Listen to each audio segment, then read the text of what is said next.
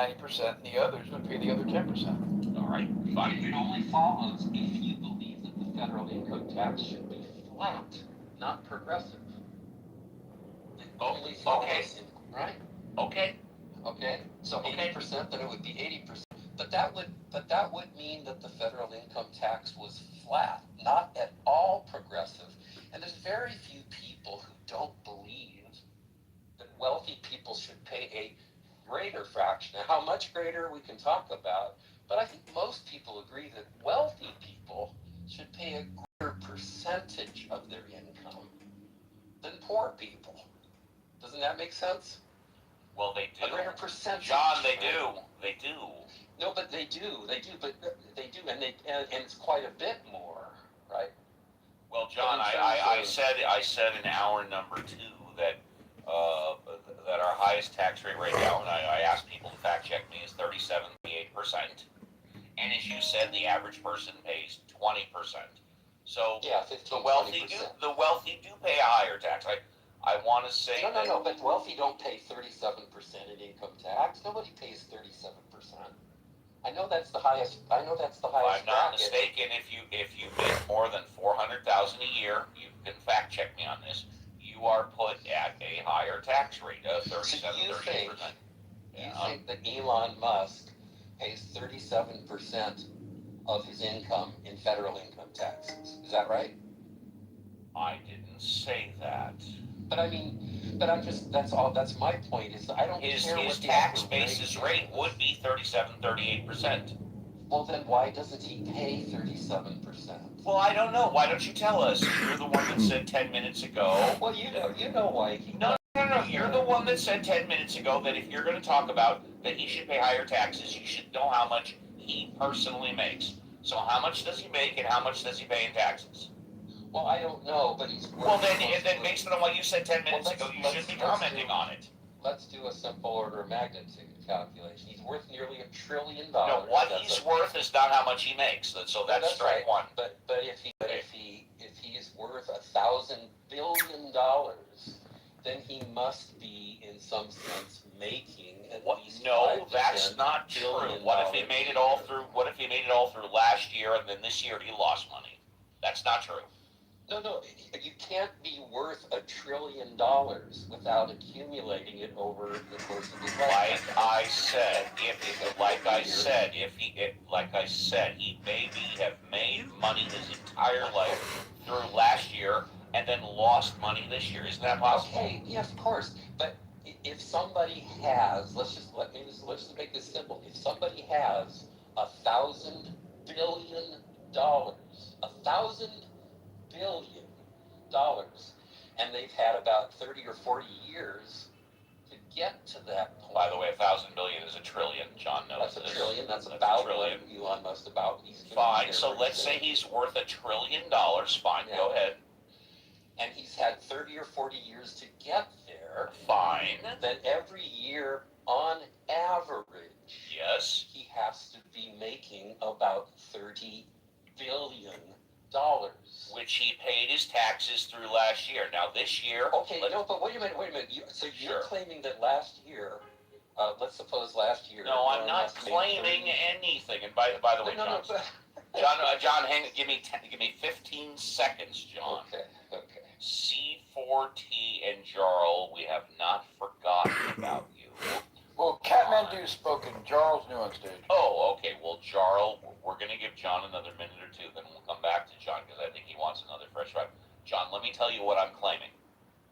Elon Musk, been in business for, let's just say 30 years, for the hell of it. He's made a gazillion dollars, and he's worth $1 trillion through today. And let's say every year he's been profitable.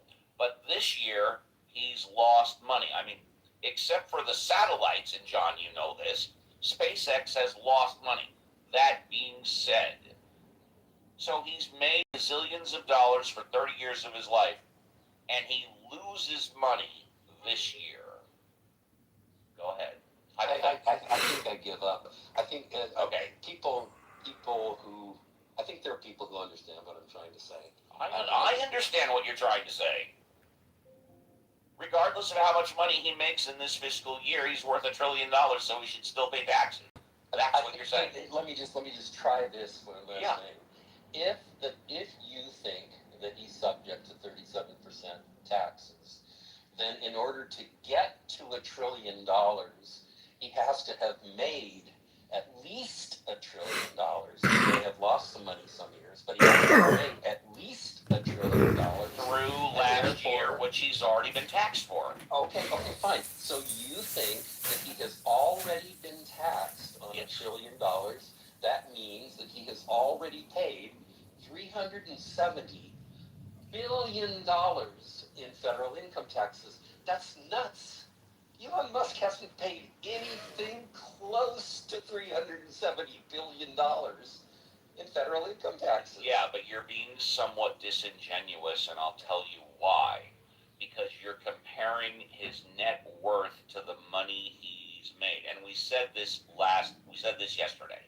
That's that fair. Jeff, That's fair. I'll give you. We said the following yesterday, that Jeff Bezos purposely capped his annual salary at under $100,000. I think we said $82,000. Now, is he making more than $82,000 a year? Well, of course he is. Because of the value of Amazon, he's making hundreds of millions of dollars each year, but it's being put back into Amazon. He's not making it on his personal net worth. And this is where all the loopholes follow. This is why I specifically said 5-10 minutes ago that the Amazon Corporation in the past, 5 years, has paid $32 billion in taxes. Is this a fair system? Arguably not. But John, you know how to change the system. Change the tax code. Well, so I will just, I said I was just going to end, but I'll just end. Okay. My main point at the beginning was Yes. primarily this, that if the top 2% of wage earners make 40% of every dollar made by anybody, 40% of all of the money made by everybody in the United States, then the bare minimum share, their bare minimum share of the federal income tax burden should be 40%. When you just say, well, the top 2% pay 40% of all taxes, that by itself. But also, as you said, let me just finish this one sentence. Sure. That statement by itself is meaningless until you know what share of income they make. And if they make 40% of all income, then they're not paying 1 penny more than their, quote, flat fair share. If you think that's fair, if you think that federal income tax should be flat, then everybody should pay a fixed percentage of their income, then 40% of all federal income taxes is the bare minimum that top 2% should be paying. And as you also said, John, if you don't know what percentage of the total income they make is, you shouldn't be commenting on their percentage of tax. But here's where you that's exactly what you said. Right, but you shouldn't be wowed. Don't forget Jarl over them. We're going to go to Jow. I wasn't saying Jow we whiz. I was just giving facts. You're giving opinions. I was giving facts. It seemed like a fact intended to push back at Andrew's statement that they should be paying more. My facts have a lot of intentions. Trust me. John, thank you. I love having you on the show. You keep me in check, and you are amazing. I love John being on the show. Jarl, I'm so sorry that you've had to wait this long. Thank you for being patient. Yeah, no worries. I'm pretty passionate about the topic, and the number that people always bring up often, because we don't have all of Elon's tax numbers, is in 2018. In 2018, he paid what's known as a true tax rate of 3.27%. My understanding is there are years where he pays a higher percent, around 10 or 15, and there are years where he pays less than that, which is less than what you and I pay when we pay our taxes. So, in his lifetime, Elon Musk has paid a percentage-wise, less taxes than you or I. That's a fact. The other thing is, before you go on, why don't you educate me and everybody else? What is the definition of a quote true tax rate, close quote? it takes into consideration not just your income, but like things like your assets gaining value, corporate, assets gaining value, and I assume other forms of income that are not taxed or should be taxed. So it takes into account all. So what if I understand you correctly, and I might not? When it comes to someone like Jeff Bezos, who has capped his salary at $82,000, and yet Amazon has continued to grow, he has not only reinvested all of the 90% of his income or 99% of his income back into Amazon, and then rather than taking out cash deductions or cash withdrawals, he has taken loans, which therefore are not counted as income. Is that what you're referring to? Yeah, you're one step ahead of me, Steve, but 100%. How about that? 100%. Wow, I kind of know what the fuck is going on. Please continue. That's exactly what the problem is that if you're extremely rich, you can take out a loan, and then instead of paying taxes, you get a tax return, right? And so these people will never pay taxes. They'll just keep putting it on loans and doing these weird tax loopholes and shifting it to other countries. And last thing I want to say, you're spot on, Steve. That's exactly what's happening.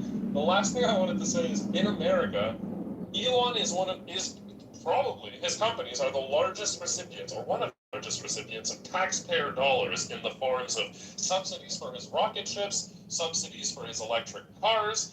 So America are taxing poor people, taking poor people's money, and then giving it to Elon Musk, and then not taxing him. That's free market capitalism in America, baby. Incomplete. I like that you ended your statement with baby. Let me give you a standing ovation. Wonder where you got that from. Thank you very much. Note to Mod Squad, don't invite anybody up. We'll get our closing thoughts soon. Let's say hello to, is it Indigena? Is that correct? Indigena, welcome to the show. You get a fresh five. What would you like to talk about? I don't need a fresh five. It's just going to slap you on the cheeks and leave. And hopefully it's the cheeks below my waist. Yeah, yep. Love that. Thank you. Shaved and you lotioned. Yes, exactly. And in fact, I can hear the clap right now. Love that. Feels real good. Thank you. Okay. And our last new speaker is Royvis. Royvis, good morning. You have a fresh five. Welcome to the show. Good morning. I was just seeing if I could sneak in last minute, and I got in. Yeah, fresh five. Go ahead. Oh yeah, Elon Musk borrowed a bunch of money to buy Twitter, right? Isn't that what he did? Like he kind of took out a huge loan. If I remember correctly, his purchase price was $42 or $44 billion. Yeah, but did he take out a loan? Yes or no? Yeah.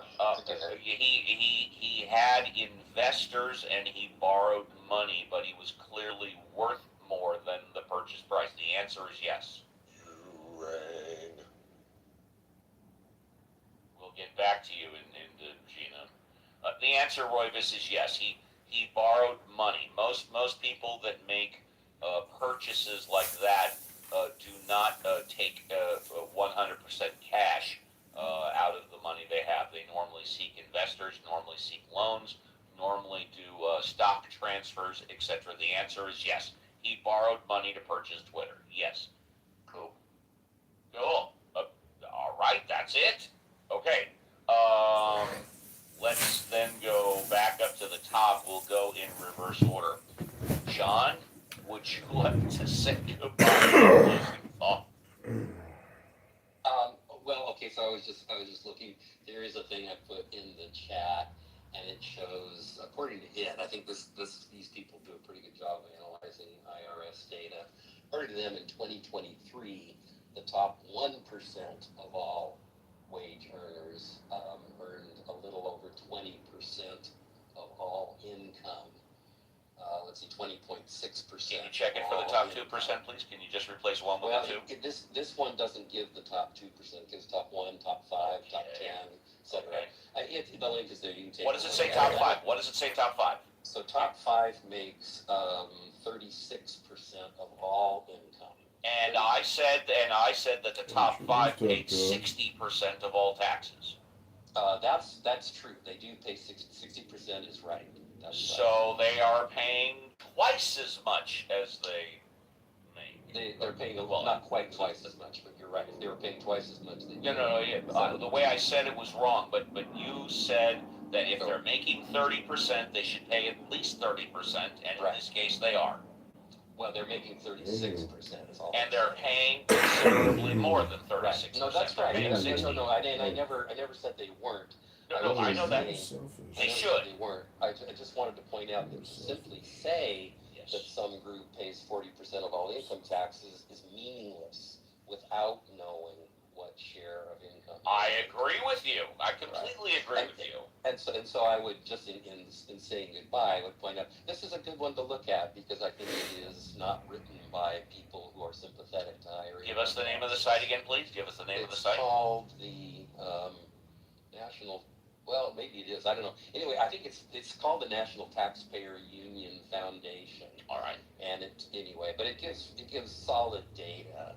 I like what that. their take is. And I just point out, I mean, that what has happened over the last 50 years is that the top bracket, of course, has pretty consistently fallen. It's about half what it used to be. It used to be 70% 50 years ago.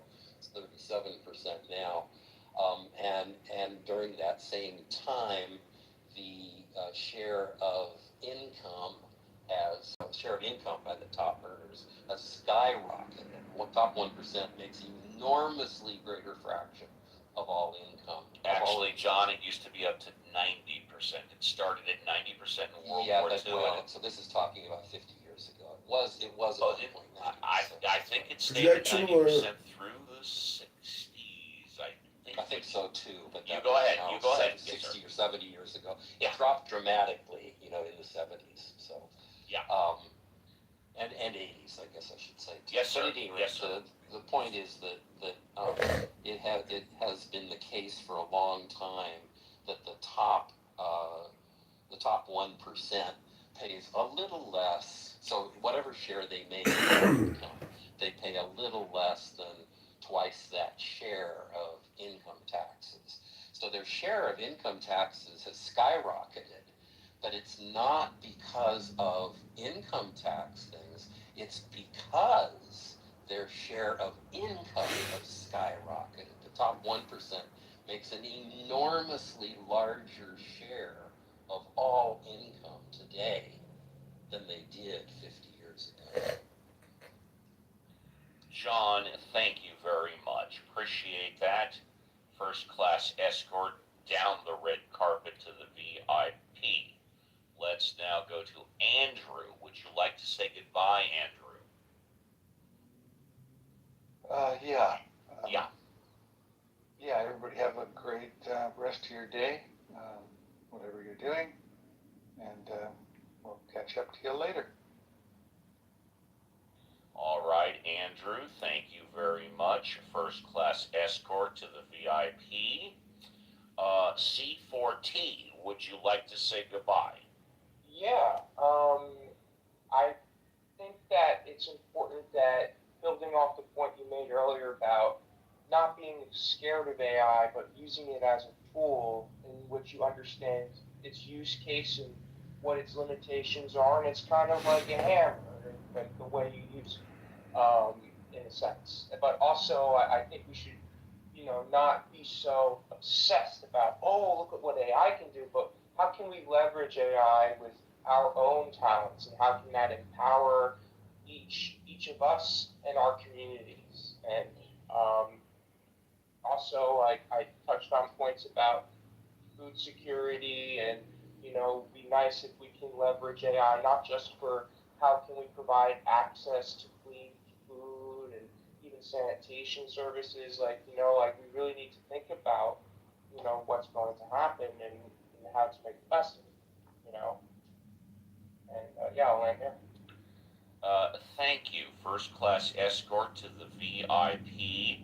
Really quickly before we continue, five states that do not impose a statewide sales tax. And again, California, outrageous, where I live. California has, I believe, a 10.5% sales tax, as well as a 13.5% income tax. Yuck. Five states that don't have a sales tax: Alaska, Delaware, Montana, New Hampshire, and Oregon. Oregon does not have a sales tax. And by the way, many people live in northern Oregon specifically because Oregon does not have strike that.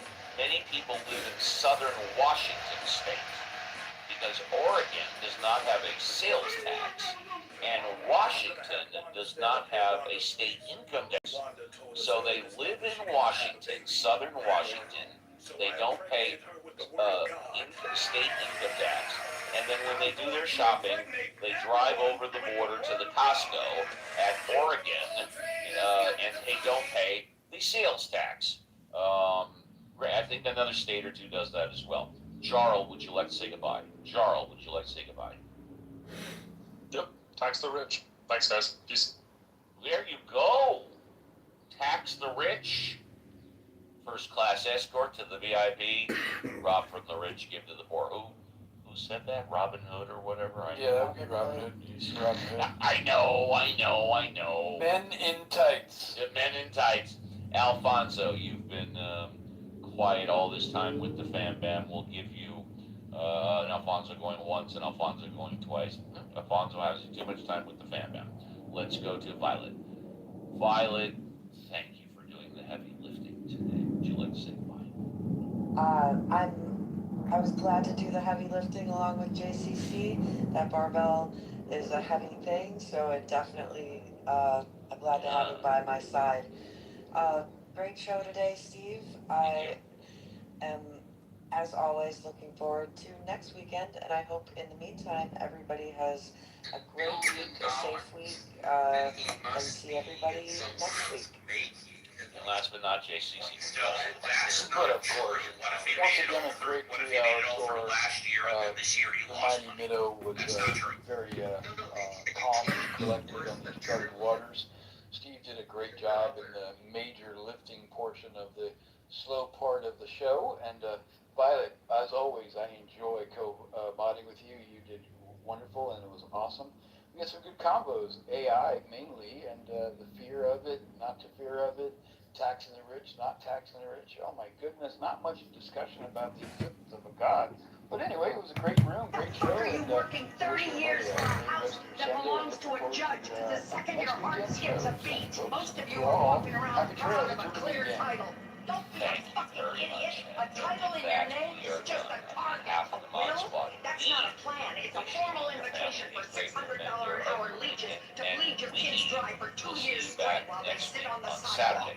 Here is how you stop the Steve with the slaughter. Mod Squad on Sunday.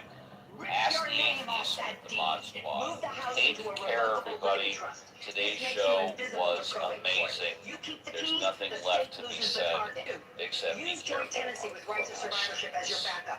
It transfers property to your heirs on the spot. Zero court, zero bullshit. 3, weaponize your life insurance by naming the trust as the beneficiary.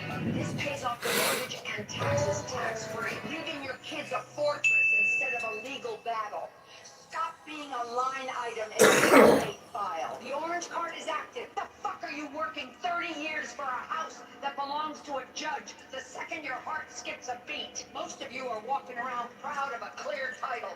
Don't be a fucking idiot. A title in your name is just a target. Will? That's not a plan. It's a formal invitation for $600 an hour leeches to bleed your...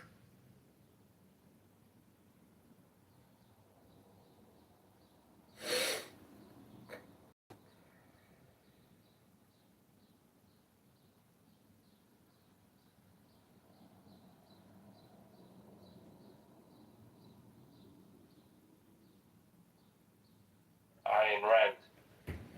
Mm-hmm.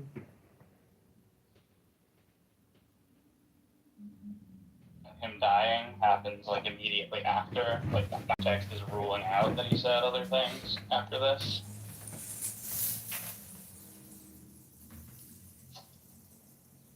I'm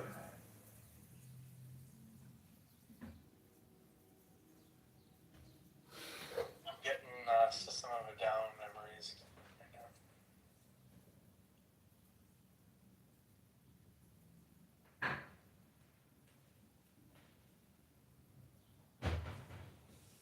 We found it yet, dude? Good? Sorry.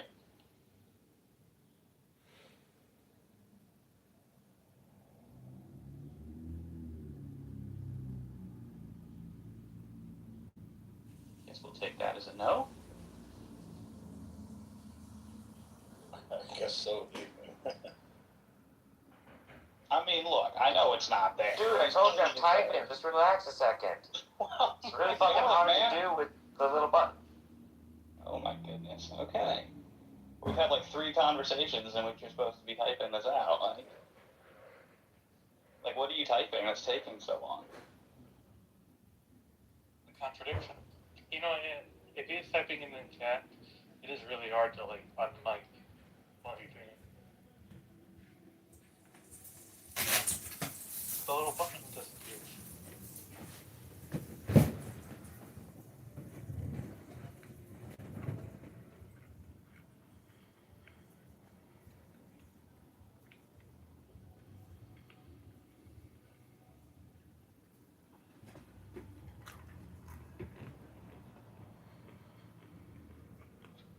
Oh man, you know what it is? He's yeah, she's no. Wait a second. Oh, for a second I was like, yeah, she's definitely she spreads a lot of love. Like she's good vibes, isn't she? I mean, I can see what you're saying. Mo's good vibes. Hey, we've got Larry here too. By the way, folks, we got a trifecta because you know my last name. So we got Larry, Mo, and Dr. Curly. Awesome. That is a trifecta and a half. Oh, welcome everyone. Holy cow. Must be that other clusterfuck of a room ended. Now you're all looking for your next train wreck. Welcome. Holy cow, you're supposed to say, holy cow. Oh. Good morning. Morning. I figured I'd come up and say hi. So, for all of you who were at the clusterfuck this morning, was it everything you hoped for? Was it everything you dreamed of? The narcissist and the snake oil, religious snake oil peddler? Did you get everything you needed from those 2 fucking shite?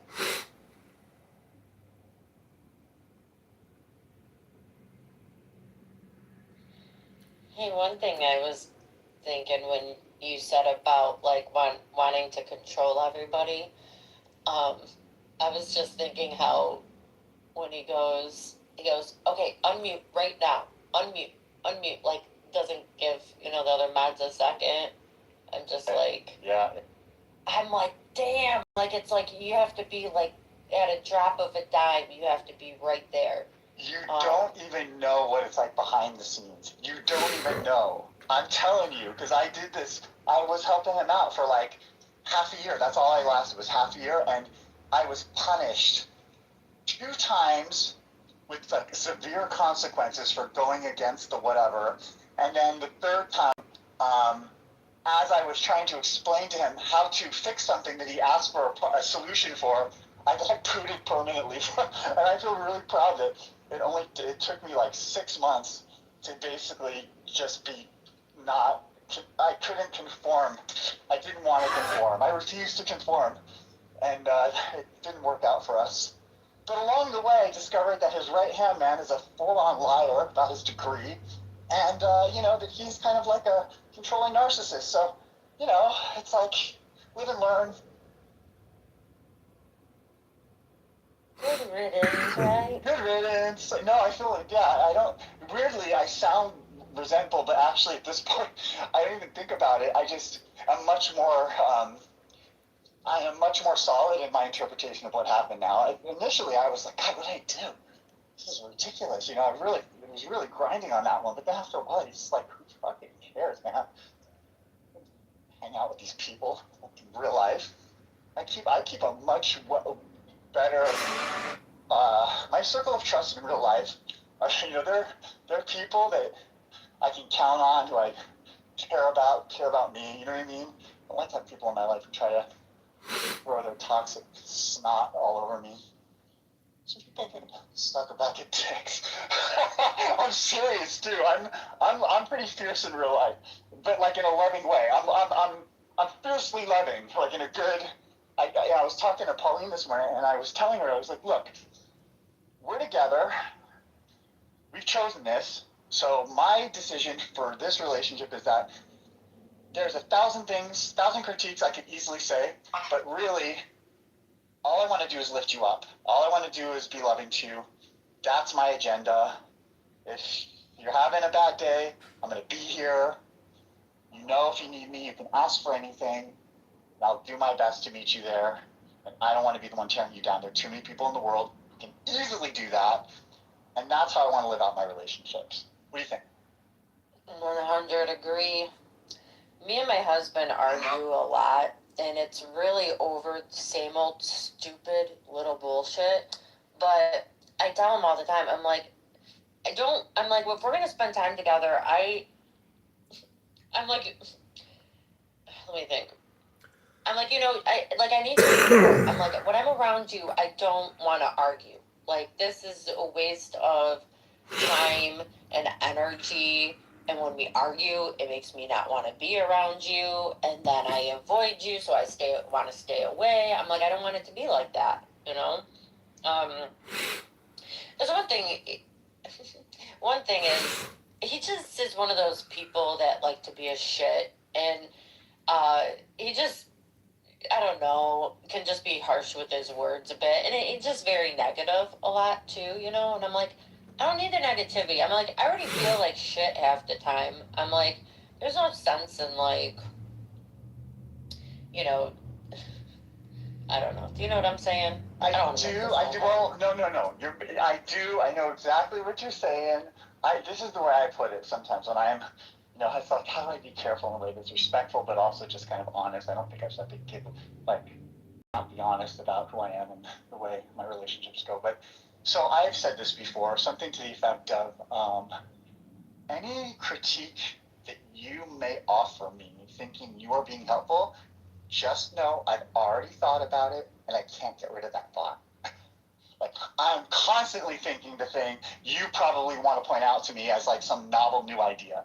So if you could just maybe reframe that in a way that like is more uplifting, I would appreciate it. But you do you. I can't, I'm not going to try to change you, but I'm just letting you know, here's the feedback. I know. Also, I do not consent to this interaction if it's going to remain in like you being critical and me having to just sit here and receive this nonsense that I'm already aware of. You're not my supervisor at work. You're not my supervisor at school. This is not constructive. This is not helpful. This just hurts. So would you like to continue, or would you like to maybe change directions? What do you think? I think that's great. I mean, it's like, if the approach isn't working the way, then try a different approach, right? Right. And then other times it's just like everything feels so light and wonderful, and you just feels like you don't have to sort of be explicit and remind people of all that stuff. But I don't know. Why make it any easier for people who want to just like shit on your day? Why make it any easier for them to have access to you? I think most of us are pretty solid grounded. We know we're decent people. We know we're imperfect. We're not trying to make people feel bad. And there's some people that are, as they say, hurting, and therefore they hurt other people. But it's not for you. You're not their messiah. You're not their therapist.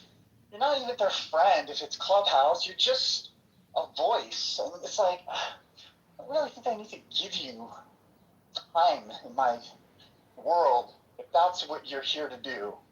It's like that crazy person that came in yesterday. We gave him his minute of fame with us. I don't know if you were here, Mo, for that guy who was from, where your neighborhood was or whatever, and he was hanging out for a bit. And then the second I was like, the second I mentioned I was a Freemason, oh my God, it's like we triggered his QAnon crazy. He just went fucking nuts and started saying all this crazy shit. And then I was like, I took the pro approach where I was like, okay, let's just see how deep this rabbit hole goes. So I didn't kick him. I just listened. There were a lot of very rational, intelligent people in the room, so they fully handled him just fine. But eventually, it was just like, now this is all we're talking about. So then I booted him. It's kind of like that. Do you remember that guy? Yeah, but I had the leave, so I wasn't here during all that. He went off the deep end. He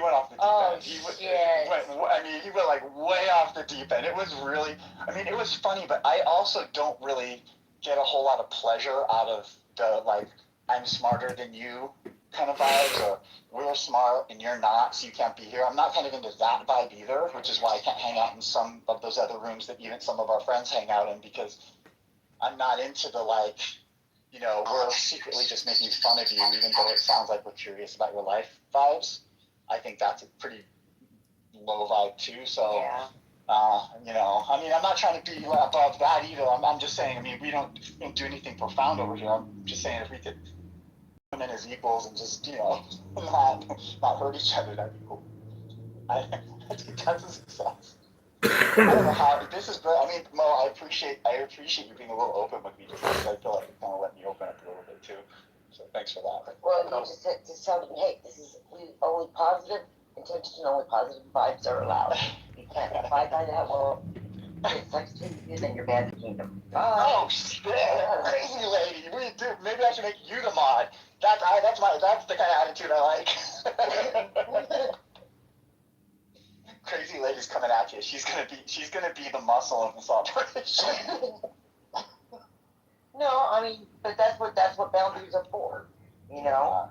These are the rules of, okay, and for those that don't understand that, okay, these are the rules of engagement. Yeah. You cannot abide by these rules, well then check it out.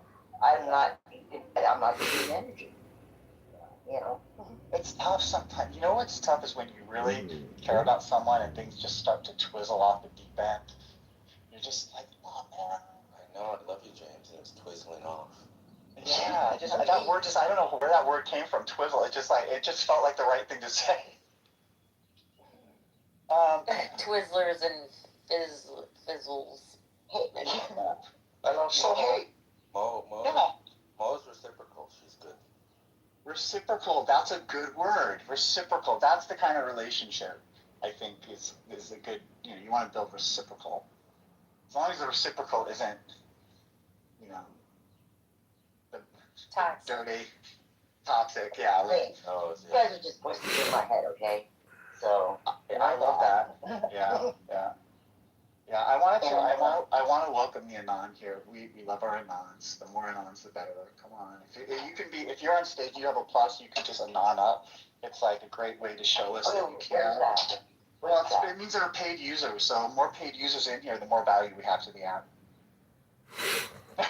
You don't have to be Anon, but it's safe to say too. Yeah. If you want to come up, feel free to come up, folks. There's nothing fancy going on here. You can listen if you want. There's nothing fancy. I know I'm new, so I'm new like a little while. Wait, so you're not new to the crazy lady? Are you really new to the app? Honestly? Yeah. You seem Yeah, like a for pro. real. No, I used to be over at Podbean, but they took away their live feature, so I stopped paying them. I'm like, okay, you're doing away with that. What's Podbean? It's like a pod. It's like you can do podcasts on there, but they have a live feature where we had a panel of 8, and we had the chat, but you can hang out or do whatever, have discussions about whatever. I think Clubhouse is an interesting place when you're first coming onto it, because it is a little bit of like I think Dana was saying on TikTok too. It's kind of like you just get a bunch of random stuff and you have to start to figure out how to curate it. And it's a bit confusing. I mean, I find that I don't really find a lot of, like, if I'm going to a room that I'm not hosting, I don't usually find them in my feed. I usually have to scroll through my friends that are online and see where they are, and then I'll check out where they are. That's usually the way I do it. I kind of find the feed to be a bit useless. Have you? Oh, look at it. Well, but they did away with their live feature, so, you know, yeah. It became worthless. And a friend of mine, who was a fellow Podbean, found this, so we were trying it out. So far, we're like, we would do like trivia show. Yeah, it was just a little family. Have you been to? We're homeless. We were homeless, and you know, we're looking for a home. Yeah. Did you find? Oh shoot, the evening comedy show. We just had him here a few days ago. Hold on, I'm trying to. I know his name. This is who this is. Hold on, I'll tell you. His name is Kevin. Runs a bunch of evening for me on the West Coast. Evening kind of comedy rooms.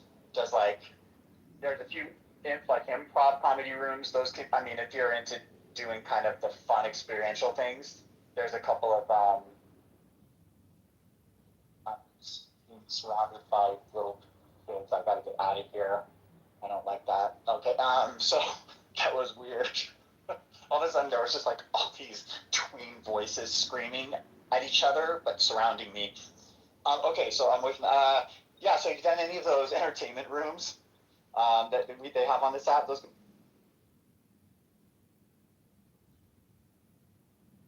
I don't know. I found a music show that, you know, where they revisit, like, they choose different decades and stuff of music. Nice. Oh yeah, that's what's her basis. Mo was hosting that room up until just like this week, right? What room? Sorry, I was distracted. Music room. What? Oh yeah. Yeah, with Friday nights. It's Cuts Coalition. You did that, right? Yeah, I did that. Well, I didn't do this past week because Brandy Carlisle's here, and yeah, they're just a lot of, you know, women that are needy. Oh. That, you know, think they're better. Hey John, you like that photo that you have on your profile right now was one of the ones where I was still trying to get the thing to do what you asked for, and it kind of merged her outfit with the disco outfit, so it left her with the fanny pack, which I thought was kind of funny. Oh, you know, I didn't even notice that. It's funny. There's one picture. The one picture where it gave me a blonde page boy. It is the best capture of what she actually looked like. Right, because I fed it. You're exactly, because here's the thing: either you get it in the first try or two, or it's kind of like back to the drawing board. So by the time you were saying that's not quite right, fine tune it, it lost the plot, and that's when it gave you her hair. Yeah, I've seen that too. You tell it things, and you have to be so specific. I mean, you just have to be so ridiculously specific that it's just not possible. You just say, look, forget everything. Let's start over, right? Also, it left her beanie on her. Yeah. Your beard and hair there looks like George Carlin or something. Well, the beard, actually, that's not the best. The best picture of me was the first one. The first one he gave was kind of amazing. I still don't quite understand. What did you feed it to get? Was it just that picture of me as a 20-year-old? Is that all you fed? Are you saying the first one I gave you yesterday was the best one? You sent me yesterday. Okay. Really captured, except for the beard being too long. It really captured what I looked like at the time. I was surprised. Hold on. Let me see. I'm trying to remember which one that was. The first one was just you, right? Yeah. The beard was a little long. So, yeah, for that one, basically what I said was something to the effect of, make my friend be dancing in a really sharp disco outfit circa 1978 with Saturday Night Fever vibes at Studio 54. I said something like that, and it just did the rest.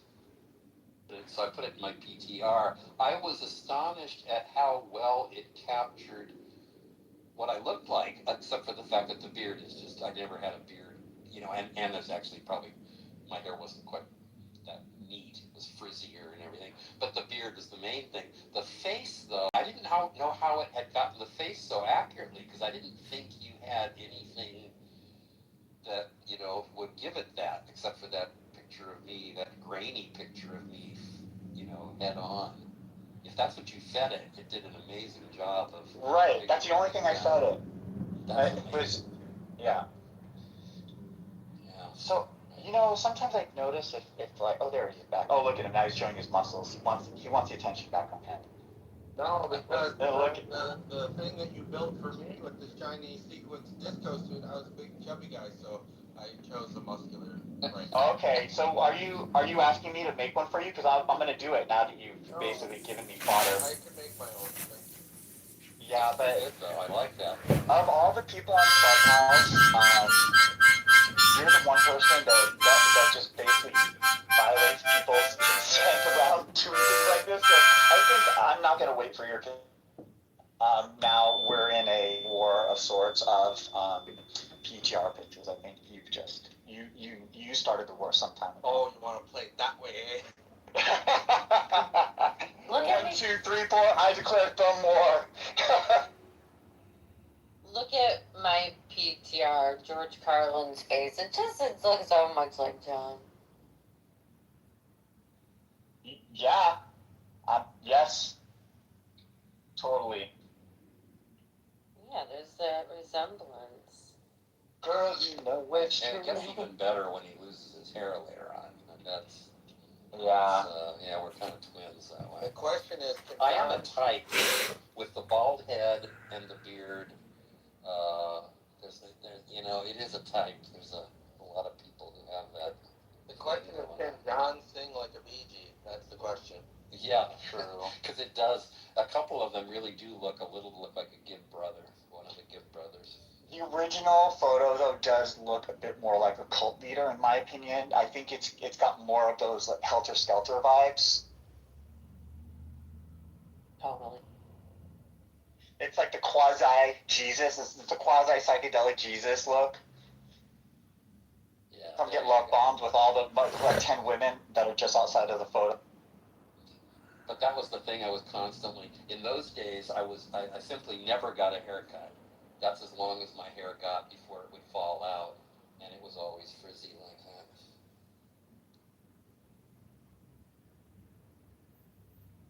And you can tell from that photo that, it wasn't going to be long.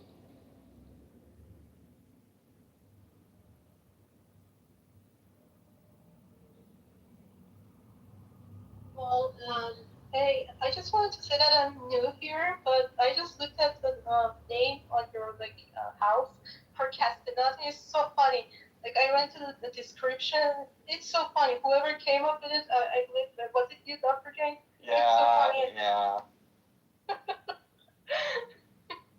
Welcome. Yeah, I mean the name alone, but when you read the description, it's just like a real cult kind of vibes. It's so funny. Yeah. And hopefully it's not really a cult. I mean, at least that wasn't the intent. The intent was just a little bit of silly, little playfulness. The cult stuff comes from the Masonic vibes, I think. Oh, right. Well, yeah, okay, that's true. But whatever, it's fine. But don't worry, no one's gonna try to induct you into anything. No one's gonna keep you. I'm absolutely happy to be inducted into such an interesting cult. It's so funny. Yeah, well, I mean, basically the idea is if you're late, you're on time, and I don't know how. I've tried to do some. I've actually built out like a whole coffee table book out of it. Not that it's really a book that's being sold, but more just like in my personal notes, just having fun. And one of the things was I built up all these degrees, and I tried to have something be serious at the end of it, but I realized that was not possible. So there's pretty much nothing serious. But anyway, it's so funny, and I just wanted to come up and just say it out loud. And you're so creative, and I love it. And I just added you.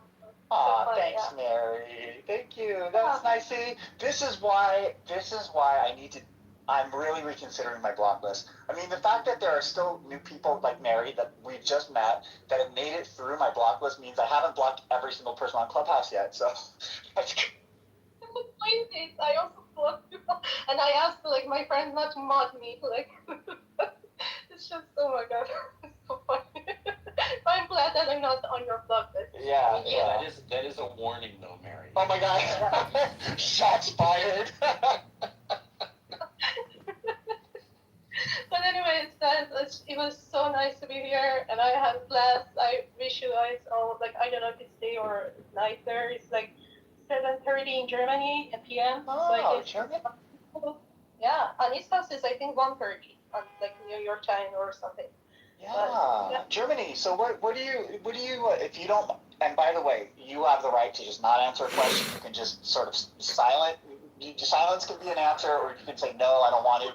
But I still want to get to know you a little bit now. So you're in Germany, and what brought you to Germany? well, I moved around. Like for the first years, I was in Bavaria, and the German they speak there is so different. Then I moved closer to Frankfurt, and yeah, I've been a student, and I graduated, and I work part time. Yeah, and See, I sometimes think, I come on house. Yeah. I think, Mary, that Dr. James is actually kind of subtly suggesting, at least what I hear him saying, is he doesn't hear your German accent and thinks you moved there.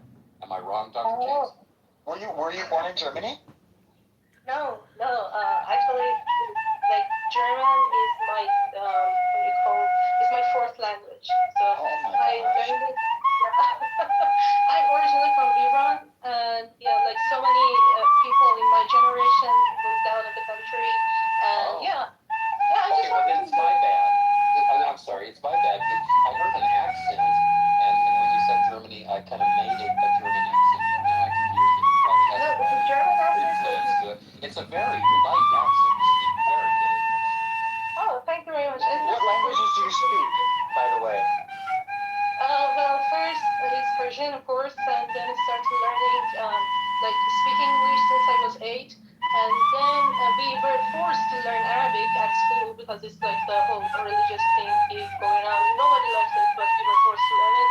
And then I learned German 1 year before I moved to Germany, and then I'm learning Spanish at the moment. So yeah, it's all over the place. Oh my god. So do you find the more languages you learn, the easier it is to pick up other languages, or is it not just as hard? To be honest, I'm perfectionist. So that's why I laugh at this procrastinate title, because when you're a perfectionist, you procrastinate a lot because you want to learn it best and you want to articulate well in other languages. And when you see that you are not reaching that point, it gets very frustrating. So sometimes you will just leave it. But people like in Spain, they speak Spanish very fast, and this can be very discouraging.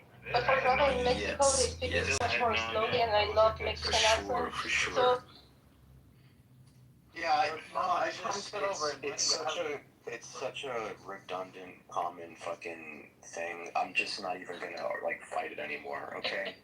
So just admit it, you are. Yeah, everybody. You did not. See, there you go. There you go. Lean in and I'm not gonna spar with Bang, bang. How do you know he's gay? Did you see his dick at all? Did he send you a dick pic or something? What's going on? Yes, he did, actually. Hi, Marley. Dylan, you sent Bang a kid dick pic? I didn't know Yes, it's so weird. I added him on Snapchat, and all of a sudden he sent me a fucking little tiny fucking... Are you sure it was not like a trans man or something?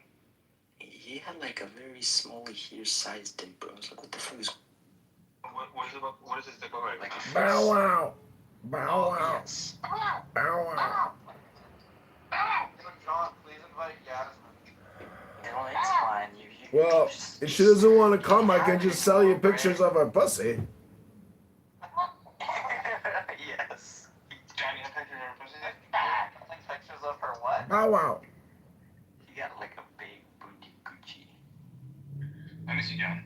Has everybody seen her? Marley, how you doing, baby? No, not me. Fucking Daisy. Marley?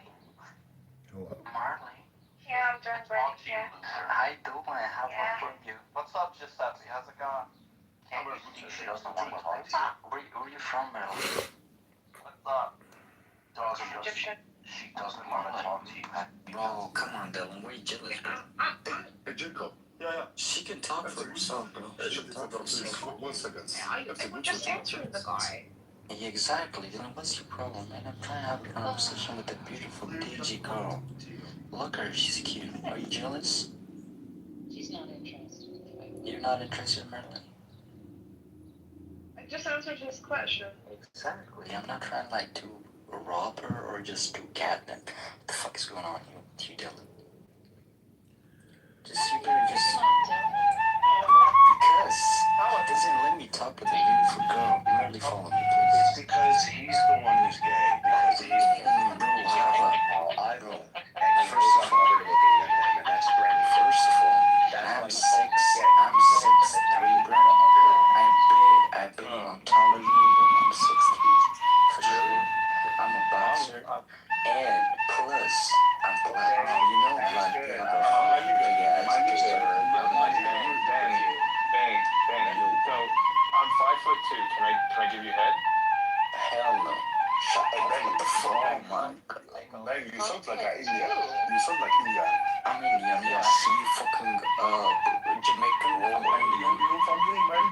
Name this shit. So why did you rename it? Why did you rename it? Alright, anyways, Marilyn, hey, I'm 5'2". Marley. Okay, Marley, sorry. I have a minute.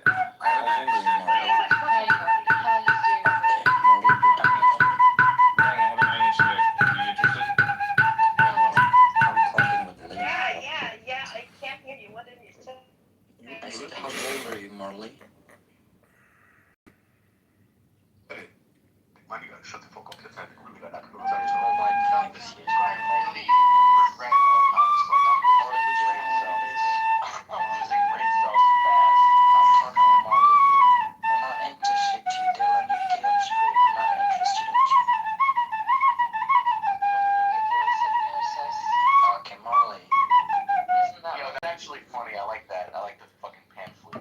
Hello? It's more than just a Marley.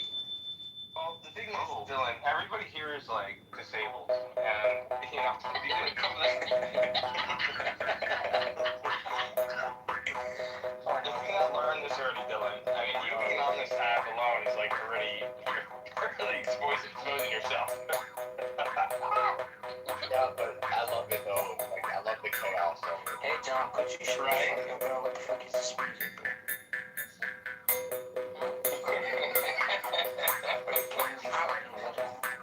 That's the funny thing is that like legitimately like people are fucked in the head.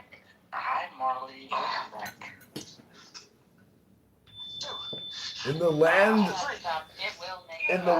of the disabled and the mentally R-word, I am king. Please don't upset Marley. Bow wow. Marley is not upset. She's Bow wow. Like, don't even. Dylan, nobody asked you a question, bro.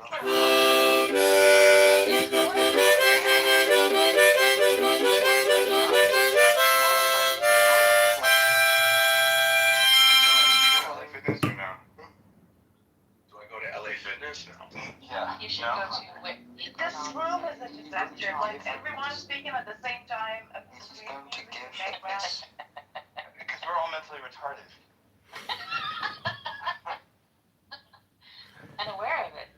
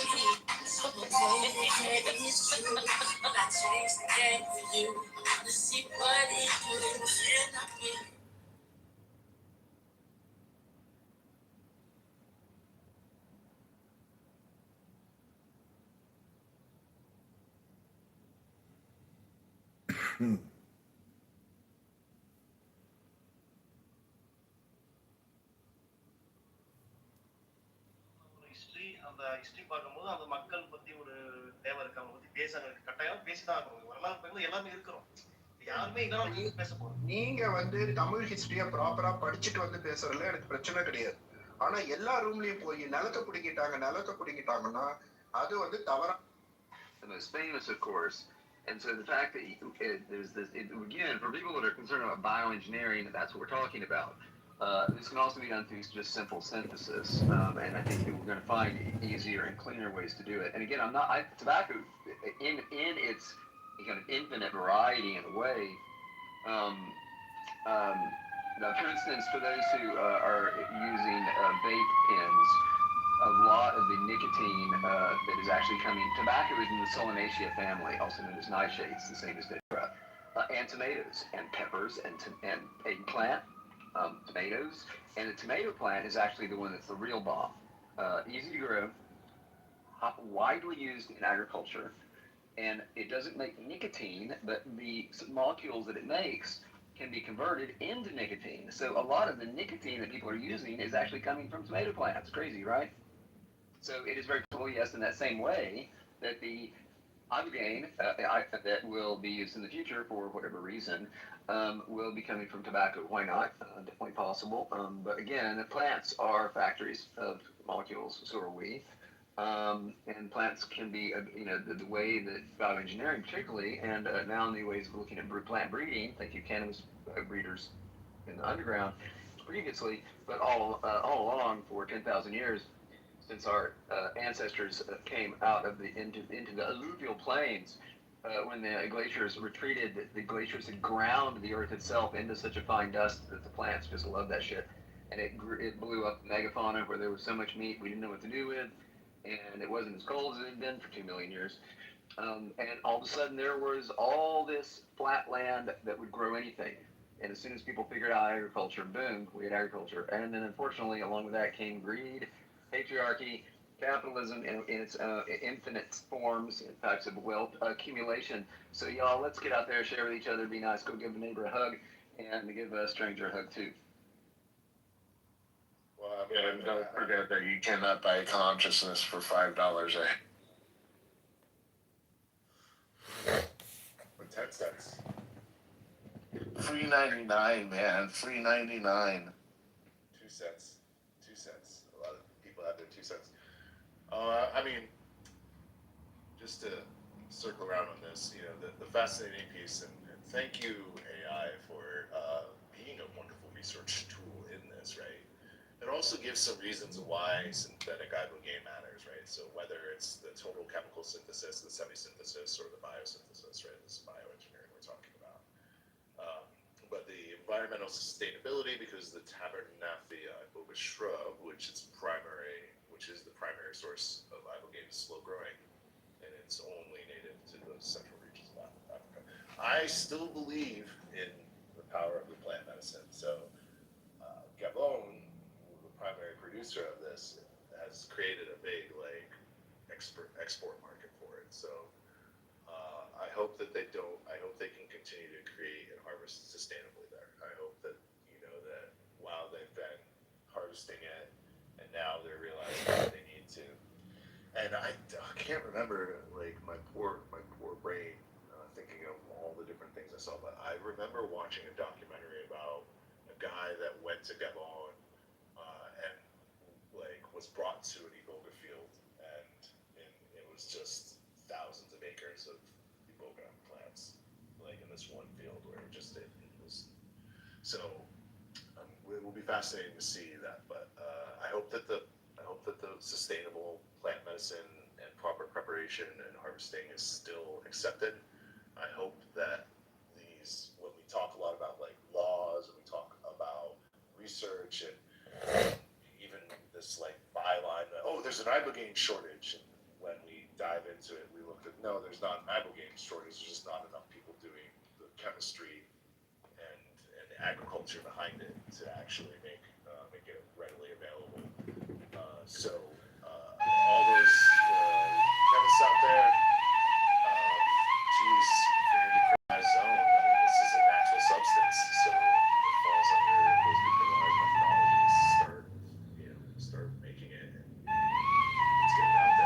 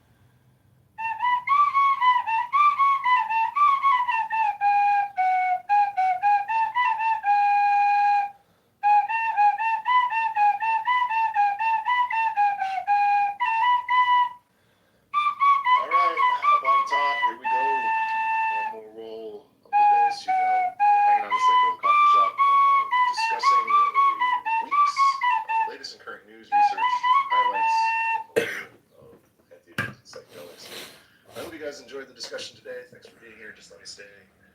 I hope you all have, a lovely.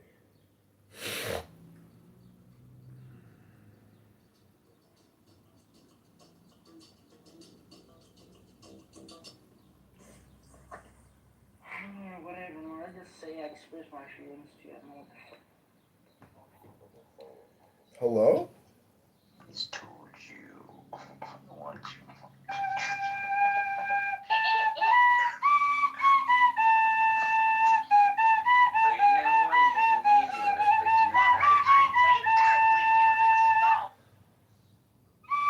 That's his favorite song.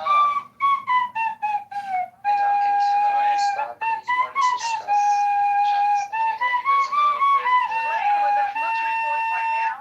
Johnny's playing this again. Yeah, that's what it sounds like. Jinx.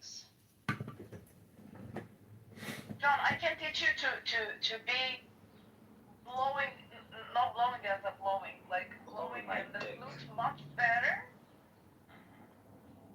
I'm not talking to you, I'm speaking to John. John. Which John? Which John? There's a John therapy. The John that's playing with the recording. He's interrupting. Wait a minute. Could you put your second foot, Marley? You cute. Oh my god.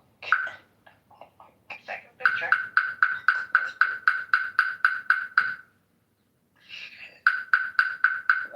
Man, you so long, John. Please stop, baby. John, I'm gonna beat your ass up. Stop that. Jacob, can you remove this motherfucker? No. Bro, he's annoying. Fuck. See, everybody's leaving.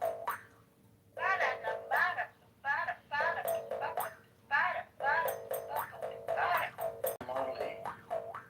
Yeah. You said you're black, huh? How Hello? black you are? You don't want me? But anyway, no. I'm black more than you. I'm African. You're American. Is that picture in profile? Is that you? You're not black, bitch. Shut up. But I'm African.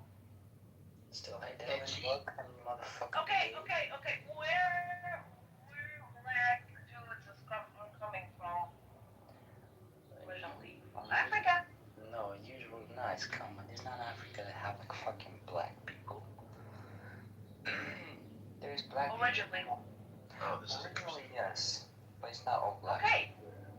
So, I'm from Africa. Well, I'm more black than you. I'm internally black. Hi, everybody. I just came back in the room. Nobody gives a fuck, Dylan. Shut up. What did I miss? Shut up. What's being discussed? Oh, shut up, you gay motherfucker. You didn't miss anything. Piece of shit. You know, the good part of this room, it's only one mouth. And I hope it always have only one mouth. Okay, Marley. Straight up. Jacob is picture between two legs. Hello? Fuck me, young. Oh, it's actually two legs. Hello? Hello? Hello? Marley. Hello? John's funny. John has a good sense of humor. That's good. I like it. Yeah, he's probably gay like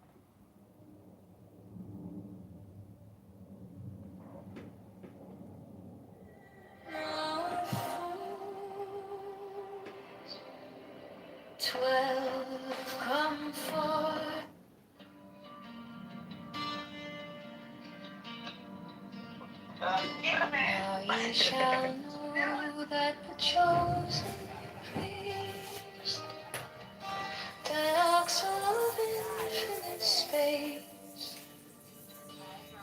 is the prince, priest, the beast, and in his woman called the Scarlet Woman is all power given. They shall gather my children into their fold. They shall bring the glory of the stars into the hearts of men.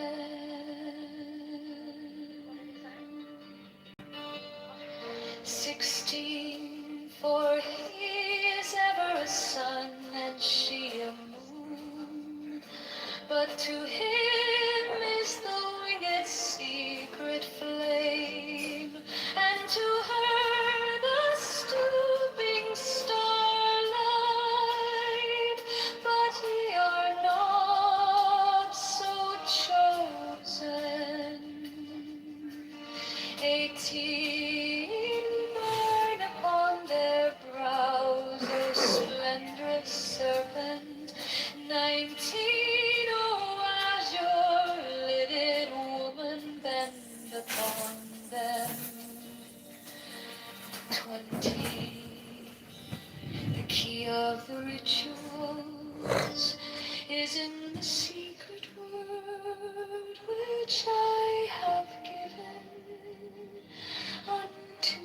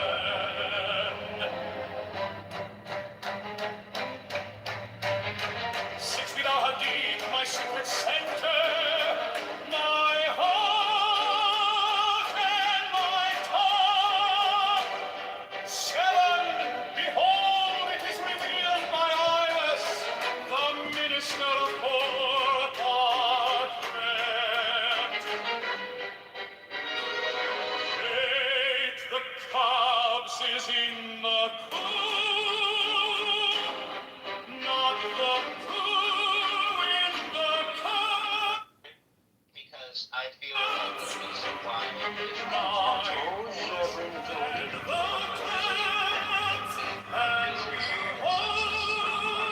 Israel is because people just seem, for whatever reason, to have a wild hair up their ass. Second, I'm a Jew. Have you seen anybody hate on me here? Seriously, in the past hour that you said.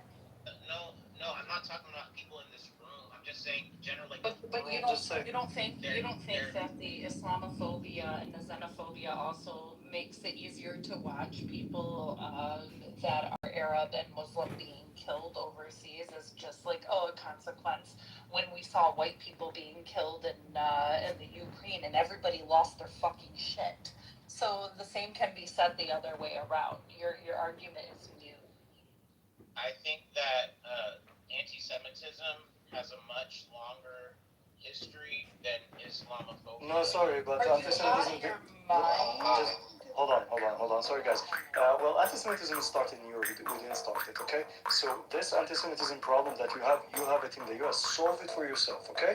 Solve it there in Texas, New York, wherever the fuck you want to solve it. Just go there, fix it there. Now, regarding what's happening in the Middle East, not anti-Semitism, okay? What are you talking about? Islam is anti-Semitic. Have you read the Charter of Muhammad in 660? The Charter of Medina? It's anti-Semitic. One dumb fuck at a time. Okay, so our fight is not with Israel, just to be clear. Like, if we pass in, we have to take care of Israel, I don't know, within 70 years, we could take care of our fight with America. Like, literally, our fight with the dog and the master. So, you're part of that fucking problem. I don't care if you want to call it anti-Semitism. We got to a state where Let me hit my projection bell. You are the problem. You're the problem. You're projecting that you're the problem. You're the problem. You. That's you projecting. Yeah, keep projecting. Keep accusing other people of being the problem while you are simultaneously the problem. Can I remove him from the room? Yes, That's the only option. All right, I'll be back in Anonymous. See you all soon. Bye-bye.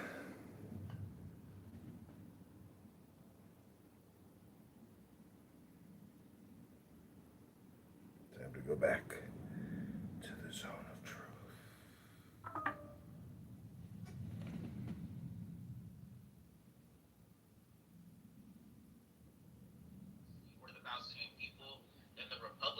I don't want your fucking sympathy, man. Sorry.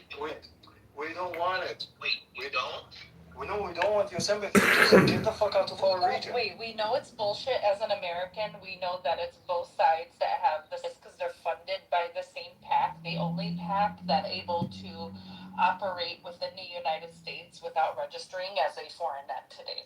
So we understand on both sides at this time. The people of America have and understand that two sides of the same shitty ass coin. So, I mean, for you to say, oh, Democrats, they're so innocent, and Republicans, we all know this is all bullshit.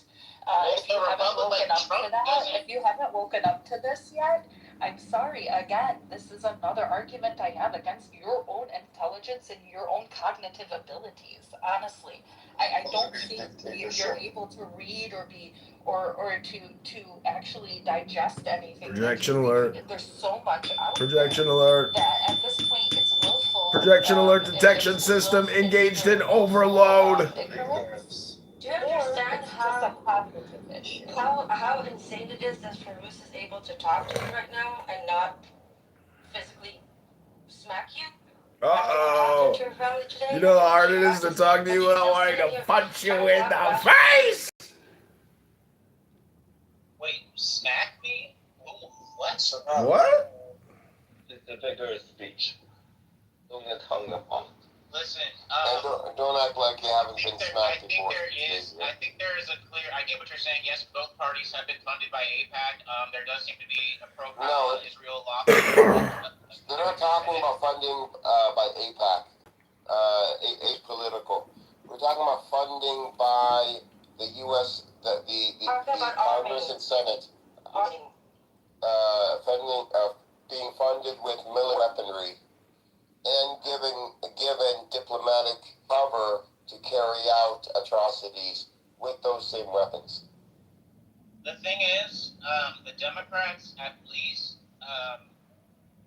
It's both sides. Don't even go with the Democrats. Come on. At least they provide lips and stipulations on Israel. It's more evil to provide lip service when you have no intention of doing anything else. That means you think the position is stupid. So just saying it nicely doesn't make it any better. It actually insults me even worse.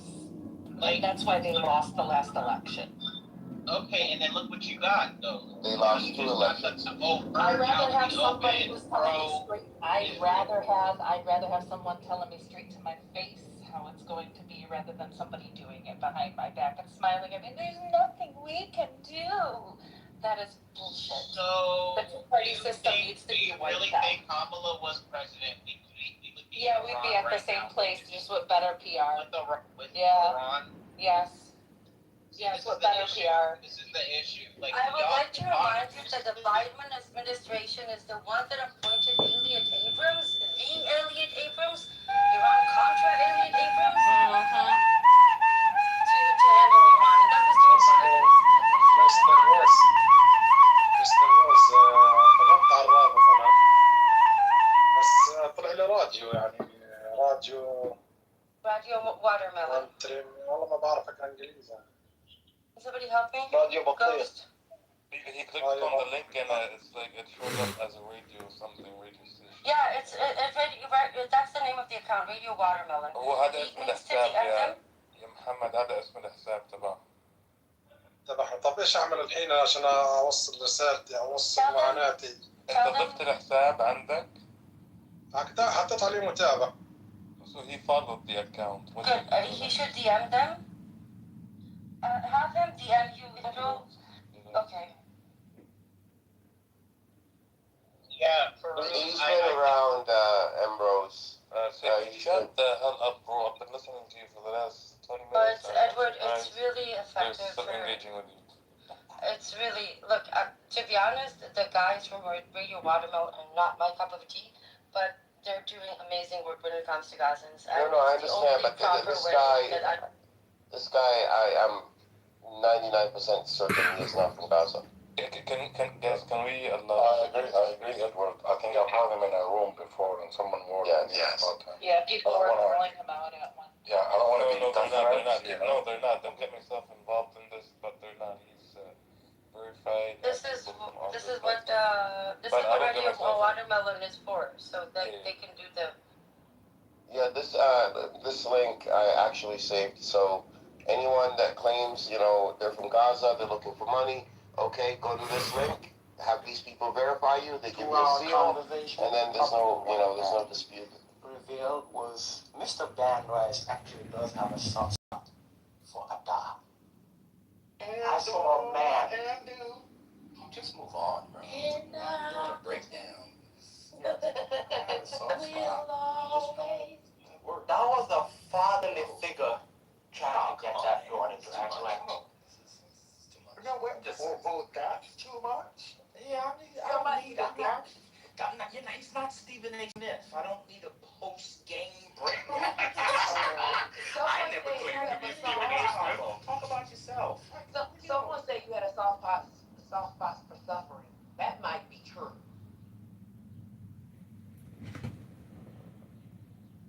Hollywood. So it makes him an expert in. And he's never being on social media, okay, and making a living on media. He has not yet seen any genocidal proof on social media from Israel.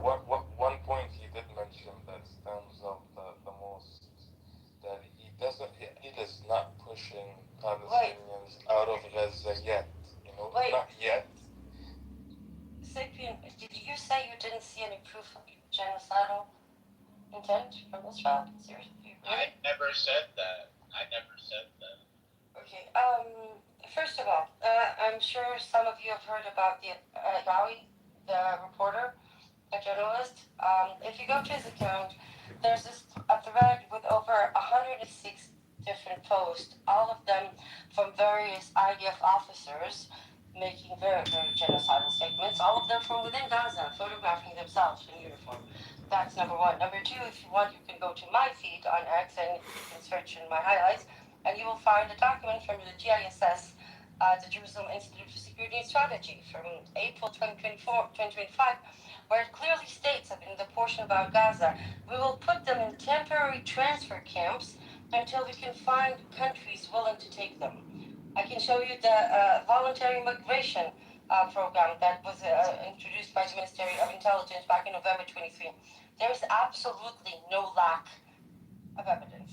None. And I can show you testimonies by IDF soldiers, by high-ranking officers. I can show you former prime ministers and former IDF chiefs of Israel that are saying that what Israel is doing is ethnical cleansing. So their lack of proof. You're just not eager to. Yeah, I never said that, and I have actually seen those quotes that that do give me pause from the Israeli officials. They've said have said genocidal. And I'm glad you have a little pause. I'm talking about people like Bogi Alon and Ehud Olmert, staunch Zionists, both of them former IDF chiefs, one of them the former prime minister, both of them calling, unfortunately, only what's happening in North Gaza and the West Bank ethnical cleansing. Yes, they didn't go as far as genocide, but when it comes to expelling Palestinians from their land, this is good enough, even though just for this specific argument. But yeah, Bogi Alon, for one, Ehud Olmert, just last week. I can give you more. Ani Ayalon. Sapien, like, you haven't been here for a while. You're still a Jahash, bro? Like, what's going on? What? What is a Jahash? Like a very good person. Like, you haven't changed. You're still a good person.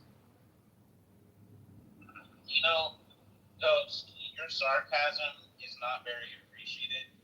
Why? To me, I don't appreciate your sarcasm. You asked me what does Jahash mean. You asked me what does Jahash answering. Listen, Ghost, whatever. But anyway, Farouz left. I was just gonna say that, you know, there is a difference between the two parties, and I think this whole reductive of I'd rather be told to my face, as opposed to you saying something behind my back, I think that's like very short-sighted. I think that often in politics you have to vote for the lesser of two evils, and you can't get everything that you want. And I think that's one of my big beefs with like the Palestinians is that they seem to not, if they don't get every single thing that they want, like they just paint everybody as like what do Palestinians want? What do they want? They literally they want a one-state solution. They want to abolish basically the state of Israel as it is. They want to go back to the homes that they were expelled in. They want the right of return. I mean, that's just, it's kind of like a non-starter. So what's wrong with asking for that? You literally said they want to go back. What's wrong with it? It's not realistic. Wait. You said they want to go back to the homes that they were expelled from. They want a one-state solution. They want their lands. What's wrong with asking for something? What's wrong with it is that Israel is never going to agree to that. Okay, so what's the solution? What do you think? And unfortunately, the solution is to accept that that's not going to happen and to focus on getting your own state as opposed to replacing Israel. Did the black slaves of America just accept their fate? Did Nelson Mandela just accept their fate? Bro. Why? Look, the point is that it may look hopeless right now, but people are not going to give up on their lands. This has been proven in history over and over again. Freedoms cost lives. And when there's a tyrant in town, when there's an occupier in town, people will stand up and fight at any cost, and every right to do so. What do you think the Lebanese people should do, Sapien? Get Hezbollah up out of their shit. What about the Syria? Syria needs to get all the Hezbollah, all the terrorist people, all the people that are trying to attack Israel, they need to disavow them and push them out and just not allow them to be there. They're not in Syria. They're not in Syria. Syria a long time ago. What about the Egyptians? The Egyptians have signed a peace treaty with Israel. They're cool. I mean, on paper they are, but I mean, they kind of do little underhanded things like allow certain things to go through their tunnels and stuff. What about Iran? Actually, hold on. Egypt. I just want to say on the Egypt front, actually, that peace treaty is not an actual peace treaty. It's a bribery. The Egyptian military gets something like $3.5 billion a year in order to keep that peace treaty. So it's a bribery situation. And that's America's paying for it, but yeah, weapons and monies. Yeah, it's like again, I don't know what to tell you guys. Like I don't know. Like I don't know. You guys want everything. And that's really the problem, Sapien, that you don't know. And you should learn.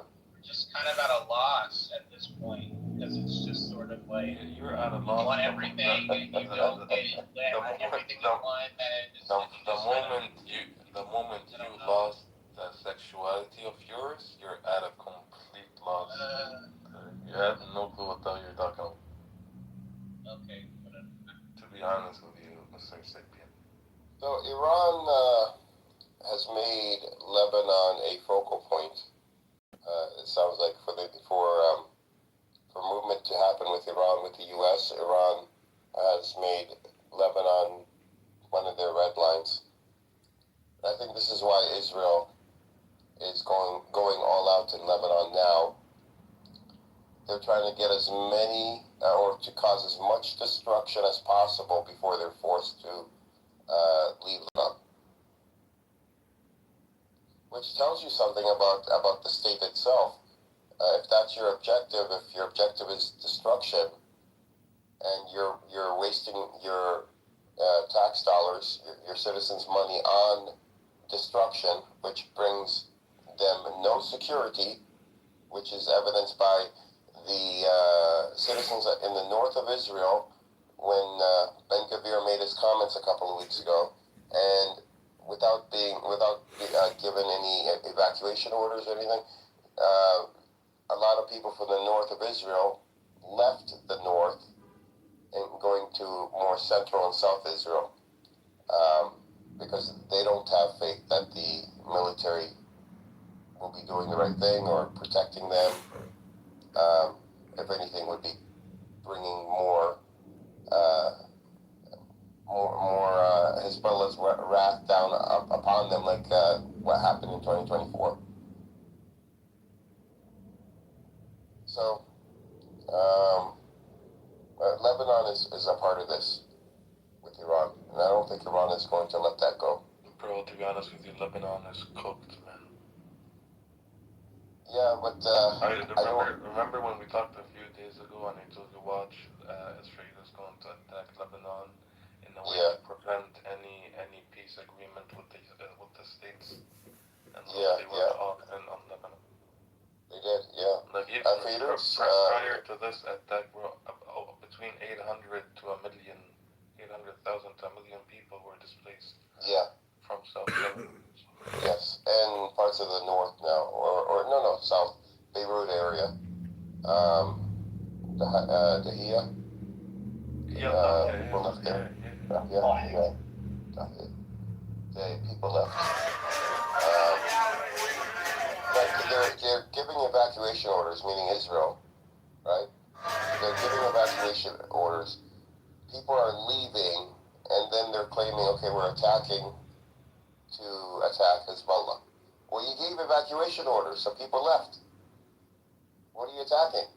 It's literally just for destruction. It's just like Gaza, bro. Like, they knew Hamas was underground. They still destroyed Gaza. They know that Hezbollah's underground. They're gonna do the exact same thing in Lebanon. But honestly, like, the World Cup is in 11 days. So, like, how do you see this going in? That's not even in the news, the World Cup. Yeah. That's not even something that anybody's... I have not spoken... You telling me it's in 11 days is the first time I found out that it's in 11 days. Yeah, but the only reason I'm saying this is because it's happening on your side. It's happening in the U.S. I know. Nobody cares here about the World Cup. We don't care, generally speaking, about the World Cup. You guys don't and care. now 6 billion people care about it. Yeah. No. What I'm saying is, like now, it's going to be very awkward. You know, Americans are not going to really be, engaged in it, especially because it was Trump that brought it to the U.S. to begin with. So people really hate Trump. People will just boycott it for that reason alone.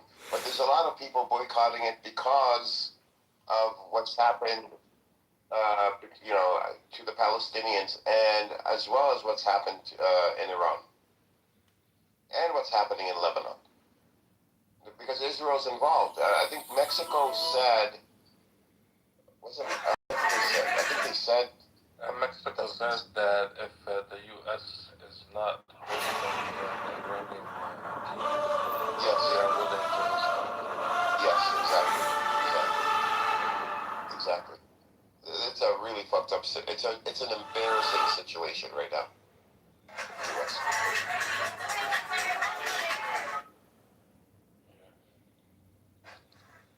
I mean, what do you know? F. Rose, I have a question. So you were talking about how it's proven, or like how there's like undisputed evidence that Israel's officials have made genocidal statements and stuff like that. I'm reading in the chat, Ali said something interesting. Ali he's another mental retard, just like you.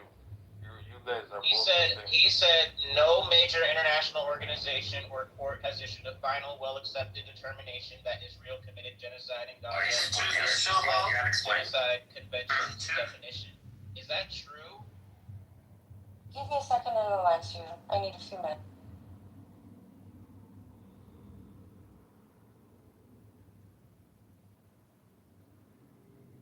Even if that's true, that doesn't negate the genocidal comments. Well, the case is still going on. Yeah, that doesn't mean that experts have not said that this is. Can you repeat the question, please?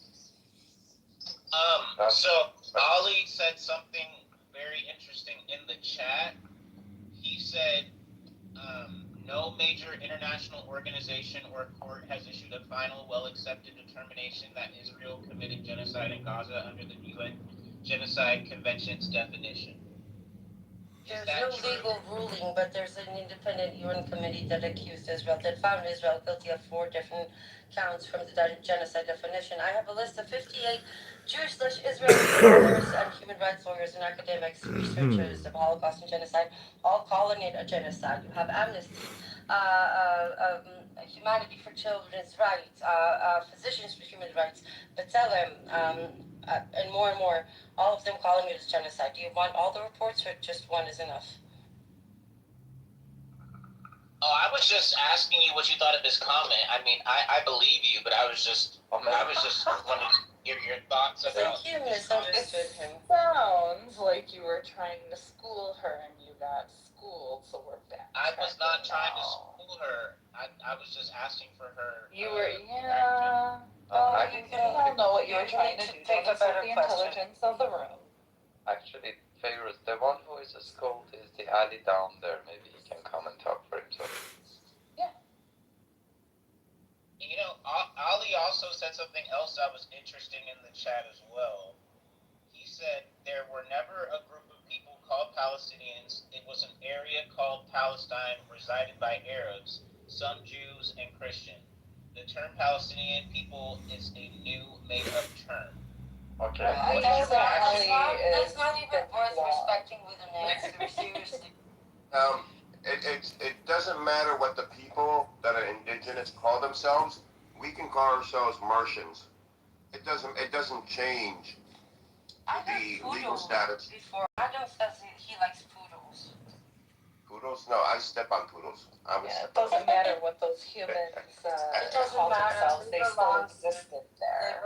They have been here for centuries. And actually, there's a museum of Palestinian artifacts and historical documentation. It's in a Palestinian community called Inhod, right above Tentura.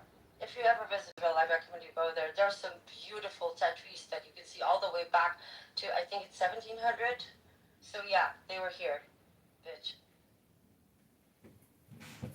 Rose is such a classy girl. She always ends up finishes her sentences up with bitch. Like, if you're asking what do I think I'm both of them are, but I want to. trying to be vulgar, and it's not my strong suit, so don't mock. Bitch is Hebrew for period. You know, just put a period at the end of her sentence. I hear you, Emrose, but one thing I do notice is, like, when the conflict was happening, and even, like, before, like, in the 20s, 30s, and 40s, when, like, in the newspapers they would describe the conflict, they never referred to the Arabs as Palestinians. They just use the term Because everybody Arabs. there was Palestinian. Everybody was there. That's also true. That's a good point. Yeah, well, there were the publications at the time. I think. But Fairuz, even Golden Mayer had a passport Palestinian. Yes. Exactly. And there were newspapers that were called Palestinian, whatever the exact name. I mean, how can you say? But do you know what else? But do you know what else the newspapers really loved to quote the Zionists on? They really loved to call themselves colonizers. They were like super proud of it because colonization was all the rage.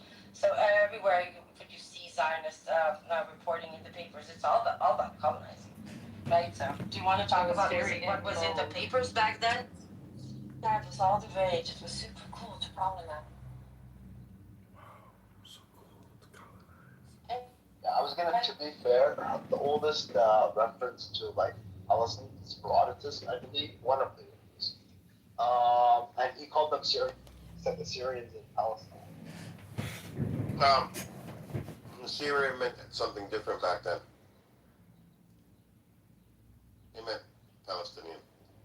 No, Syria. Well, Syria referred to the whole area.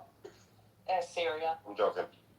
Not Assyria, Syria. Yeah, but like that. As Syria, I said, not Assyria. I said as Syria. Yeah, Assyria, exactly. Yeah. Yeah. So like the people who were there were even the Lebanese are Syrian. Yes, exactly. All right, we have Syrian supremacy. Listen, I am 100%, 100%, and I know it's going to be a not popular opinion, and one that I share with Bani Adam because I am an Arabist, that we should go back to all being Syrian.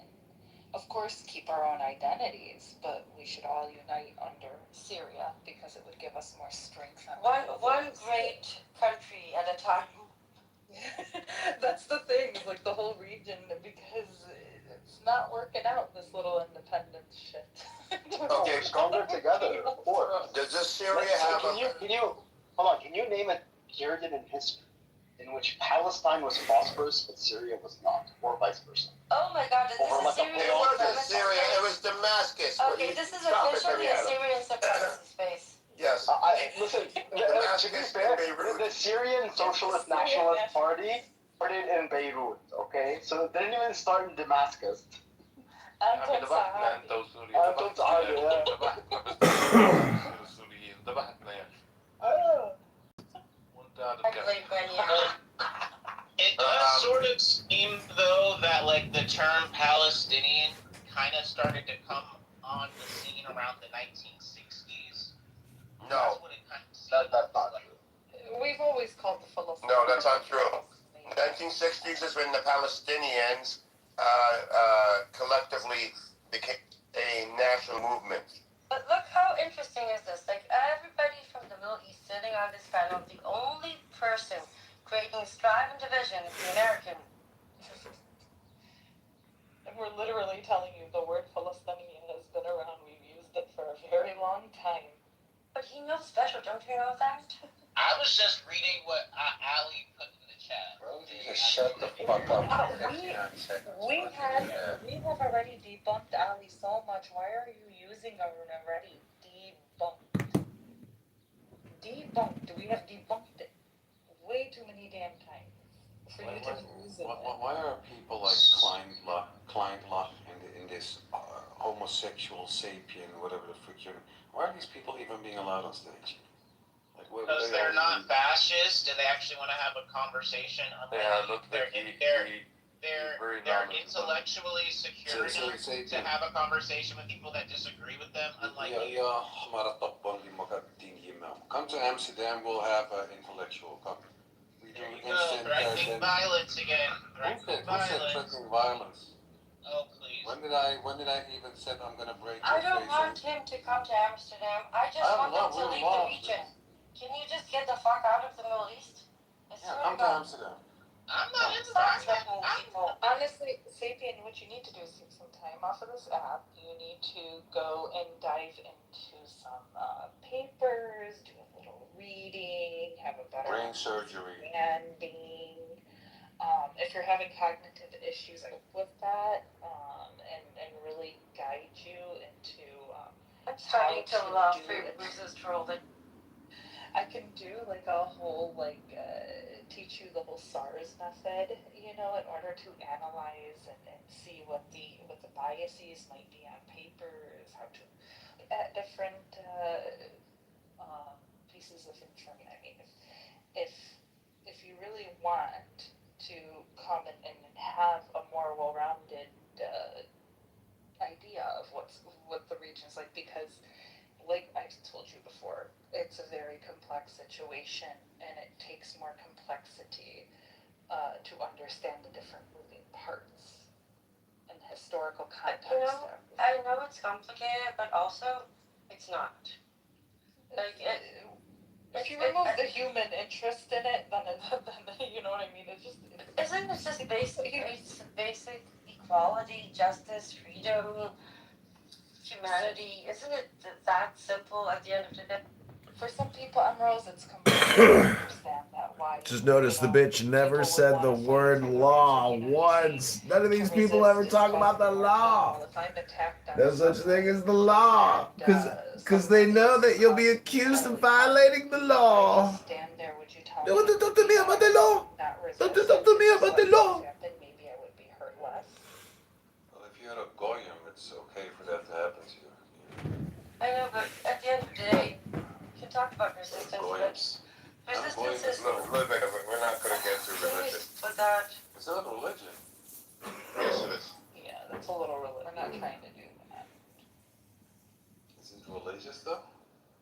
Yes. Does religion say that we, as in the Torah... Torah... Well, you can be Islam or Christianity, and you can find some very problematic. That's actually not true. I was about to say. Okay. No, yeah. No, in Islam, that's not true. If you're interpreting it a certain way, yes. I mean, we can't. You can't. We can't we do it on our own. Like, you can't just read the book and say. What striking your wives means. Striking means it's, from my understanding, it's withholding from them affection, right? Strike them with you. Basically, withholding emotion. Some interpret it as actual striking of the wife. Yeah, so we don't care about the ones that interpret it like that. But I'm talking specifically about the Jews. Yeah. I mean, we could be misinterpreting. That's a possibility. And that's our mistake. It's not the religion itself. No, it's not the religion. It's the people can misinterpret anything in any religion. Yeah, I'm sorry, Sapien, for interrupting your lovely conversation. Sorry. Can we go back to unboxing and makeup stuff? Go ahead then. Unboxing and makeup stuff, you said? Yeah, that's what he does on YouTube. What do you unbox on YouTube, Sapien? Is it the same? Do you go to the store and get something and then unbox it and then return it? Edward, I've never done an unboxing video, but bro, shut the fuck up. I'm talking. you can go back to the alley. You can go back to the alley. Retard Zionists. You Zionists don't learn how to have manners, bro? You support the IRGC and you're lecturing Shut me. the fuck up. Fuck the IRGC, bro. Fuck the Zionists. Fuck the IRGC. And fuck you, bro. Hey, Sapien, fuck you, okay? Specifically you. Edward, don't you get annoyed when this motherfucker talks to you? Who, Sapien? Yeah, this Zionist bitch-ass nigga. Oh, whoa. No, none of that. You're not allowed to do that, Don. What is wrong with you? You go from meowing to racial slurs? Bro, this guy... No, you can't. You have to apologize. If you want to stay in here, you apologize to him for calling him that name. Alright, apologize.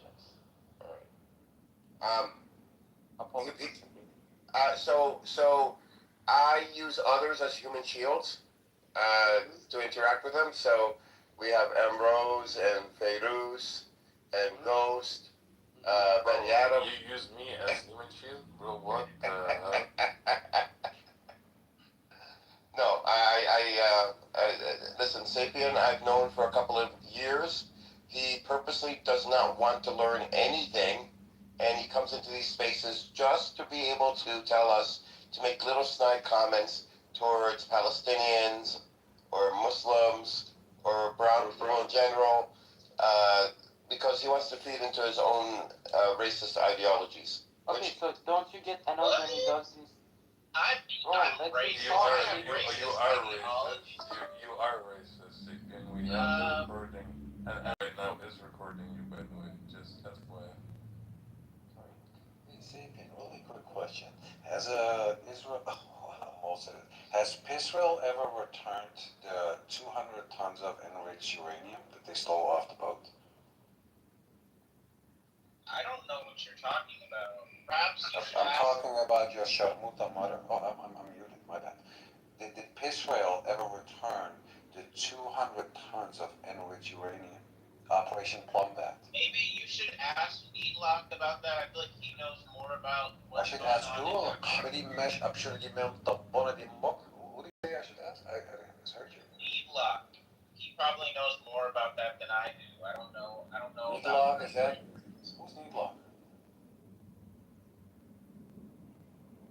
Why don't you look into like there's something I don't understand about this guy, okay? Like, I do understand some Zionists, they are just born in Israel and just want to be Zionist, okay?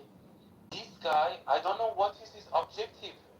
And after Edward said he's been here in this platform for so many years and still does not want to accept the truth, that makes me more like, come on, bro. What's wrong? What is the truth that I need to accept? Like, I don't know I feel like I know what you guys want me to believe. I just don't. How do you mean what we want you to everything believe? that you said. Why do you support baby killers? That's what we want to know. Yeah, why do you support They're not baby killers. They're not baby killers. Oh my god. If you kill 3,000 babies, that's a bloodline. Listen to me.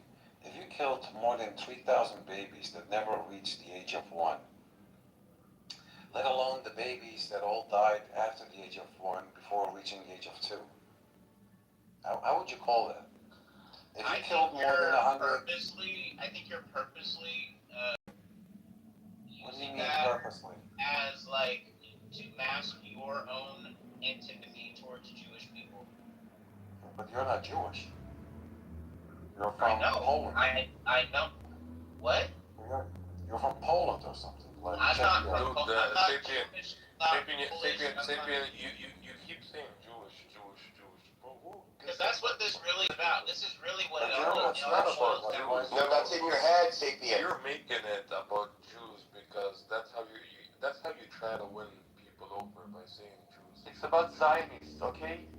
It's about Zionists, you Sapien. Listen, one thing about me, I'm not naive. I'm not. But you're not very bright either. And so both, it doesn't matter if you're naive or not. Bro, you have a little bit of intelligence. No, Edward, let me tell him something. Sapien, you're naive for thinking that you think you're pro-Palestinian. That makes you a naive, okay? No, he says pro-Palestinian here. Pro-Palestinian Sapien? Yeah, he says pro-Palestinian, and then at the same time he says he's a Zionist, and when he's with exactly. He's been doing this for over 2 years now, going on 3 years. Even the Zionists understand your bullshit, Sapien. They know that you're not consistent, and you play for the audience. And speaking of audience, why don't you give us your YouTube channel? I have a couple of comments to make about your videos. Why do you keep bringing up my YouTube channel? That has nothing to do with Nobody was talking to you. He actually was. Because I want to just put a couple of comments down on your YouTube video when you're doing your unboxing, and I just have a couple of things to say. Okay, can we get like someone else to talk and advocate for? We need to get this conversation is going in a weird direction. Let's get back to the topic. And I prefer, can someone else that's pro-Israel come on stage and argue? Oh my God! Someone come protect me! Someone help me!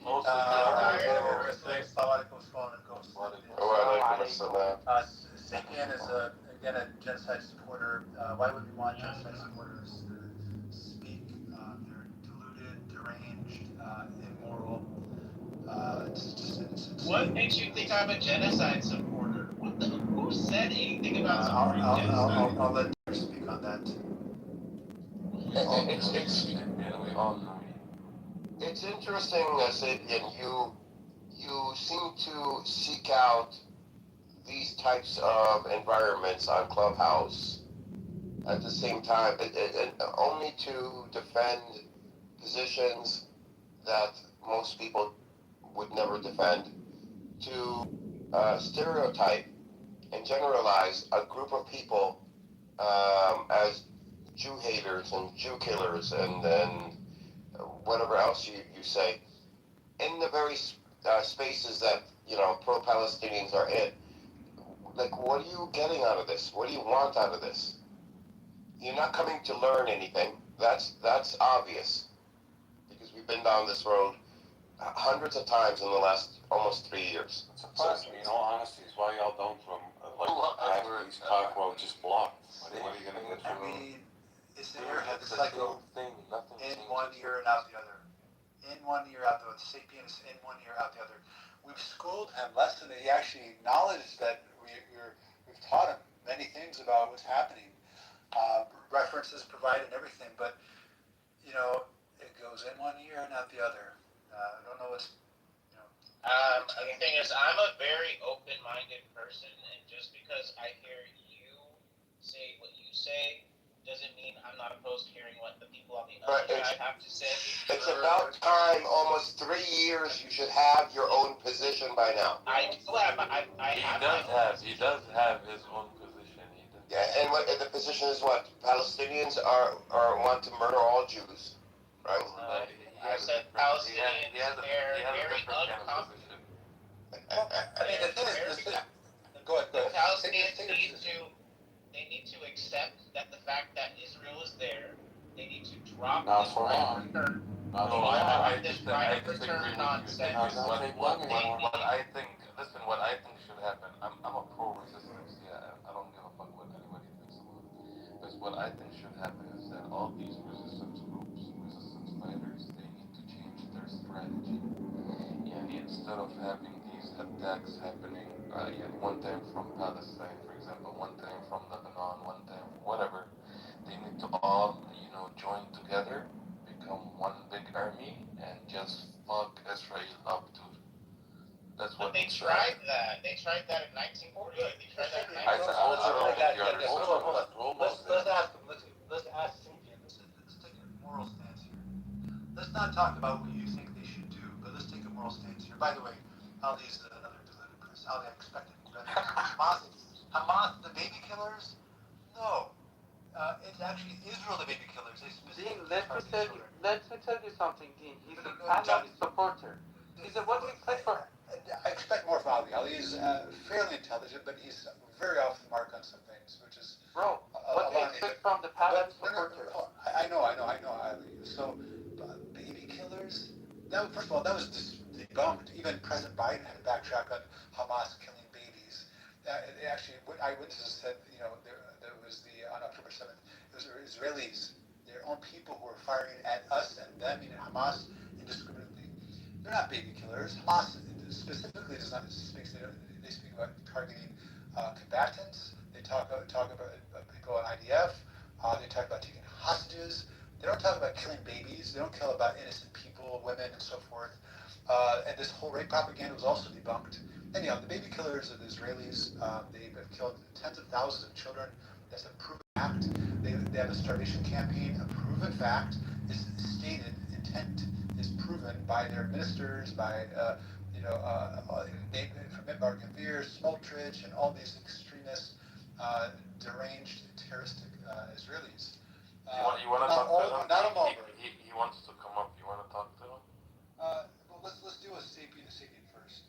Sapien, I'm not talking about what you think should be done, but what is the moral position you think? Who is in the right and who is in the wrong? Who is the oppressor and who is the oppressed? Number one. And then number two, is it a genocide? Because you've been learning and studying this for about 3 years now. Who is in the right, who's in the wrong? I mean, essentially, who's the oppressor and who's the oppressed? And do you think it's a genocide? Let's hear your position. What's the moral position you take? That's more interesting. I don't think it's that simple. I don't think it's a very, you can't just make it so binary. I think it's like a lot of things have happened. You're retarded at this point. Your girlfriend got whacked. Did you pray for this human hippopotamus in my profile picture? Let him hang himself more by speaking further. I think that I don't think that the world is not in geopolitics. You got to kind of take morality out of it because that's just it's just not. It's nice to talk about. I'm not letting you cut out. I mean, look, it's slavery, the transatlantic trade. Black people were killed, raped, maimed. Let's take morality out of it. Just tell them to just give up. Why do you guys? This is another beef I have with Palestinians. Why do y'all always bring up black people to try to justify your points? Why?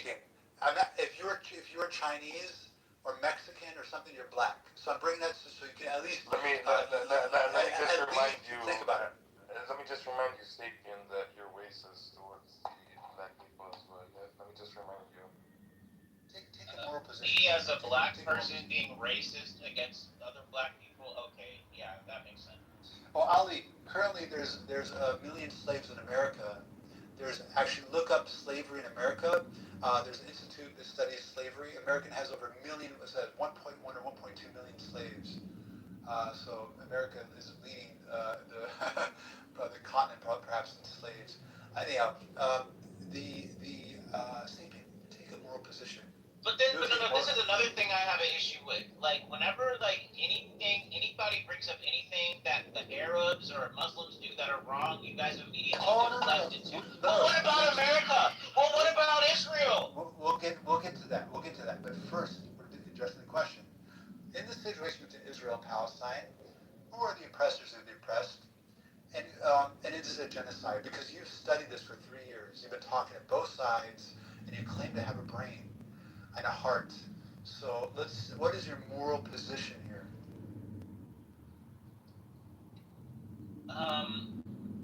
Clearly Israel has the upper hand. They have more power. They're definitely a more powerful entity than the Palestinians. And it's very easy to frame them as the oppressors if you just look at it in a very one resolution way. But if you look at it in another way, oh my god. Some people could argue that the Palestinians have sort of made their bed, now they're lying in it. You can make that argument. Well, why don't you make these arguments, Sapien? Instead of saying you can make the argument, go ahead and make the argument. Make the argument that the Palestinians, they're the ones that brought this occupation on to themselves. Yeah. Make the argument that the Palestinians brought the genocide onto themselves. Okay. Make these arguments. Go ahead. Okay, sure. The first one, the occupation of the West Bank that you guys like to call, that area, if they had just simply accepted the 1947 partition plan, that could have been theirs from the jump, and all this could have been. Hold on, Sapien. Edward, I'm not going to escape this. Moral position. Who is the oppressor and who's the oppressed? And number 2, is it a genocide? Moral position. This is so low resolution. You're smarter than He doesn't. He already said that he doesn't believe Israel is an oppressor. I mean that's the mentality you're dealing with. I said it's easy for them to be viewed as an oppressor, but I think because they are oppressing. Are they not oppressing? They currently hold more power over the Palestinians. Are they oppressing? Go ahead, you can say it. Bro, it's a fucking yes or no question, Sapien. Yes or no? Yes or no? Probably. After 3 years, you're like, probably, I'm not sure. I think that the Palestinians have put themselves in a position to be oppressed? Really? Yes. So it's the Palestinians' fault that they're oppressed by Israelis. By the way, you mentioned the partition plan. So are you telling me because Palestinians would not accept people from Europe coming in and taking over their land, then that means that they deserve to be oppressed because they did not accept foreigners coming in and taking over. I didn't say they deserve to be oppressed. They put themselves in a position to be oppressed. Yeah, they were the bad Palestinians. They were hating the Hergun, not letting them free way. Sorry. I mean, and then also, listen. The reason why things are, and also the reason why things are so bad in the West Bank is because of the Second Intifada. All these checkpoints, all this stuff. This is a reaction that Israel is given due to all the suicide bombings. Checkpoints were around before the Second Intifada. But they got worse. They increased. Wait. Why even have one? I mean, I think that the fact that there was a Second Intifada should tell you. Wait, no. Why have one? If you want to accept that Israel is a nation, then why doesn't Israel build a wall like they did in Gaza around their borders? Because people like you would bitch about it. Oh, so they're not building a wall because I would bitch?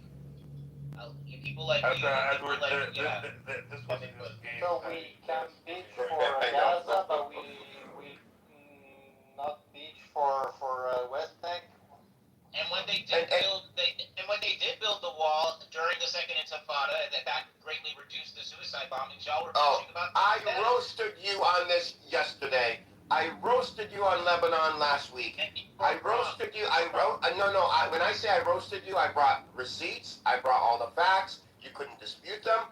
I roasted you, and yet you bring it up again. Is this a fetish of yours? Do you like to be roasted? Wait.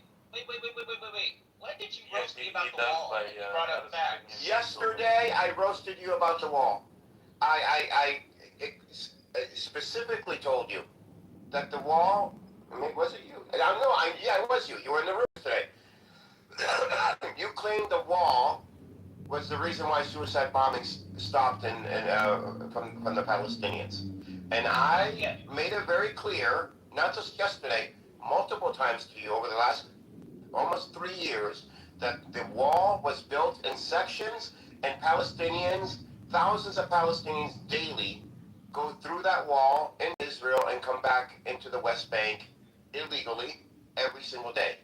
So if you wanted a suicide bomber to go through, they can go through at any time. The wall did not stop suicide bombing. So why does the building of the wall directly correlate with the reduction of suicide bombings? It does not. It does not. It does not, because the suicide bombings still happened up to 2006 or somewhere around there, maybe the first half of 2006. It does not. Palestinians decided that suicide bombings were immoral. We decided. It wasn't nothing to do with Israel, nothing to do with the wall. The wall did not stop suicide bombers. Like I said, if thousands of people could, unless you don't believe that the wall was built in sections where they have huge gaps for Palestinians to go through, if you don't believe this, you could look this up yourself. That's why you have checkpoints. So, suicide bombers would use a checkpoint? We are back at the same discussion like yesterday. Yeah. That's what I'm saying. It was him yesterday, right? I mean, guys, with all the respect to the autistic people, but I'd like to speak to an autistic person. You should speak to Ali. I think you should really bring Ali up because I feel like you about stuff. More rational than you. I mean, at least Ali. No, I brought somebody better than Ali. Somebody better than Ali for you. I can't deal with resistance. Yeah. I can't deal with resistance. You can't deal with resistance. That's the problem. We can deal with resistance. We've been doing it for decades. Reality, you just can't deal with it. Think the truth about Somebody is constantly incontinent. Everything that comes out is just pee, urine, and he's persistently incontinent. That is hilarious. It's just pointless talking to him. There's no. Can you please bring Ali up? Bring Ali up. Ali's not very well versed in this topic. I mean, it's not so expensive, but 2 spoons of lithium every morning. No, I speak with Ali at times about rights and talk mainly religion. I don't feel like I'm doing a good job either. I think you should. Oh, at least we all agree. At least you found common ground with us. Because I'm a little bit fatigued right now. I've been doing this. Oh, is that it? Well, when you lie a lot, usually it does fatigue. I'm getting like. What you? I'm kind of being jumped. You know what? So do you haven't answered the question. When you do your unboxing, do you then take whatever you unbox back to the store and get your money back? Lame. Because you don't have the money to keep buying all these expensive things and unboxing them. Who gets a budget for mom and dad? Are you raised by 2 men or 2 transgender women, Sapien? You know what I don't like about people like this? Like I said, they either blatantly just liars and scum, or they just really not educated. I'm going with the first one. They're just liars and scum, because he knows that even as what you animals try to classify as suicide bombing, that didn't start nowhere near the first Intifada. That's when Israelis wanted to kill, gun them down when they wanted to peacefully protest, and those martyr bombings started years after. Like what, 2-3 years after that. So what do you like? That's why I don't respect clowns like you people. I didn't bring up the first Intifada. I bring up the second Intifada. Well, how are you going from 2 to skipping 1? Because you don't mention it because you know why. Because you know the Israelis started doing terrorist attacks first. Can you bring Ali up, please? No, shut up. No, this isn't for you to have as many men as possible in the room. Bring them up too. I don't mind a couple more liars. We'll destroy them. I don't think what's his name said. I mean, he could come up. Okay, by the way, just He could come up. Let's see. Ali, another intellectual. No. By the way, we're talking about 2 different daddies. There's 2. Yeah. I'm assuming they're talking about the one with the head. Yeah. The one that looks. Go on, speak, monarchies. Speak, Anna. Speak. Okay. So, go ahead, Ali. Wait, let me finish. No, Ali, finish. Oh, okay. Sapien, by the way, I have a question for you. Dude, we cannot come to an agreement or make you understand a very simple moral fact. You just mentioned that why do you just converting a problem of type, geopolitics to a moral problem? Like, do you think that we can talk geopolitics with you? Like that's much more complex. Do you know that? And what do you hope if we talk about geopolitics? What do you think that happened? Like, are you capable of talking geopolitics? Okay, whatever. Yeah, 2 comments. John, I am not attacking any specific leadership or group of Iranians trying to take the leadership in Iran. As a matter of fact, I have really very little interest in Iran whatsoever. I had actually no interest in it until the Masa Amini situation and also the conflicts in the Middle East. I decided to become interested and learn something about Iran and the Middle Eastern issue, particularly the fight between. Really quick, what did you learn from Iran? If you say like I'll learn. Can you just let me finish? So I have no. Okay. Well, we can have it. Okay, I'll go on mute. No, I'm muted. Go ahead, Habibti. Don't be so sensitive. You support baby well, killers. So you cannot be sensitive and support baby killers. Like, make up your mind. You're being rude because you are just rude. Yeah, be upset about being rude while you support baby killers. Let Ali speak. Yeah, let's see. Ali's not speaking. Yeah. Let Ludwig, please. Let's see his point of view. Go on. So, thank you, appreciate that. So I have really like I said, I could care less actually what's going to happen after the current war in Iran, the regime change or not. So my interest is really confined to the 2 things that I mentioned: the trouble in the Middle East, as well as the plight of Iranian people under the IRGC, which I've taken some interest. Apart from that, I really does not matter. That's number 1. Number 2, the comment regarding the 2 comments I wanted to make. One is regarding the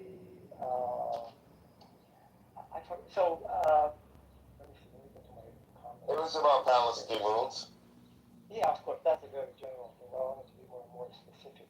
In terms of the, yes, in terms of the suicide bombing, and then Palestinians, I think correctly so, they realized the return for the act of, suicide bombing really was not paying off. First of all, it was not getting them anywhere, and second, it generated. How do you know that that's the realization they came to? Well, because I read about it. Oh, you read about it? Oh, you read about it. So you don't know?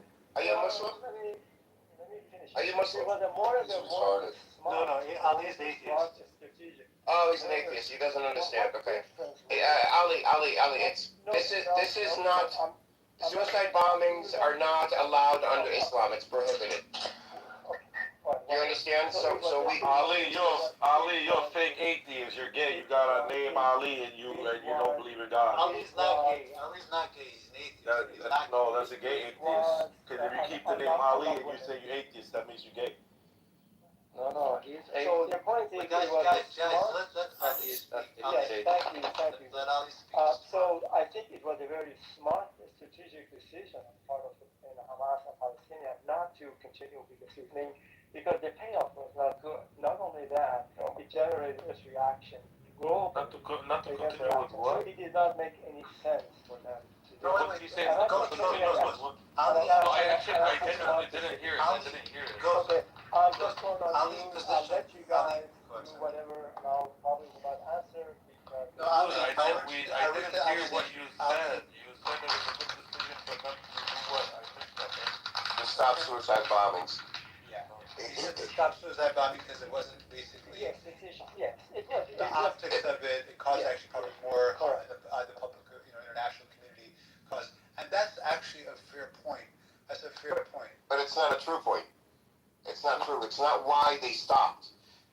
Suicide bombings were not popular with Palestinians before they happened. When Hamas was, excuse me, I'm talking. When Hamas first started doing suicide bombings, they were a fringe element. Palestinian society in general rejected suicide bombings. And when they started happening en masse was, because they were happening in the 90s by Hamas. And Hamas was a much smaller group then, much smaller. And they would recruit people, and they would do it in secret. And even the person's family would not know that this person was being groomed to be a suicide bomber. They would have to be groomed. In the early 2000s, when Ariel Sharon came into power, the butcher of Palestinians in Lebanon, Palestinians feared that them and their children would be butchered by Sharon. So Hamas and other resistance groups, they had there was less resistance for suicide bombings. Now they were still not accepted by Palestinians. They were not praised by Palestinians. But these resistance groups, no, they were not. These resistance groups, however, gained more power because of Ariel Sharon and because of what he was doing in the West Bank, and allowed these groups to be able to move away from the confines of Palestinian culture and attempt to normalize suicide bombings. It failed.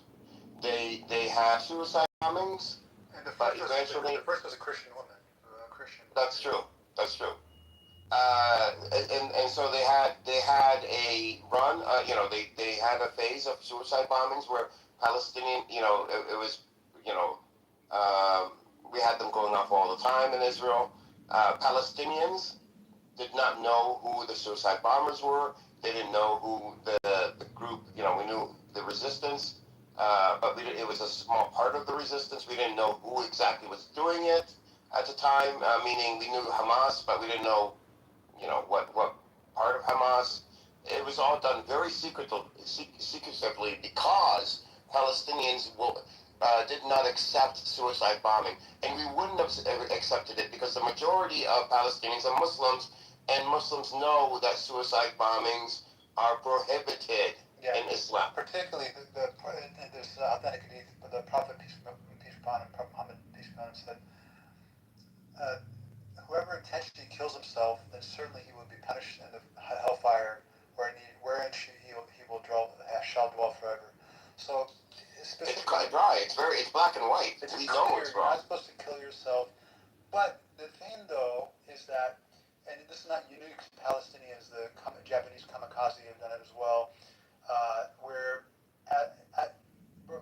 excuse me, a little more for Palestinians. Palestinians had to find unconventional ways to resist their violent terroristic oppressors, because they were very violent terroristic oppressors, stealing their land, killing them, depriving their rights, and so forth. So they didn't have any jets. They don't have any tanks. They don't have an army. They don't have a navy. So they had to find ways where they can attack the enemy, the violent, ruthless, oppressor enemy. We should clarify that's who they are. And the Palestinians defending themselves. So when people are defending themselves, they get desperate, and they find ways to, unconventional ways to attack, just like the kamikaze pilots in Japan did so. And they thought it was a very noble thing to die for one's country. Now, the second thing is that while there's no religious justification in the Quran and the Sunnah, the hadith of the Prophet Muhammad, peace be upon him, and not evidenced by the companions, but a generation, I think it was the generation after the companions, there was one battle where a man, in order to attack the enemy, they were attacking Muslims, and they were going to attack them back. What they did is they had a fortress. There was a wall of the enemy, and he somehow opened the door. Basically, they knew that if the person who was first going to open the door would be killed, and he did that, sacrificed himself for the sake of opening the door, knowing that he would be killed, and he was killed. So that was used by some. I think Hamas had maybe referenced. I can't remember. I read about this a while ago. They referenced this instance as a legitimate method, although it was not done by the Prophet, peace be upon him. It was a sanction, as we mentioned in Hadith here, and also the Quran that you're not supposed to kill yourself. And wasn't done by the companions of the Prophet, but it was a later generation that did it. Bringing it back to Palestinians being Palestinians, this was not considered. Well, I'll be quick. This was not considered a mainstream viewpoint or principle by Palestinians in general. It was actually considered a very radical viewpoints when it comes to suicide bombings. As a matter of fact, we didn't have the control that we have today over the resistance, and some of them did go out of control, and that's okay. That happens. We didn't have a government. We're under occupation. They went as far as to force the families, the parents, to not cry and to pretend to be happy that their child was a suicide bomber after they found out through the news or whatever that their child was the one that killed 5, 10, 20 innocent people in Israel. So Edward, do you mind if I just... Another question. So Edward, now, there's been multiple surveys. Hold on, Ali, hold on for a second. Ali, One second. Go ahead. Right? That have had, in support the vast, okay, what? Can you hear me now? No, you're breaking up, Ace. You're in the matrix. But Ali, maybe go ahead. Yeah, just quickly. Yeah, So Dean, I think the story that you shared, it's a good one, and it's not unique in the battlefield of certain things to make it easier for their team. We need to stop this. We need to stop. I'm not going to continue down this path. I made it very clear, and I'm not going to have the Palestinian position and culture be defiled by this trash. Trash. This is not to be compared to. I'm sorry. Hold on, Dean. Dean. No offense. I know you meant comparing this to kamikaze pilots of Japan wasn't a good analogy because they did not do it for the same. It was considered fine in their culture. It is not considered okay for Palestinians in Palestinian culture to kill innocent people and blow themselves up while doing it. It was not, and that's why it stopped. It was. Although, to be fair to the Japanese, though, they didn't kill people when they were doing that kind of shit either. But the suicide part. Well, that part, yeah, they believed they did it right. They would give them a blessing or whatever. Muslim is what I'm saying. So they Edward, my intended possession because Ali likes to allow Muslims. Yes. So I mentioned almost everything. The comments about slavery, the comments about this, the comments about that, the comments about that. So I tried, when Ali's on this 3 topic, I pointed, you know what? This is not unique to Muslims. There are others who do this tactic. There's others doing this. He mentioned slavery in Puerto Rico. I said, America has over 1.2 million. America prohibited slavery, he said. Well, so did Saudi Arabia in 1962. It was enacted into law. So I try to bring examples. But no, I'm not. I understand. I'm not blaming you. You don't have to defend yourself. I'm just saying that this isn't a good analogy because it takes away from Palestinians having self-reflection and empathy and understanding and standing for this was a moral decision that Palestinians made, not a strategic decision. It was not strategic. Yes, we can. Go ahead. Can you hear me? Okay, so Yes. this is what I want to get at because Ali, No, you're in the Matrix again. Go ahead, Ghost. You were going to say something too? surveys that show the society is for this barbaric genocide.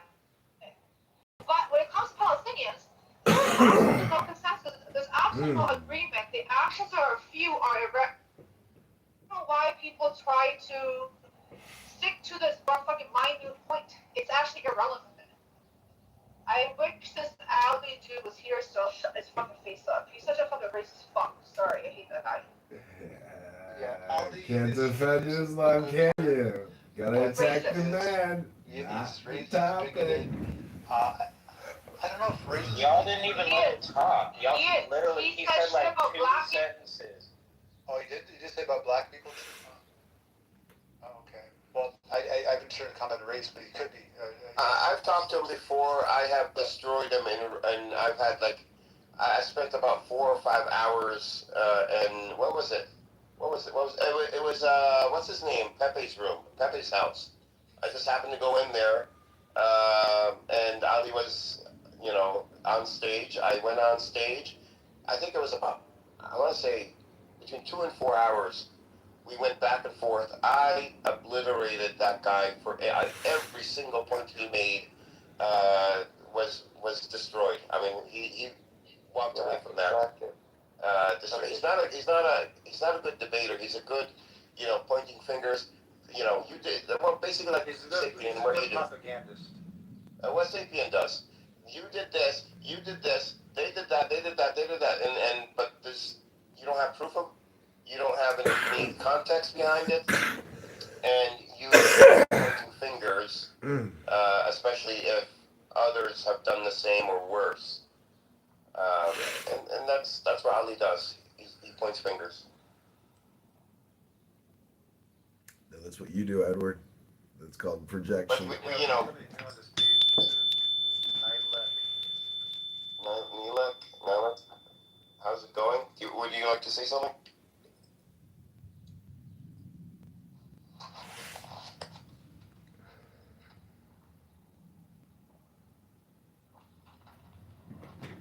Andy?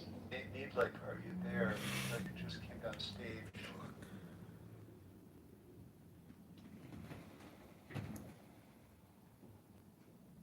He's warming up the meatball. Yeah, you can say whatever you want. won't attack you. We only attack the ones we have a history with. Yeah, like Speak for yourself. Don't say we. I mean, depends on what's said. Edward, what Maybe do you like think? it's a Yiddish meatball already. Edward, what do you think? Like, what do you think goes through Sapien's mind? I don't still get it. I don't know. Air. Yeah, it is air. Airhead. He's an airhead. You know what goes through Sapien? Sapien's head goes air goes through it. Complete airhead. He's the definition of airhead. Okay? Think about it seriously, okay? The Israeli government is the Zionist. If someone who has the power is not paying you money, okay? And you're supporting the baby killers, the ideology of Zionists, John, Sapien's been doing this for over a year. He just came back. It's the first time you're hearing it. We're not at supporting baby killers yet with Sapien. Kind of. He's still trying to figure out. Well, he's still trying to figure out if Israel is occupying the Palestinians. He hasn't figured out a position on that yet. Yeah, this is. Sapien, do you read history? Sapien, do you read history? No. No. Let me introduce you to it. You mean your history on your Instagram page? TikTok. Yeah, I think so. TikTok, that's it. I think so. Yeah, yes, but Sapien, I'm appalled to Sapien. You're not very firm in your moral position on this matter, and you've been educated by so many people on this topic for 3 years, and you've chosen the side of the genocider, of the oppressor. It's clear as day, but you don't get it. And I think that is because you have some underlying biases. You're anti-Muslim, I think, and I think it deals with your homosexuality. That Islam is, prohibits homosexuality, but also traditional Orthodox Christians do as well, and many Christian communities throughout the world, they ban homosexuality. All Christian countries in Africa have laws against homosexuality. It's not allowed. Absolutely not. You can't publicly. Jews do as well. Judaism. Yeah, it's also Judaism. Yeah, also Judaism as well. Yeah. So I think that there's some underlying bigotry that is affecting it's clouding your vision on this matter. It's clouding your heart. It's very clear as day, Sapien. There's an oppressor and the oppressor. Historically, the world knows it. The land of the Palestinians have been stolen. There was a Nakba.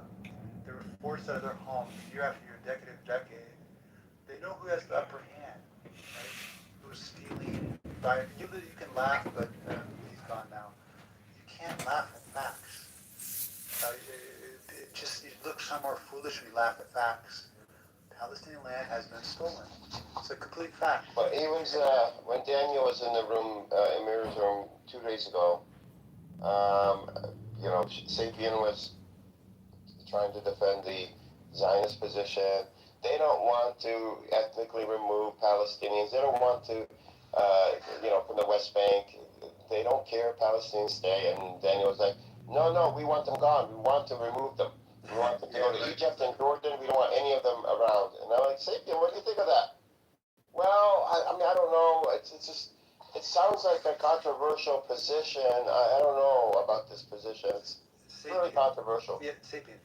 The prime ministers of Israel, the cabinet members, Knesset members, from generation to generation, from year to year, from cabinet from term to term, have all, at least several of them, have openly stated this position. Eretz Israel, our goal is to take over the land from the Tigris, the Nile to the Euphrates. It's a Likud Party charter since the 1960s. It's pretty obvious. Yeah, the Likud charter is from the river to the sea. They say the same exact thing as the Palestinians. But the Palestinians don't mean to kill all Jews. That's a lie. It's been promoted by Zionist-dominated media. They promote this lie that Palestinians want to kill all Jews. If that was the case, Jews would not be living there at all. But actually, historically, in you don't need me to say this, but many Jews, historians, rabbis, have attested to the fact that Jews have been protected under Muslim rule. The Muslims haven't genocided Jews. You don't see anything like this happening when Muslims are in control. Were there instances where Jews were killed? Of course. Hebron massacre is like that's a topic we can talk about. 75 people were killed. That's there were years. It's not as simple, but there wasn't a genocide. There wasn't a goal of extermination of Palestinian exterminating Jews. I mean, so the thing is, you see, you've had so much time to really reflect on this matter, and I think there's just some underlying biases that are prejudices that are clouding your heart on this matter and your mind. Sapien believes that if you believe or think the possibility of you not succeeding and liberating yourself, then you shouldn't even bother resist. You should just stay under the thumb of the oppressor. So basically, God forbid someone's being violated physically. If you believe the person is bigger than you, stronger than you, don't even bother fight back. That's his position. It's pretty pathetic, actually. I think it's based in cowardice. No, I said you can't fight. I said you can fight back, but once you lose, I think you should accept your loss. What's losing? What's losing? So if somebody gets away with harming somebody, they should get justice. They should just accept the loss and say, "Hey, listen, this happened to me. I'm just gonna let it be." Try to get justice, but okay, let's say somebody kills your family member, right? And so you end up pressing charges, and the person goes to trial, and for some weird reason, the court finds the person not guilty. Okay, you can't double jeopardy the person because that's against the law. Wait a minute, but we haven't even got to justice. But this is the problem. We haven't even Palestinians. I know I shouldn't be saying we. I just feel this is so probably gets me as a person who's a fuck. Palestinians haven't been given the opportunity to seek justice, and when Palestinians have done things like doing the peaceful means of, let's say, protesting at the border, but the IDF shot the knees out of the Palestinian protesters. They weren't peaceful. They weren't peaceful. How were they not peaceful? How were they not peaceful? There were cameras all over. It's on video. Their kneecaps were shot off by the IDF, and they were protesting peacefully on their own land. Peacefully. You know that, right? Their knees got shot off? I've seen, Daniel. Do you know that? Do you know that? Hold on, do you know of that? Of instances like that? Do you? Yeah, I've heard of that, but I think that yes, but there was also bad actors in those crowds. Oh my God. For a second. What do people do in those crowds? Did the so-called bad actors fire at the IDF to get fired back? No. They weren't. They never did.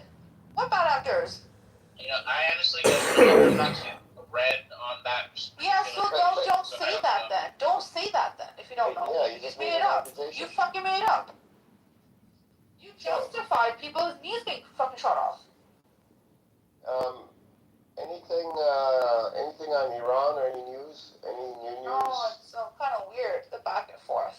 It's kind of, I don't know, there was Iranian, what was the name of this person from the government? He basically said that it seems like it's, this was 2-3 years ago, I think Al Jazeera quoted him, that it somehow seems to be almost like a game that's going on here. None of this is really being done in good faith. It's pretty interesting that Trump, the fact that even that in this agreement, there's a $300 billion that the U.S. government, Trump administration, is willing to give Iran for reparations, technically, for the damage that's occurred over the years. Do you know? So they have $6 billion assets frozen. They don't want to give that. But $300 billion. Do you see this is a very interesting? I mean, if people don't believe that I know, but if people, they don't. If you see this, we as Americans, America is in a very weak position. I don't know why people don't see it as that. Yeah, we have to. And the thing is, Iran is holding out, And I think why Trump wants, is willing to pay so much money. It's not just to end the war. It's so that Iran doesn't retaliate against Israel. If Israel, goes and destroys Lebanon, or goes and destroys the Palestinians, or attacks Iran. Yes, I just like those kids. So he's trying to find a way to keep Israel safe while he's still safe. Could it be more so the midterms? How his ratings looks like shit in America. It's not. Even if you look at some of the things that Trump's been getting away with, even if that's classified. But if he wanted to, he could just say, well, let's you can dilute the uranium down as long as we witness it, which I don't think the Iranians would have a problem with, and we'll lift sanctions. Well, the sanctions, Colby. He's already made that. But then that would be enough for But it's Iran. not a win for America, right? So he also needs to make it look like somewhat of a win. But just the think about uranium this. would be a win. I know, but so JCPOA took 22 months to negotiate. 22 months. And this is not something that can be done overnight, especially the way that the U.S. has done this, right? But the point is this. There was a thing that did occur. I think I told you, I think we talked about a week ago, where the Iran said, because we don't have trust in America, they'll break their word, right? We want to just relocate our uranium to a sort of a neutral ground, right? They said Russia or China, okay? And if you guys don't pull onto your end of the agreement, then we're just gonna, which is fair. And then of course the U.S. said no. He could have taken that even and said, okay, he could have made it look like anything, but said no. So there's more to. Yeah, and then you have to ask yourself, then what is this $300 billion? And to me, it must be something outside of They have to, right? Iran and the U.S. International law, you know that, right? And you're going to have a very difficult time with your job. I mean, not that we abide by it, but this is actually stipulation in international law. The most that if you obvious cause explanation damage for why an to older a country, text that's has the story, this was unlawful. why The U.S. is supposed to build up. things like that. That's one thing. Yeah. Secondly, you know what they want? They want U.S. contractors to be rebuilding Iran. That might be it. That's not going to happen. I can't even imagine. That's for the $300 billion.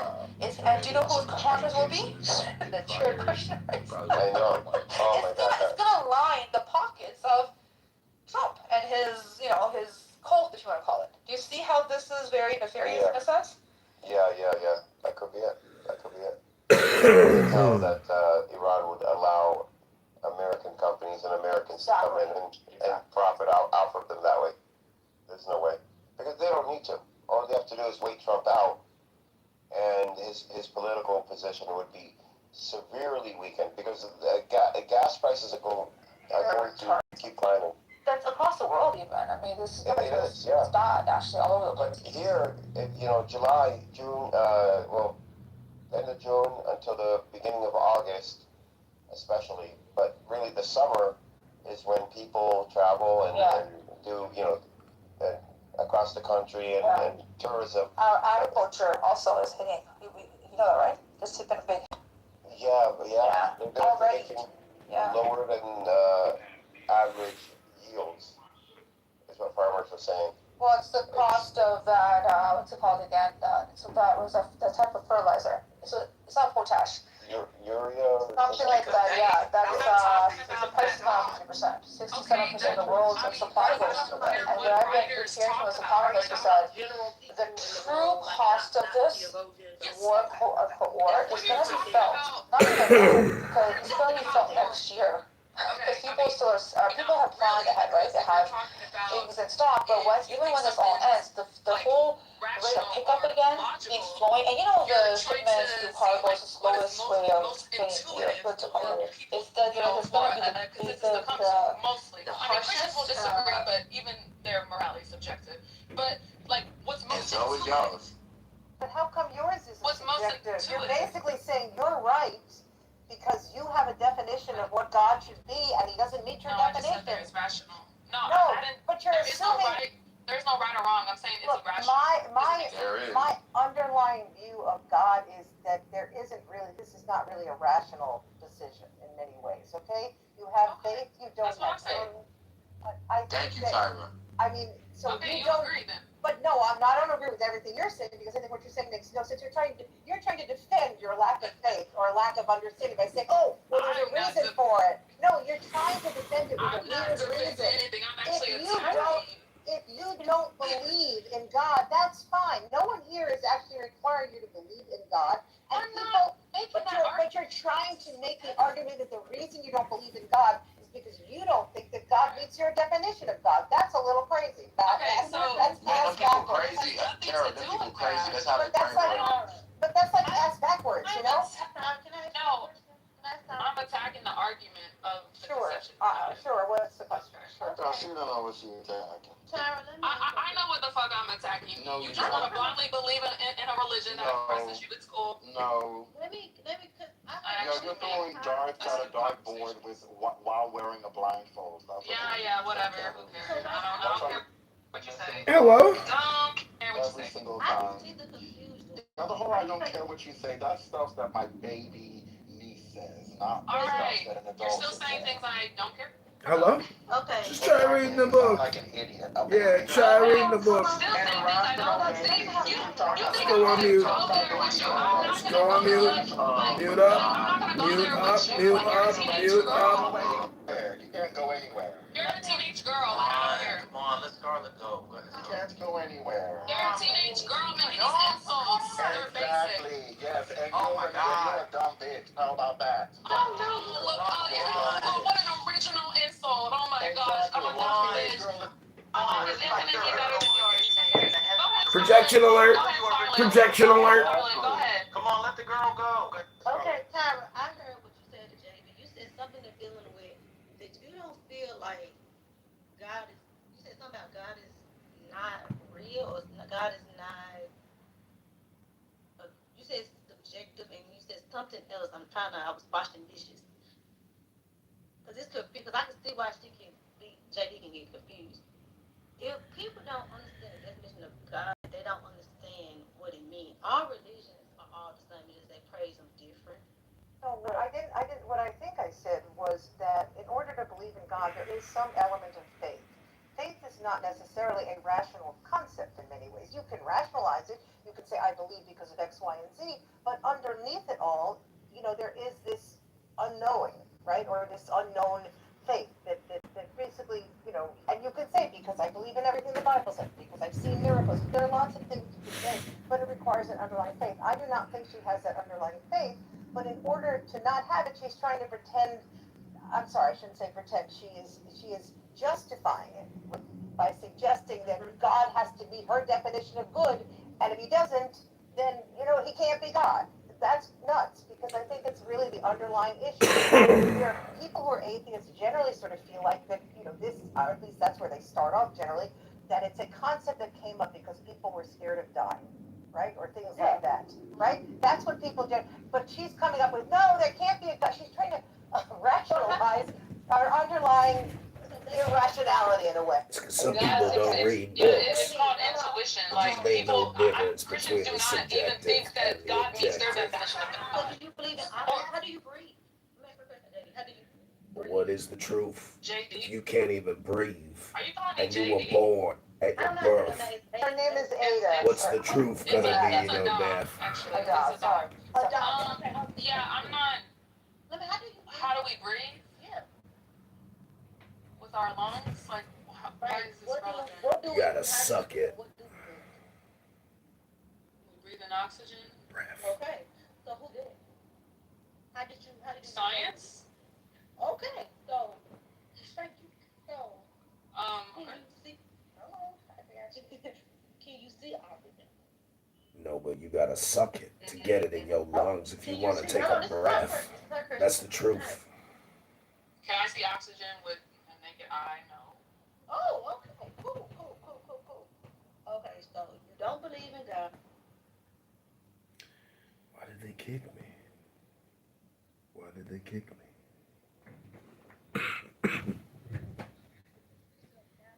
It basically means life. Natural is life. Natural, that's life, right? So if you can believe, I mean, all this can be true. How does this negate what I'm saying? saying that God is not real, I don't believe in God. but you believe in life. And you believe in life. Well, no, I don't believe. I don't believe in oxygen. I believe in like how y'all believe in God. Like oxygen, it was. Yeah. Keep going. Exactly what I, yeah, exactly No, what I I want to hear said. it. Keep going. Exactly what I said. Yeah, so if you're talking about belief in like, oh, there's no evidence, there's no, logical, like, bricks that we're coming to this conclusion of, and you're just believing it because someone told you to, then yes, I think that's irrational, and I don't see a reason to believe in it. But if there's some type of evidence that we can use that can bring you to this conclusion, then yes, I have. And now I'm not saying that like if you have a sincere belief, I guess I should. Then I think you're probably an irrational being. Like God should be looked at as much as people look at astrology. But people sincerely believe like God exists with no, and they do it by using no type of evidence. And then when they create the story of God, it also doesn't make sense. Let's go back. It's just like all these things don't make sense, and So you want it's just like no reason to believe in it. Like I find no good reason, no good arguments to believe in it. So do with like let's get the religion. Are you in tune with your spirit? Like do stuff make you feel I'm not gonna do that. Like no, I'm just asking because You trying to say she don't have a. Hold on. Yeah, I'm spiritless. I'm spiritless. You believe in signs. She just said she ain't got no spirit, Scarlett. Spirit. Oops. I'm a horrible person because I have no spirit. I believe in that. We have to define She's right. You're putting your own idea and stuff instead of letting it flow. Instead of letting it come to you because things. What's the difference between letting it flow and then putting my own ideas? It's not like the same thing. When you put your own ideas, you can mislead yourself. Have you ever misled yourself in the wrong path in your daily life? And letting it flow. This is not. No, I'm asking you. Have you ever misled? Have you ever made mistakes, misled? Because you're telling me you believe in science and science, the Bible, and the religion part. Yes, yes. Because if you I don't know about that one. if you were to eat on earth, and what's good and what's bad, and tell you how different people. They tell you about different people's sins and stuff like that. Welcome to the stage, Andre. I know, because I don't think you really. Welcome to the room, everyone. I'm very happy that you have this topic because I am trans, and the bigotry, the hatred, the racism that's inflicted on trans people is just growing out of proportion to the reality of what some people consider the problem. And personally, I'm so happy that you have this to bring awareness about trans ideology, and I'm just happy to be here. Thank you, Black. You're not trans, I know who you are, but I guess. No, I am trans. I'm also a Black woman. You're not trans at all. Don't you dare tell me who I am. Don't you identify me. How dare you? Stop it. Excuse me? No, this is If you I'm. want to stay on stage, just don't troll. You can stay on stage as long as you don't troll. All right, well then you're projecting and you're the troll. Have a good day, sir.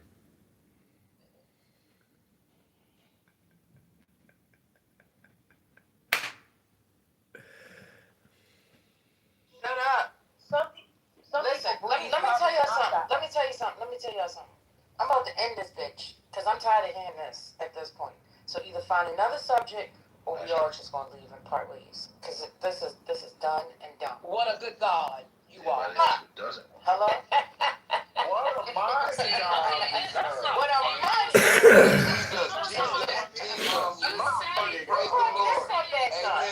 You say I'm very arrogant. I haven't thought about this. Thank you, Yahweh.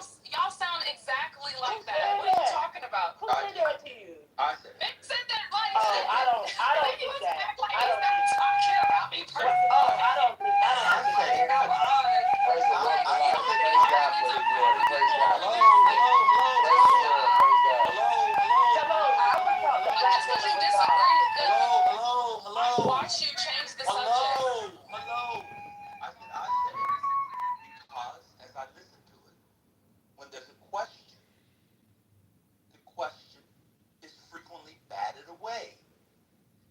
answered she every asked question. you, and hello, when she asked you, and she said, sorry, First Lady, that the people usually don't use such arguments. They begin with the cosmological argument.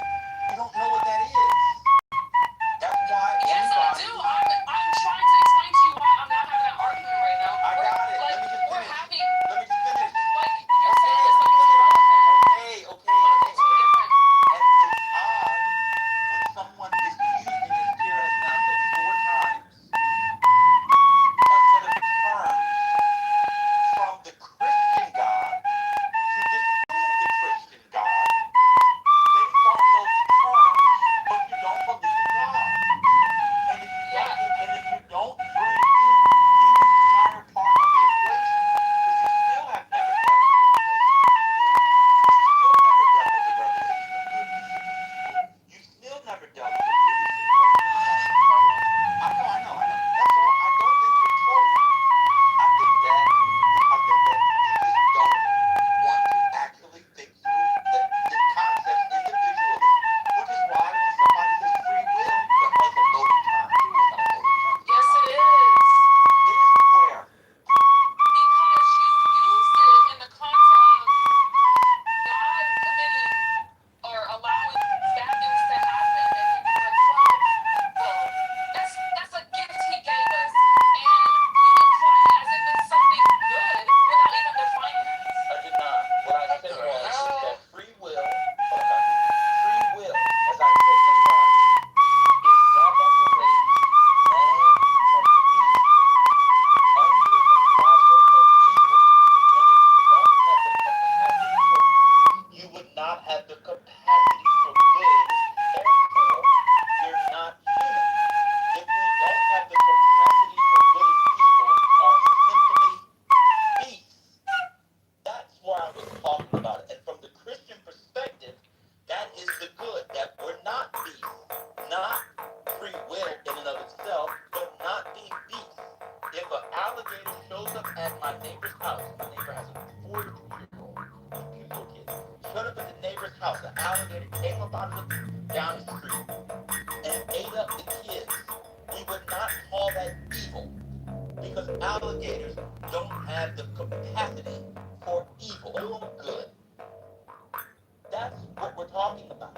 And you say you wish a God, if one existed, got rid of doing evil, then you would not know what good is.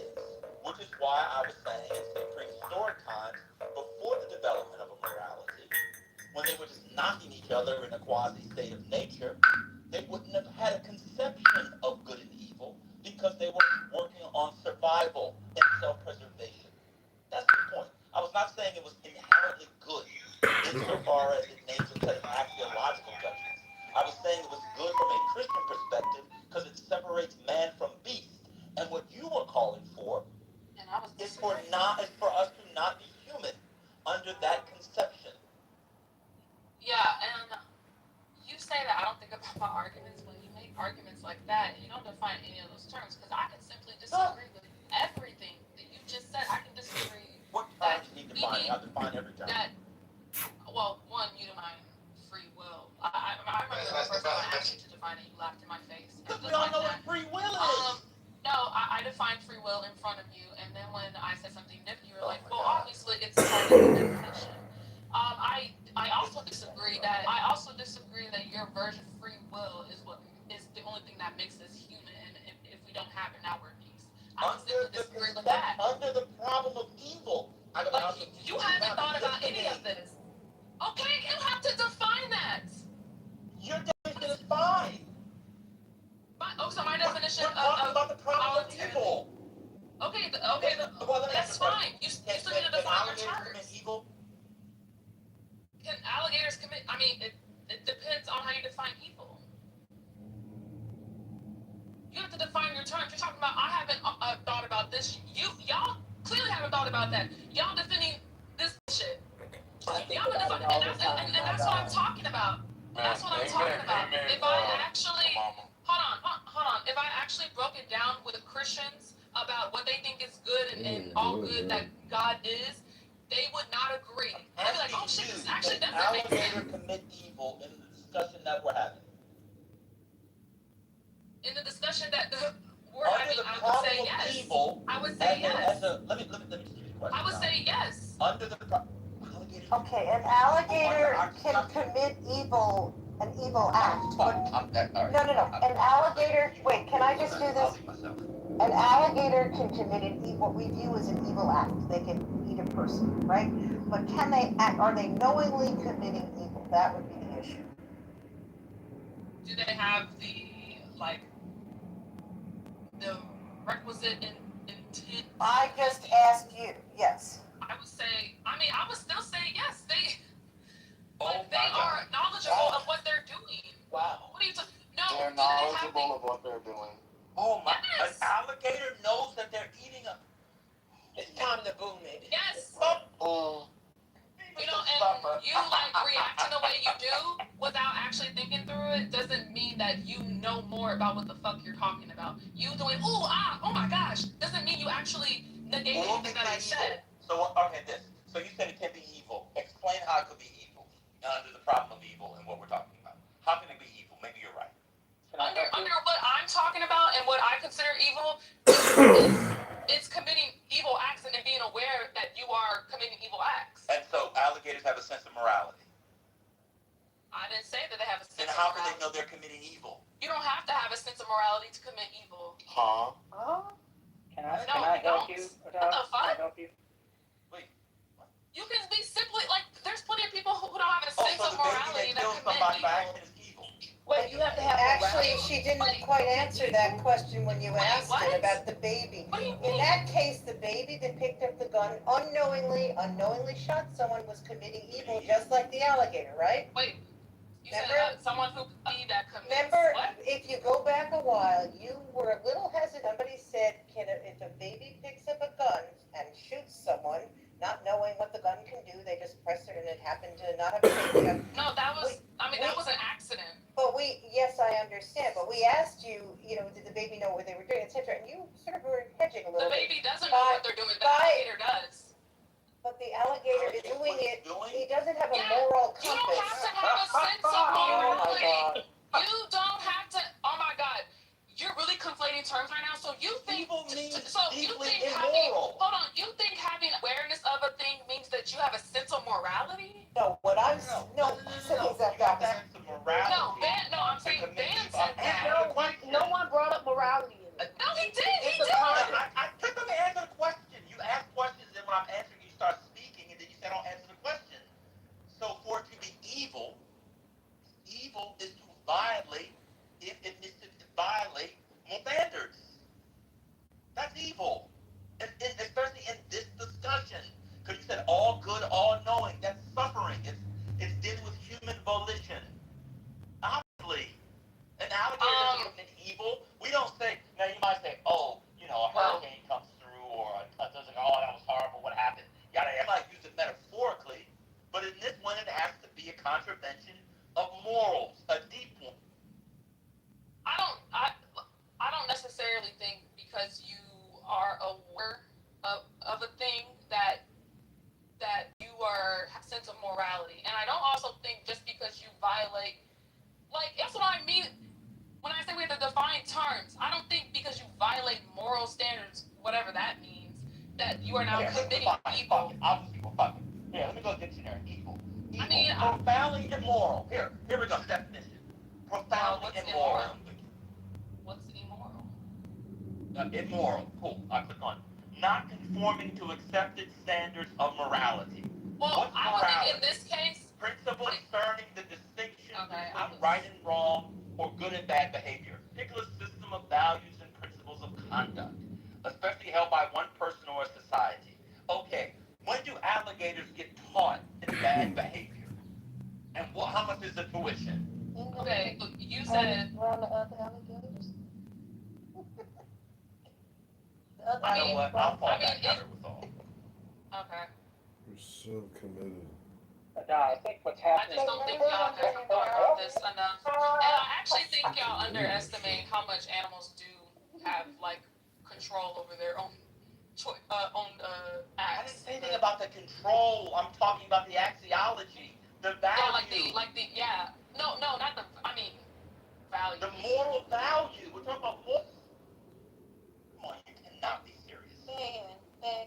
Bro, stop saying like. Go ahead, Brian. You haven't thought about this just now. Go ahead, You haven't Brian. thought about this. Don't ever say I'm trolling. I haven't thought about this. I actually have thought about this. I don't think you're trolling, but I've never thought I hear someone say And that you an haven't thought alligator about has this. a moral sense. You see that? You see that? You I didn't literally say just that. implied That's not what I said. I said I don't think you need a moral sense to commit an evil act. All right, go ahead, Brian. You said that. So wait, how and now you're gonna go around and say people and tell people that I said that. Because in this particular case, evil be the intent, which it could be awareness or purposeful causing of suffering or harm. In this particular sense. Is causing purposeful suffering or harm. Yes, when they eat a baby. And it knows that it's Yes. my God. Yes. They're trying to eat food. It's Alligator hungry? Okay. That alligator hungry wants to eat. That's not purposeful. Trying to create harm and take the baby away from the family. Do you think? Because I mean, that can simply be defeated by a simple hypothetical. So you say that someone. So I mean, are you saying that for someone to commit an evil act, they must have a sense of morality, basically? Is that what you're saying? Start again. For someone to commit an evil act, or for them to commit evil, whatever, they must have a sense of morality of what's right and wrong. Like my nephew, that's this shit comes from my end. Oh, wait, sorry. That's not what Take it back. No, that's what he's saying. No. I asked the question. Yeah, he's answering the question. He's answering the question. Finish what you were going to say. Well, I forgot already. I forget. So I you don't have to. I don't know why y'all talk to me like that. It was hard to bust guns on their licenses. I don't give a Guys, I'm talking to Ben. it's a garbage He's thing. the one who said it. It's already taking you as planned. Brian, it's not all that far. What am I supposed to do about it? I don't think someone insulted me in the chat is on my side. So, No shit for this army. yeah, I don't care.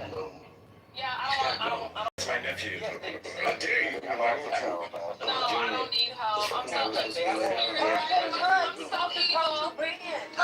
I'm fearless. I'm fearless. Talk to me. I'm here. They have to have a moral sense. Yes.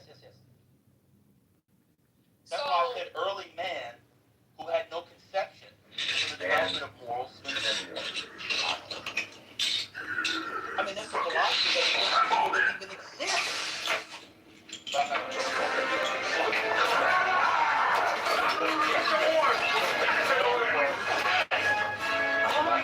going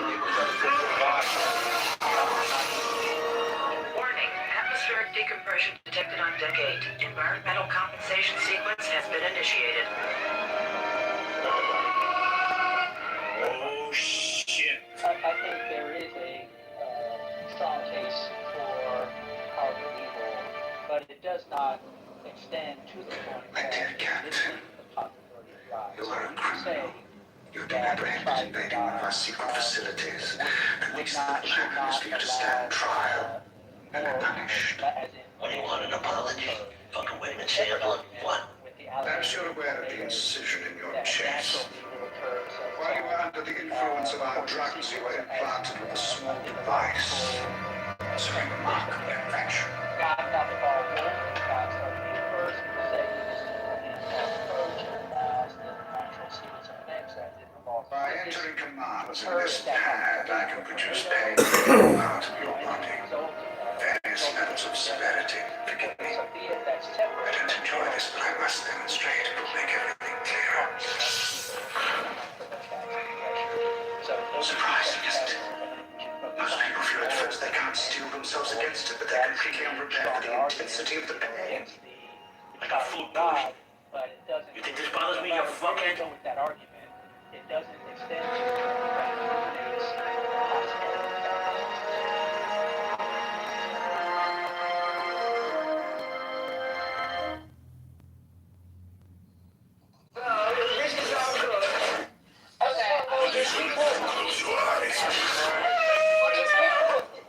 help me. Sorry, so sorry. Why are you pointing a gun at your own head? It's not my head. Well, it is my head, but it's not my gun. What happened to you? We have to assume the body is holding another. We just kill the head, right? You can't shoot the head in the face. Why not? Stop! Ramon!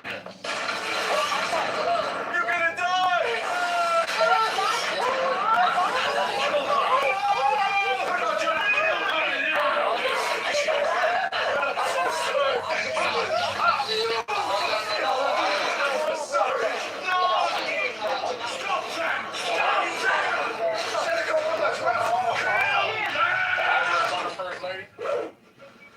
With me! Stop holding my hand. People don't do that to me. So it's not that the argument This is external critique on coherent. She's saying that we are irrational for believing in it because the triune God with all the omni properties cannot exist. correct. And Brian's response is, and Brian's response We all is agree. 1 second, man, I'm telling you, want to speak. Brian's response is apropos because even if everything she said was true and God didn't possess all the omni properties, doesn't mean that he would that means he doesn't exist. Correct. It just means that we would. Come on, your mama, don't take it out on me, bro. I said correct. She didn't say it. Yeah. Y'all sound the same. Y'all sound the same, my bad. Listen, you know how y'all are passive aggressive when y'all don't get y'all fucking way. So, Ain't nobody passive aggressive. Give me your address. Yeah. Who passive aggressive now? Yeah. Pull up. Shorty said she gonna pull up for the day. with overnight bag? No, if what I'm saying is so stupid, you wouldn't have to lie about what I say. But Yeah. So if you look up the definition of evil, it says, I'll say it again, profoundly immoral and wicked. So at the core of that, the first adjective here is immoral. So in order to be immoral, you would have to have a set of moral standards and a consciousness of such standards. Right? If an alligator can commit evil based off this definition, they would therefore have to have a moral sense. Maybe people are using evil, I don't like the natural evil thing. There's actually a version of natural evil in Christian theology, which is different. I understand what Brian was doing, but that's just like happenstance, instinct, tragedy, we use these things. Obviously, in a discussion on the Christian God and the allotment of suffering, vis-a-vis human will, we're talking about having a moral sense. That's why slavery, rape, and that's why murder, rape, and genocide have been the primary examples. Those have been the primary examples. Not a rhinoceros running his horn through that doesn't my chest. I mean that doesn't negate. Can I move it along a little? I mean, you literally said that alligators can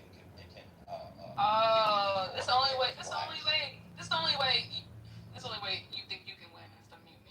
There's nothing to win.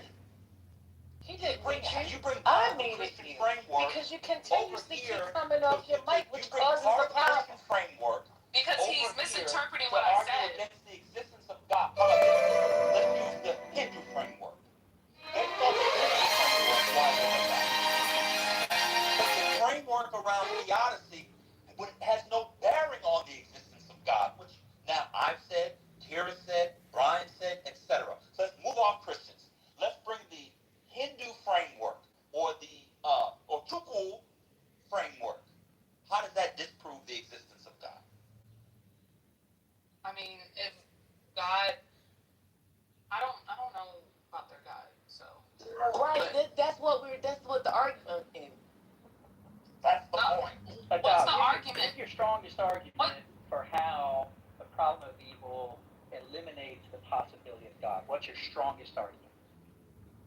That because evil exists, therefore no God.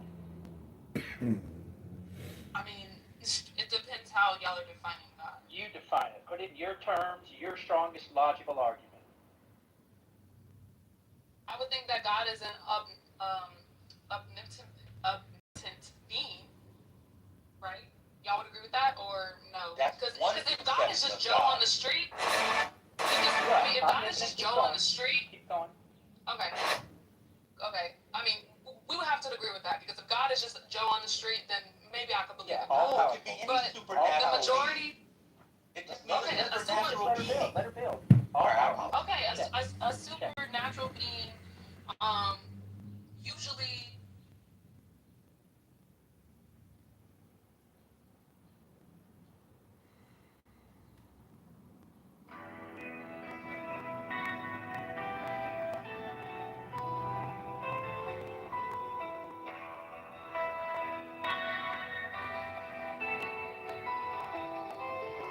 I am the charioteer of the east, Lord of the past and of the future.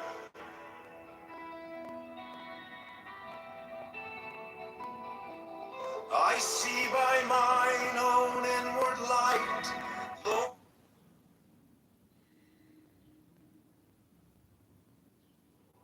who cometh forth from the dark. And my birth is from the house of death.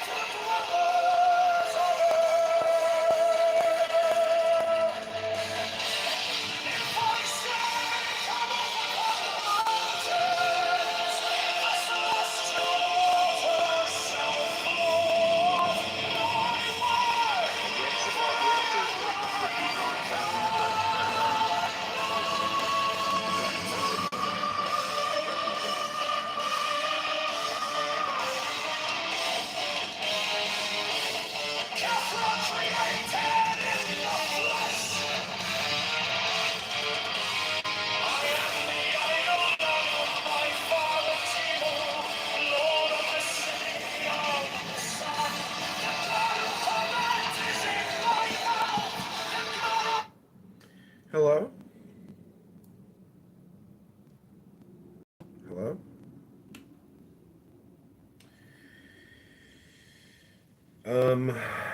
Want to say hi to my friend Honey Badger down there in the audience. I saw Honey Badger at the bar I was at last night on the wall, and I thought about you. Does he live in Chicago? Oh. Okay, never mind. Yeah, I live in Chicago. No, I was. I'd like to play a little song for my friends here. It's called Wizard Banishing. Well, maybe not. It's not one of my favorites. But I'm going to play for you my new political campaign song called Brandon Johnson is the Scam. I hope you enjoy. Chicago Mayor Brandon Johnson is a fraud and a criminal who lied. Republicans and socialism for black slaves. Free buses for abortions from out of state. Allows teens to take over streets and cause chaos. Borrows $1.3 billion to give out to its crony non-profits. The FBI needs to arrest Mayor Brandon Johnson and his C2 Mafia propaganda. Affordability is a scam. Brandon Johnson is the tax. Brandon is a scam.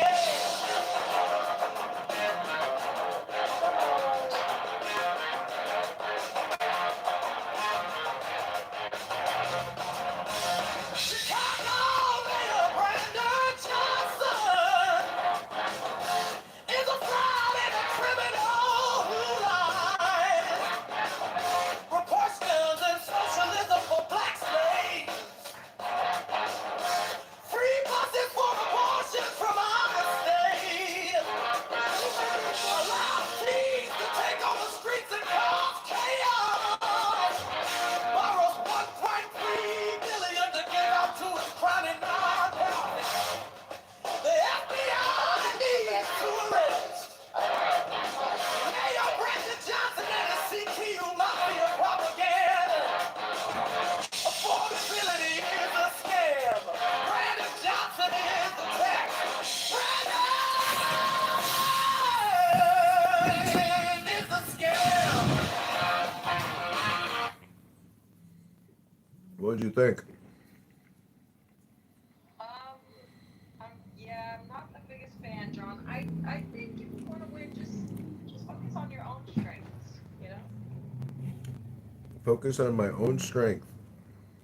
Yeah. Well, you're fired.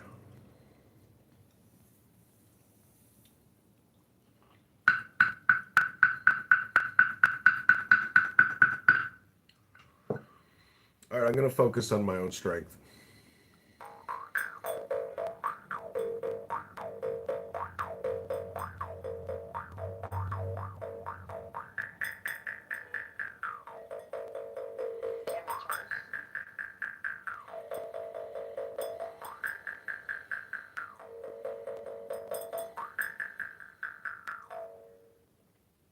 What'd you think?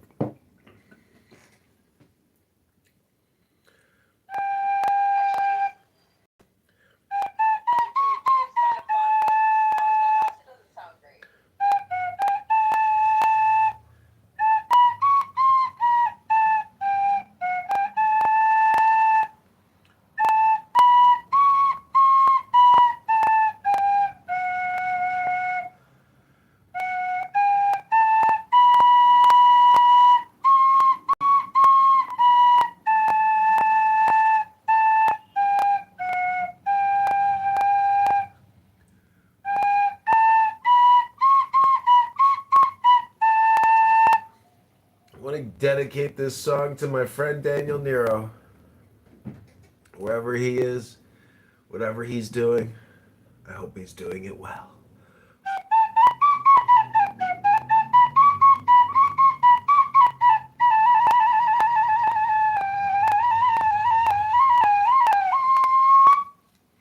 Never had one lesson. Raised in the catacombs of an opera theater.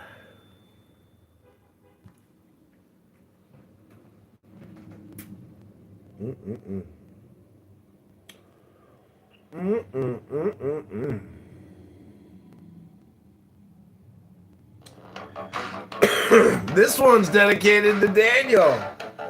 Massive melons. Melon rainbow. Watermelon rainbows.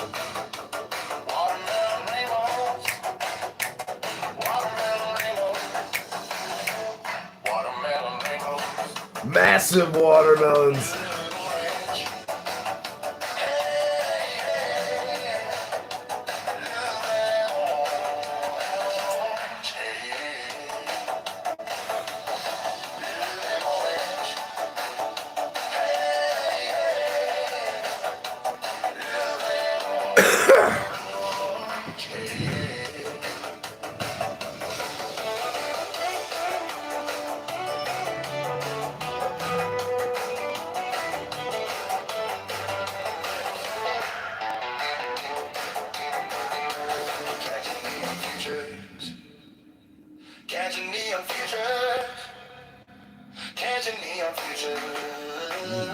Catching me on future lines. Living that orange. Hey, hey, live that orange. Hey, live that orange. Hey, hey, live that orange. Hey.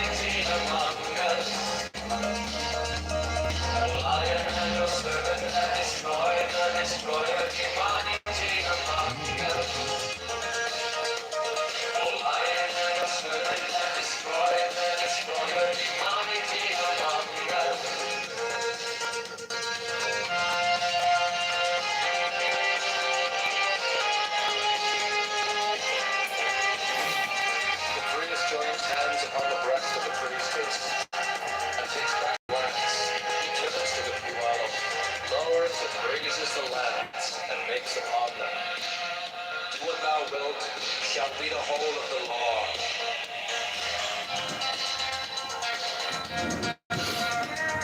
Love is the law. Love and the will.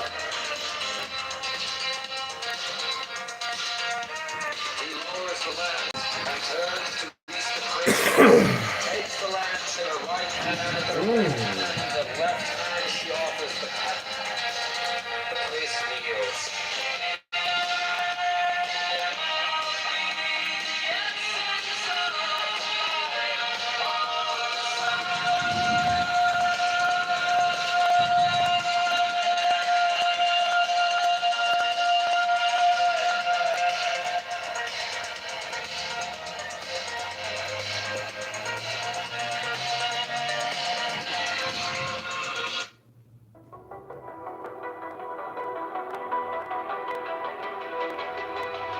Principles.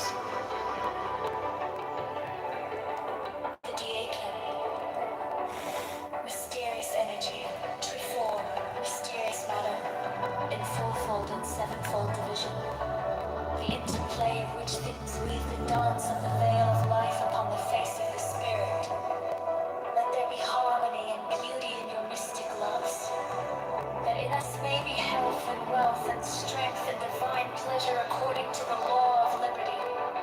Let each pursue his way as a strong man that rejoiceth in his way, as the course of a star that blazeth forever among the joyous company of heaven. The people. So to be. So to be.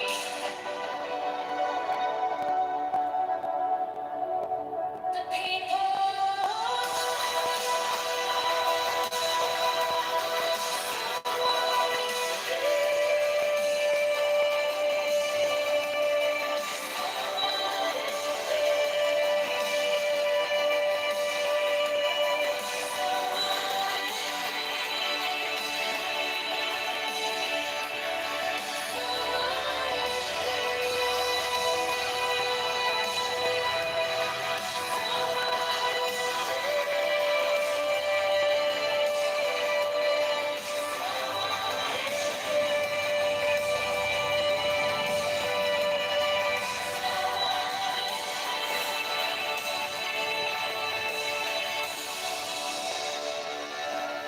Birth. The Deacon. Be the hour auspicious and the gate of life open in peace and in well-being, so that she that beareth children may rejoice, and the babe catch life with both hands.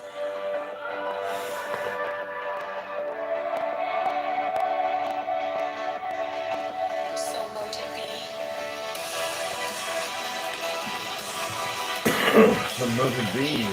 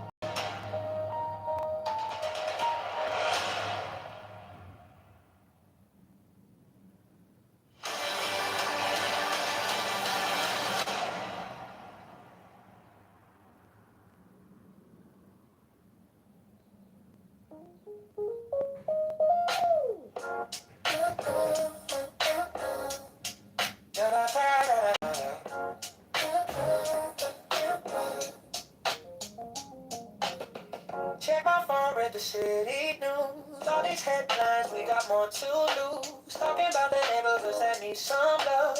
Dreaming about a leader we can be proud of. On the south and the west, every single block. Time to build it up, time to talk that talk. We're trying to move on, trying to find our way. Lift the whole town up every day.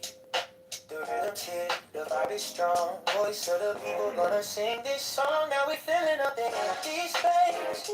Every street and every place. A little bit of hope, a little bit of change. Rising like a peak in the pouring rain. Go to Chicago, play all over that come. Go Chicago strong, keep pushing on. Go John Kitover, lift up every space. John Kitover, 2020 sun for this place.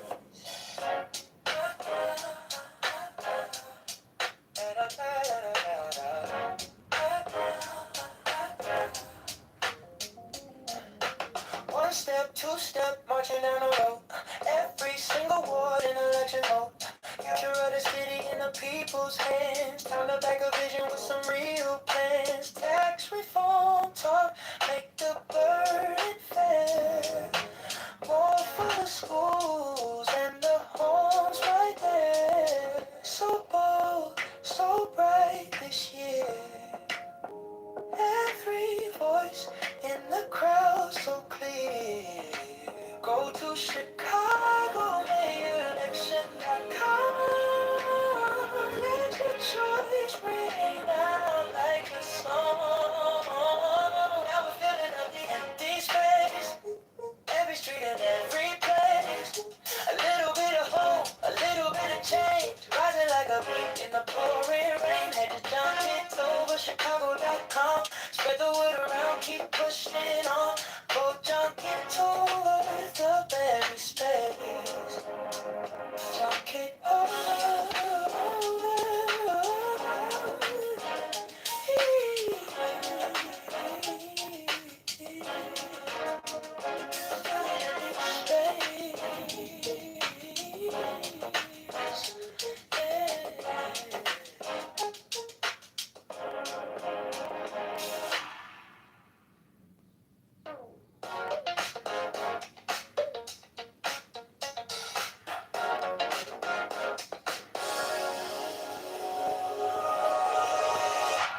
You log in, like the countdown just begins. Slow spin, every scroll just leads to him. Full page, pulling traffic to the booth. His name on your lips like something new. You pull that ballot from your pocket, right here. Say I don't usually even talk it, but tonight you want an option. It could be a better option. You got me doing up the midnight moves, yeah, right here. On the screen inside my room, click on his name, target his name, ready for changes. We're breaking the rules. You got me, oh yeah, doing up the midnight moves, vibing like I'm stuck on my truth. If this is the moment, I don't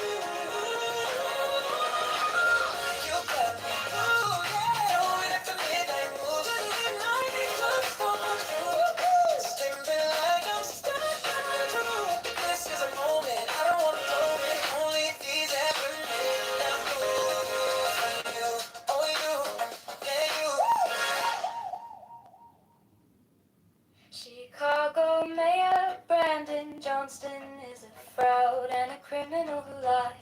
Red Persians and socialism for black slaves. Free buses for abortions from out of state. Allows teens to take over streets and cause chaos. Borrows $1 billion to give out to his crony non-profits. The FBI needs to arrest Mayor Brown to mafia propaganda. Affordability is a scam. Brandon Johnson is the tax man, is the scam. Chicago Mayor Brandon Johnson is a fraud, a criminal who lies. Red Persians and socialism for black slaves. Free buses for abortions from out of state. Allows teens to take over streets and cause chaos. Borrows $1.3 billion to give out to his crony non-profits. The FBI needs to arrest Mayor Brandon Johnson and his C2 mafia propaganda. Affordability is the scam.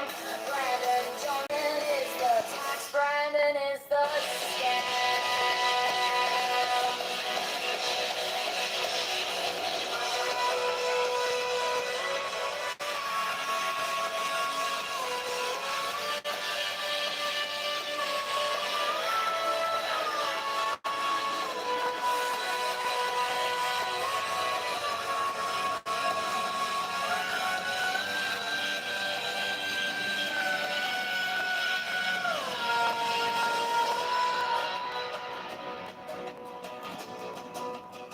Chicago Mayor Brandon Johnson is a fraud and a criminal who lies.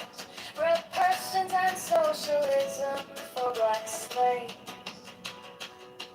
Free buses for abortions from out of state. Allows teens to take over streets and cause chaos. Borrows $1.3 billion to give out to his crony non-profits. The FBI needs to arrest Mayor Brandon Johnson and his CTU media propaganda. Affordability is a scam. Brandon Johnson is the tax. Brandon is the scam.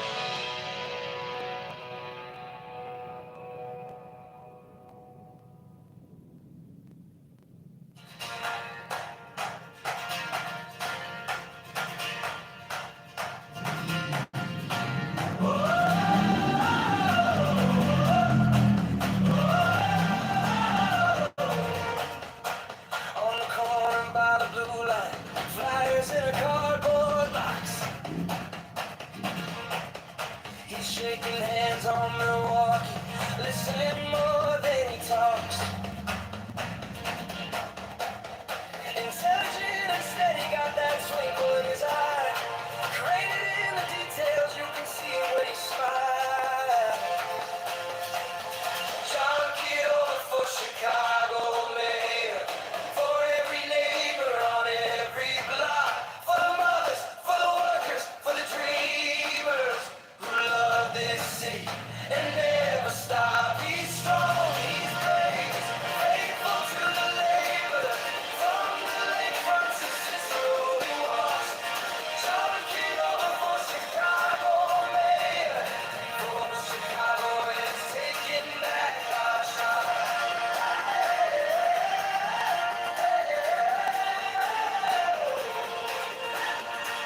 Joyful in a hard time, laughing on a winter street.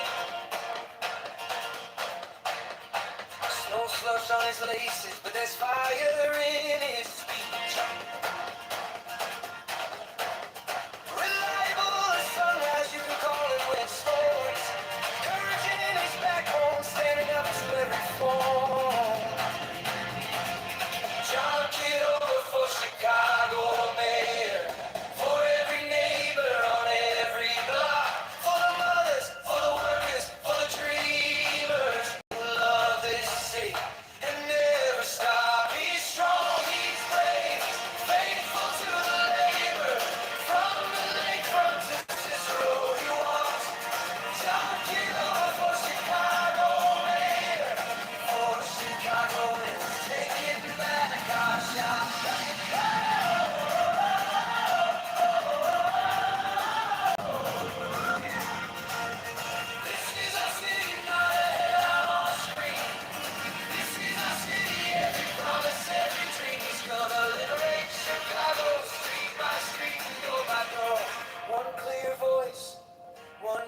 choice.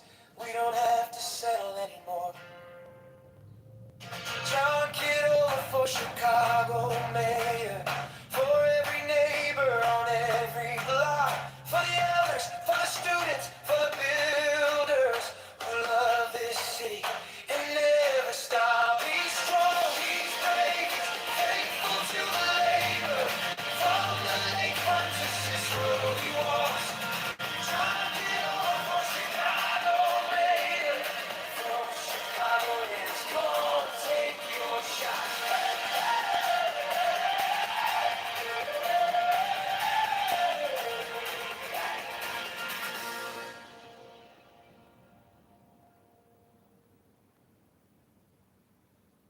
But to love me is better than all things. If under the night stars in the desert thou presently burnest mine incense before me, invoking me with a pure heart, and a serpent flame therein, thou shalt come a little to lie in my bosom. For one kiss wilt thou then be willing to give all. But whoso gives one particle of dust shall lose all in that hour. Ye shall gather goods and store of women and spices. Ye shall wear rich jewels. Ye shall exceed the nations of the earth in splendor and pride, but always in the love of me, and so shall ye come to my joy. I charge you earnestly to come before me in a single robe and covered with a rich headdress. I love you. I yearn to you. Pale purple veils belong to us all who are more pleasure and purple and drunkenness of the innermost sense. Desire you. Put on the wings and arouse the coiled splendor within you. Come on to me. To me. To me.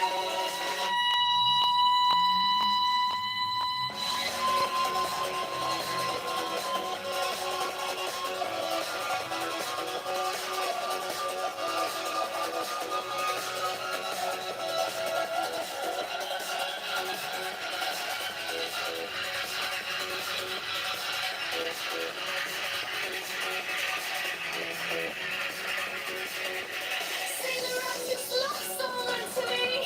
Burn to me perfumes. Wear to me jewels. Drink to me. For I love you. I love you. I am the blue-lidded daughter of sunset. I am the naked brilliance of the voluptuous night.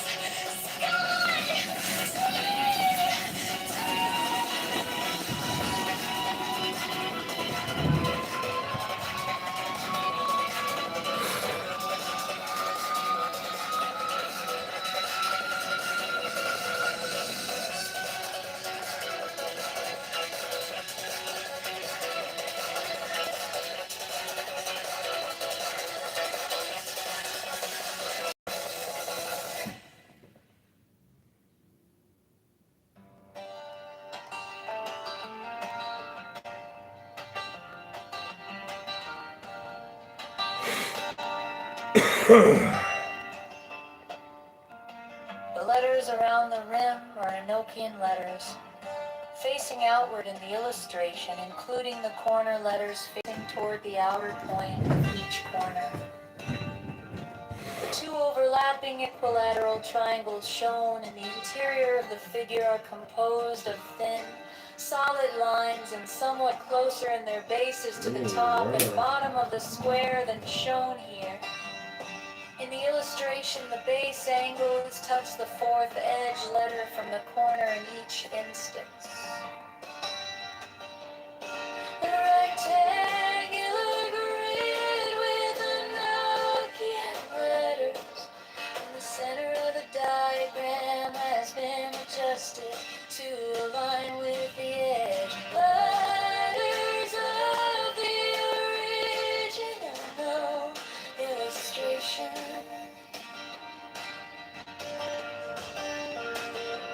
This rectangle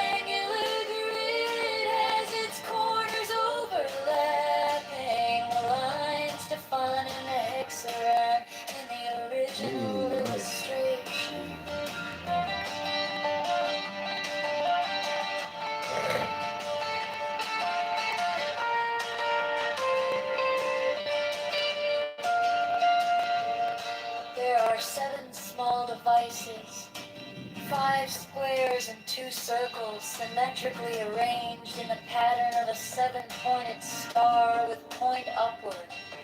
There is no actual seven-pointed star drawn. These devices are all oriented to be viewed from the center of the figure.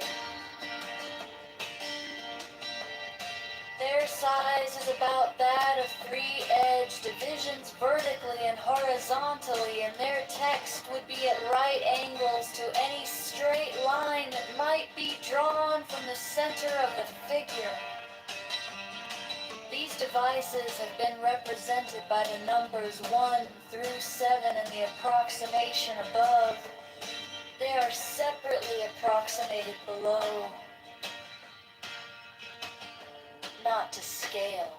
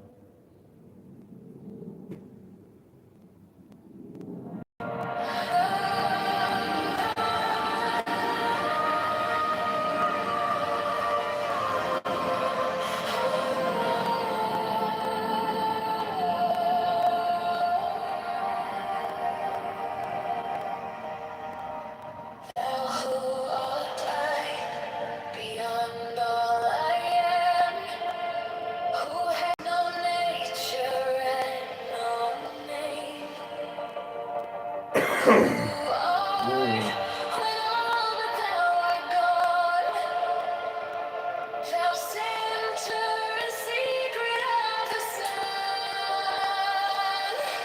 thou hidden spring of all things known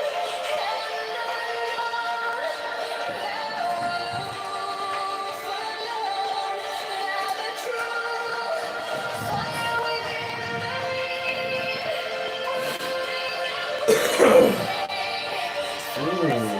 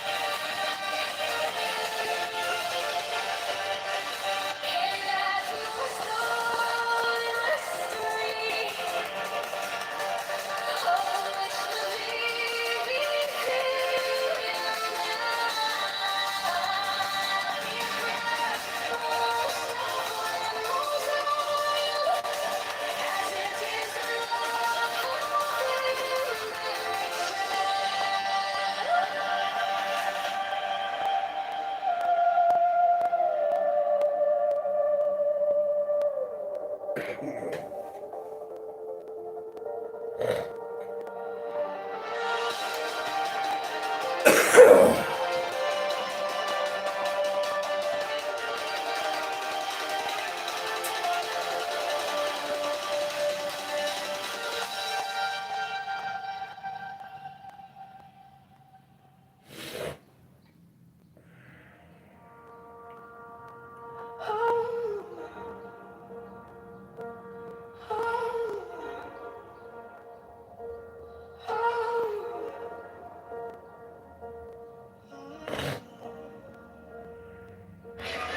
object all supply, I keep it in my mind.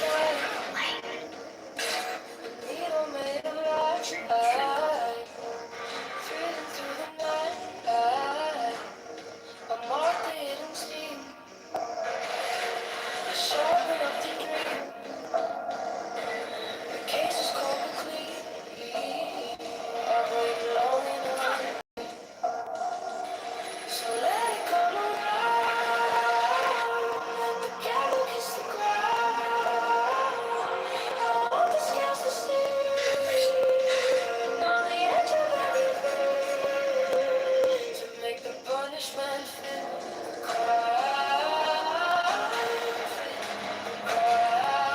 Make the punishment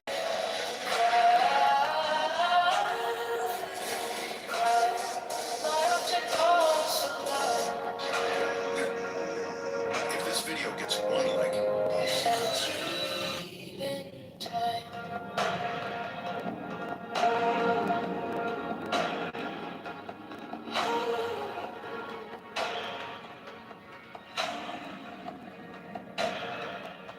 you wore the borrowed face, you left no kind of grace, but every lie you spun turns back beneath the sun. I kept the final clue, like a blade inside my shoe. Now every step you take feels like the earth might break. So let it come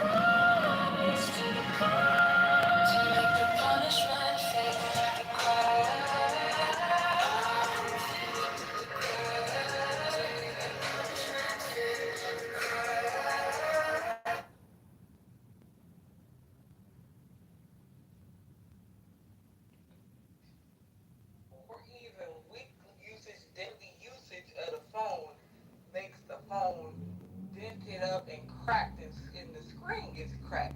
That seems like there are extreme circumstances that your pussy gets up and cracked. No. Let's think about it another way. Let's shift the perspective here. Every night you put that phone on a charger so it could be rejuvenated. Some of y'all will wipe the screen off from it. Some of you.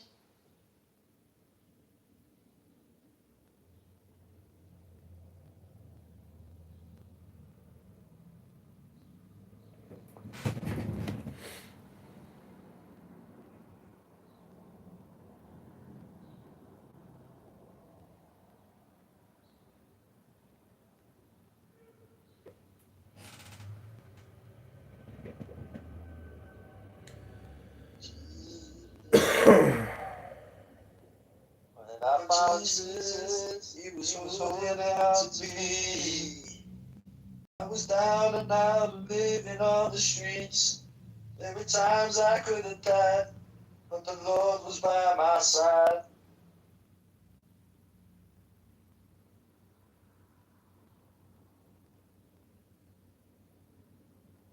Saved by the blood of Jesus. Always keeping the eyes. And it set me free. I absolutely love this song, man. When I found Jesus, he was holding on to me.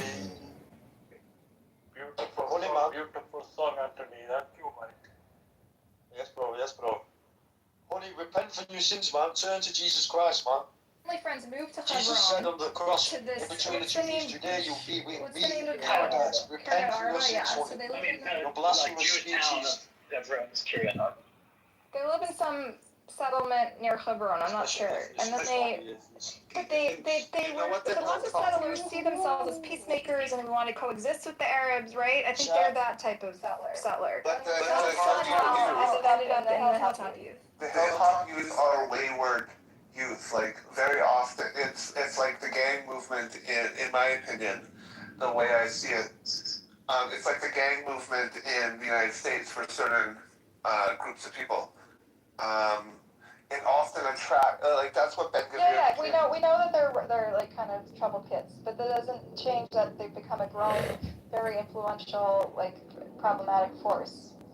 Like they're not. It's not a small movement, you know. Well, of course, they have a presence in the government now. Ben Gavir was like a recruiter for the Hilltop Youth, and now he's in the Knesset influencing with his politics, and like that's the danger point that we've kind of reached, and that's why people that are like, I guess you can say, left of Naftali Bennett are really having to come together if they want, like Naftali Bennett's being fairly over the top about it, but he's literally saying we need to come together to save the Israel that is. Here's my prediction about it. You can't, either way you cut it, it's either Haredim or Arabs. There is no way to make a government without anti-Zionists. Yeah, that's true. I try to remove you, John. I Hello? appreciate you, but It's projection. Take care. Hello? yeah. Why'd you do So, that? okay, here's my advice for the halfling Jews who the halakhic Jews don't recognize. I think you should just make your spiritual journey and your just make it your own. Like Naphtali, no one's stopping you. There's no one has an authority to tell you you can't read the Torah portion and know what it is and learn about Judaism on your own. Like you don't actually have to convert, you know. You can engage in Judaism in a personal way as much or as little as you want, and no one can stop you, you know. It sounds like a psyop. I think you should personalize it and not follow some like stupid rabbinical, you know. Yeah, but having said that, I more or less agree with you, but having said that, like, the ways to, one of the most impactful ways to choose the Judaism is to be conversant in its traditional language, so that you have what to choose from, right? And that, with the understanding that those have served us, right, not just because of the obligatory nature of the system, but because of the value propositions in play underneath the practice, right? So, like, that doesn't mean be orthodox, but it does mean study the text, right? Know what our tradition says, because when is the shit gonna hit the fan for Naftali, right? I'm encouraging him to study the text, but if he doesn't have to convert, he could read what I just posted on top of his page, which is his Torah portion, which he didn't even know. So where the rubber meets the road is if he wants to join a halakhic Jewish community, right? So but to the extent that he doesn't, then it doesn't matter.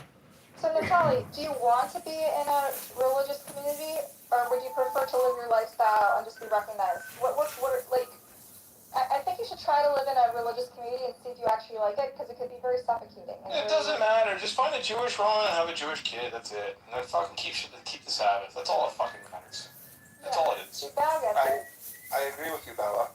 It's all fucking bullshit after I don't that. think you need the paper. Who needs the fucking paper? It's a waste of It doesn't fucking matter. Just believe in It God. comes with a lot of strings that you don't need in your life. The thing is, I have reached the point through my journey that I do have it, like especially when I'm living in a diaspora, I do have a desire to connect with the Jewish community, and the only way to connect really completely with the Jewish community in diaspora is through like shul or synagogue community or religious community. So ultimately, that's what I just read your parsha. That's all. That's it. Like this, read the Do Torah. what Paul does. Go to the matzah ball. Go to all the singles events. Actually, I think the thing to do actually is actually try to find a community and be transparent about it and be honest about it with them. And if you're willing, right? If they say we have a boundary, right? We're willing to have you in our community, and you can observe Shabbat, and we'll study with you, and you build a relationship with the rabbi and people there, right? But maybe they say we can't give you an aliyah. We know that you believe that you're Jewish. We see that, right? We don't recognize that, but we're going to respect each other, and we're going to let you come to shore, right? I think, like, if that is the thing you're willing to do, I don't see a problem. I think you can make it your own, right? And, like, I sympathize with the idea that, like, a certain kind of religious community feels like what I want to choose, but it also has stuff I really don't like. I think the Chabad people will take you because you're in a kind of a far-flung place. Chabad is probably good for you, but they're not going to force you to convert. You know, like they'll accept you and just give them a visual. They'll just have like there's lots of non-Jews go to Chabad. It's all the riffraff can come to Chabad. They literally take anyone. So yeah, I agree. You know, it's complex because Not that you're riffraff. I'm just saying, like they're welcoming to anyone, any lifestyle. You know. Yeah, I tell you, in my heart and hearts, through the research that I've done, through what I know of where my mom comes from, because it cuts off at a certain point, I believe my maternal line is of Western Sephardic origin. For me, that means because under that diaspora group, they followed Maimonides' law. For them, Maimonides said that if you have to convert under threat of death or coercion, the conversion isn't valid. So I truly believe that I have a Jewish soul in that way. But I recognize that in an Orthodox community, if I told them that, they would go no. Some would go, yeah, that means you're a Jew, but you can't prove it. Others would go, no, it means you're not Jewish. And others, it would mean you're not a Jew, but the process quickens, so to speak, to rejoin the community, right? So those are the three answers that I've heard. So it's complex for me. It's so interesting because Bao's in the same position and it's not complex for him because it's so like normal. Like there's so many people that have Jewish fathers and they're able to engage with Judaism in sort of their own. Yeah, you know how many fucking hybrids I know? But he's doing it in his own way. Yeah, but Naftali is doing it in his own way. You just have trouble with believing he's doing, right? Like Bao is in Boca Raton. Yeah, no, but I think that makes a difference, sure. But like, he's explaining. I haven't heard Naftali say anything except like to me in my journey, right? Which says to me like why isn't it okay for Bao and Naftali to be in like different places and having different wants? Like that should be okay, right? Yeah. I don't think he knows what he wants. Like, he doesn't really want. But that's not up to you. That might be true, but that's not up to you to be like judgmental. That's why we're helping him figure out what's right for him. You know, he might She might like Orthodox Judaism. Who Do you knows? want that? Do you want that advice?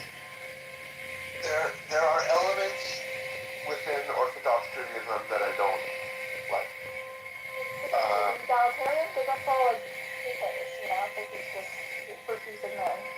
I have had the honor of meeting some women consider themselves Orthodox or conservative that are incredibly knowledgeable and skilled around Torah.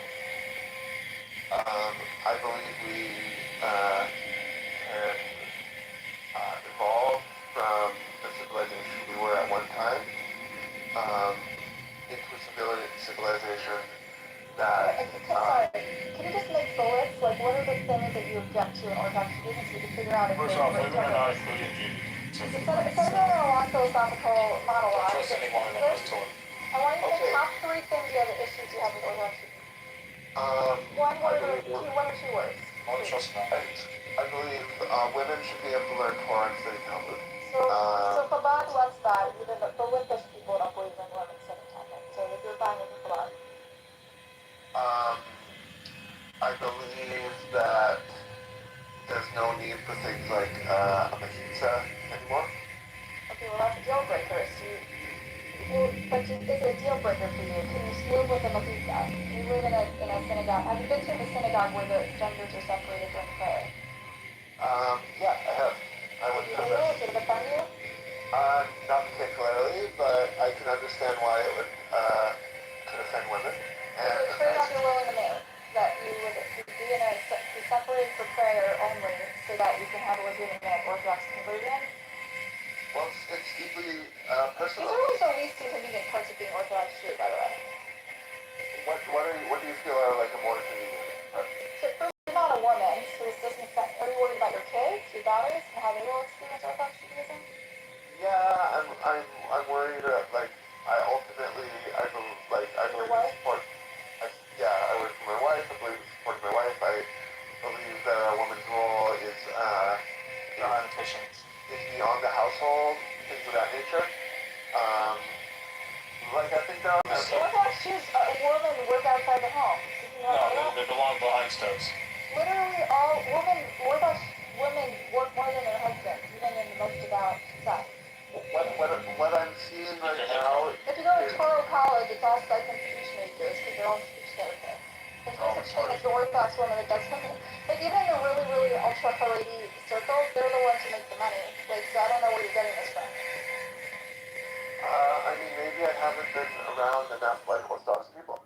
I know I want to know, you're focusing on women so much, as if like your entire criteria for what sect of Judaism you want to be is based on what women experience. What about you? Do you want to strictly keep kosher and never leave, and have like a community every Saturday and not turn on the lights and like study, you know, be in an immersive religious experience where you're surrounded by other Jews who are... What I want to make sure is that the next generation of me's can speak the language, knows about all the holidays, knows how to celebrate all the holidays, knows the rules around the holidays. You want to be Jewishly literate. That's what you want. You want to be really knowledgeable. But it sounds like you have done some of the legwork. Like you went and studied at a yeshiva, right? Or like some sort of Jewish program. You know, I learned certain portions of the Shulchan Aruch. I want to learn more of the Shulchan Aruch. Listen, unless you want to create an identity, you just gotta self-learn. That's all it is. It really is nothing more than that.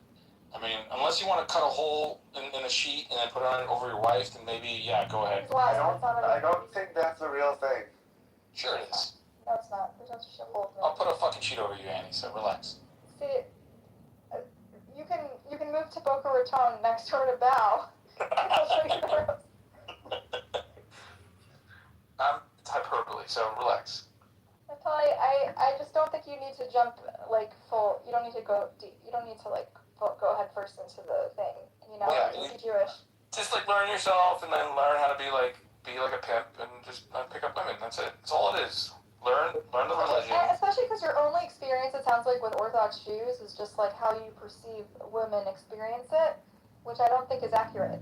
And I'm gonna be honest, I know a lot of Orthodox Jews, some ultra-Orthodox Jews who don't experience religion the way you describe it at all. Yeah, don't trust women, Naftali. I've got to see like real. And I'm not an apologist. Like, there's a lot of fucked up shit. Like, I apologize for all the women that try to pretend that they're actually religious.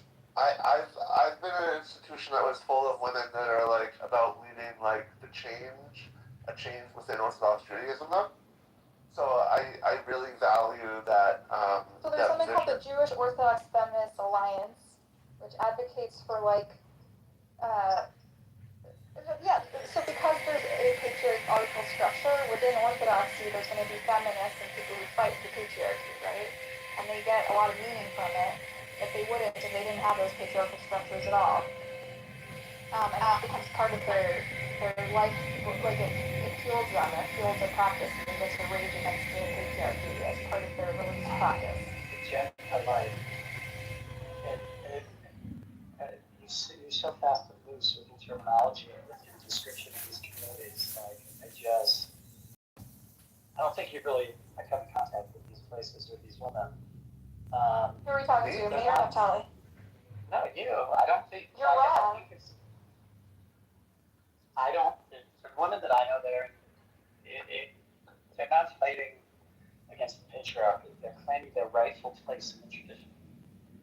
Which community are you talking about, Kale? Like the modern Orthodox people, or the ultra-Orthodox, or the Hasidic? Which ones? Yeah, Pardes is an example. Yeah, the Pardes people, the Vienna Hill people, South Jerusalem, Orthodox Jewish American immigrants. The Rachel Goldberg Polands and John Polands of the world. Buttercup's wrong. Buttercup's wrong. Yeah, Rabbi's right. Wait, I don't understand what you're. I don't know what we're debating exactly. I do know some ultra-Orthodox Jews, including many in my family, and they identify as feminists, and they study the Talmud as a just statement of their feminism, right? And they complain about the machitza being side of the women's side, never being equal to the men's side, and that fuels their religious practice. They understand that the system is patriarchal, and that's why, and I think that fuels them in a sense, because they. Don't you think it would be useful?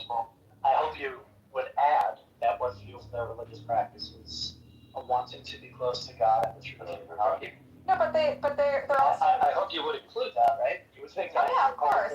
Like, obviously, they don't need the baggage. They could choose not to have it. They enjoy participating in communal life, and they enjoy many aspects of just the rituals and the communal. You get like I think it's for a lot of them. It's like the schmoozing at Kiddush is like the life. It's like the main force in their religious practice, the gossip. It's like you just make things up. What are you talking about, Colin? Yeah, Buttercup. You know about like from Jews. You know the from. I know, but like the examples you choose. Schmoozing at Kiddush. I feel like the examples you choose are so like anecdotal. They're so like they're only one kind, right? Yeah, there's the Kiddush Jews. Yeah, there's the Toast Jews. Yeah. Okay, these are aspects of religious life, Colin. Why are you undermining it? Yes. I'm not undermining it. And they're beautiful. Presenting it, they are beautiful. You are presenting it as if it's a monolith, that this is the way that it is. This is the way, this is the only way. And I'm just saying. I never said it's the only way. I'm trying to help paint a colorful picture for Naftali here, who's thinking of joining it. Yeah, you're trying to make it a monolith. I don't think you're ugly. Buttercup. What I think Caleb is trying to say is, through Caleb, I've been exposed to some like very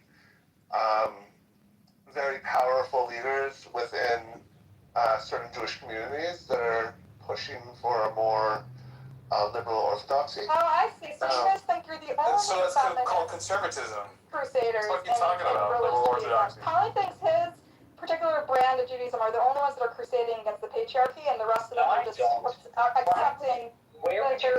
accepting their inferior role in their society. Excuse me, you're making things up again. There's not one thing that I've ever said to you that will lead you to that conclusion. You're getting mad because I'm saying in other sects of orthodoxy, there's crusaders, there's women who crusade against the patriarchy, and that's part of it fuels part of their experience. I didn't say there wasn't. I was saying that there are other reasons that these women also engage. Yeah, no shit. Obviously, people like religion because they like religion. Right. So stop lying. I like prostitutes. Stop putting words into my mouth. You have this habit. Stop. I don't know why you're fighting with me about this. Nothing we said was contradictory. Stop fighting. You said that. Excuse me. You said that I think that my way is the only way to fight the patriarchy. What on earth did I ever say that would lead you to say that? That you make that up. You made that up. My point is. Just say you made it up. Well, he's saying that you hooked him up with a community that is very progressive and sort of tries to push the boundaries of orthodoxy. I suggested a community that is one community among many that is good for people on the journey, like Natal. Got it. So don't make things up and put them in my mouth. You're getting mad at me for no reason, Khalid. It's all good. It's not no reason. I'm stating the reason, and I'd like you to. First of all, you came at me first. You're like, you've never met any of these people. You have no idea. You've never encountered. I know fucking from Jews. Get the fuck out of here. So, but Buttercup, no. All I was trying to explain, Buttercup. All I was trying to explain was that, like my journey so far. And Caleb is a little bit privy to what I might have been exposed to on that journey, because he made suggestions. He made suggestions, and I chose to take them. That showed me certain communities that were we're so way above my level of like just being someone that has like a fairly knowledgeable, a very strong academic. Knowledge of Israel and Jewish history in the diaspora, and is like really interested in the development in it. And he basically placed me in this community that is reading these religious texts in a way to some of them to connect it to the archaeological history. Others that are basically living out the civilization by moving with the involvement of how these texts are discussed and who are discussing these texts. And in no way am I saying that there aren't other feminist lay leaders in the world. I'm just saying that this happened to be a hot spot for. That's great. That's good for you. I'm happy for you that you found that. Like one really cool woman that I met is from an ultra-Orthodox community in Long Island or New York or some 3 towns or the 5 towns, wherever that is. And she comes from like a really ultra-Orthodox family that is like not gonna come to Israel until the Messiah comes. And she went from studying Harvard Law to going to Part 8 because she wanted to study Talmud. This is a woman that is like representing a very distinct community and is trying to evolve within this community. And there were a lot of people like that at this particular community. That's cool. God, what are we talking about? I don't know. Well, I mean, okay, so you're saying that there's many different ways to get closer to Judaism for people who have Jewish dads or aren't considered halachically Jewish. One way is by Bow Wow going to matzo ball and singles events, and living in Boca Raton. And the other way is by joining this intellectual, community of progressive Jews that are sort of pushing those boundaries. I'm on a crusade to fuck as many And Jews. another way is just go to your friendly Chabad and just get a free meal. They're getting kind of cheap these days, actually. There's not a lot of money. I think a lot of money got spent through the psychological operation to disseminate all this bullshit that's been happening. But all those are valid ways to participate in Judaism. It could be like an intellectual thing. It could be a social thing like Bao, And another way that's valid for me is the rabbi asked me to do him a favor and run the food on Shavuot from his house to the function. You're a Shabbos boy. That's all you are right now. That's it. And I was aware of that reality, but I was also really happy to help him out because he's a really nice guy. Yeah, and he's like Shabbos boy. That's how they test you. Wait, Val, have you been treated like a Shabbos boy before? Wait, was it on Thursday? Was it on was it on Friday or Saturday? And they use you to do tests and stuff. Yeah, they're fucking. Wait a moment. What are we doing? Makes a difference what he was asking. When he was asking, was he asking you on a Friday or on the Friday, first day of Shavuot? It does make a difference, yeah. Makes a difference. Sorry, Clubhouse tricked me. Made me click on a room when I was trying to get rid of it. Okay. What day was it? We need. Was it It was Friday, but it was before sundown. I did all my running around. There's no prohibition of carrying stuff that is in need of the holiday on the holiday. He wasn't treating you like a Shabbos book. Yeah, but but he couldn't drive, right? Most of them are retarded, so yeah. So, I mean, you had to drive it. Yeah, I had to drive it. I drove it. So then, yes, he was treating you as a Shabbos book. Okay. Well, but That's not nice, actually. That has a point. I gotta say. No, seriously, it's not that. yeah, no, like that's what they do. They're like, oh, you want to be us? Okay, like, well, you're not. Hey, you can turn on and off some lights over here, right? Yeah, hey, it's a little cold. It's a little hot here, don't you think? Yeah, it's a little hot. Oh, wow. Oh, okay. The devil. Yeah, That's should I turn down very the should I turn down the That's very AC? exclusionary. Oh, that's up to you if you want to turn it down. Okay. But it is Yeah. hot though, right? Please don't react. Honestly, I didn't mind it. Okay. Okay. We're not gonna force you to be offended by it. I just feel like it's, Hello? you know, it's an exclusionary. He didn't have anybody else to do it. Okay. So if basically his choices was if he What do you want to say? wanted, like, if Fresh he 30 seconds, okay. was gonna have to ask someone from the Jewish community that's not observant to do it, or he asked me. No, he's not allowed to do that. Fresh 30. It's against the rules. You're not allowed to make a Jew do a crime after that. Yeah. So that. Thank you for my fresh 30. It's a lot less than Uncle Steve's 5-minute standard, but I'll still take the 30. Let's read to you a little something special here from my magic book of Jewish wisdom. It says, in Hebrew, the root kedem implies both the East and ancient times. The Jewish people trace their origins through Abraham to Ur of the Chaldees, which is today Iraq. Kadmon means original, primeval, ancient. Primeval times and people are Kadmoinim. In Yiddish, ancient things are Kadmoinish.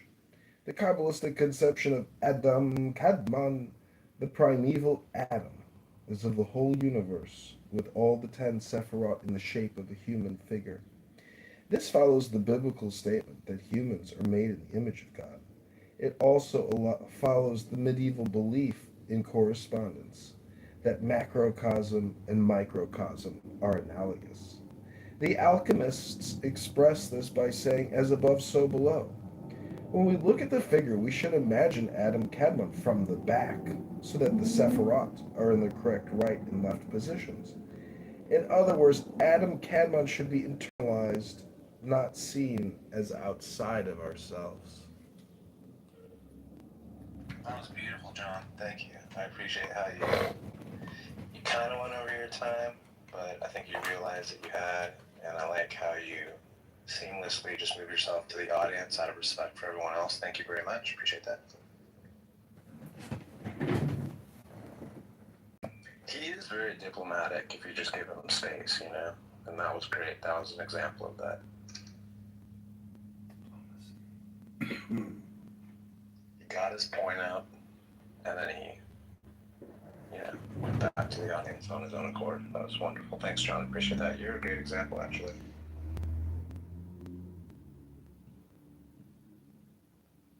You're welcome.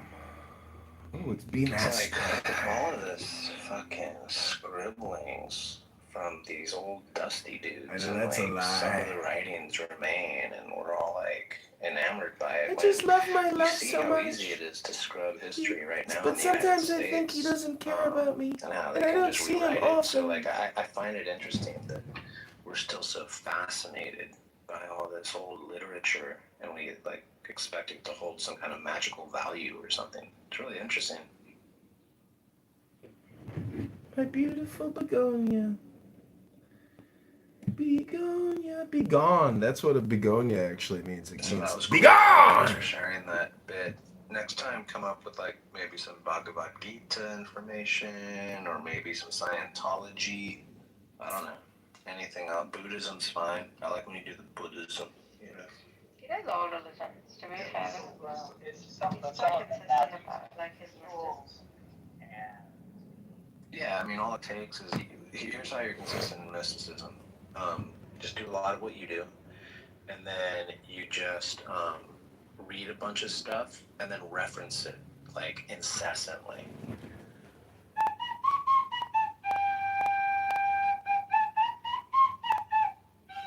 Because what else does it take? Like who's more of a mystic, really?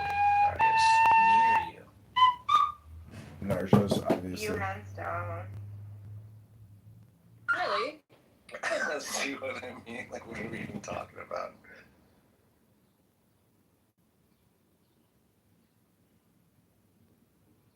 I don't know. Nargis is, she's gonna get there. I think she's already kind of there. Long way to go. Truth is, like, with mysticism, you can just mostly make up any shit. I just have to meet you, Nargis, and then it'll, you know, it'll grow exponentially from there. Hey, Hannah. Is that they're all franchise model and they're trained on fundraising to support themselves, right? There is no money from Central Chabad to support any Chabad house in the world. There's no such thing. So what's interesting, Caleb, is so I live in like a place, a ski resort town, right? So the Chabad is trying to serve a need like they do in Cancun or Palm Springs for a lot of the community from outside of the resort. So I've heard through the grapevine that Chabad Central is actually putting in a lot of money to support this particular Chabad. How old is it? Like 6 months old. Right. They give money for 2 to 3 years, and then in that time, the rabbi is supposed to have their own revenue streams. Some do it in different ways. Not open to preschool, some donors, all kinds of ways. But in those 3 years, they're supposed to have developed their own revenue. Oh, interesting. That's very interesting, actually.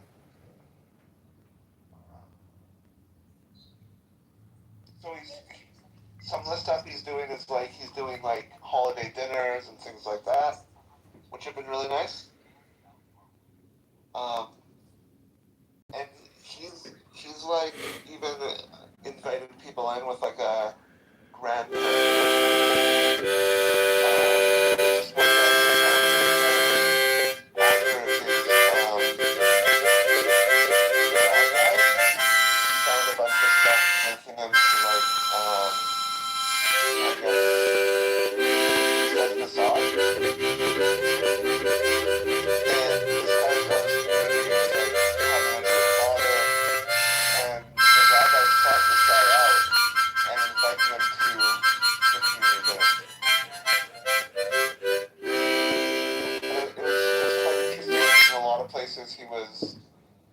he was out of place, but he was still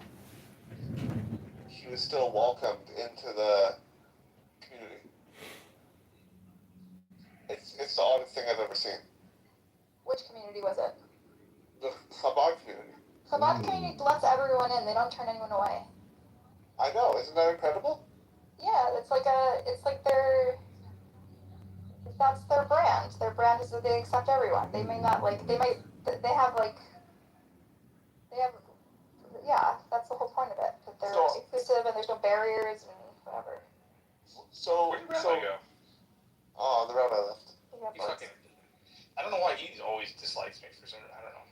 Not for all the comments and. He dislikes me too. I don't know why. He has a bad rap on here, unfortunately, because he fought all the crazy Zionists, the right wingers. So, but I think he thinks that I'm like lumped into that group, and I'm like, I don't dislike him. I like him. Yeah, I like Caleb a lot. Basically, what I'm saying is I'm trying to take the good from the Chabad. And I understand how I could have interpreted him asking me to do that as offensive, but I chose not to. I just chose to do in my mind. I respect that. Don't get in his head, Val. Like, it's fine. In my personal journey, I did a mitzvah for him, right? Yeah. And I mean, I'm an outlier. I'm someone who, like, is impressed by some of the things that Shabtai Tzvi did as a rabbi and the messianic figure. You know Shabtai Tzvi? Shabtai Tzvi? Yeah, of course. So, people are know him now as the guy that influenced the Fakist movement and stuff like that. And that gives us a pretty bad rap because like the Fakist movement is associated with all of these weird, crazy, anti-Zionist conspiracies. But you know, another thing that Shabtai Tzvi did was allow women to study the Torah, and he was quite a feminist figure in those actions. Oh, so you're pro Shabtai Tzvi? Well, you know, it didn't end well. I don't think Jews should. He was a false messiah. That's all I knew about him. That's what I learned about him in Judaism. That he's seen as a false messiah that misled a lot of people and, I don't know, disappointed them. It depends on how you look at it. I think it's a character study for mental illness in the Jewish religious community. So he's mentally ill. Yeah, I can send you a great video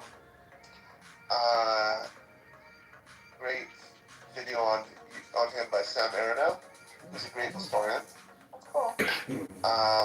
But his hypothesis about Shabtai Tzvi is that he was a mentally ill person. How is this Baruch guy to come up? I want to know who the fuck he is. He is coming in.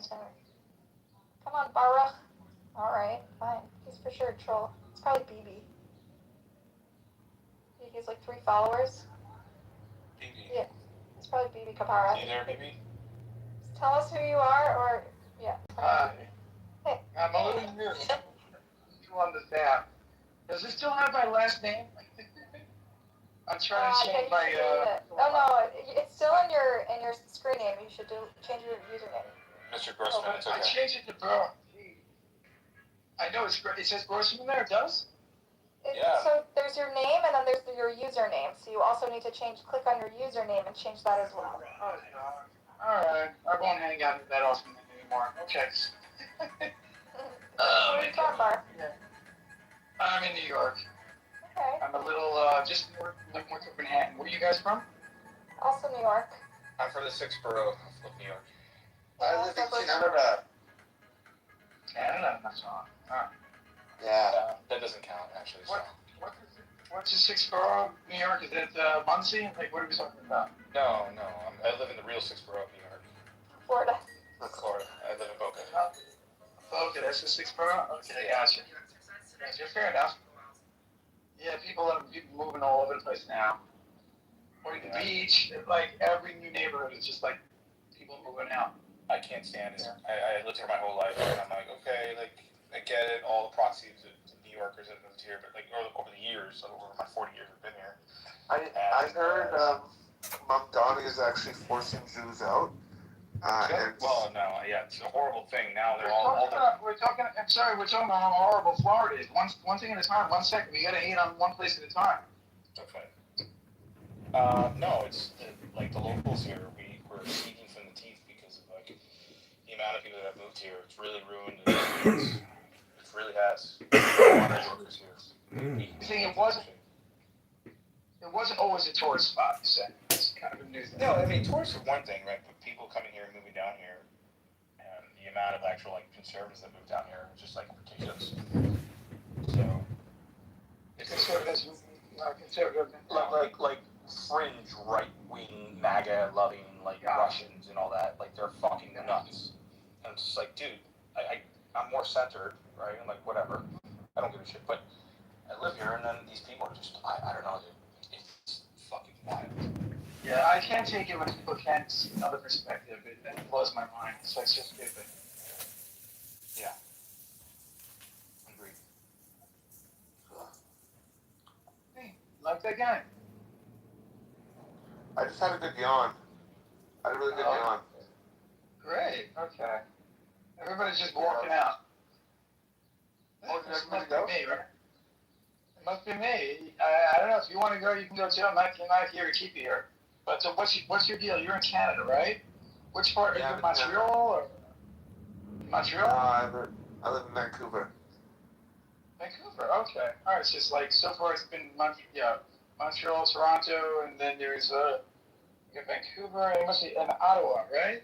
That's the one other Jewish place, right? Yeah. I don't think Vancouver's got a lot of Jews, but not so much. It's got good Jewish community. Oh, good. Okay, cool. Cool. So you're comfortable over there? Yeah. People like Vancouver. Yeah, I mean, on here, I hear the secular people, they like it. They like it. Yeah. Yeah. Where are you from, New York? Yeah, I've been here most of my life. Yeah, but I've traveled around the country just to, tour a little bit here and there. You're talking about, like, Nevada, Utah, Arizona, Colorado, all that stuff. Tour? Like in a band? No. Like, it's like a tour. It's like to vacation, to go around and hike. Yeah, I travel. Travel, yeah. Yeah. Okay. Yeah, that's cool. This is the church we're in.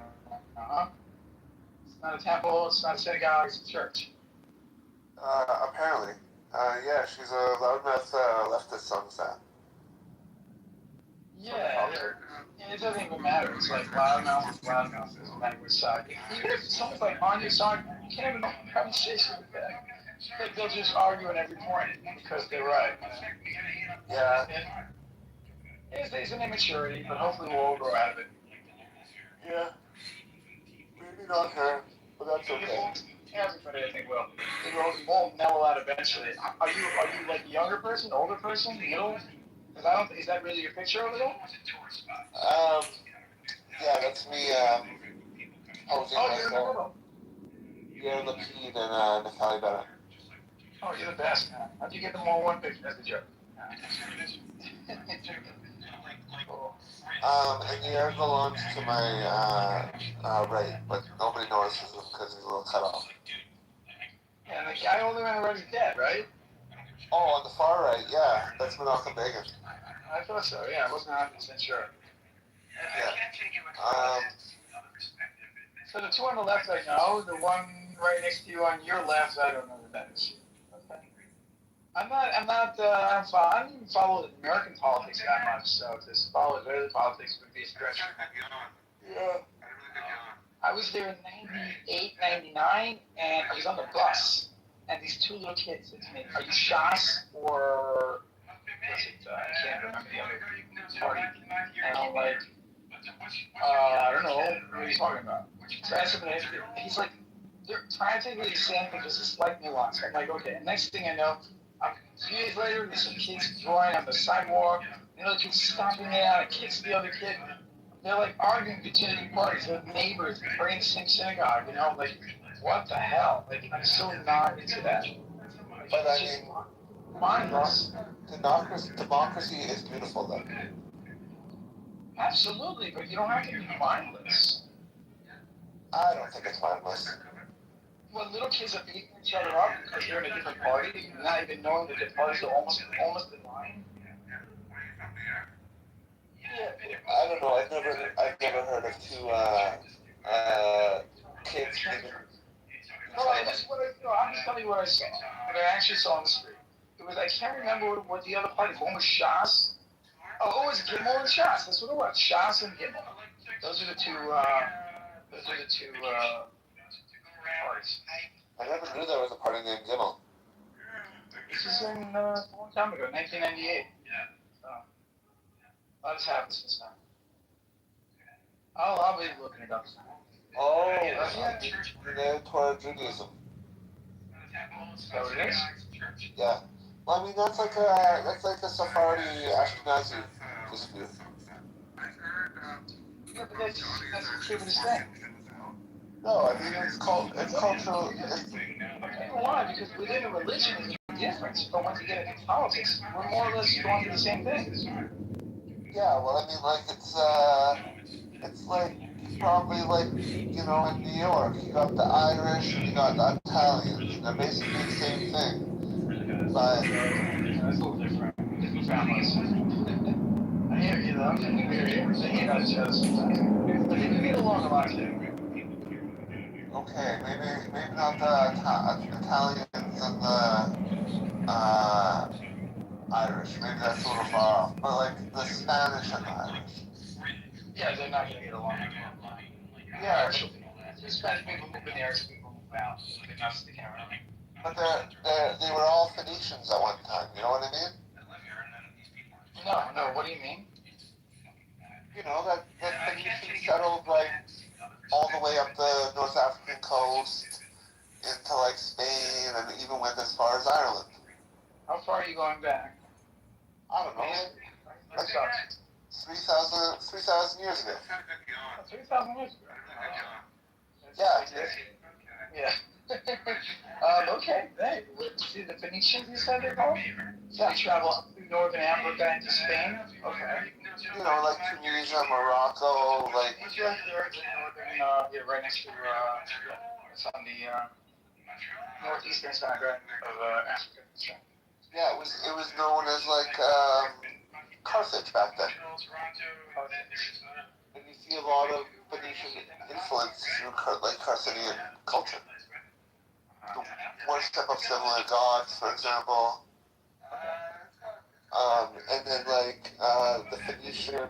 The pagans were around yet, or they were still kind of coming? What do you mean? The pagans. Is pagan a specific religion, or it means anyone who doesn't believe in one God? Anyone who doesn't believe in one God.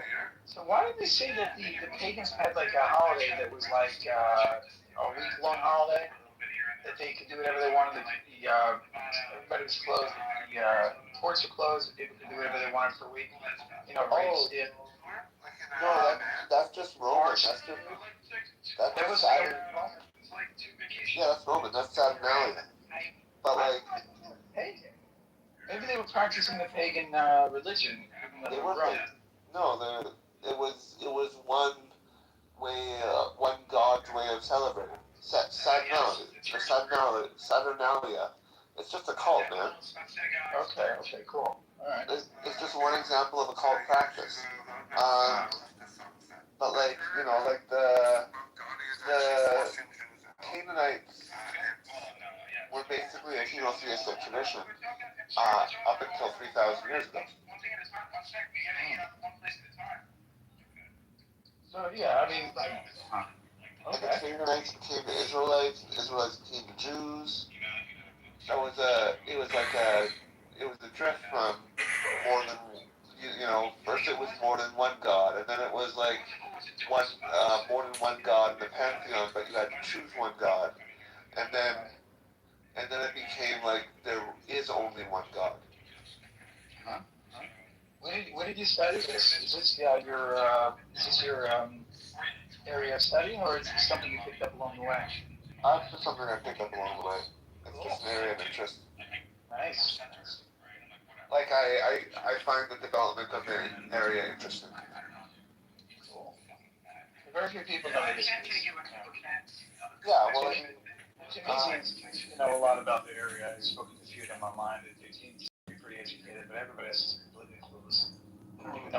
They don't even know what happened yesterday. People from Africa. They don't even know what happened yesterday. It's unbelievable. I don't think there's any recorded history. Yeah, well, I mean, I don't know much about Africa. I can't speak to that. I'm not saying it's bad. It's sad, you know.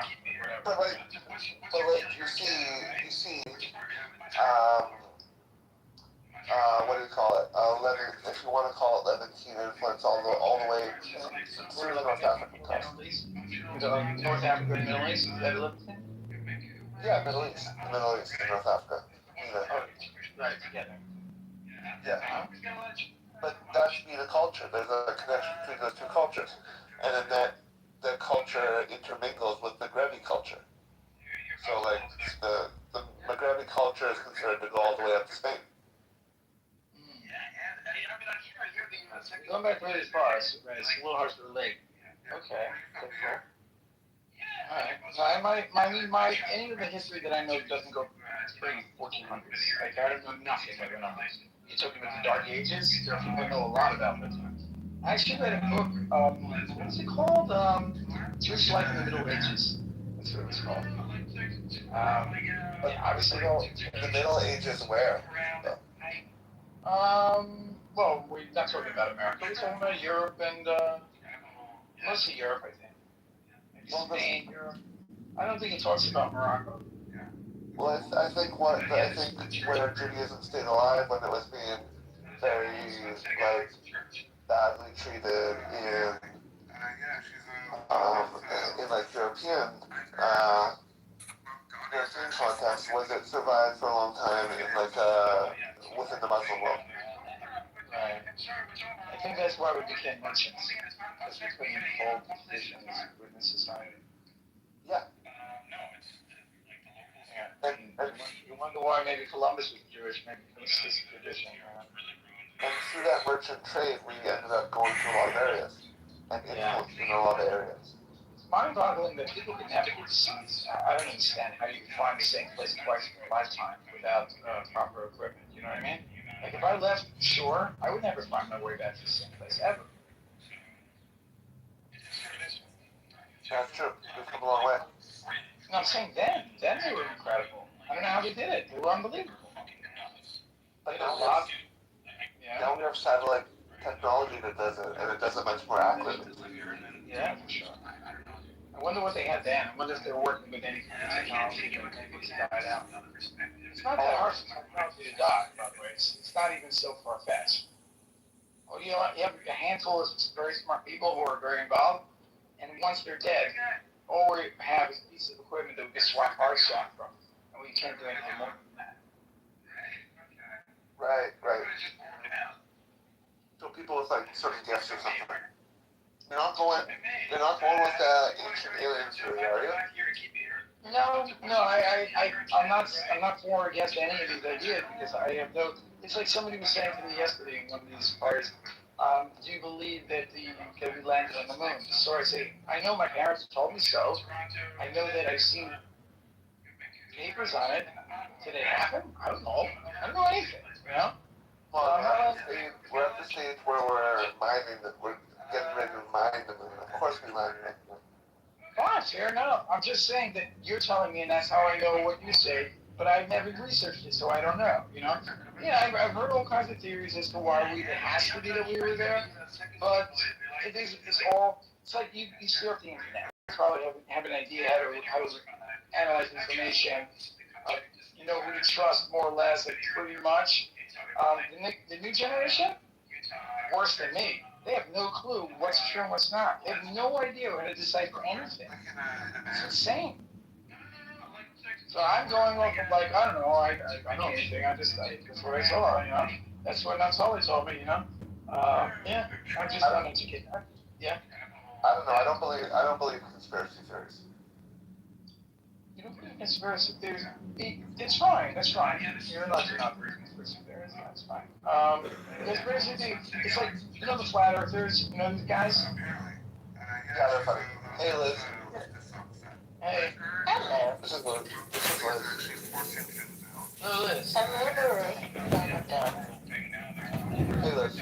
I used to sit in her room. She would read the Torah every Thursday night. Let's just say Thursday. With this other guy named You forgot the best part of it. It was drunk Torah. Yeah, we did lead a Torah where we get drunk and read the Torah.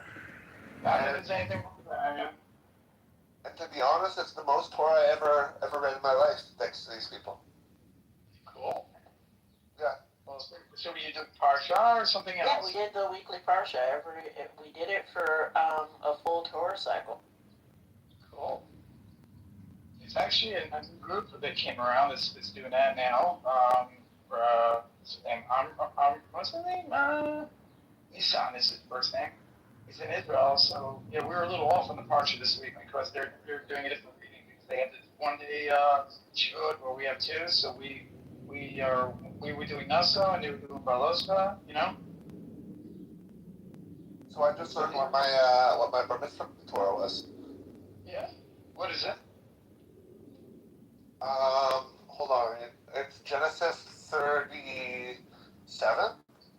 Oh, I don't know what the name of 37 is. I don't know that well.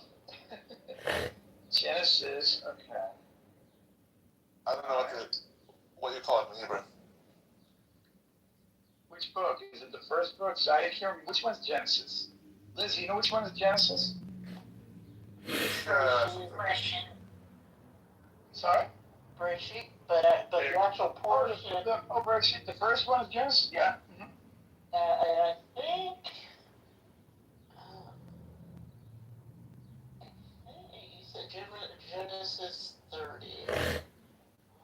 subject matter is, Naftali? Joseph, being kidnapped from slavery. Okay. Okay. But Joseph.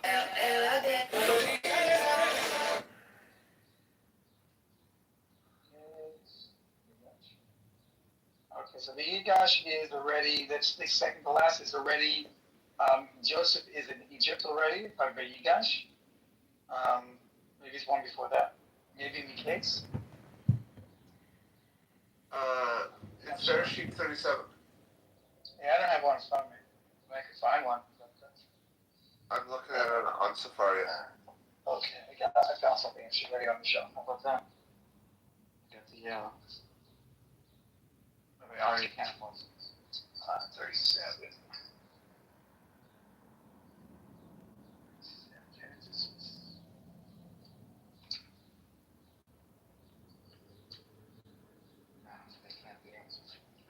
No way. Alright, I don't think the numbers line up properly.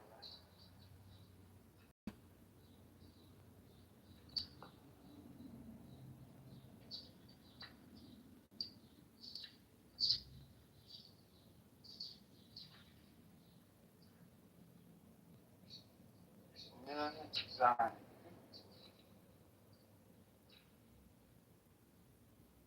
How many Jews does it take to find a Torah portion? Oh, that's funny. That's very funny. It starts with now Jacob was settled in the land where his father had sojourned, the land of Canaan. Yeah, I found it. 37. Yeah, so it's by Yeshua. Okay, so it's one partially before what I thought. It's not Miketz, it's by Yeshua. Do you guys read in Hebrew or English? English. Okay, cool. Do you know how to read Hebrew or no?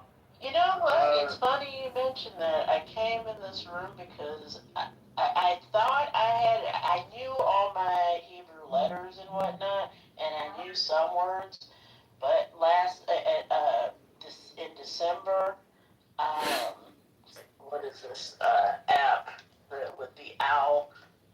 Duolingo had a special on learning Hebrew, so I am on my 150th day of learning. And so when I was outside in the hallway, I read that Naphtali's bar mitzvah was happening, and I was like, you know what? The Duolingo is working. Cool. There were people in the room that we had. It was people at all different levels. So the people who could read Hebrew, we would use them to, like, if we got to a part in English that, like, because we would take it, we would basically read and then discuss the portion. And if we got to something in English that, like, could mean something one or two ways, we would defer to the Hebrew readers. Oh, okay. Yeah, we were a team. We took a team approach to learning Parsha. That's how everything should be. You know? Instead of fighting And that's great. Each other, right? And that's great, Liz. I used Duolingo to learn a lot of words. I did a few Alpons. I have learned a little bit to read Hebrew. I still struggle with some letters, like Tzedek. I can never do the pronunciation of Tzedek. Yeah, they got TS. It's actually not. It's more like, you know, when you, oh yeah, if you're breathing out, right? So where you can start sucking in and go, that's the right sound. It's the wrong sound. Usually, when you speak breathing out, not in. Yeah, so it's set. I think that when you lived in Israel, like, did you speak English most of the time, or were you able to immerse yourself? I spoke English most of the time. I was in a English-speaking environment, so I didn't really have to I had to do a little bit at the markets, but I pretty much got by at the markets. I'm going later this summer, so what I'm going to make sure to hone in on again is my numbers. so I can haggle and shit. That's great. Well, that's the culture. It's a haggling culture. Yeah, I know. I've been there. I've been there. I'm agreeing. I'm backing you up there. That's all. That's what I'm doing. And I'm sorry I interrupted you, but Nah, we're good. I've lived like 6-7 months there overall. All my time I've spent there. Nice. I was in Jerusalem for 3 months. We're in Jerusalem. Which area? Not the address, but yeah. Look up the school Pardes. I was living close to Pardes, and I was also living in Catapult. Okay, so, nice. Good I work. got an idea of what you're talking about. Okay. So kind of on the border of like East and West Jerusalem. I lived. And then in one of the more Orthodox area, because I moved out of like a couple of Yahoo's house into an Orthodox house, because I didn't like the Yahoo, like living with the Yahoos. And then when you say Yahoo, you're talking about Christians? No, not Christians. Just like people that were at my school. One of them. Oh, okay. No, because I took you talking like Yahweh or something. Were you saying Yahoo, not Yahweh? Okay, got it. Yeah. One was like a gay conservative Jew that was working to become a rabbi, and the other was ex-lone soldier that had broken from the religious movement and was very angry at Israel.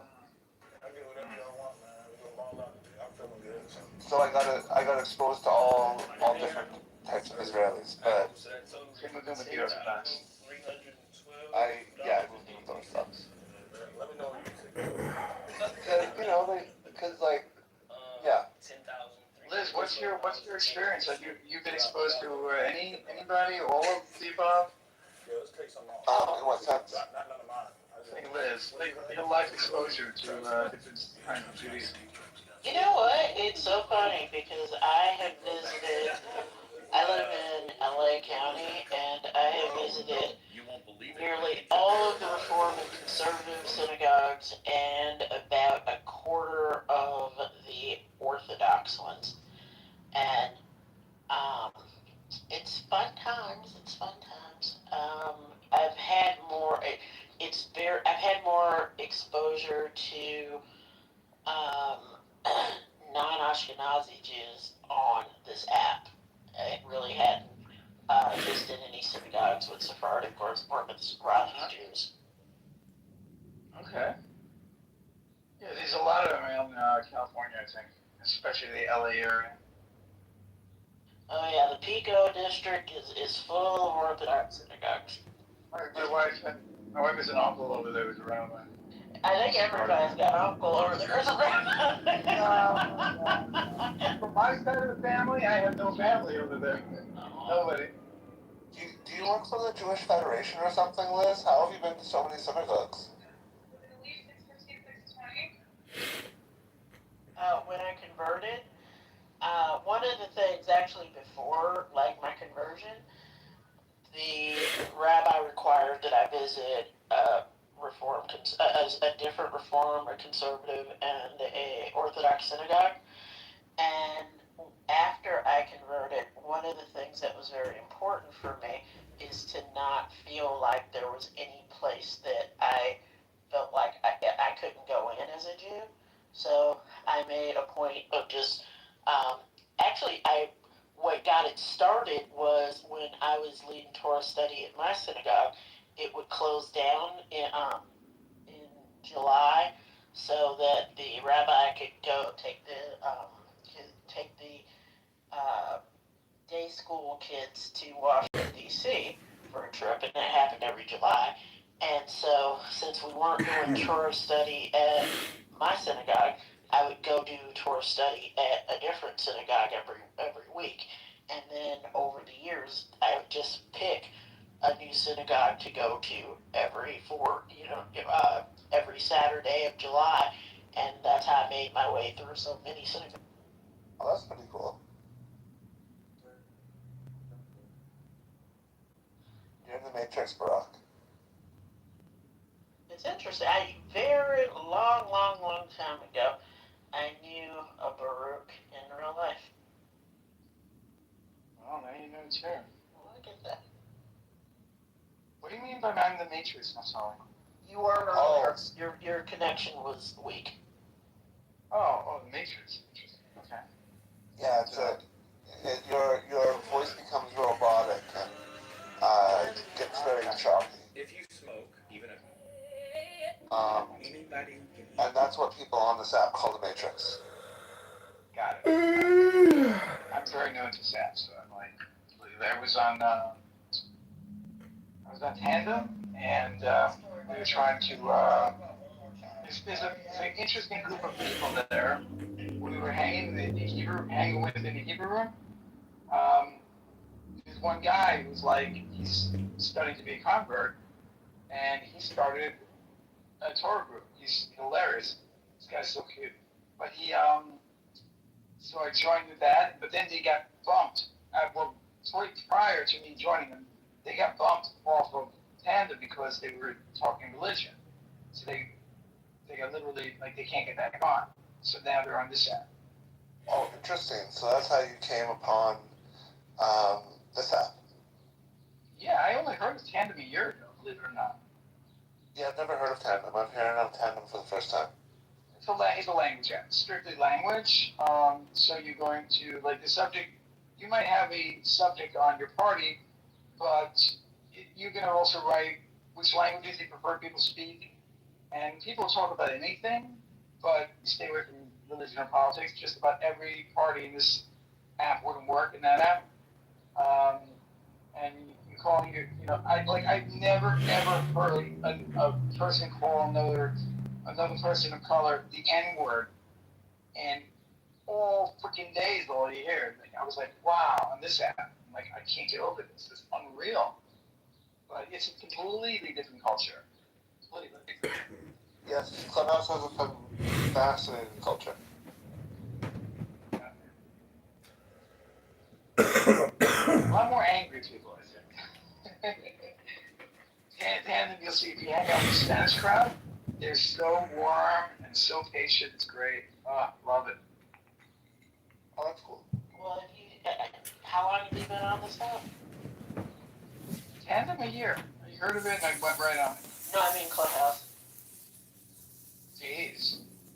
So, unfortunately, I mean, we're glad to have you, Berg, but we are in season 6 of Clubhouse.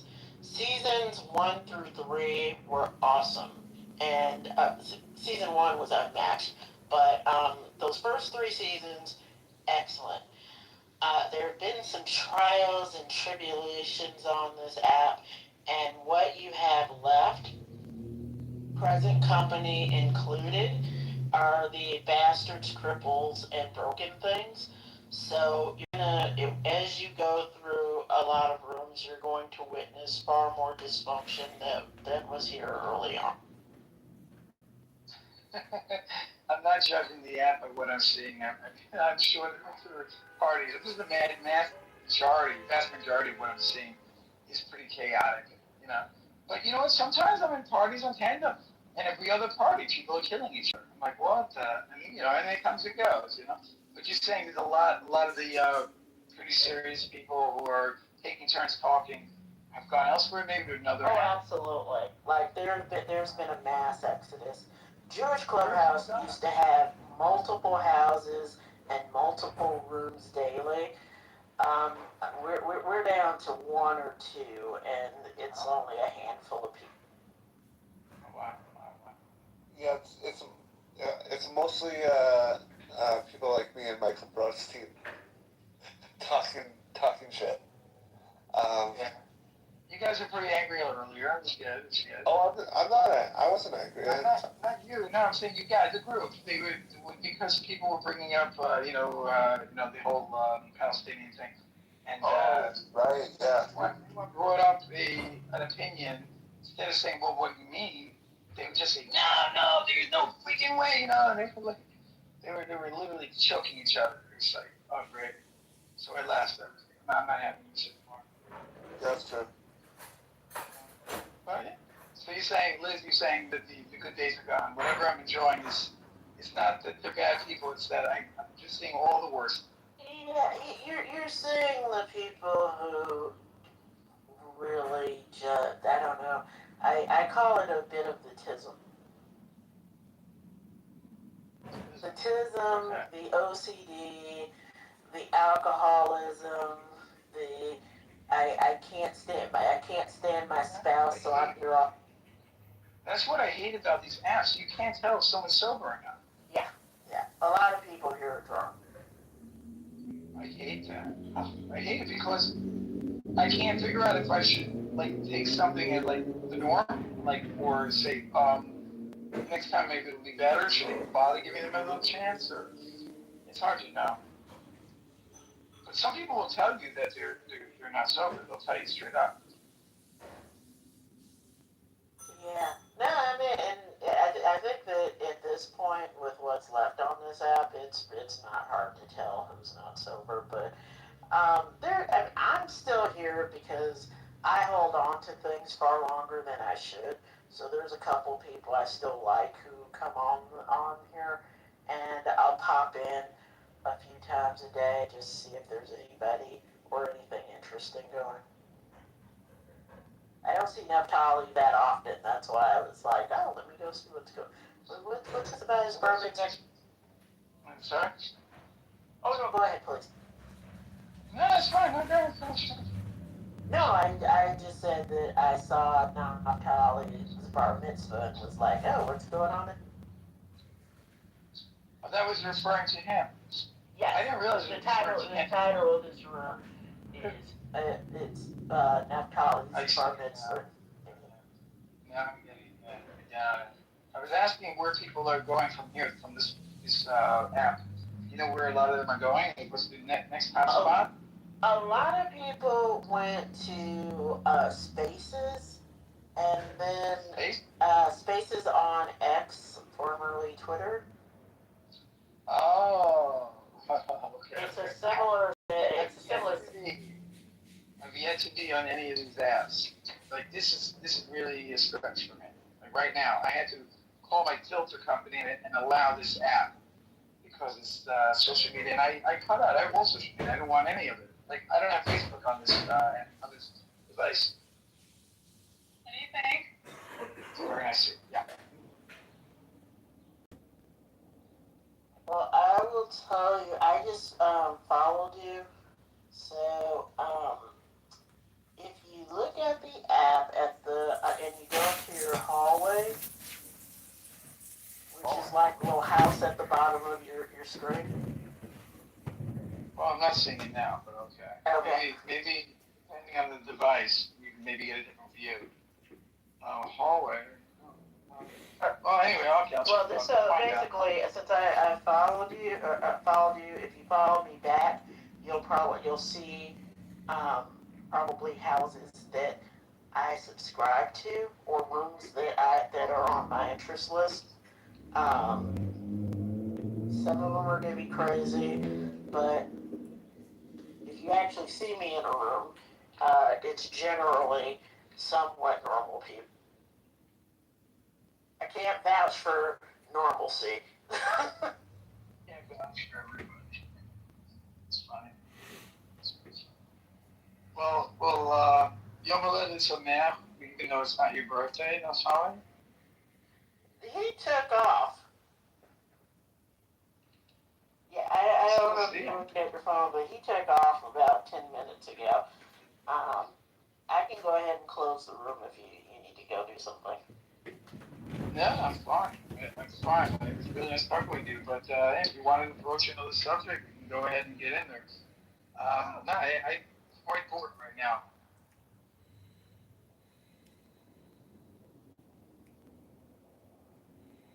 Briefly, like to say, you know, I mean, your address or whatever you already Exactly.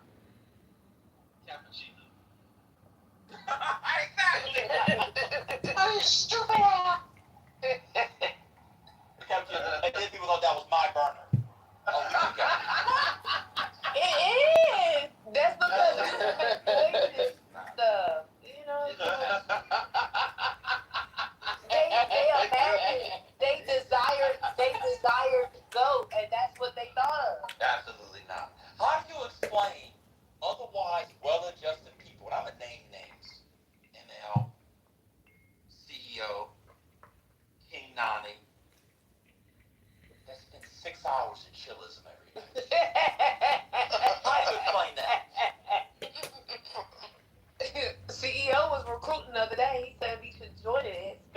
intellectual conversation. Oh.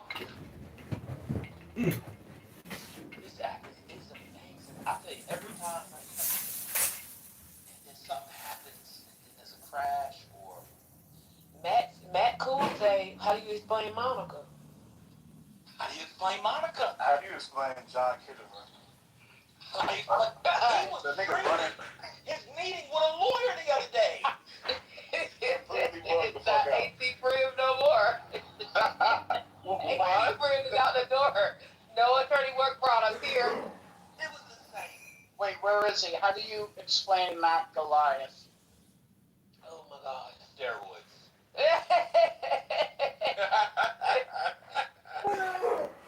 Oh man, this app.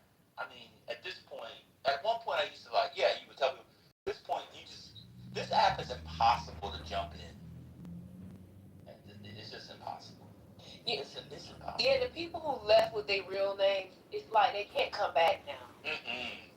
Like I saw somebody in here today with her real name that she's been the whole time, but she just took a break, and I want to be like, you can't be in here no more with your real name. It's totally masqueraded.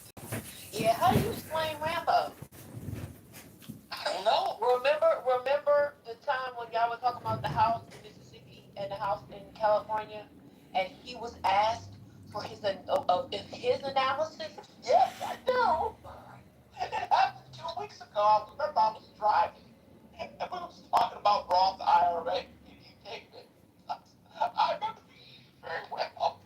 It's just close to the nude beach. How do you explain Rhonda's But it was mostly like gay guys that would come and like hang out, have so much fun. Like there'd be a lot of free willies all over the place. That's right. If we're gonna free the nipple, we better free the willy. I saw a lady freeing the tampon string. Ooh. Yeah. In France. Come on. Medical tent. Medical tent. It wasn't even a nude beach. It wasn't like a nude beach. Like I was wearing trunks and everyone I was with was wearing clothes, you know, like whatever, just normal stuff. Listen, when the pad is full, you gotta pull.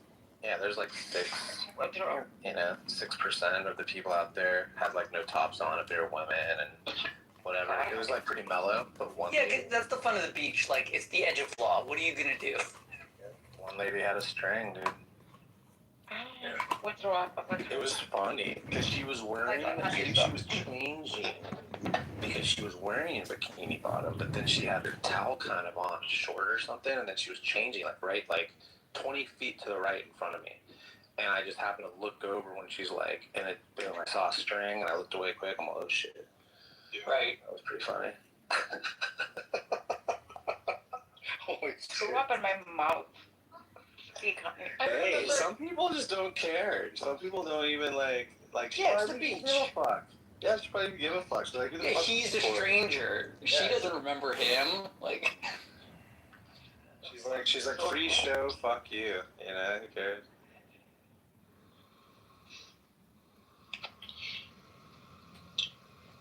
No, but the waves are no joke, bro. I remember me and my friend were swimming in the ocean, and both of us were getting whipped around, and like his willy popped out, and there's a bunch of ladies on the beach.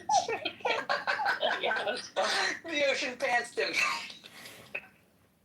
It should have did, bro.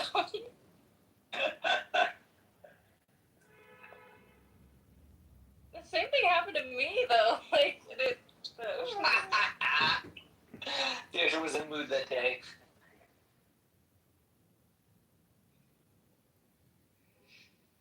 Usually I wear trunks though. I think we're just wearing our underwear or something.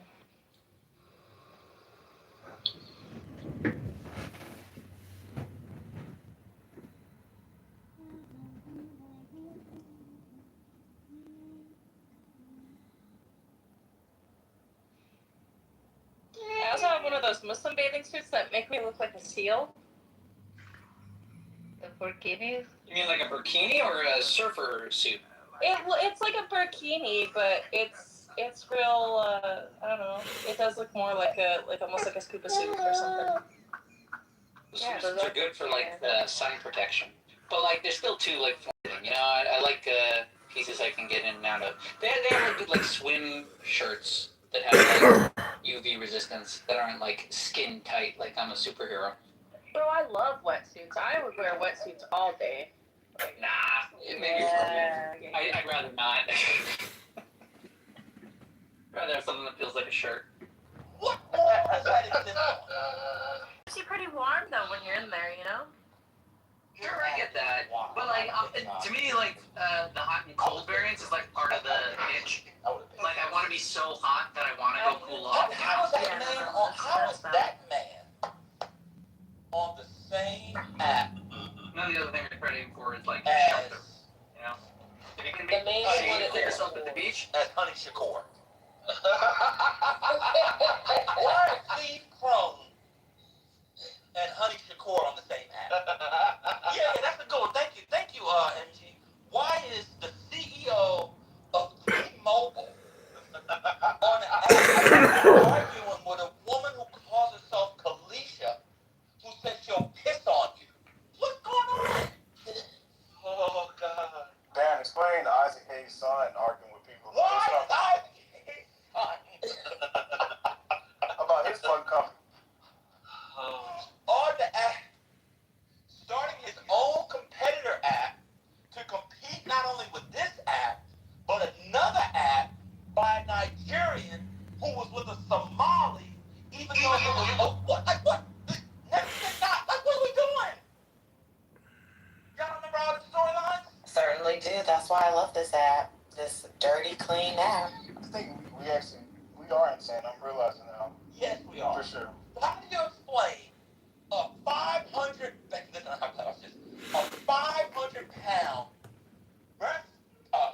bench pressing nigga who's Jewish and calls himself a Noza back channeling with another nigga about Hamlet? This nigga been back channeling about Hamlet. You grown ass niggas. That's fucked up. That was insane. I was like, oh, I remember Polonius' quote. Hey, don't put all my words together. Greek Spinoza and Plato. I just, what the fuck is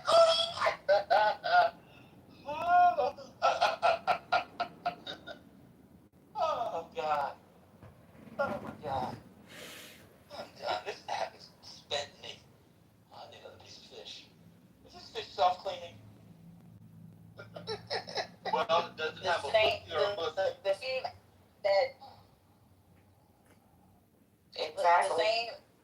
the same app that they brought musicals, Yes. talented artists and graphics. Yes, they should do musicals. There was a Fela Kuti musical. There was a Princess and the Frog.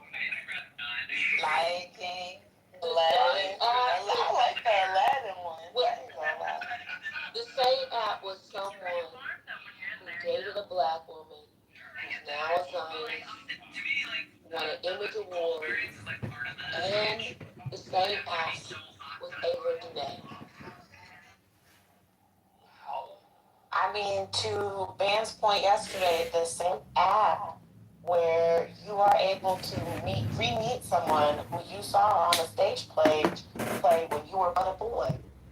It's crazy. So I just want to say that was nasty that you said you were but a boy maybe 10 times. Also, here's one. Oh, go ahead. No, you got it. Go ahead. The same app that a rising actor had to go sit down after being on a stage and accused of anti-Semitic statements. He had to go sit down while his movie was in the theater. Yes. Was this before or after the moan room? Oh my God. How do you explain that in the midst of a pandemic, in the midst of Omicron, I had multiple fake children who had temperatures at 104 plus with COVID suffering, and I drove 40 minutes each way, and the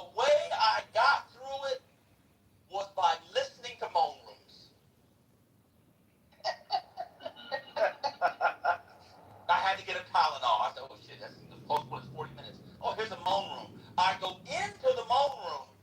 And who's in the audience?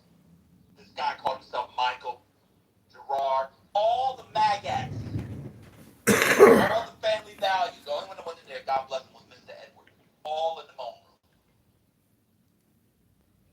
This app is insane. How do you explain on the app, Joe Budden signed a $20 million deal so forth. He got rooms with 8 people in there. Public room. Like, what's going on? Nah, man. It's absolutely wild. Explain King Los, the vegan rapper, telling everybody that the transatlantic slave trade was fake. Who said that? King Los. Oh, God, I forgot he was on here. Yep. Don't forget the guy. You can't read it wasn't no shit. Don't forget the guy who ran a room every day in a club called African Journal, who talked about his Pan-Africanism and building with Africans, and 2 years later, he was anti-immigrant, voting for Donald Trump. Oh, my God, yes. Oh, my God. Oh, my. How do you explain an app where a man in the fit of anger labels the charge that the other person that they're arguing with is a pedophile and has documents and files on it? And we ask, well, if they've known this for a while. They can't get to the documents and the files. And then we ask them, well, why would you talk to someone that you've known this for so long? And he says, because I'm dealing with the argument.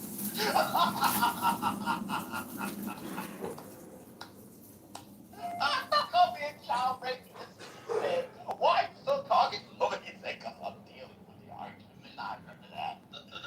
That was amazing. How do you explain that? Remember Amber Rose band? Yeah. She went from here to the RNC. Yeah, man. Yes. She blew up. Explain Dr. Julio. That's what I'm saying. How do you explain him and Amber Rose's relationship on Clubhouse? Oh, I think they became friends and they went to the Yes. White House together. Yes. Did They go to the both White House turned. together? They both turned MAGA on Clubhouse. Damn. Some people definitely made a little bit of money, and I gotta give them credit. I give it to them. How do you explain a woman with highest doctorate that you can get from a one institution with a family member who everybody probably knows from his stage plays, screaming and hollering at people on the app about big dicks? What? How do you explain that? Not the big dick deviants. How do you explain big balls and Falls asleep on that.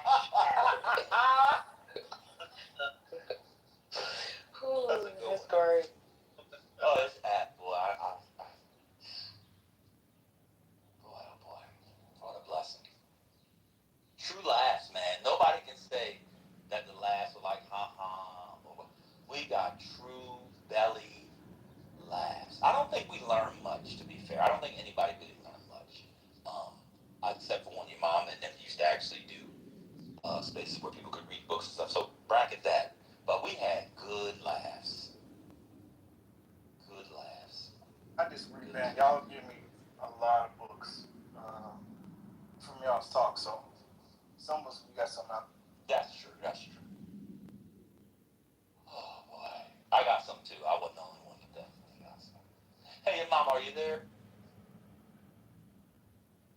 Yeah, I'm here. Did you see the interview with Robert Carroll on C-SPAN that came out last week?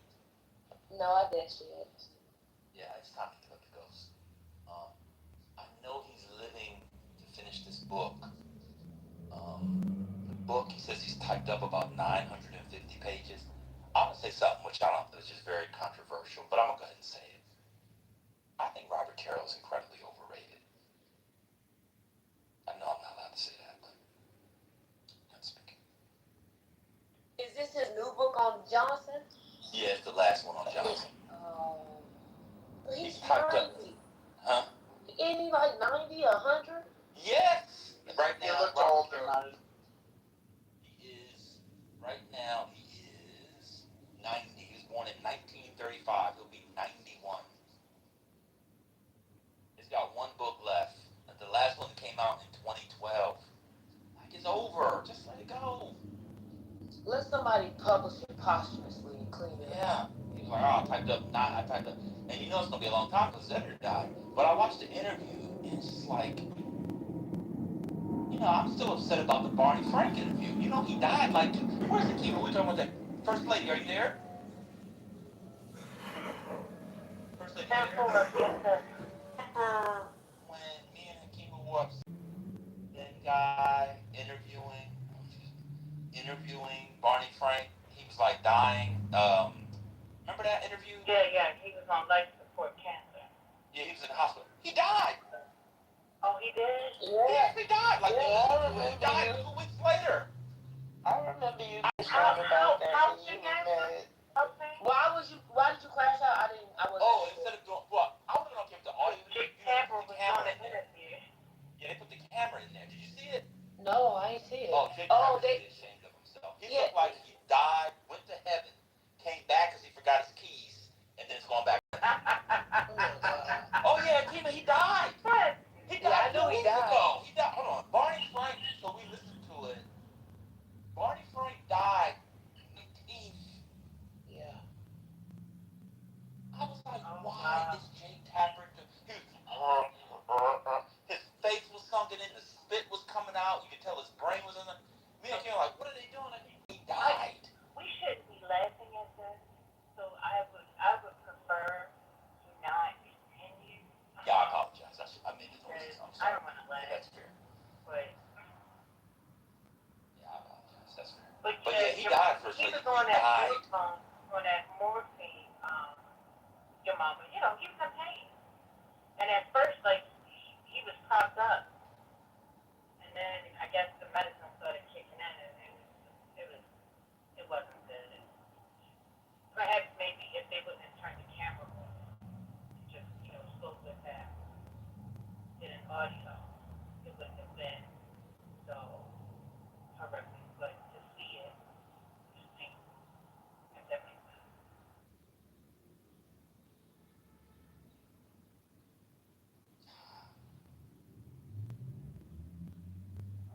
We've had some interesting conversations on it. I appreciate that.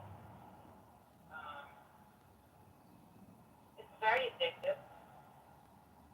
Although I'm not addicted. I can be gone. Me too. I can quit anytime I want. But I do.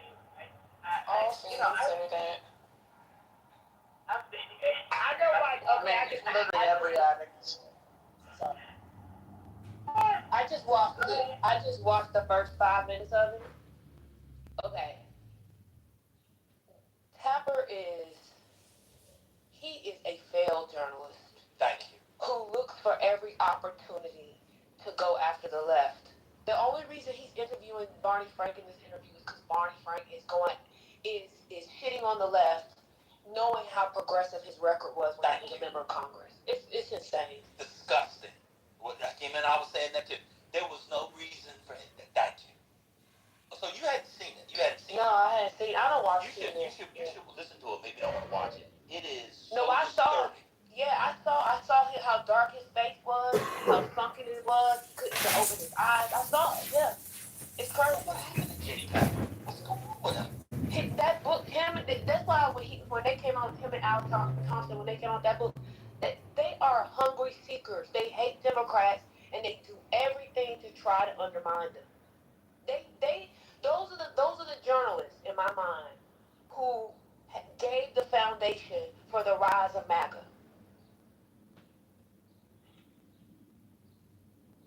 You know how people talk about this is gonna be a deep cut, but I bet you'll remember this.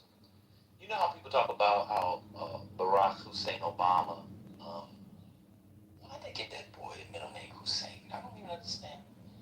They knew he was gonna be raised by a white grandparent. Why would they name him Hussein? I think they named him after his daddy, and that's his daddy name, or no? Even more reason not to name him Hussein. Anyway, everybody remembers how Barack Obama did that thing about Donald Trump, the joke about you'll never be.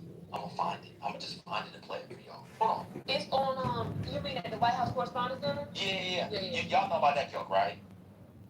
Yeah. About at the White House Correspondents' Center, right? Yeah. Okay. What many people don't know. This was Obama.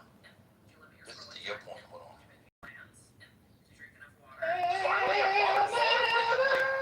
Okay, hold on.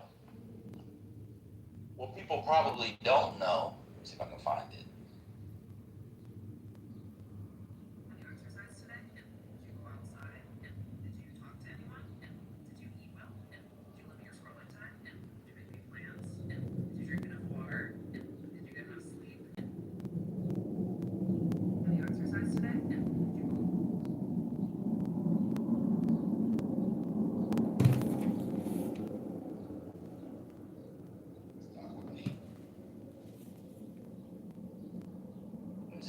Incredibly fast change.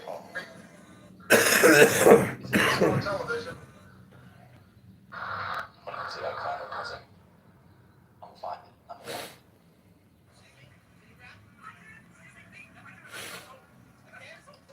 I bet you all y'all forgot about this one. Hold on. Well, if I can't find it, I'm gonna explain it. Oh, here we go. Here we go. Now remember what your mama just said. This is Obama's. Sorry. Key staff are now starting to leave the White House. Even reporters have left it. Savannah Guthrie has left the White House press corps to host the Today Show. Nora O'Donnell left the briefing room to host CBS This Morning. Jake Tapper left journalism to join CNN. Everybody hear that? So y'all forgot about that. Yeah. Y'all heard that? Let's just do it again. Is that his origin See Jack story? Taper's face. He is pissed. Jake Tapper left journalism to join CNN. And they laughing. He is pissed. You can see it in his face. He's doing that fake smile, and then he goes and takes a drink. You know how you get embarrassed at a cocktail party or dinner party, and the way you can hold that in when you're smarting is to take a drink of wine? That's exactly what he did. I'm telling y'all. Wait, is that Jake Tapper has added out for Democrats for some time. It's pushed him over the edge. I'm telling you. was that his origin story? Now, he was already sort of being anti-Democrat. He knew where the money was. But that's where I think he really went. I think if you trace it from there to, what's the name of the book? Betrayal? What's the name of the book? Yeah, Betrayal. Betrayal, yeah. I think that's an arc in his career. Yeah, I think the irony is like y'all we were talking about Wilson not too long ago, and like the idea there is some truth in this, right? So the reason why the joke hits because everybody knows that he was already not covering the Obama administration fairly. It was always a tilted angle at that moment, even before he joined CNN. So the fact that he would call it out is why it's funny, but it has some truth into it. But I do think that's the case. If you guys just listen, I mean, if he did that, I saw the Barney Frank now, but the fact that he did that, and the sort of the question was around what the left is doing and how badly the left is flailing. It's insane. And I mean, he didn't have to put Barney Frank on the camera. They could have just said. But Israel, because Israel gets a lot of their weapons from the U.S., also a lot of people donate to Israel, they have become spoiled in terms of their military doctrine. They are willing to waste money and waste resources on tactical victories that do not bring them closer to their strategic objectives. For example, when it comes to their fighter jets, when you take a fighter jet out, you have a whole crew of people that get it ready to make sure it's ready. The pilot, And then when you bring it back in, that whole plane has to be checked, paint, everything, the avionics. It's thousands, and the fuel, it's thousands of dollars to do a run. They, during Nasralla's funeral, did 2 low-flying passes over the crowd to intimidate the crowd. They were like, I don't know, a couple of thousand feet above them. Very low during the funeral. There was no, military reason for this, or objective. No military objective at all. And it cost them thousands of dollars. No. So they're willing to do this. They're willing to do this because their doctrine is, intimidation, and taunting people. Yeah, because they're getting, the jets. They're getting they're getting so much help from other, and not just the U.S. but other countries as well. They get so much help that they don't have to worry about the money for these kinds of antics. So they're just spending indiscriminately then. But yes, exactly. And so when you say a mere tit for tat, that sounds good, but when it comes to war, that's a great way to lose, because that's not how you should be fighting a war. You should be fighting a war the way Iran fights a war, which is don't react to the other side. You control the other side. They take out, your people. It doesn't mean you take out theirs. Now, That's not controlling. Wait, it is controlling. It's like the classic definition of escalation control for military doctrine. It's the reason why Iran came out on top. It's the only reason. And for example, so they didn't go after Assad people in Israel.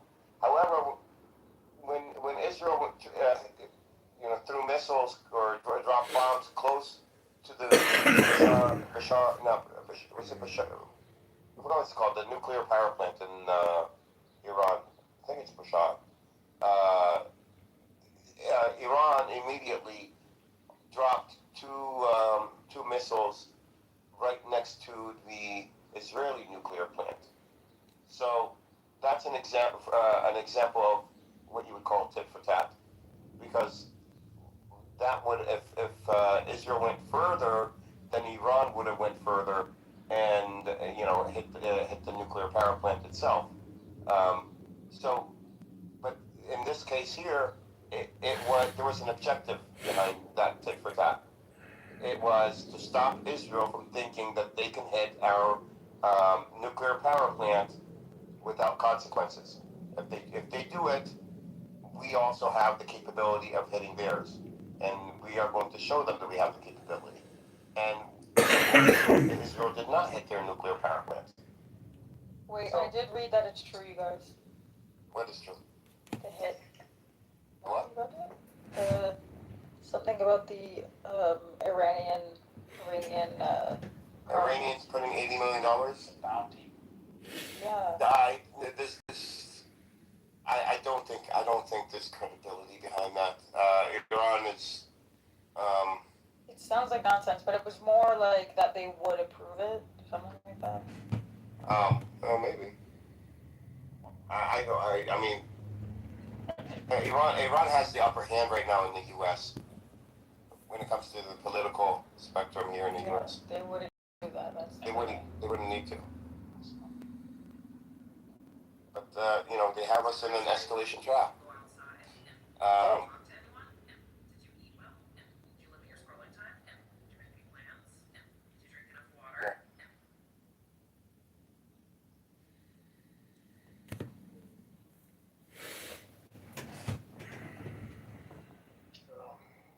All right. Let's see. I mean, I don't agree with. He's married to that young lady. In America. Listen, he hit all the like that. Did y'all see that? Yes, he hit all the notes he needed to hit on that one. So. They said Tim Scott. No, Cory Booker.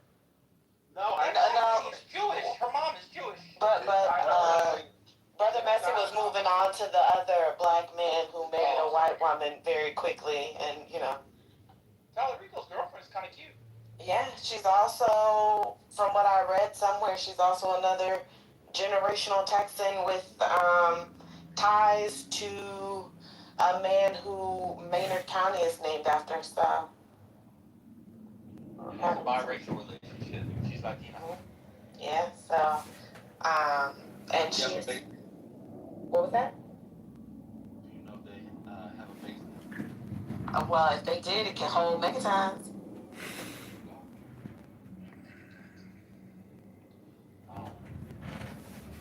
Sounds like a perfectly well market researched girlfriend. Yeah, she's cute, slim. They look good together in the picture I saw of them together. I agree. So. See, this is the difference between Tim Scott's, though. Tim Scott's looks weird. It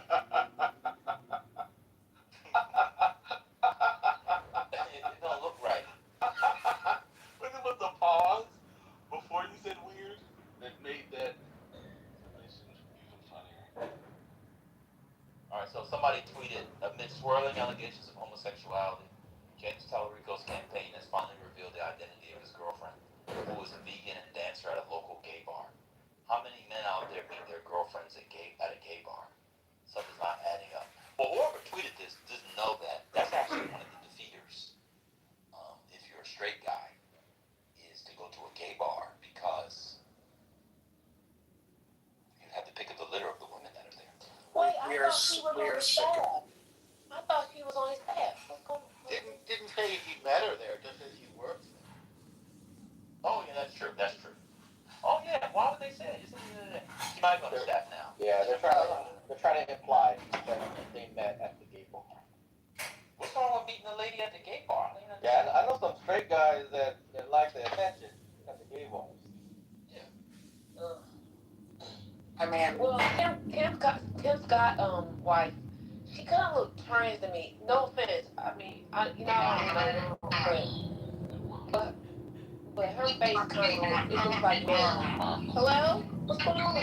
I heard that she's like Texas royalty. Like her descent, she's like descendant of one of the guys that signed the Declaration of Independence for Texas. Wait, you were talking about Talarico. Sorry, I was mixing women. Sorry. Yeah, Talarico's girlfriend. She's like descendant of one of the folks that signed the Declaration of Independence for Texas. Yeah, that's what Britt was saying that she was Texas royalty. They had a declaration. Yes, we had a constitution before we were annexed into the United States of America. So yes, we have such foundational document. Constitution or a Declaration of Independence? Really and truly, we have a Texas Constitution, and then we follow the U.S. Constitution. Yeah, Tim Scott. Go ahead. This guy's asking me for money like every 30 seconds. You getting this too? He comes up every minute feed asking me for money. Texas has declarations. I just Googled it because I had never heard of it. Yeah, 1836. Fascinating. so was it Sam Houston? No, who was the guy? We're talking about Sam Houston? Yeah. Is he one of the original? Yeah. No, it's drafted by George Washington. I mean, he's the founder of Sam Houston, isn't he? Yeah. Yeah. Yeah, I mean, he signed it. The application. Yeah. He wasn't the president. What's his name? Yeah, I saw Tim Scott the other day. I think one of his stepkids graduated, and he called it his kids. People were very confused. But he has 3 stepkids now. She had 3 kids, and so he's got 3 stepkids. So it's okay for him to call them stepkids, but not for mama. Correct. Exactly. And Tim Scott's been married how long to this woman? I think 3 years now. But when was the election? 2014. He got married in 2014. Wait, we meant to say 2024. 2024, yeah, that's 2024. Yeah, it's almost 2 years. Was he married before then, though? Wasn't he married during the primary? They were just dating. Engaged. Oh. They got engaged on Kitover Island, which I love. It says here on 2024 in January. common law was already married 10 years, I believe. Is that right? At least, yeah, I think so. At least 10 years. Now Tim Scott's the longest serving black senator in the history of America. Oh shit! I heard that he made calls on behalf of Clyburn's district. That's what I heard. I believe it. I think lots of things might have been burnt down at that district in South Carolina. At that district, no, that when that didn't pass, that didn't surprise me. There's lots of buried bodies in there, not all because of Mr. Murdoch. Just got out of jail, although he'll be going back. That's crazy. That was crazy. I haven't watched the documentary. Have you seen it, Mom? Many of them. Oh, yeah. That's right. This is genre. I forgot. That's right. I met the assistant DA like maybe last year. I don't know where I was, but he was there talking about the investigation. I feel bad for him. He was very pumped up about it,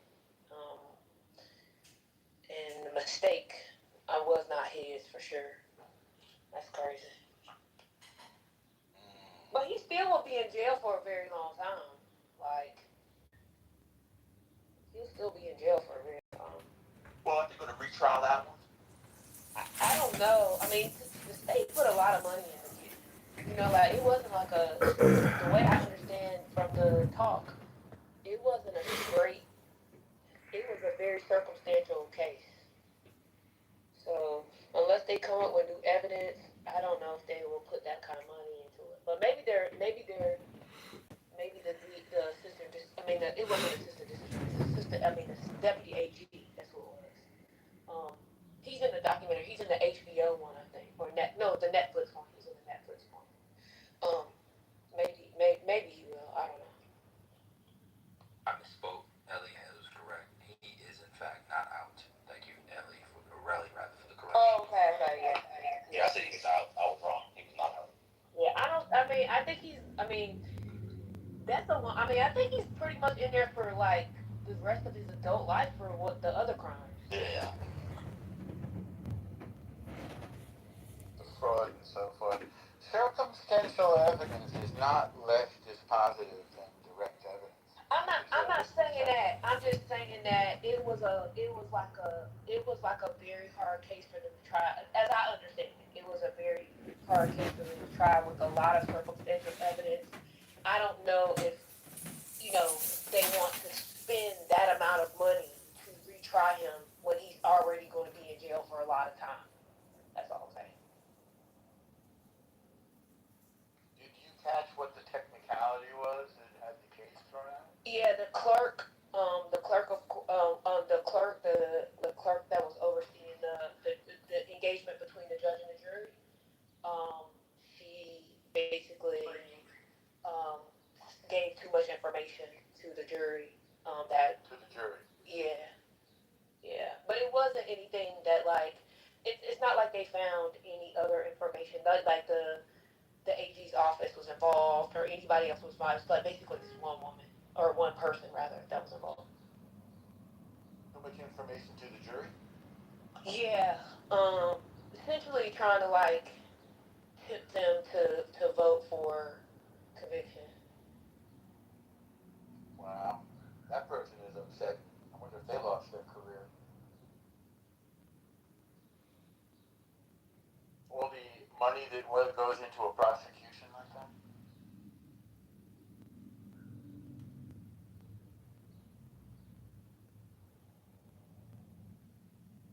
It was overthrown at the state level.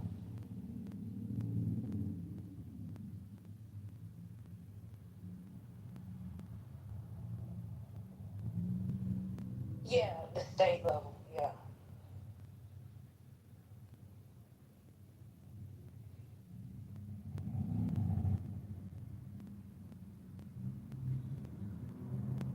I mean, technically, I feel like she's tampering with the jury, so technically it could not only she probably lost her job, but there's a chance that they could file charges against her or give her some kind of fine or something. I mean, that's a crime, I think, to tamper with the jury. Alex just sued her. Oh, okay. Yeah, that's what I heard, Sherry. Thank you. And it looks like someone said she was convicted. Oh, that's crazy.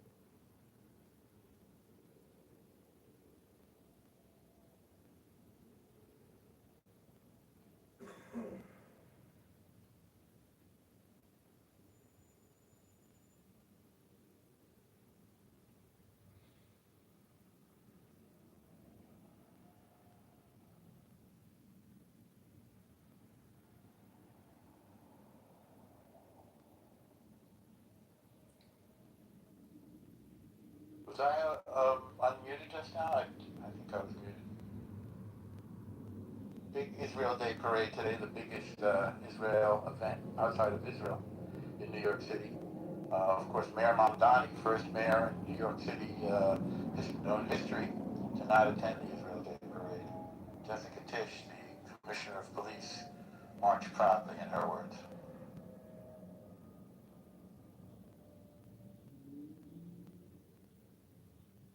I just want everybody to know how much I've evolved. I will not be responding to that on behalf of a New Yorker. Thank you very much. I guess you didn't go. I'm proud of you for your I would never go. I'd go to maybe protest the right-wing assholes who are actually marching in there, but then that would be a response. RJ Baxter, I admit it was a response, so I'll shut up. It's not partisan. It's not partisan. This is left, right, everybody in between. Nothing partisan.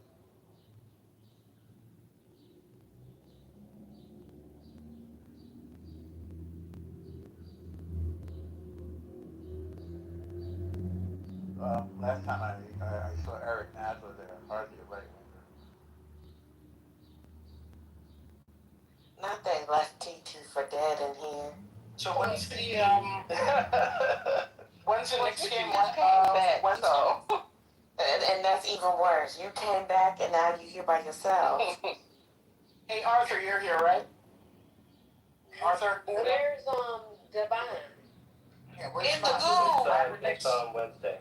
No, yeah, but when is the first game at MSG? So I can just, make sure prep for that. Wednesday, isn't it? Isn't it at the first game? No, it's the first game. That's what Divine said in the chat. It's Wednesday, and as your mama said, the first game will be in San Antonio. Oh, shit. Oh, so... Yeah, you won't have to worry until I think game 3 for anything to be played in New York. Yeah, let's hope that it's so bad. It's so bad, games 1 and 2, that you don't have to worry about it. I'll have to see on the first game in New York, because I'm actually going to be in D.C. So... I just have to say, before Spiritus can say it, I just have to say Knicks at 4.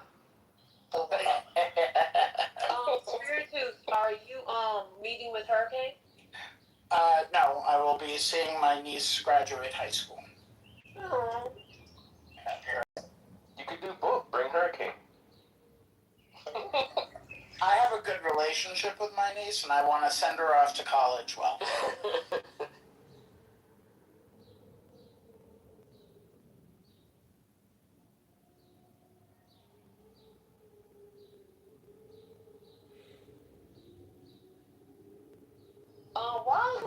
mod in the chat, but won't be on stage.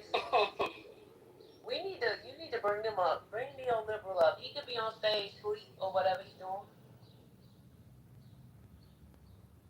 I saw that before neoliberal. That's wild. Yeah, that's a wild anti-American article.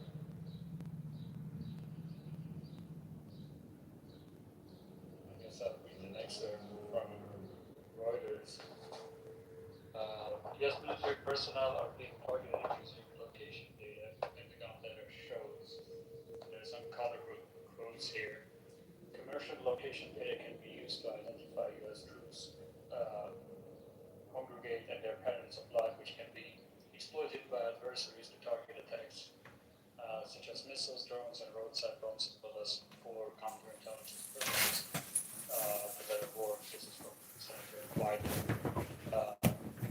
It was time to start treating the EdTech industry as a national security threat.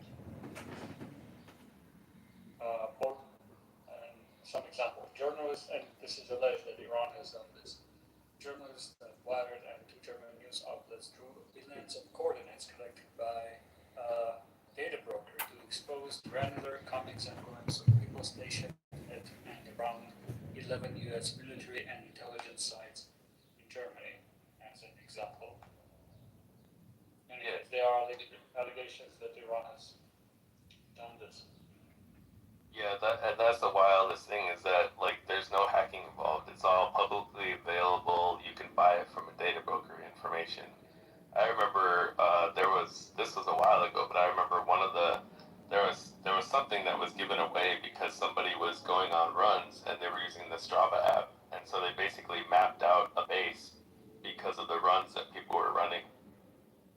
That was ridiculous. Yes, the Strava app is notoriously bad at this because it has this achievement, it has all of this by default, and even if you want to turn it off, it is like 10 different places where you need to turn it off. I use the app.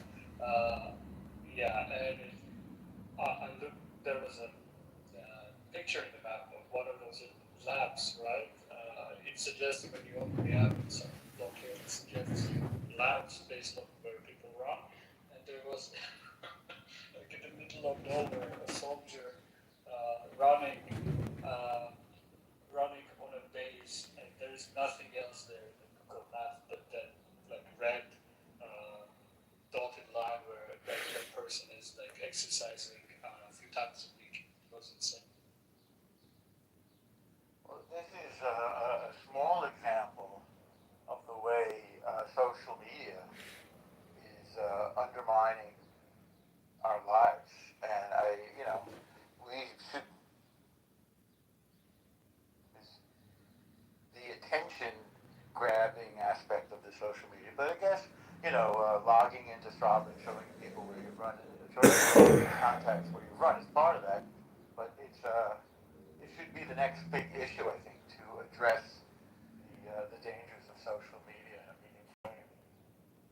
It's really dangerous. I think you should leave it. I think you should leave right now. It's very dangerous. Oh, I have nothing to hide. I'm not a service person or anything. Damn, it didn't work. Yeah. Not a good try. Good attempt, though. Very good attempt. I'll give it 9 out of 10 for that one.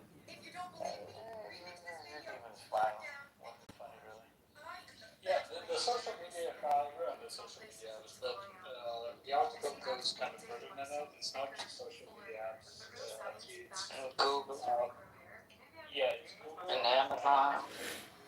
Google, Amazon, but it's also usually other Apple apps also sometimes, but more frequently Android apps that are built with certain software development kits that embed location tracking and then sell it to a broker, right? It's all made for advertising purposes, right? If the Iranians either buy the data or try to basically create ads that are targeting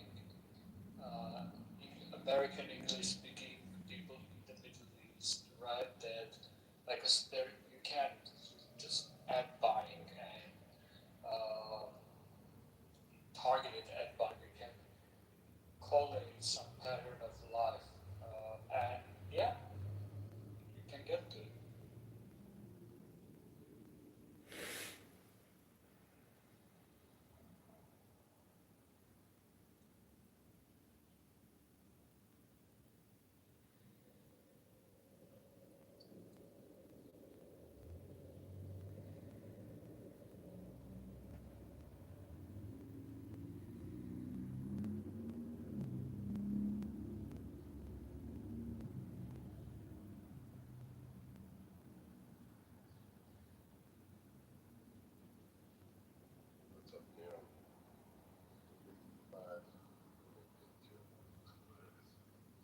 Miss what, sir? Ah.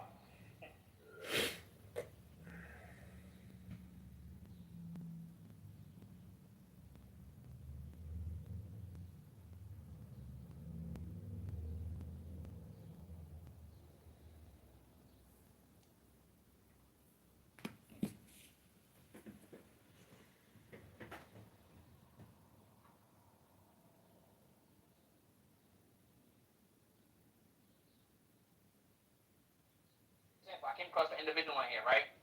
Went from being a drug dealer, all of that, right? Took that information and decided to become baker, a baker, right? He took the street smarts and just applied it in a different way, right? Learned a little bit of chemistry, right? Drawings on rocks and in the Gulf of Aqaba, which is in the Red Sea, closely connecting Egypt and the Sinai Peninsula, is where they have found petrified animal bone remains and a gold covering that is in the shape of a four-spoked chariot wheel, which yeah. So in terms of physical evidence, we do have them, but I mean, if you're going to hold the standard of evidence to the point where we today would say, give us proof that this person did such and such, like a court of law, whether he committed a certain crime, then no, we wouldn't be able to do that. But if you do that, then you also compromise a lot of the other historical claims from that far back. And we're talking almost 3,000 years ago. So over 3,000 years ago. And so I don't think that's exactly fair. But at the same time, I don't think it's unreasonable. But if you're going to be skeptical to that degree, I don't think it would be helpful to anything else that you want to. We wouldn't be able to affirm anything going that far back. So I would contend that because there's plenty of things that we definitely have been able to affirm within like ancient Greek history, and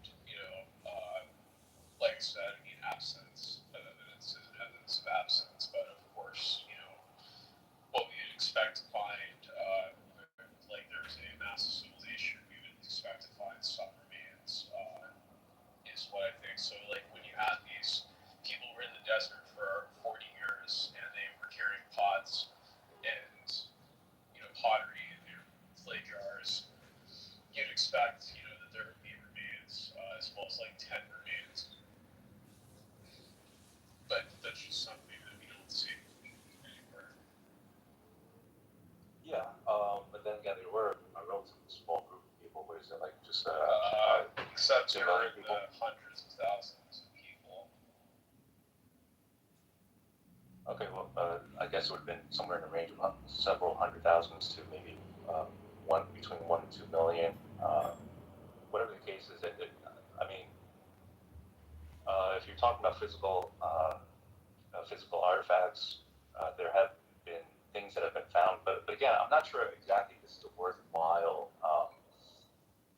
avenue of inquiry to pursue. The reason why I say that is because if they did find something, it would only follow to question whether those artifacts belong to the ancient Jews wandering the desert 40 years or to someone else, because it's been that long time. But by the same token, anything that was left for that long period of time that were scavenged, destroyed,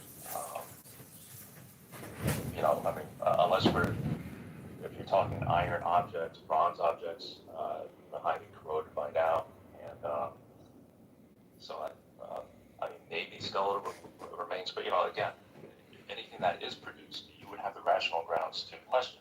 Does it really come from there? And then if it doesn't fall, if it doesn't meet your standard of criteria for establishing that those artifacts belong to the Jews, then you would just rationally say, rightfully so, that you don't have proof that it belongs to them. So, for me though, I think it's more than fair to say that if someone has produced physical evidence suggesting that the Exodus never happened to any capacity, Hello? is what I would take as, yeah. Have you seen the hieroglyphics? A few moments ago, you said we know. Have you seen the hieroglyphics of the Egyptians and their chariots buried underneath the water on the insides of the pyramid? We know. Hello? That it's actually open to. Oh my god, what did I do? What did you do?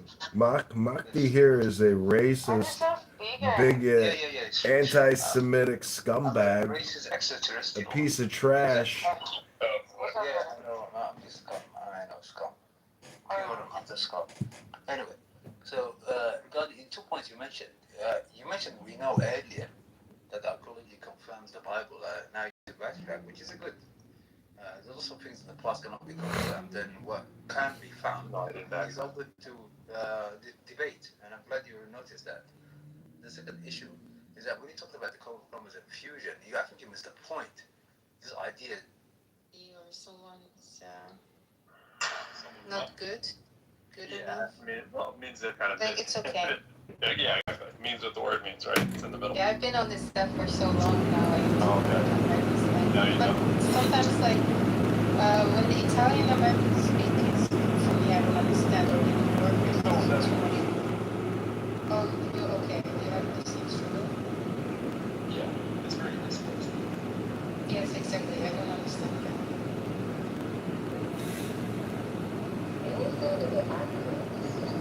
Yeah, It's fast-paced like and yo, forget about it. All that mafia, Sopranos. Yeah, I like this Sopranos. Yeah, very Sopranos. So what makes Sopranos so good is how authentic it is. Yes. It's very good. Well, but I like Chekhov's but the talk, dialogue is so yeah. But yeah, it's very similar. Awesome. It's very similar. Yeah, because there are a lot of Italians in here. A lot of everything. Every 5 miles from a different community of immigrants. There's a little Italy, there's a little everything. But yeah.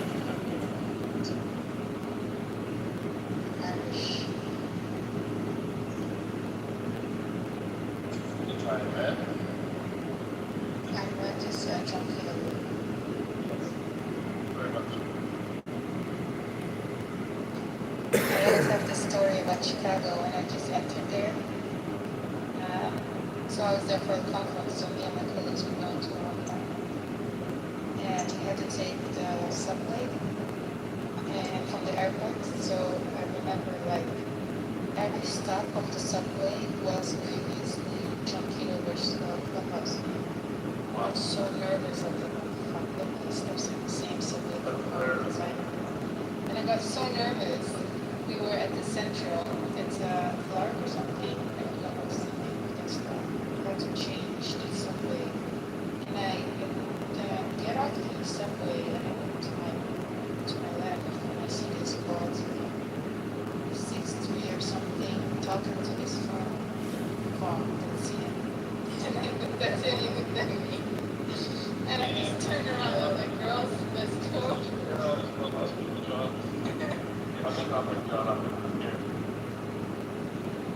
He says it.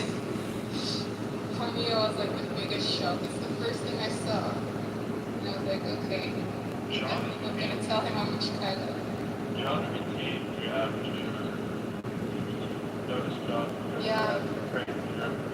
Back in the days, I didn't really know him, so I knew him. I knew him as a place, but then after the trip, we started talking more. You know, he's still crazy, but yeah, I wouldn't be so scared, but I was a bit scared.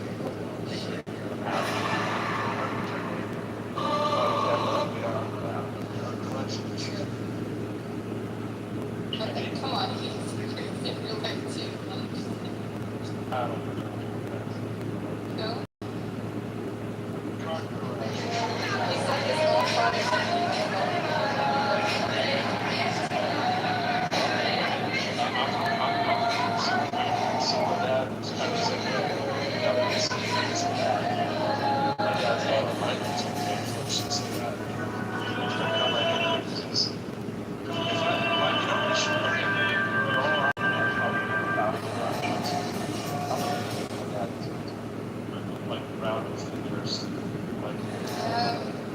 since she did international, I think. One. Oh, okay. But would you rather have him around or?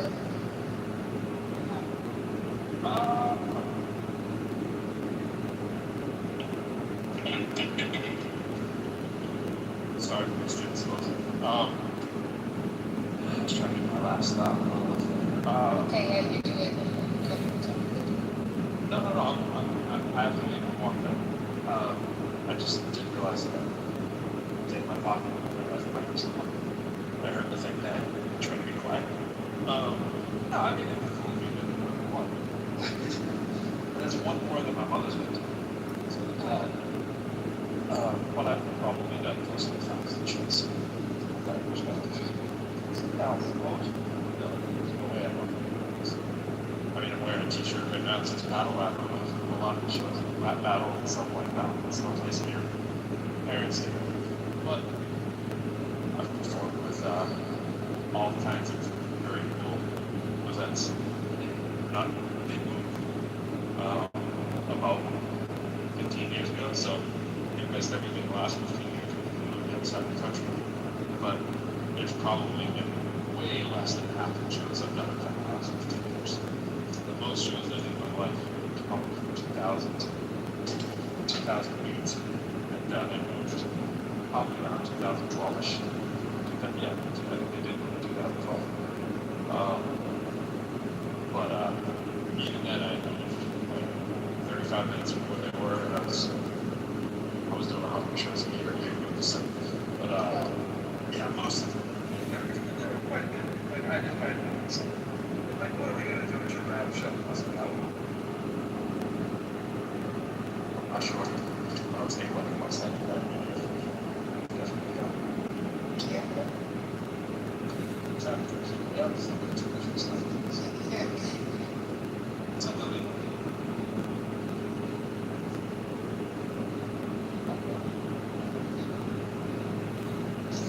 Try to work hard, Elliot. Just try to work hard.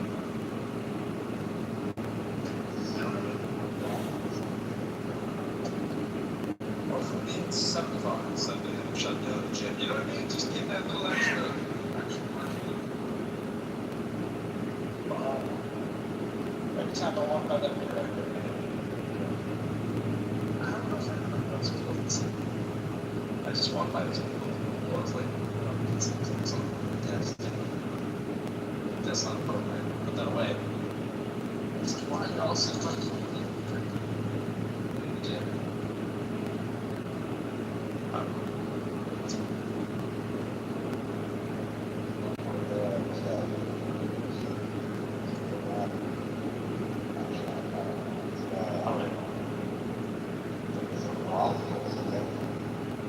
That's what I'm about.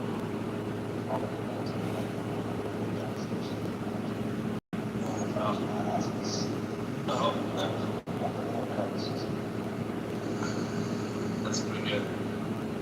There's a lot of fat out of shape people, I'm just gonna say that. Especially in America. I'm not summarized that it is a conflict. But I'm told how to solve it. Conflict that responsibility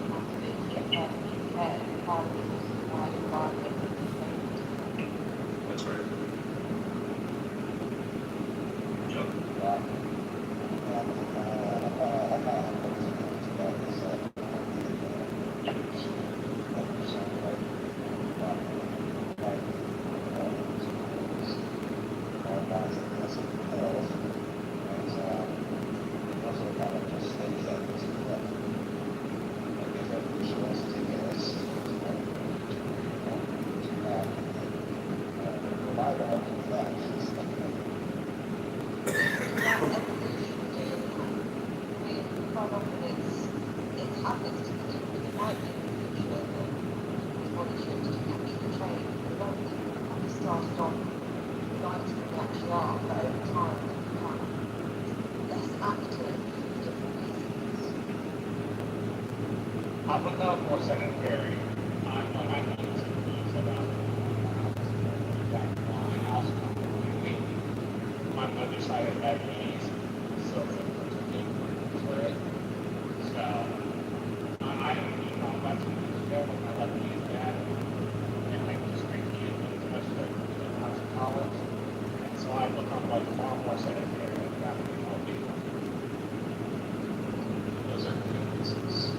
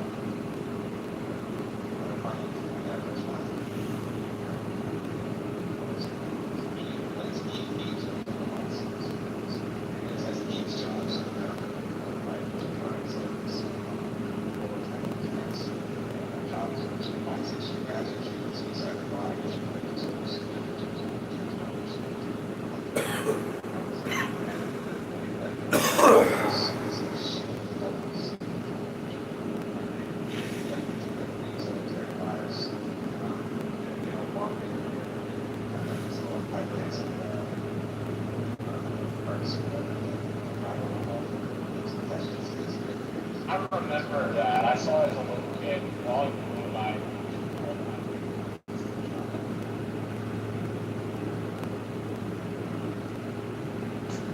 I was fully developed when I saw one. I was fully developed much older. I was like softball and such. You know, I was a preteen that night, but like, still like, well, even I should set up not in flight or whatever, but I gotta be nice to you, at least you.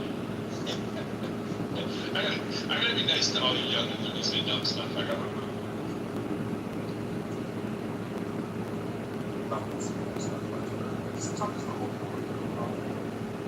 It's 40 under types, you know, and Trust me, I'm fully capable of being as stupid as and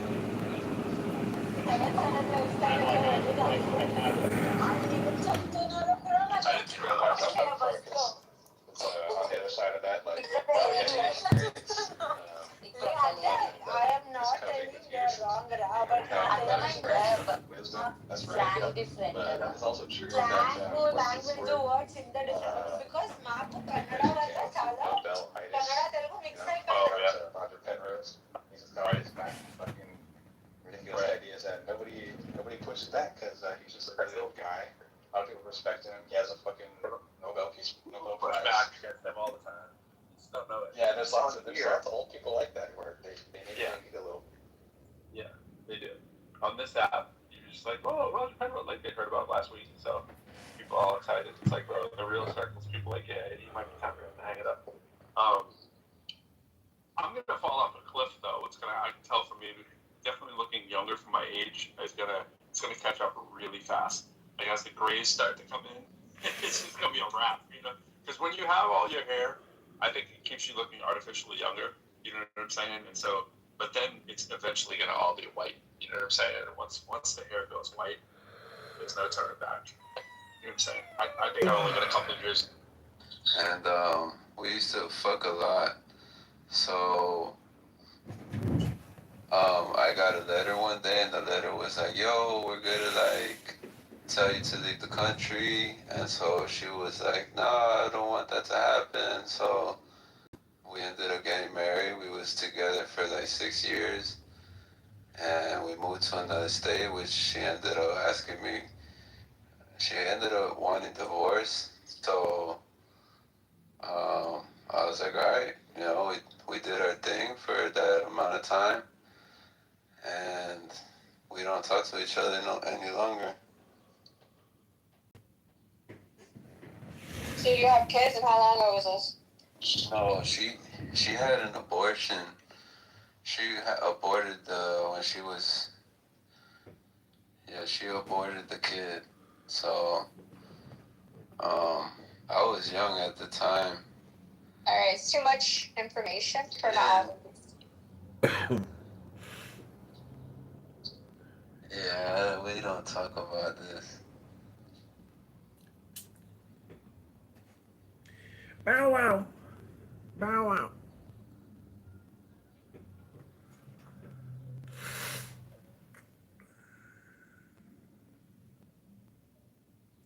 TV, call another thing. Why? No, you're not understanding that. Before that, I had a big problem in life. And I still believe in Jesus. One time I said, if Jesus is the true Son of God, I believe in that. If it's not, I just ignore that. And after a couple of weeks, Son when I of God. fuck you, My Baba, sister, true Son of God. All of This is how I imagine Benny Adams' conversion to Christianity. What happened? No, Benny Adam has a good reasons. don't Converse for your satanic reasons. He's been to be honest. don't Wait, so from the topic that we were talking about. Yeah, let's go back to concrete. Now my concrete left, bro, because of you. Let's. Well, Let me call him back. still here. So, yeah, go ahead with the debate. So, open your you heart. guys can just sit in the, yeah, thank you very much. Open your heart. Sit in the audience for 2 minutes. Okay, go ahead with the debate. Let me call back concrete. Gotcha.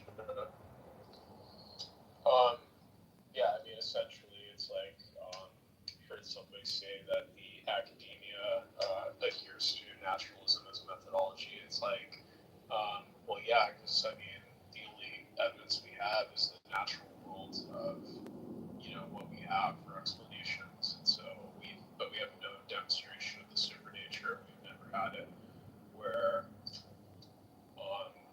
you know, we've seen people be created through breathing life into clay objects, you know, Jewish golden spell, like it says in the Bible,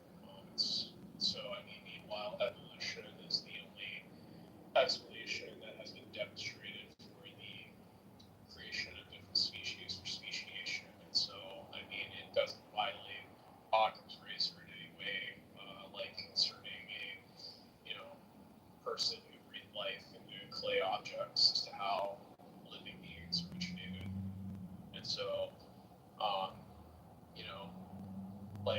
so the way science works, though, is that we, say, demonstrate that there's a supernatural and we'll include it. You believe science demonstrates an ancient mythical fictional ancestor originating how? Did you tell me? Let me give you the four hypotheses and tell me whether these even merit are actually hypotheses in the first place or random, mere speculation.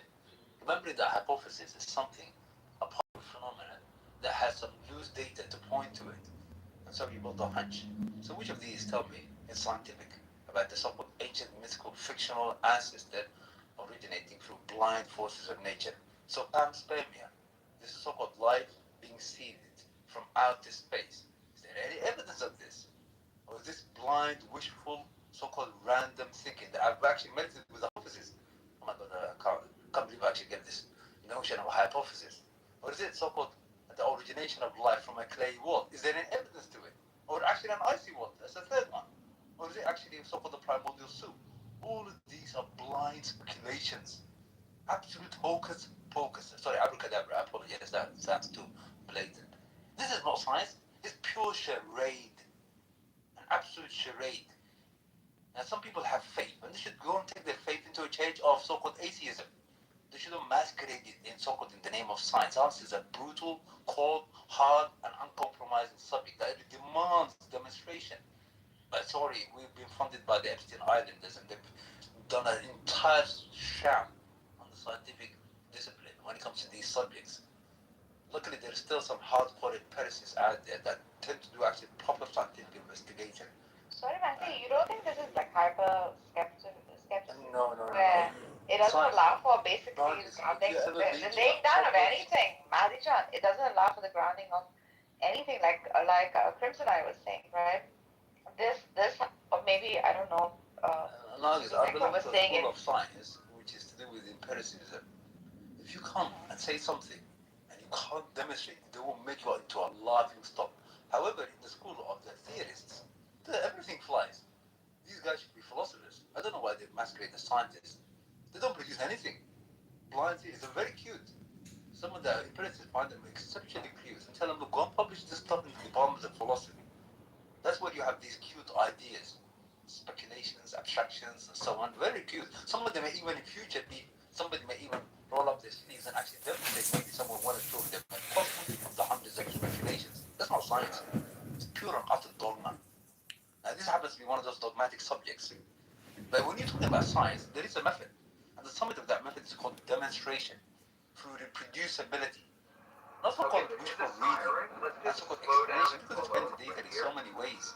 You could even invoke pink spirits in the woods as explanations. You just don't call them pink spirits. So far, evolution has been, hands down, I think, the best explanation for outliers, right? Compared to what? Like, compared to what?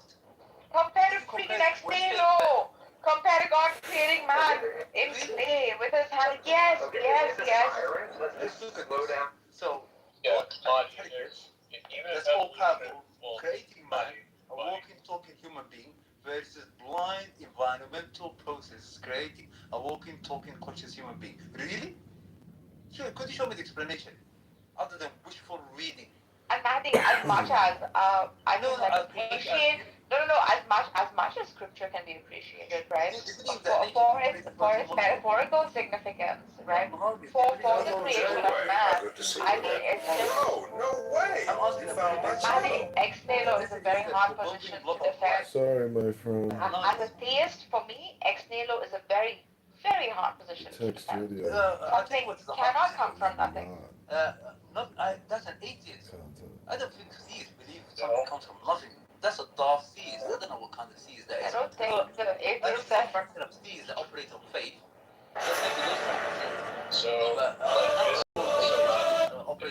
If I could ask you, didn't Allah say that simply that he just said? Okay, there is a siren. Let's just slow down. That be, by the way, is an entire orchestra of display in the universe. Yeah, All that's of a that was completely a different This explanation. is how To you me, that do is like a timelessness. The word of God is power, is not nothing. This is how you do. It's the word becoming flesh. It's very similar to The that atheist can't even explain what the counter God hypothesis is. They can't even explain what that is. At least with God, the theist can tell you God is an intelligent, almighty being that has capability and power and will. That's the God hypothesis. Right. Because what's the perfect position? Okay, there is a siren. Let's just slow down and pull over right here. Nicely done. Of course, the universe itself is Bro. The universe itself Right, is so therefore it can't be a scientific theory. Science tries to track causal origins. That doesn't mean you could actually explain them. The universe itself, you believe in a Big Bang. If you do believe the science actually points towards a Big Bang. Well, I don't know about how big of a bang. Nobody had this. Yeah. But the science does it. In the universe, that's a starting point. And that's triggered by a law of causality. That's a law that we observe everywhere. It's not a fact. The law of causality is a law. It's pervasive everywhere. I'm not gonna watch it. And the universe itself has a cause. That I'm cause, not by gonna watch definition, it. is super I'm not gonna watch it. metaphysical. So it's the universe. And the next one is the universe. That cause, whether you think it's God or not God, is supernatural by definition. Yeah, no problem. Metaphysical by definition. So by the Ultimately isn't what the claim is between, science and religion, or atheism, or belief in God. The ultimate claim is the beginning of the universe was a conscious effort, or it was a completely random happenstance. Now, scientists, as far as they can go back, as Maggie eloquently put it, was the Big Bang, the complete start of all matter. Now, their argument. He doesn't believe in the Big Bang. He does not. He's never gone to them. I mean, that's fine. But there is No, you say no way. Whether you call it a Big Bang, bro. But there's the one inarguable thing that both sides have in common. There must have been a beginning to all things and all matter.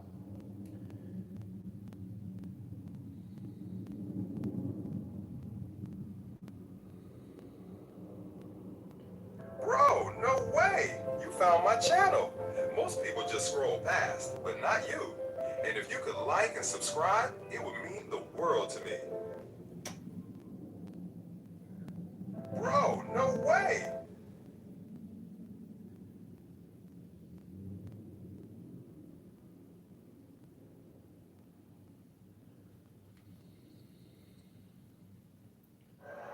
Okay, there is a siren. Let's just. I'm not gonna watch it.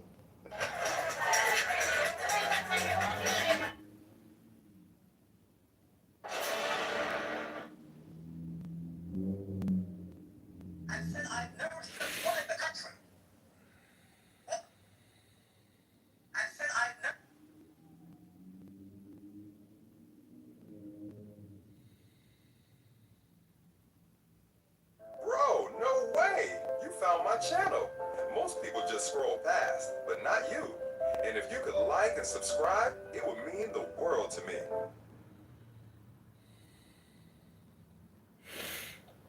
Bro, no way! You found my channel.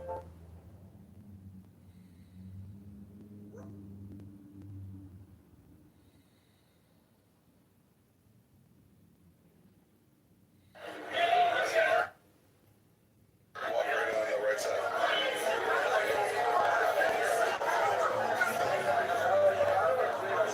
Team was down. The hangy uppy. The hangy uppy.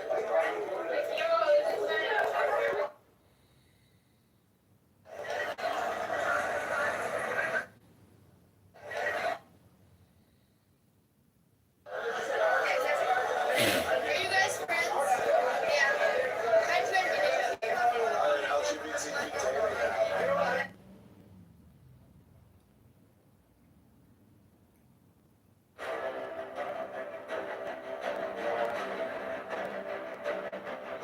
Strike. Strike a master chord.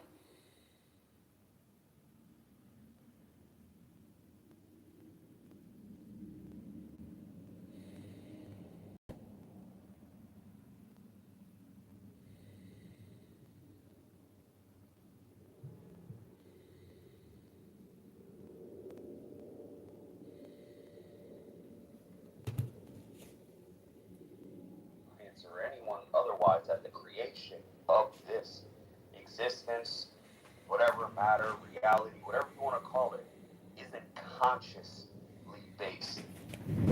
The counter argument is it's unconscious, it's random, it's a force without a will. And that's really what we're arguing as theists versus atheists. We're arguing whether or not it's, the universe is exploitative of whether God is the best explanation for the beginning of the universe, or whether it's something that's dependent on God. No, but that's what I'm saying. Is that beginning conscious or unconscious? And what is that thing before, and then is there any evidence to that thing? So what is that thing? Could you explain to me what that thing is? Because I tell you, a theist can tell you God in a number of ways. Is it I intelligence? understand Is it they willful can say entity? that. I understand they can claim that they have an explanation, but that they don't. That's not the same thing as demonstrating it. Do you believe you have demonstrated the counter God position? Do you believe you could even explain what it is? I'm not the one claiming that we have an explanation for it. Theists No. saying that they do. I think that you're not a theist. You're an atheist. I think it. Yes, is that correct? Yes, I don't accept theistic explanations. Okay, and you accept the atheist explanation. Could you tell me what the counter God proposition is? First and foremost, and what evidence points to it? Yeah. Why do I have to demonstrate that? You don't. You got a true dichotomy. That is the beginning of science. That is the core of science. An actual Hold on, dichotomy. I need to ask. God Why or do I non-God? have to have proof to show? You said it's not God. I said I don't see any evidence that God. Do you see any evidence for the non-God hypothesis? Okay, there is a siren. Okay, and It looks like love. I'm saying that there is evidence for theistic explanation. Yeah, but that's You are claiming God. Or any explanation of the I think you are claiming God. So, but the proof is on you. Okay, not on him, right? He's negating it. Yeah, I'm 100%. He's saying that. He's saying I'm not actually an integration of the dichotomy. It's not 50-50. This is not 49-50. So it really isn't. I'm saying I have an explanation for the Then don't universe. claim you're an atheist. Just say you're agnostic. No, but there's the beautiful part. Exactly, Narco. With all due respect, with the absence of proof or verifiable fact, or a way to conduct an experiment to confirm your foundings, science falls short, and that's completely okay. That's the basis of science, and it's relevant, right? However, for example, we need to acknowledge that a lot of modern science, as we know it, are based off of leading theories rather than concrete. Bro, no way!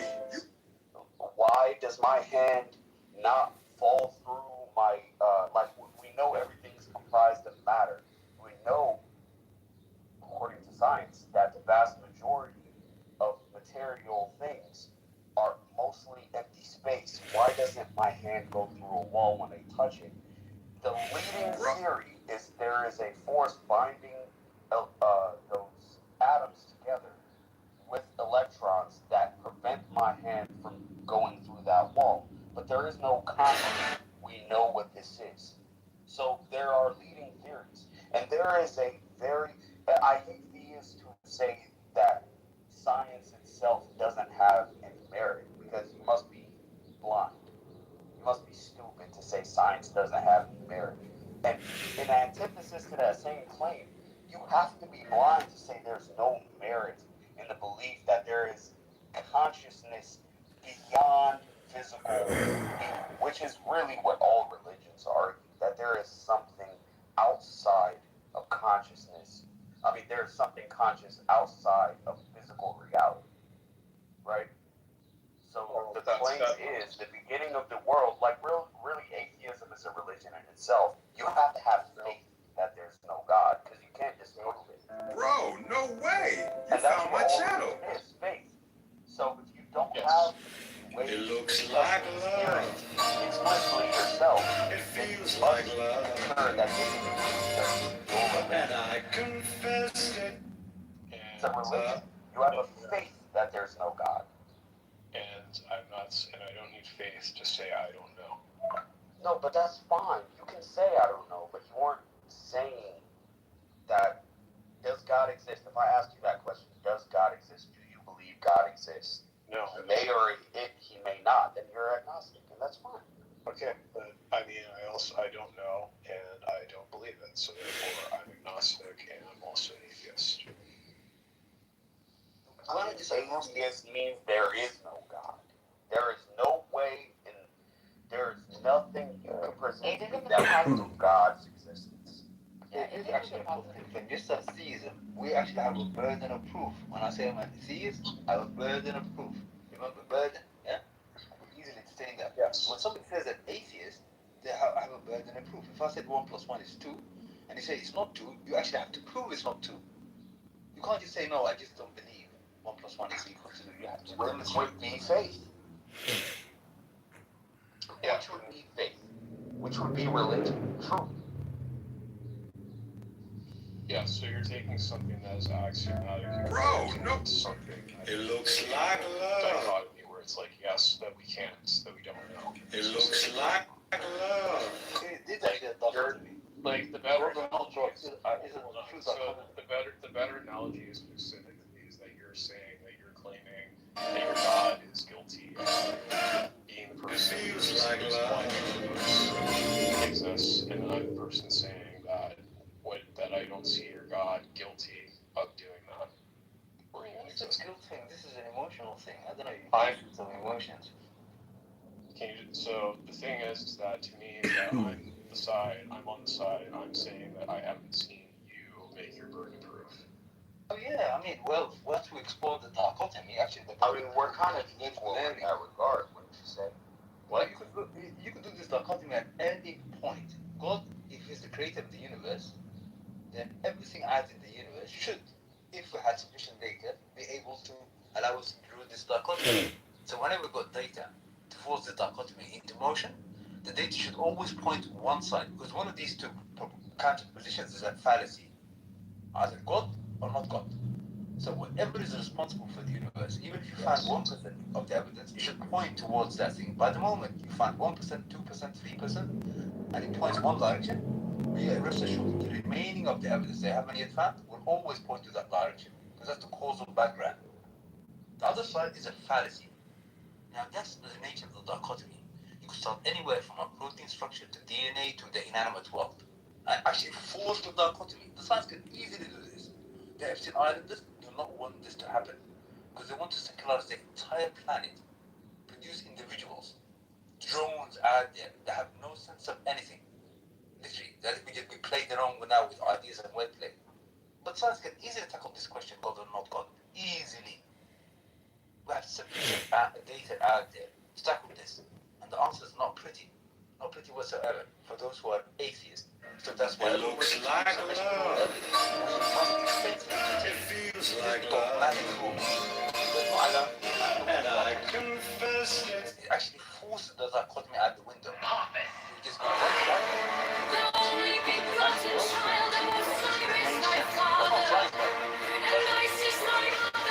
demonstration. Hence your theory of evolution. It's all driven by words. Absolutely. From the ancient mythical fictional ancestor.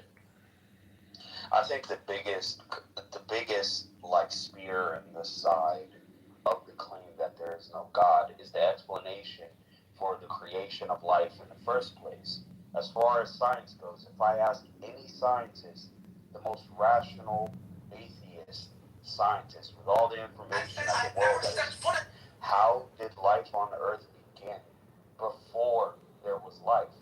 How did dead things, dead matter, dead atoms, who were no different from rocks, become what we currently call life? From moss to plasma to human beings, how did dead things become material? And if that process is one-off, how is there no examples of it other than that person? There is no way to do that directly other than a conscious force. There is no way. If dead matter, dead atoms, we're listening listening to an extremely stupid housewife named Steph, a Christian who believes everybody's going to hell unless the mechanism of cleanliness, aka Jesus Christ, saves them from eternal damnation. Relationship. What is the nuclear process within suns or stars to create new atoms? That's not a one-off. There isn't just one star in the universe. There's multiple examples because the laws of physics allow it. So it looks like love. That process it feels like love. And never again. You know the irony, brother. Not only can not dead matter or the natural forces produce life, they can't even produce a bloody single protein molecule, which is the foundation of all life form, the building blocks. You could do this. You could do this based on a test study, and you could do it in. It looks like love. Nature can produce a single protein molecule. That's just called the building block of life. This is not life, by the way. If we did produce a single protein molecule, we won't survive too long. Any of the fallout would degrade it very quickly. Pattern recognition degraded quickly. You will not have no primordial soup. UV light will degrade it very quickly. We already know this stuff. Facts. These are facts of science. Excessive heat will degrade it. Exposure to water will degrade it. And on it goes. Let all the single cell organism, which is compared to a protein molecule, it's like you're comparing a matchstick to a living cell. You know the simplest one, the actual living cell that we know out there, you compare it to a building block, it's like comparing a matchstick. Hundreds of bars in my career, and when it comes to mine, I don't take any chances. I chose SkyTech as my field. Building block of life.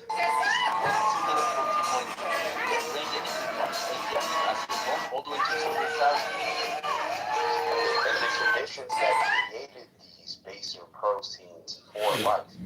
There are examples of them on modern Earth right now. Hydrothermic vents underneath the ocean. Those very conditions that existed underneath the of life as far as science understands it. Those very conditions are still very active on this planet. So we have the examples that these things were once said, and through this chemical process, this primordial still radiating our soil beneath our oceans. In our mantle core, we have examples of dead things becoming living, but there is no such example. It only happened once, and only once. Guys, I'm in downtown right now, checking out a couple properties. How the dogma has crept into science. If somebody was a true scientist, they would actually look at design and non-design. There are 4 speculations for non-design. Called panspermia, so-called life being seen from outer space, wishful thinking. Sometimes. Not one single shred of evidence to indicate this. Some people claim that there's some comets and meteorites that actually landed in the Earth. There's so-called amino acid traces. Amino acid traces of life. Like you find the free flow both right and left hand.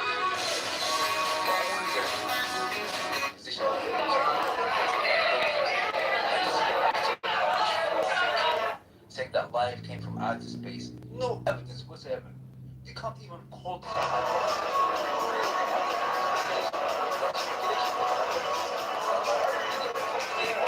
no single evidence for this. Pure and utter speculation. Another so-called hypothesis. Actually, it's not a hypothesis. It's another random speculation. Actually,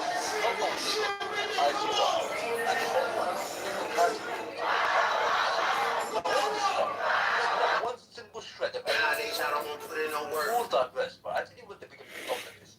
There's no other alternative hypothesis that we look at in terms of design. They're not allowed. I'm going to name you 4 design so-called speculations or hypotheses. Actually, there is evidence to them. They would never be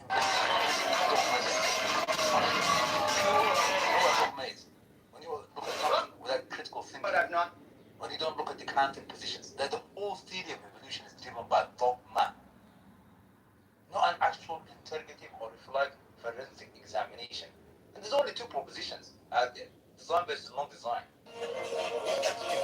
So-called scientists today actually I'm horrified by it. And the same one is for word play. And we can only go off of Chicago summer up. available evidence. For all we know, there has been scientific studies, whether to prove the existence of a conscious force in creation, and it is proven true multiple times. It does not make it publicly available.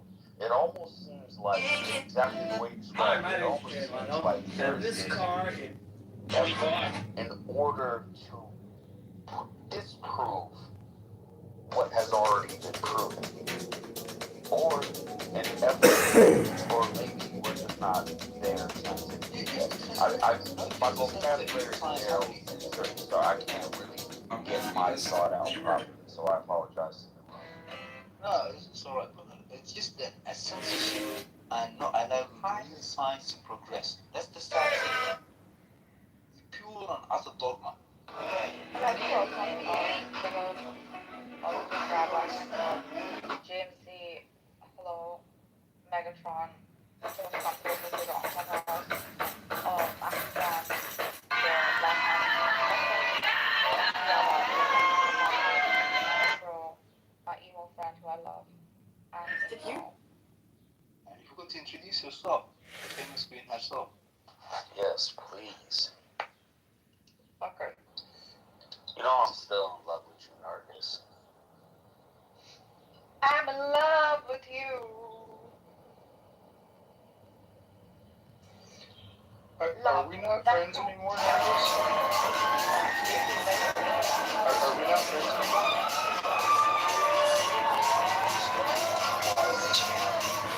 I just wanted to interrupt the PCs for having about science not agreeing with them. I don't think it was about religious groups. It was about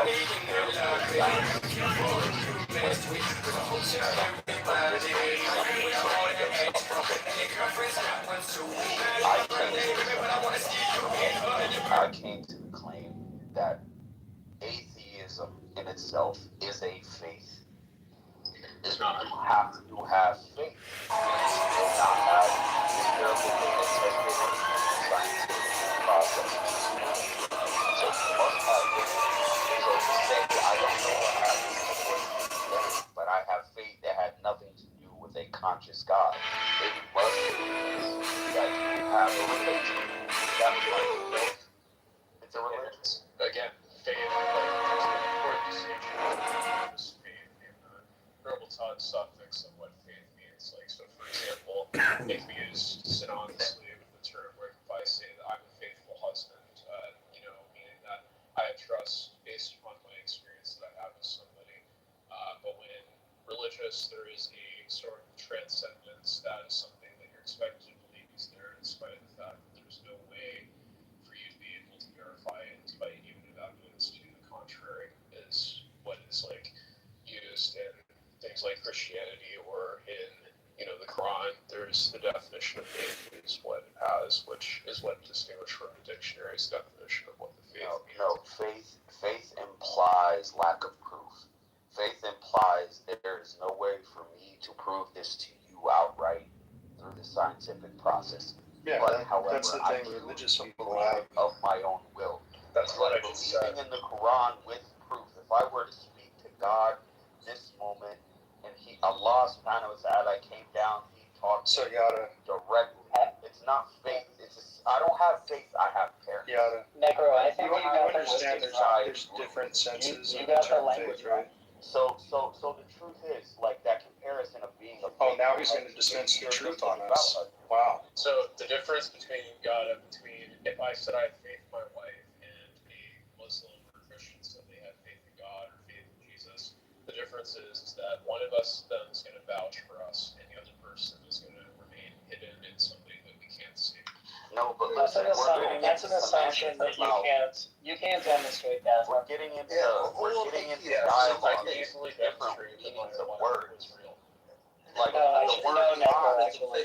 actually, Lonnie, can I make one comment? Because I think you, first of all, it is definitely true that in many religious traditions, faith means a kind of trust and confidence in the same way that we mean it when we say I have faith in my partner, right? I trust, I have a confidence. So it's not true that that's not present in religious conversation. It's very, very present. Number two is, if you want to say that the dictionary has entry 1, entry 2, entry 3 on the word faith or faithful or faithfulness, I'm happy to go along with that. But you can't really reasonably, intelligently say it only means the one thing that you're suggesting that it means. Third, and I'll finish here, the reciprocity you imply is not part and parcel of the definition. You are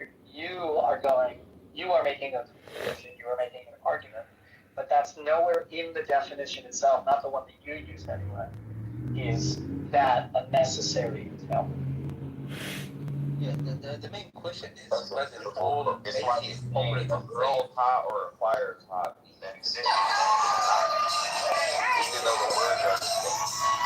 So let me take another one. It's based on facts. Okay. So And now my belief in the Quran is also based on faith.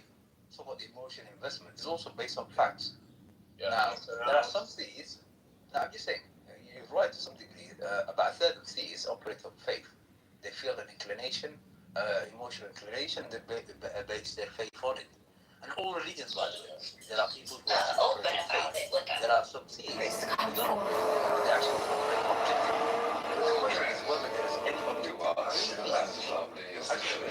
Beloved bears no treasure for this year. Perhaps we can help her. Actually, just compare with our cosmic levels of the most broken then exploring all the religions. All the religions are atheist and atheist religions. There are hundreds of religions, more atheist religions than theists. Grant him passage to give it to her himself. No. Atheism We both guilty of deceiving Beck. This will make amends. Not like this. let's structure. These religions go down to I command you to they walk release on me. light based on their worldview, which is all driven by Use you again. The whole of true truth.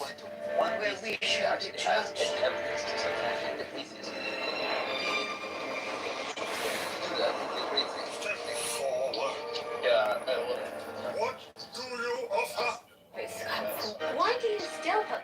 But that somehow, like, religion is based on evidence specifically. That's something that I definitely hear all the time, and it's something that I wish, religious people would, not go to using it anymore, because it is really, like, it just doesn't work on people like me who understand the distinction and the fallacy of it. One quick pushback, sorry for taking the mic again. Necro, I don't know why atheists relate to science or mention science or logic. Atheism is not founded in anything scientific or logic. So if you could actually show us something that's scientific that actually points to atheism, or something that's logical that points to atheism, you'll have maybe a starter. But I don't know why you brought in science. Science is not the domain of atheism, it actually kills atheism. So That's not true. That doesn't kill atheism. it is true. Could you show us more things It's not science true. that points to So, atheism? Bonnie, there's been no scientific demonstration of the possibility of a God existing. Everybody, please rise in the presence of Honey Badger. Yeah. So there's been no sort of experimental tests that are positively indicative, exclusively concordance with the idea of a God existing, or the falsity of that. Looks like love. It feels like love. And I confess it's got me rocking on my heels like love. Deny that senseless investigation.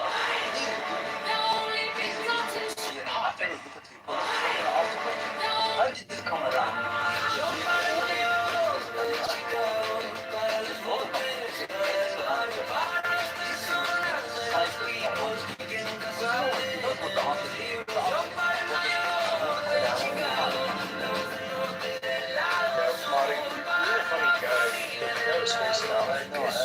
Like, when it's just once in a while, it's really funny. When you like it just becomes boring. I know, but it's being funny.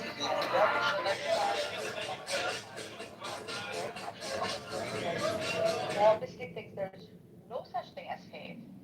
so far as religion goes. I didn't say that. I did say that there is such a thing as faith, but that's called atheism. No, as far as religion. Okay. So what do I have faith in? And that's fine if you want to think that. What is it that I have faith in, though? I'm just curious. Because I do have faith in things. I just wonder what you think I have faith in. Gotta have faith, the faith. Yeah, Gotta have faith. Yeah, perfect. Not one single evidence to point to this. Well, what? No, you just said that atheism is faith. What's the faith I have? That God that God does not exist. That's not faith. I think that's just evidence. Could you give me one evidence, please? Yeah, that unembodied mind as a cause for anything is like a non-starter. Hello? What is that? Hello? Is that unembodied mind is some sort of force that has conscious thoughts and ideas and preferences like your God does, like Allah does.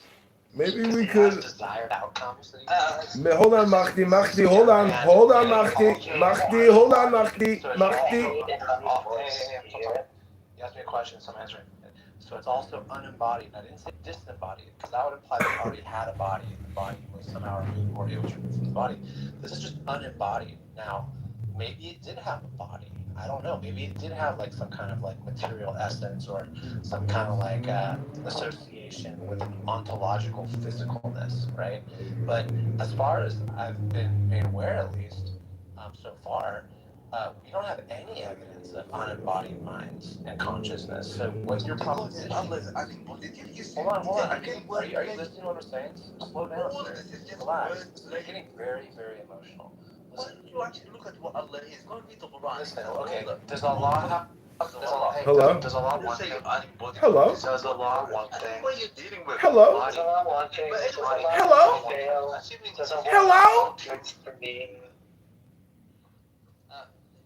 Does Allah judge people? Yes, he does. Hello? He does. Okay, so it has it's in a consciousness, right? Yeah, I know, but you don't. Hello? Yeah. So they have... Hello? Could you tell me what the counter proposition is? I don't know why Hello? you don't just engage with what I'm saying. What is the Hello? Why are you freaking the fuck out, dude? Hello? Yeah, why are you freaking the fuck out? I'd like to talk about language and linguistics communication, and I think what's actually happening here is Mahdi's learning English, and the primary native English speakers are here.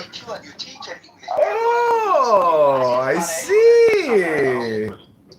Yeah. Thank you for that bullshit, John Kitover. Thank you. I'm sorry, but that's actually not bullshit what I'm saying. I'm sorry, I think Matty has great command of the English language. He has vocabulary at his disposal that I don't even have. Oh, wow. He's good. I wasn't contrarian at all. Well, he can teach us all, obviously. He's the master teacher. Everything he knows is the truth. I mean, he doesn't even possibly doubt his beliefs and opinions. It's 100% true to this man. Something that is counter to his argument that is viable. You know what I'm saying? I don't agree. I think he does doubt his position and his claims. I don't think he really believes it. Can I ask you guys something? What does doubt mean to you? What does it mean to you? Well, to me, like taking the example we had earlier, if you have faith that your partner is faithful to you or isn't fucking around on you, right? There is a hint of doubt there. Because you don't know. I know my partner. We don't say I have faith in you. We don't say Do you know? Can you give me examples of things you know? Like with certainty or whatever level you're considering here? Like, well, what is something you do know? Well, there's a bunch of things I do know. For example, I do know I have parents. Otherwise, I wouldn't be a human being living on this planet. I do know I'm made of matter. Or you could just be having an experience. Because I interact with it on a daily basis. I do know air is necessary for my survival. Yeah. If I hold my breath, I do know that I pass out. This is the only thing I know with certain. Yeah, I know I'm having an experience. Yeah. I know I'm having an experience. I believe it's a human one. You said you believe. You didn't say you know. Yeah, I know I'm having an experience. I believe it's a human experience. Okay, and that word human, what does it mean? It means as an animal, biological function of the natural world. Now, I could be some kind of other conscious state that's experiencing something unbeknownst to me. Right. So that's what I was getting ready to ask. When you go to sleep, do you go into a dream? I'm assuming everyone had a dream. Are you a human then? I assuming what? No, I'm saying, or do you Are you have having a a human conscious experience? awareness of your? I'm a human being that's asleep. Do you feel that? I mean, Oh, I for don't those know. things I Being in do a sleep and have. dream state's kind of a trip. I'd have to think about what I think there. Okay, You know that what's it's a dream. One second. You know that it's a dream state. Yeah, I think I become aware sometimes. I wouldn't say I'm lucid dreaming, but I think many times when I'm dreaming, I do realize I'm dreaming.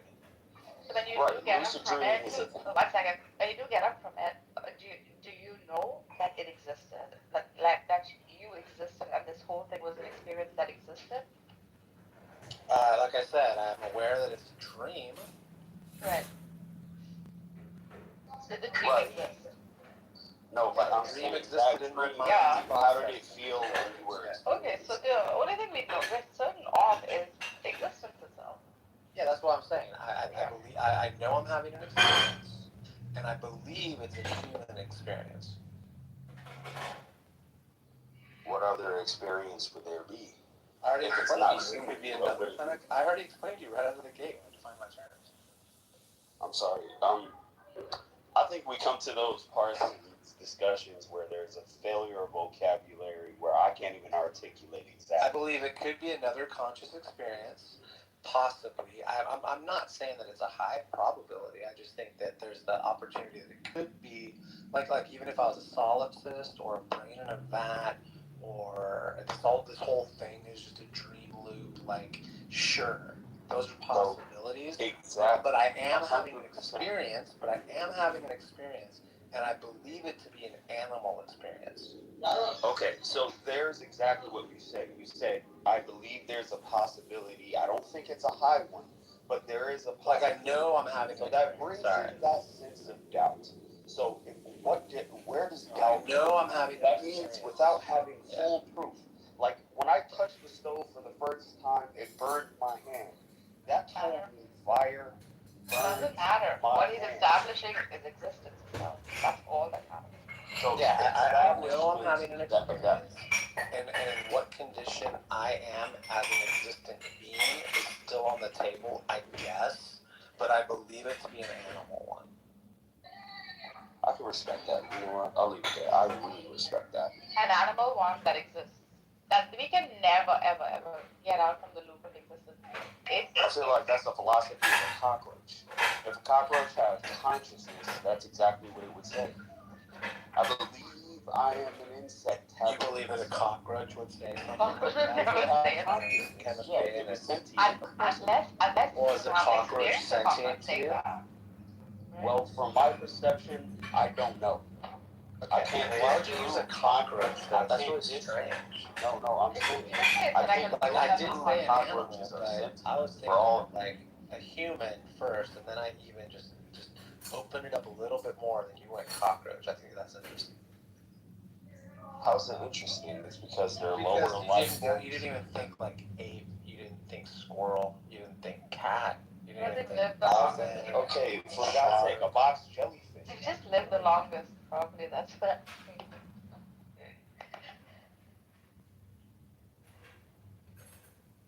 Those mofos can survive through anything. Like, I mean, cockroaches are like freak. Yeah, I've heard this sort of thing about consciousness with cockroaches. I haven't wanted to look more into it. I tried to understand it specifically. I mean, we can always say they have like low level consciousness, right? I believe lions and cockroaches are conscious. They wouldn't be able to move and function. I mean, they build off of instinct. I think we're talking about sentience. The ability to know you are experiencing something. However, you can't do anything about it, and you have to stay a slave to your biological processes. You know what I'm saying? No, I don't understand what you're saying, because I honestly think a lot of these conversations are actually political and not religious in nature, and they're really just, the undertone is really political. For example, I heard Mahdi in a room saying horrific things about Jews, saying they all want to start a war, take over the world, detonate a nuclear bomb, take over Lebanon, take over Iran, take over this country. Like, it's just fucking delusional. It's anti-Semitic. Literally have stated out loud in front of the world, I want to take over Lebanon and nuke the world. Have there been Jews that have said that directly? No Jews have said they want to nuke the world. Oh, really? Yeah. Okay, just checking. Netanyahu might have said it once in a while. I think it could be projection. I mean, not publicly. No public Jewish officials. No, private crazy people. Sure, maybe. Yeah, crazy people there in the ministry of Israel. I'm sorry. With Ben Gavir. Here we go. Here we go. Just tickle the toes a little bit with a feather. There it goes. What does that mean? Bring evidence that someone said that from the health ministry. Absolutely sure. Okay, so I should go onto Google and look up this empirical fact to prove to you someone. Yes, please. You made it. Yes, please. You made the claim. But please provide the evidence. But you know about this claim. You want to send me on a goose chase to go to Google? Fine. Okay. Yeah. I don't know. I don't know this claim. You made the claim. Please provide the evidence. Minister that suggested nuking Gaza. I'm not saying it didn't. I'm not saying it didn't happen. I'm simply saying. Stay off just so we can finish. No, that's great. Yeah, I just want to clarify. I'm not saying it didn't happen. The Israeli I'm simply saying it should. A nuclear bomb on Gaza Strip is Amichai Eliyahu. Oh yeah, served as the Minister of Heritage. Minister of Heritage, not Health. Right. At the time, thank you. The comment thank you was for bringing November that. 2023. Thank you. Okay, do you feel good about just making me chase down an empirical fact we already knew about? So Yada, the way that it works, right? So Yada. So people in Yada, the please. People for no other reason. Yada. Thank you for providing that. I was not aware of that. When we have a conversation, please don't interrupt me. When we have a conversation, and there's something that I don't know, and you say that you do know it, I'm going to ask. That's not unreasonable. Okay, so what was the claim you made? Nobody made that claim. Would you be prepared to retract that right now as an intellectual? I will retract the claim that a minister of Israel ever suggested nuking the civilian population. Go ahead. I want to hear you say it, Calvin. Yes, it appears, I'd like to see the link, but it appears, given your Google search, that a minister of Israel indeed said that. Okay, then. So why were you both making the claim that no one in Israel would ever make that claim of nuking? Because the reason the reason you bring it up is to demonize the entire Jewish people. I'm sorry. It would be hard to demonize the entire Israeli population. You're talking about his mental states, right? Maybe that's no. Real quick, I'm sorry. Stop saying Jewish. I'm talking about the Israeli government. It's like if I demonize the Saudi government, which I absolutely do, and I think they're barbaric. That doesn't mean all Muslims are being demonized as well. If I demonize the Chinese government, that doesn't mean all Chinese people are being demonized. So let me give you a reasonable. Okay, fine. I accept that. Okay, but let me just say two things. Okay, one, yes, it was a despicable thing to say, and I'm sure it was racist. Do you know what kind of power the Minister of Heritage has? Zero. But he's the Minister of Heritage. He has what was the first thing I said? Doesn't matter. He still said it. We can. I understand. But listen to what I'm saying, right? I'm on your side on that. He's saying he has no power, so it's like somebody on Clubhouse talking shit. Hello? Yeah, someone on Clubhouse talking shit is equal to the Minister of Heritage. Right? Yeah, so I'm just bringing it up. He's probably bringing up this point. To the congressman from Florida. The congressman from Florida said, kill everyone in Mexico. It's equal if I said it. It's the same exact thing. Okay, let's just move on to the different topic because this is redundant and pointless. There's a nuance between positions of power and Hello? just regular civilians. Let's just see, Yana, if you were the president of the United States of America, what would your top 3 priorities be, sir? Absolutely. Number one, I would federalize the Federal Reserve. Number two, I would absolutely force APAC to become a subsidiary, or not subsidiary, what the fuck kind of words am I using? To be a signatory to FARA. I would absolutely force all of the banking cartels that have used their power to bankrupt American families into oblivion over the last 50 years to pay reparations to the American people. I would absolutely defeat real estate cartels who buy up. That was 3. He said 3. He said, hold on, he said 3. Okay, that's 3. my Those are your top 3? I promise you those economic returns. Do you think the American people have the APAC thing as a top 3 priority in terms of their life? No, absolutely. We have cost of living as the number one grievance. So why wouldn't you put that as the top of your priority? Because I would cut the roots at the source. I'm sorry, cost of living. You think our cost of it's not a. You think our cost of living is because of Israel? Fam, if I get a nosebleed because I have brain cancer and I say let me fix the nosebleed by plugging my nose, am I fixing the problem? No. So you have to address the. You haven't identified where the problem is. Ourselves. You haven't identified where the problem. It seems to be there are those who see the root. Both of us see the root of the problem, the grievances of the United States people. It's only one of us that says those causes to our ailments. This is all word. Hey, Yada, this is all word salad. What do you think is the cause of the high cost of living in America? Absolutely predatory business practices. Okay, awesome. Why wasn't that one of your top priorities? I'm pretty sure I laid it out. What were my top priorities? Do you even remember? Breaking banking cartels. Okay, so they have. Do banking cartels have predatory business practices against the United States people? Can I answer your question? Can I answer your question? I know all 3. Okay, so please, the first one you just listed. Do banking cartels in the United States have predatory business practices that drive the United States people into debt? Yes or no? Yeah, absolutely. Okay, so by breaking. Just wait a second, man. Why are you fucking so excited? Please go ahead. Fucking relax. Jesus Christ.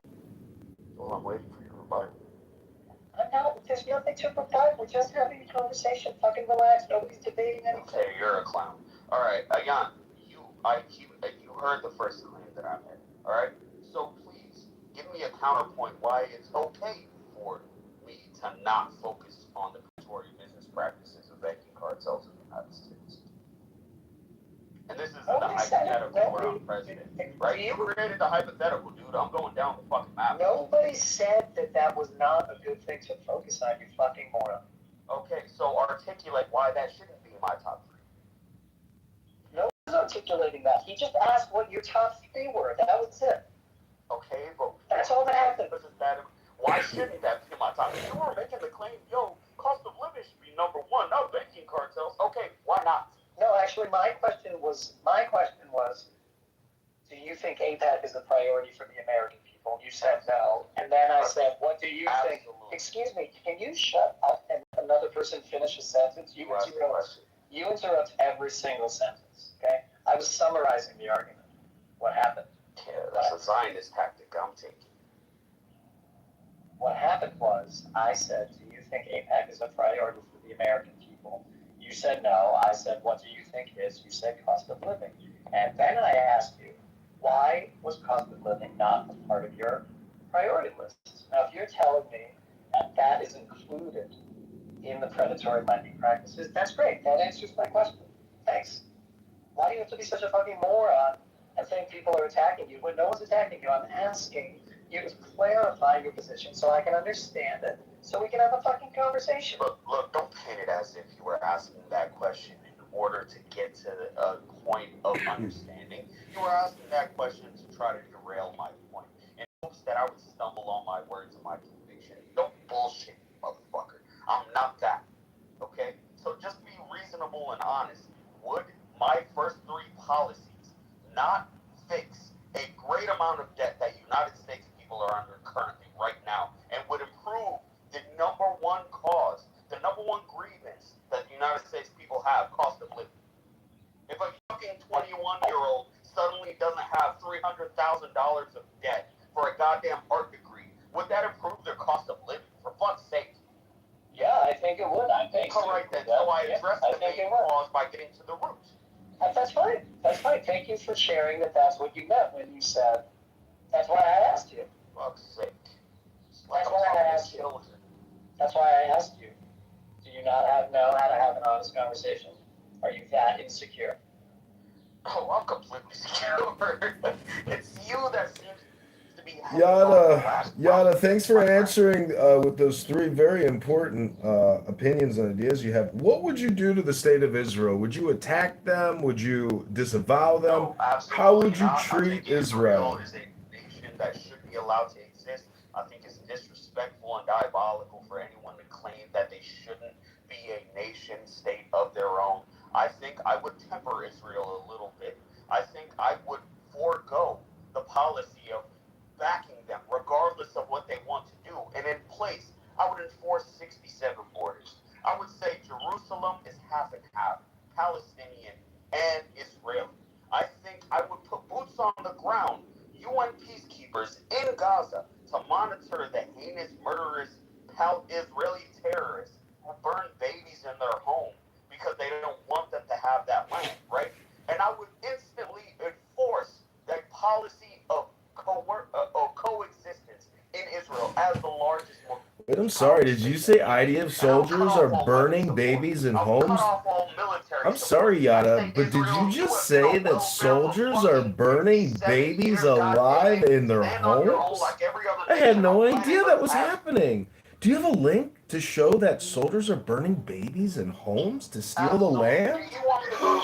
Oh my goodness! Yeah, please, Yada, please, I really gotta see this. Please, I gotta see this. Please, give me a link. Sure.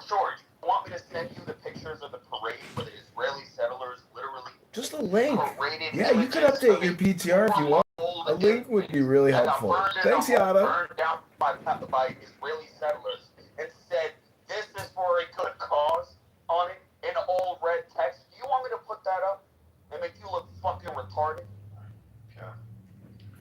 I think so. Ad hominem projection alert.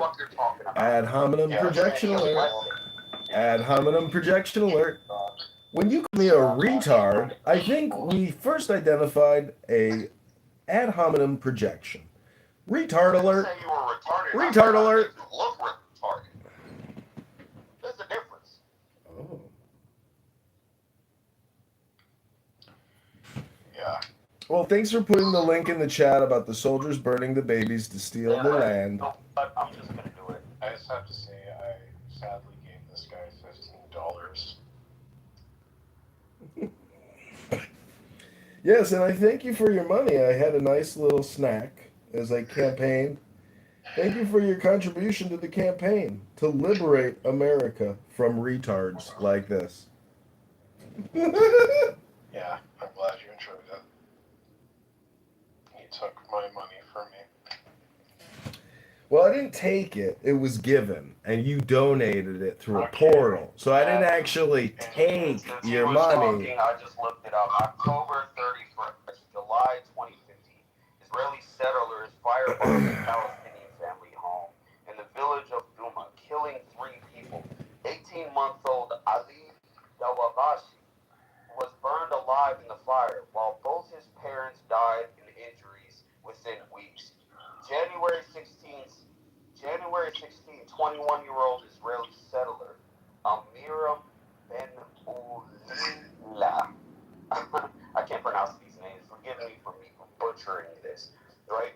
Was indicated in the murder along with the Israeli miner. Right? So let's go on to where there were protests. In 2020, Ben Ulila was convicted of 3 counts of murder, 2 counts of attempted murder, 3 counts of arson, and was firing.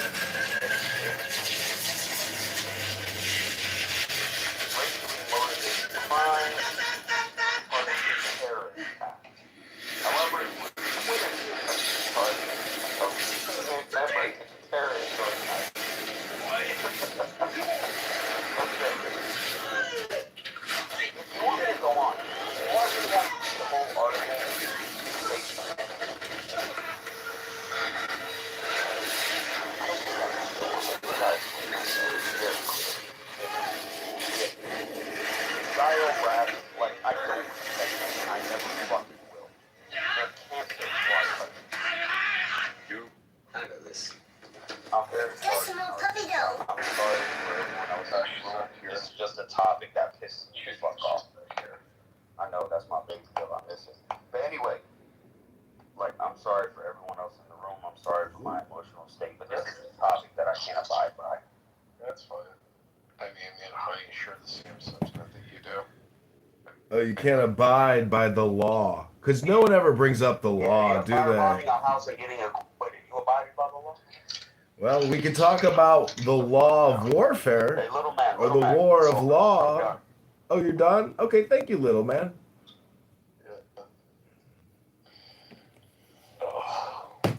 Sorry for getting you so emotional. Usually when people's intellectual capabilities are challenged, they get very, very emotionally upset. Month-old children, sure, that's something that should Hello? cause no emotion whatsoever.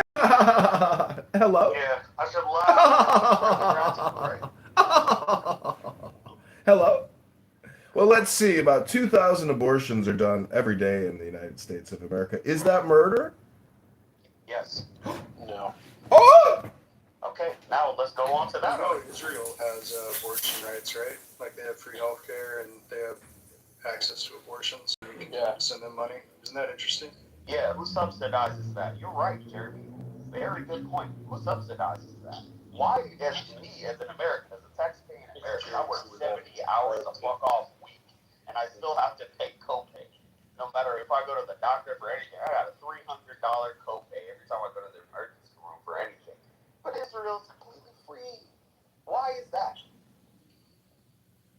Jeremy, do you think I was wrong my first 3 initiatives? Do you think that would not help us as Americans? It's GMC. GMC, I'm so sorry. I read it as Jeremy. If there was a question, I missed it. Can you say it again? Yeah, sure. So what I was asking, my first thing, I was asked a question by the gentleman who left the room. He said, what are my very first 3 policies? I said I would cancel, number 1, I would federalize the Federal Reserve. The printing of our money shouldn't be done by a private company. I think that kind of breeds cartels in our banking system, that they can just charge us whatever for debt, number 1.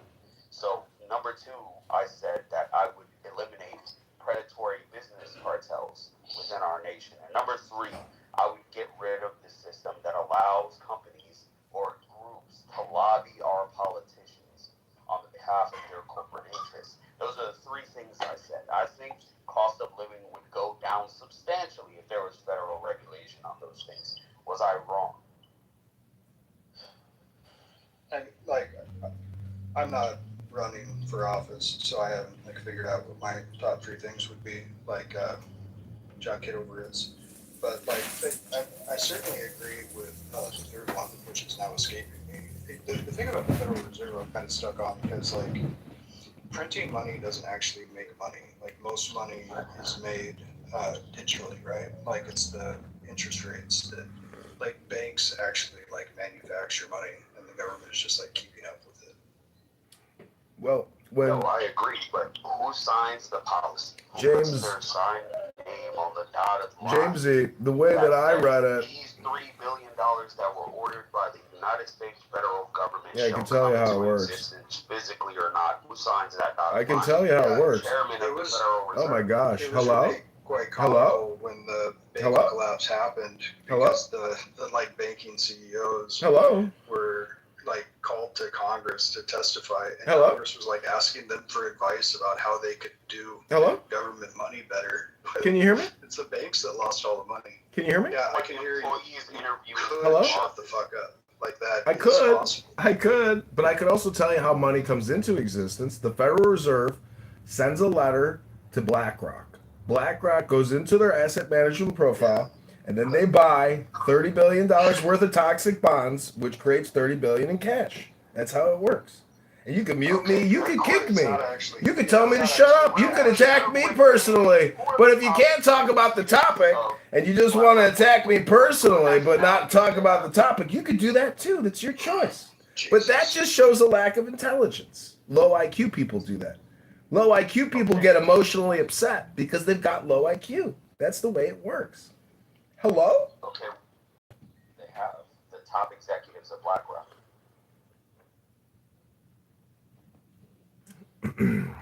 The top executives at BlackRock and the Federal Reserve. See, when I asked you what your 3 priorities were, you combined the deconstruction of the financial network as well as banking and Federal Reserve. That's actually one category. Your second was APAC, and so you really gave me 2 reasons. What could be your third reason, Yada?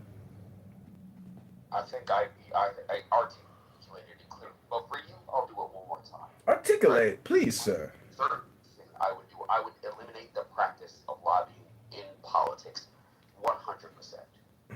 Yeah, that was the one that I 100% agree with. NAACP, that means APAC, that means the big pharma, that means the gun regulators. I don't care who you are. You're not allowed to put money in the pockets of prospective politicians to further your corporate interests. There is no more lobbying. There is a ceiling to how much money you get for your campaign. And I think it should be $20 million on the congressional level and $100 million on the presidential level. Federally provided by the U.S. people. Like, let's be real, you're only going to be loyal to the people who pay you. So as politicians, if your top donor is a pharmaceutical company, if your top donor is a goddamn lobby group for the Israeli government, you're not loyal to the American people, you're loyal to your top donor. So to eliminate that, I would eliminate lobbying in its entirety. That's my third claim. I defy you to tell me what's wrong with that. Yeah, because we operate off of this fake laissez-faire capitalism, and unfortunately, the business of lobbying, aka influencing politicians, to create HR acts. You could keep muting me, or you could possibly grow a scrotum. It could be a thing for you. You could grow your dick out. You could actually read a book. You could have some patience and listen to people. But the fact of the matter is, lobbying isn't going anywhere, and your priority, it's fantastical, and will never happen. Because it's called America. That's the way we do business, baby. Because that's just the way the system exists. Can you explain reality to me? I don't want to live in a system with no explanation. You don't want to live in it? Uh-oh. Ding, ding, ding, ding, ding. We got somebody who thinks they're in the Matrix. Can you imagine if your electrician came to your house and said, I can't fix it until you pay more? Why? Well, that's just the way it is. That's just the way it is. What the cost of materials. Look at Jamesy's beard, for example. What kind of man grows out a disgusting rat tail? Look at the size of that thing. You could use his head as a mop. James, has anybody ever used your head as a mop? Because you got a bucket for a brain? Is there anything in there, Jamesy? I was waiting for your terrible joke to marinate in the room real quick. But anyway, let's just be honest with ourselves. How would it be bad for a U.S. president to say, no more lobbying? I'm the last U.S. president that will be lobbied to. Well, it's like Liar's Poker. It's a crime if a corporate interest or foreign interest wants to put money in the hands of politicians. Like Kamala Harris, who raised $300 million overnight via Google. People. How fucking dare I, right? How dare you? How dare you? How dare I? I can't argue with you. You angry. I'm happy. Leave me alone. You angry. I'm happy. I can't argue with you.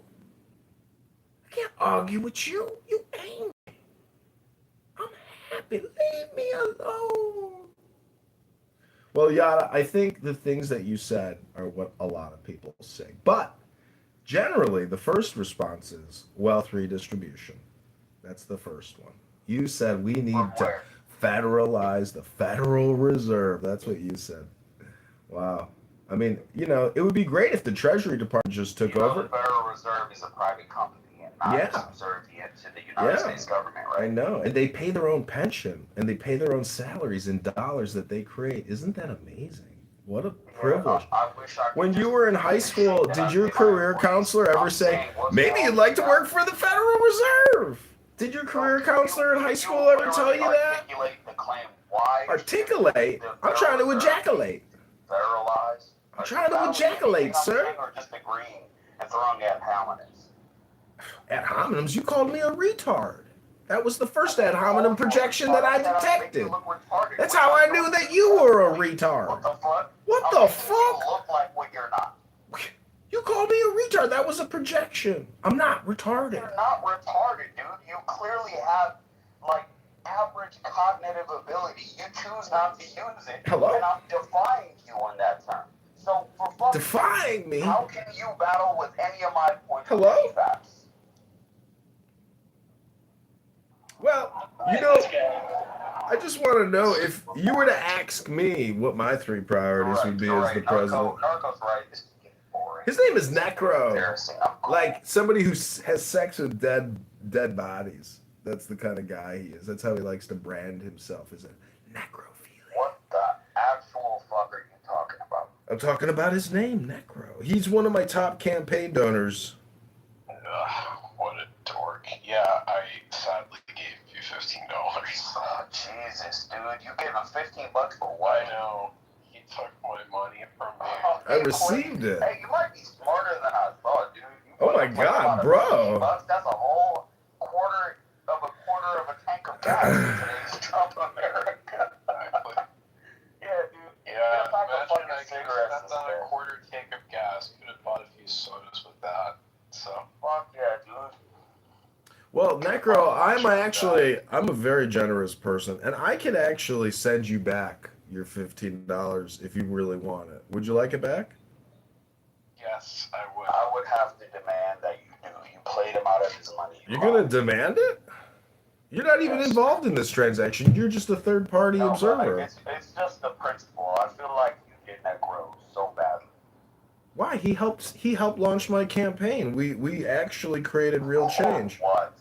For Congress. We don't just talk. We do. You're just a talker. I'm a doer. There's a big difference between talking and doing. Yeah, I agree. There is a big difference between talking and doing. So what do? I don't know. You talk. That's what I've detected. Big talker. I mean, that's fair. That's all I've ever shown you. So it's fair. Exactly. You're like a girl on a dating app who says, I'm a huge yapper. Yap, yap, yap, yap, yap, yap, yap. Very little doing. But you're talking to a man that has done and keeps doing. Hey, you know what? Necro, you know what? Your $15 is well placed. This man is entertaining, if nothing else. I mean, he gave us a little stimulation. It's cool. It's fun. Yeah. Oh, we're back with who always tries to alpha male me. I introduce you to Mikhail. David. Ah, he left. I was going to ask him about next. Oh, man. But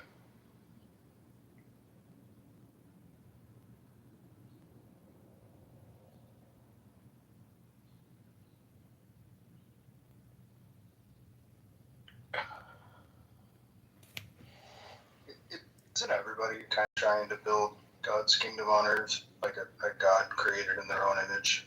No. Like, how much can we really fault the Jewish or Islamic or Christian people for trying to create God's kingdom on earth? Hello? The earth is God's kingdom. I think that's a good question. That's the whole story of the Bible. But the secret is in knowing that the kingdom is now. It's here right now on earth. Exactly. But the kingdom has always been now. It's been now since Jesus came into the forefront. Yeah, the now is It's been eternal. now since It's the now time right of now in this Abraham room. We and his son gotta. Ishmael. It's been now since Adam, alayhi salatu salam, who you know him as Adam, the first human being, came out of the garden Adam of Catman? paradise and was brought down to the earth. They talking about the Sephiroth of the Kabbalah? The Tetragrammaton? So as believers, I'm assuming, Caliph or Khalid, am I pronouncing your name wrong or right? Lev. Do you speak English, Yada? Is English your first language? It's a Hebrew name. Yeah, so I'm asking if I'm pronouncing it correct. He left. You could try to sound it out. Like, how would you pronounce my name? A-Y-N. How would you pronounce that? Ayan.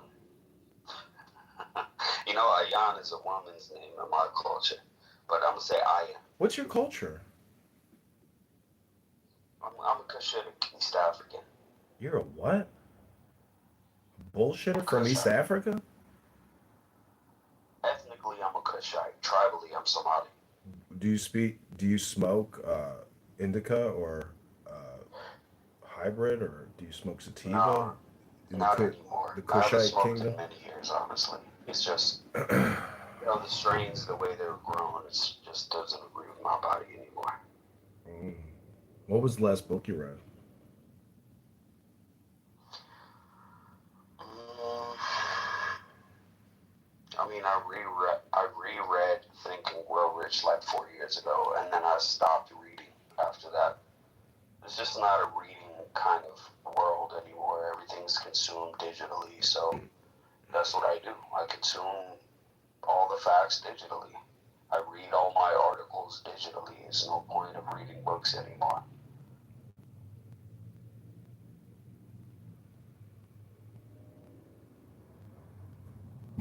So you've confirmed that you don't read anymore. You just talk on Clubhouse. So no new information coming in, just old information coming out. No, I read just fine. It's just I do it digitally, not with paper. Do you think Clubhouse is a good way to learn? No, I think it's an entertainment tool. I think it's cool, like just to meet random people, like-minded or otherwise. I think you're a cool person. I think you'd be a chill motherfucker to smoke with or drink with or whatever the fuck, right? I feel like you have some cool ideas. You're an individual, just like everybody else. That's what I like about Clubhouse. Just bumping heads with random people, arguing over stupid shit, and killing time on a Sunday before I do my 7-hour shift.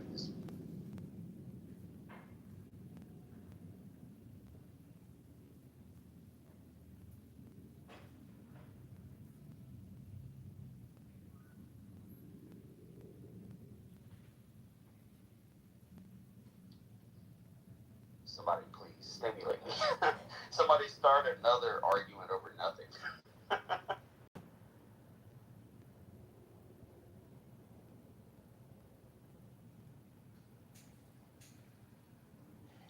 Well, I did find it interesting that even though I said a god of your own making, everybody just went with it. That was pretty funny.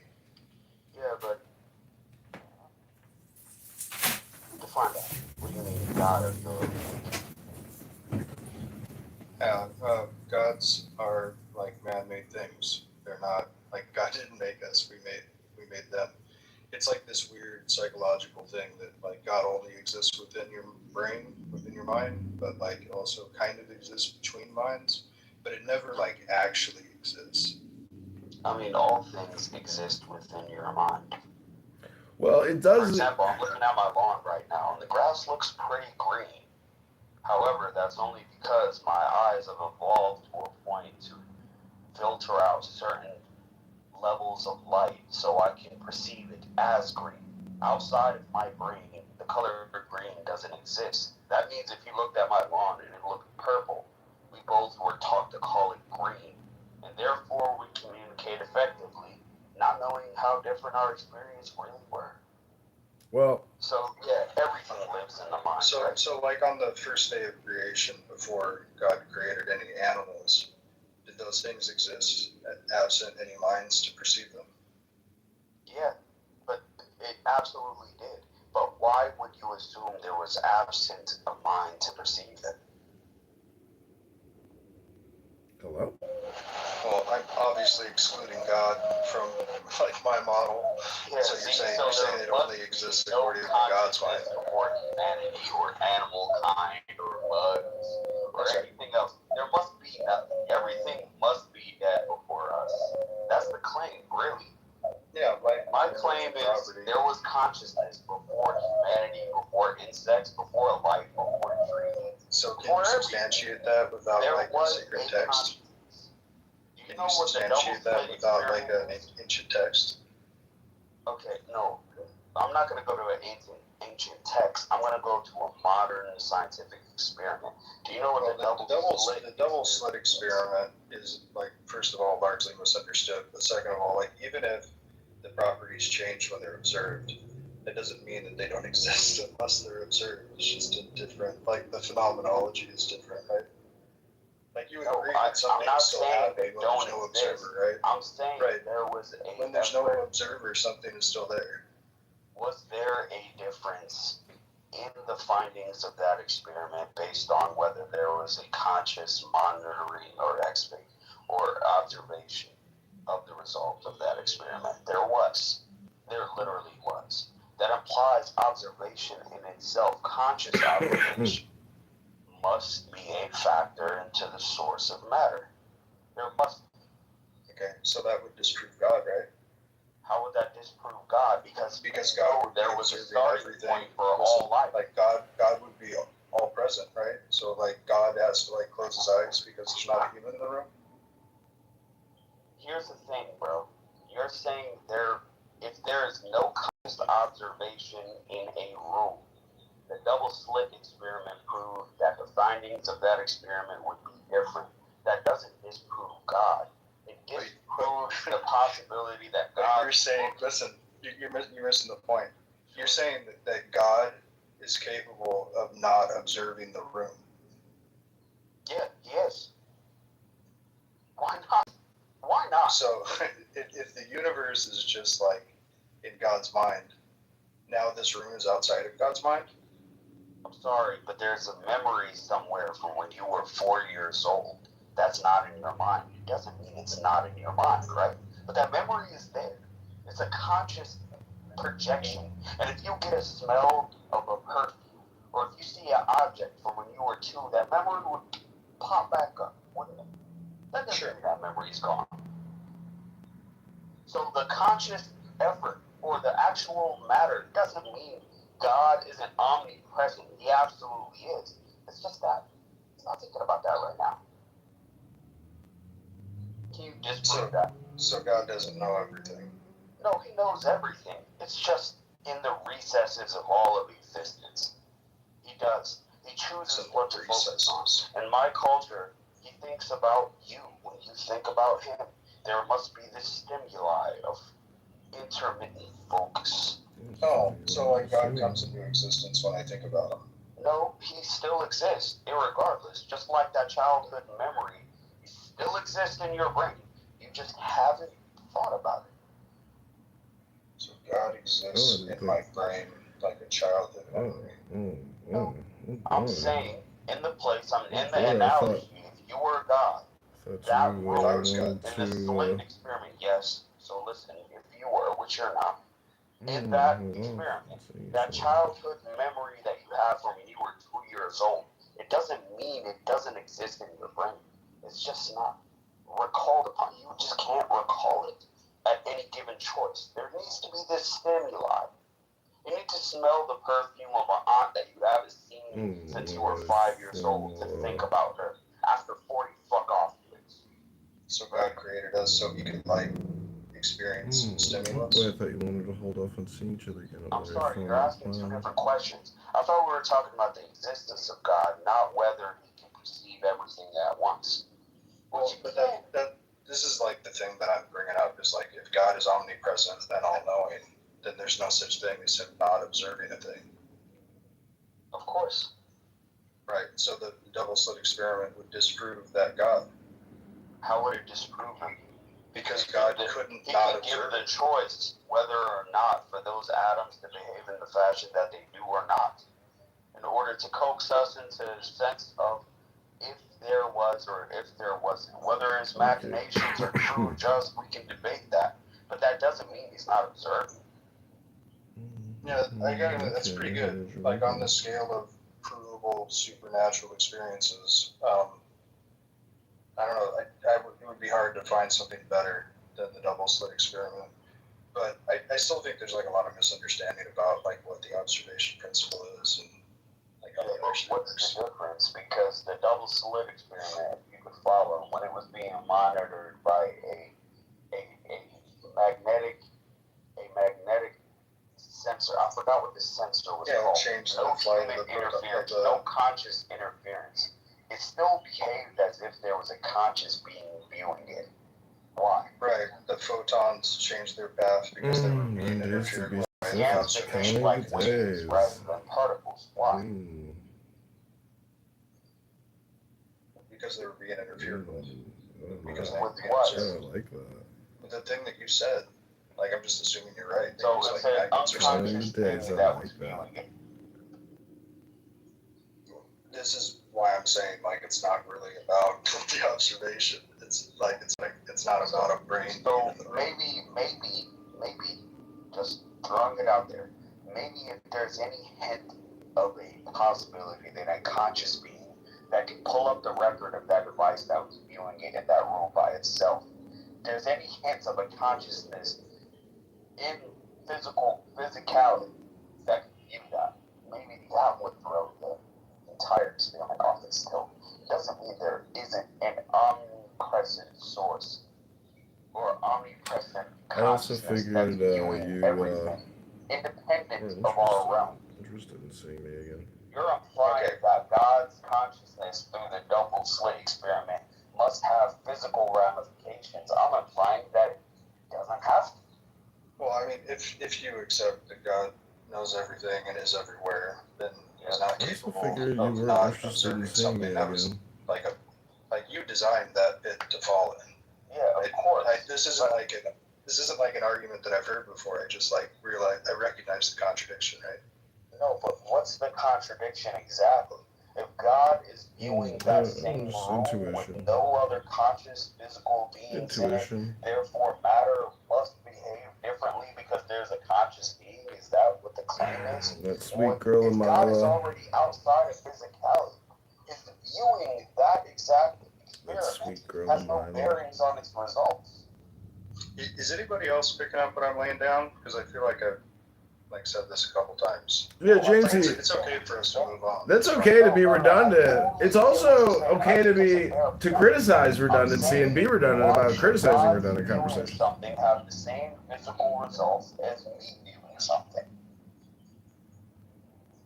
Why should God's viewing something have the same physical results as me viewing something? Yes, because there are certain physical mechanisms for me to view something. There's no such restrictions in God viewing something. Right, he's actually incapable of not observing. Yeah, so... And he's not limited to, like, visible light or, like, vibrations in the air that create what we interpret as, like, he doesn't have those limitations. He has a complete and holistic understanding of all things, which means he's actually not capable of not observing the double slit experiment. Of course. So why would it have the same physical results as whether I was viewing the double slit experiment? Okay, so it's us special. It's not God that's supernatural, it's us.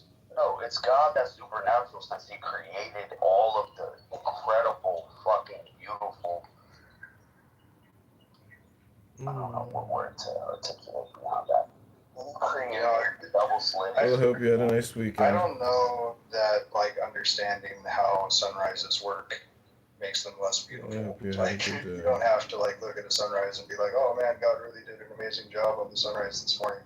You can just kind of, like, understand how light behaves and be like, man, that's really beautiful. But why is it physically beautiful? Why is it aesthetically pleasing to you? It's all just a random fabrication and random collapse of synapses that fire in your brain that makes you think it's beautiful for no other reason. No, I think, like, on some level, it has something to do with, like, novelty. Like, there's something different about a sunrise. I'm sorry, it's kind of like an example of a life form outside of humanity that views a sunset and says that's beautiful. Well, I mean, birds turn up for sunrises. Yeah, but through chemical processes. Sunset means go back to the nest because it's dangerous for me to be out in the dark. It's not just we're sentient beings. So what allows us respond to sunrise and sunset? That's correct. Appreciate its beauty. What allows us to create art?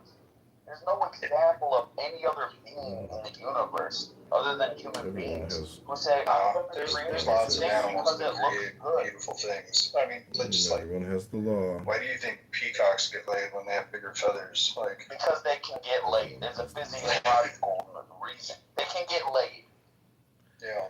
Like a lot The of joy of the law. But it's not just limited to like it's also like fish that make really elaborate breeding nests. Like Lots of animals Yeah, create the fuck. beautiful patterns and stuff. Yeah, but the fuck. We do it beyond just the fuck. Why? And therefore God? No, it's Oh, not well. therefore God. is- There's a sentient component. There's consciousness and there's sentience. I'm not gonna argue fish aren't conscious. That was I the feel like insecurity. fish can see Oh, I just and wanted to hear see it. and taste Oh, I wanted just to like see it I again. do in a different way. But there's a Yeah, I was consciousness excited that's above that. Like, I so if wanted to there's a see it again. I was consciousness in excited. between beings as far as sentience, there must be a consciousness above us. Otherwise, you're prepared to argue that we are the tippity top of consciousness. No, I think there's probably lots of animals that are like more self-aware. In what regard? Well, like dolphins, for example, like communicate with like three-dimensional images. That's fucking crazy. Yeah, That's but like that's the we way would call they that see. we would call that like snakes psychic see in projection. infrared. You know what I'm saying? Through taste Yeah. of the air. You know what No, I'm saying? like communication is like a whole nother level, right? Like we're already trying to figure out if animals have like languages. Hold up, give me 1 second. My phone's about to die because I love this conversation. 1 second. Sure.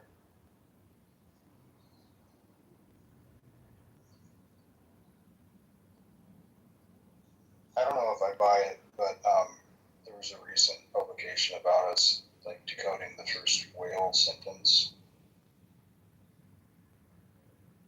which is kind of crazy. There's a lot of stuff with whales and dolphins that kind of blows my mind when it comes to sapiens. Like whales will defend other whales of like different That's only suggests you get species, together even because even you're species they parents. can't like interbreed with. Fine. They'll like fuck with orcas just for the hell of it. I think it's humpbacks are like notorious for like protecting other whales from orcas. Like why? Joy the world of strength.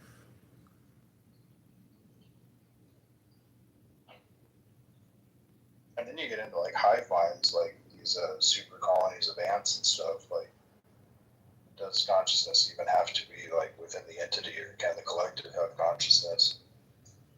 Because I think humans do a good bit of that. I think that's what like the religious experience is. It's like a hive mind. Hello? You know what's amazing about the hive mind is that if you read a book, well, technically you should be upgrading not only your mind, but the hive mind. And this app is a little bit like hive mind. So if you improve yourself, you improve the world. And by improving yourself, you improve others if you share the good news with them. Hello? Yeah, learning how to read is kind of like learning Yes, how to read I want somebody to share else's the good mind. news with you. I have no idea what the good news is. That's because you don't read anymore. You just talk all the time. You mod a room as a living for a career.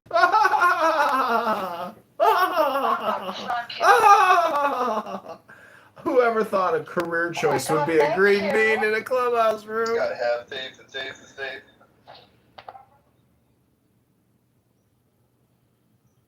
Have faith, the faith, the faith. You gotta have faith.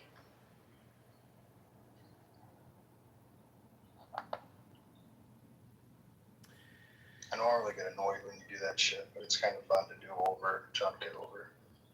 Hello. It's me.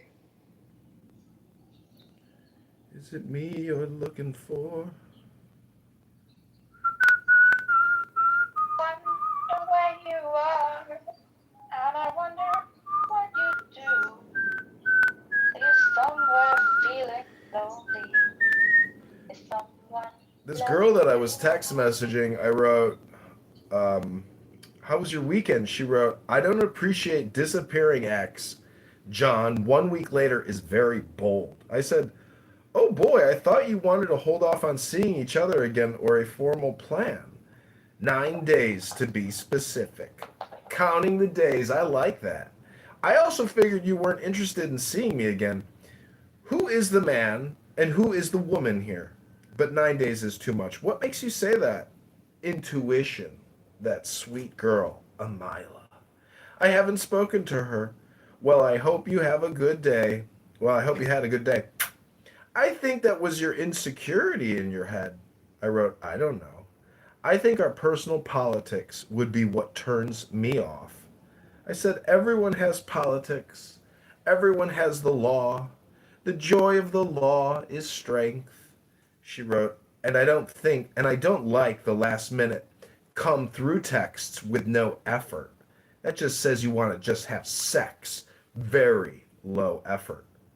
I wrote, the joy of the world is strength. She wrote, it's insulting. I wrote, I think that was your insecurity in your head. I wanted to see you again. I was excited. I also only suggested we get together because you were at your parents' and was close by. Then she wrote, so why'd you wait a whole week to say something? I gotta tell you, the Muhammad on the donkey comment I found not nice at all. But wasn't Muhammad on the donkey? Was I not right about that or something? Anyways. Yeah, I just don't think dating a hardcore Muslima is going to work out because she's probably right.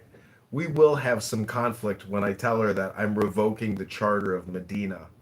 And unfortunately, Muhammad was an MLM marketer with a homicidal tint. Hello? Join us or die. Give us your money or Oh shit, die. I'm back now. My bad. Sorry about that, folks. I'm sorry to cut you off anyhow. Yada the evolution is here. It's fine. No, it's fine. Please, please. This is John. You got him over. Can anyone call Caleb here for this heresy? Oh my God, Vince, is that you?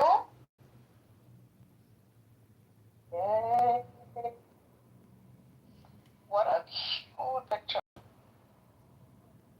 It is called the INFJ scare. Oh my God, do you know who Yafur is? I am an ENFJ.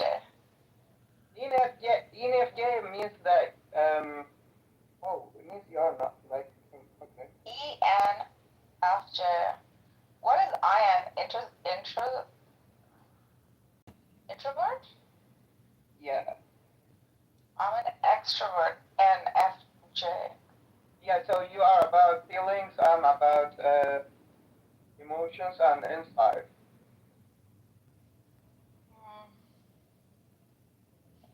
I don't like ENTPs. You don't like INTJ. Oh, who? INTJ. I like engineers. I studied engineering. I don't like engineers. They look like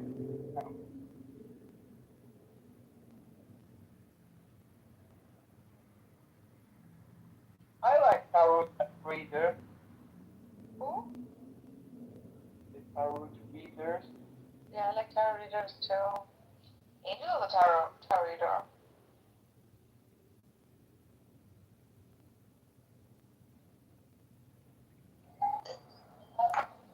Hey, I'm at home.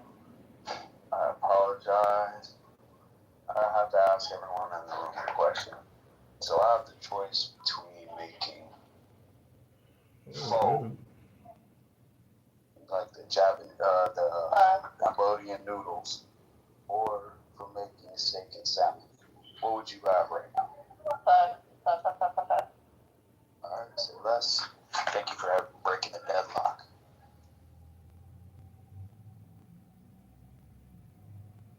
Oh, it's Camaro. Hello, Camaro. Have you met Camaro Nugget? Yeah. Just kidding, I don't know. I'm speaking for everybody. I've met him. I think I'm friends with him. Hey, I hope this room is open after I'm done, but I'm gonna start cooking. You guys take care. Thank you for indulging me. Okay? I appreciate you guys. Take care. Enjoy your trip. Nargis, I'm still in love with you. You're gonna be my wife one day. Oh my gosh, how dare you, sir? This European waxed beauty is all mine. She's coming to Chicago this summer. We're renting a yacht and we're gonna make love in the sun. How dare you, yacht? How dare he? How dare he? Well, that can't stop a little summer soiree, can it? A little love never hurt somebody addicted to Clubhouse. You're supposed to visit Missouri, it doesn't mean right now. Missouri. It doesn't mean that I am single. Uh-huh.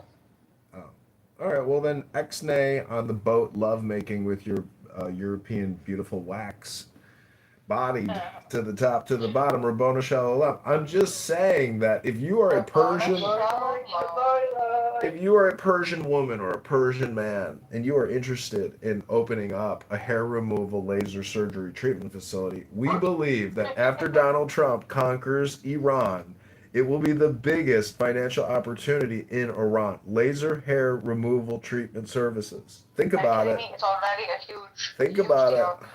Plastic surgery and rhinoplasty are number one in Iran. So. I know, and we're going to subsidize that through Medicare, Medicaid, and it's going to become the biggest business. In fact, all the diaspora, the entire Iranian diaspora, is going to be provided free rhinoplasty. Why do you think it's not? Why is this guy giving me Epstein vibes?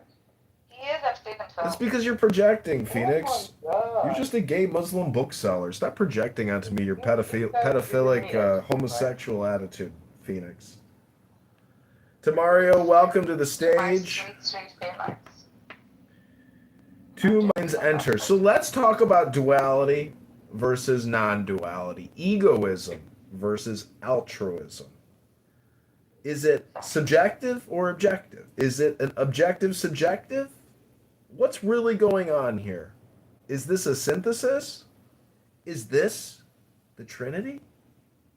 Hello? First of all, altruism does not exist. Look at Phoenix puking.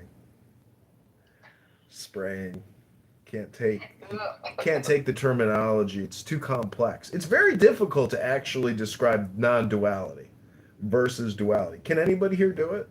I have found it challenging. Hello? I think Phoenix is a non-dualist. Can someone help him? Because I don't think that he's safe around him. Ding, ding, ding. Projection alert. Projection alert. Ding, ding, ding, ding, ding. Projection alert. Ad hominem projection alert system. Ad hominem projection alert system. This is your ad hominem projection alert system. Remain calm. And for the next 10 seconds, a siren will go off confirming the ad hominem projection you've just heard. White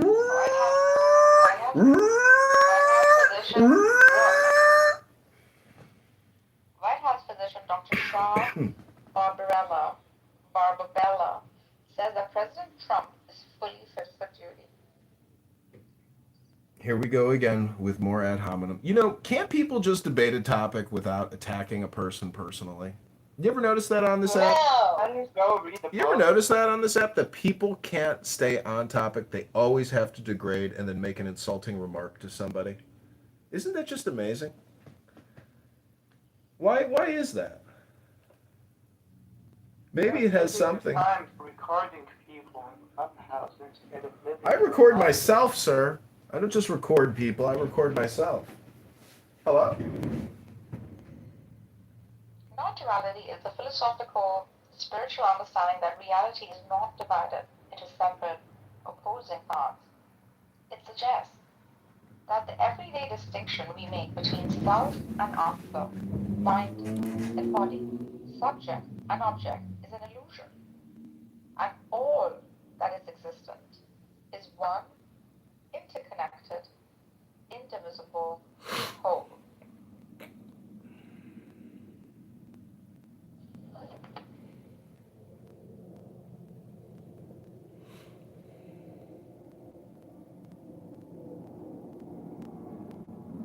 We are the world.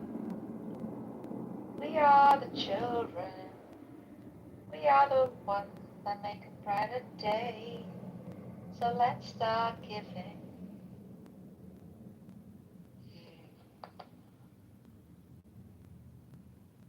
Hi, Cora.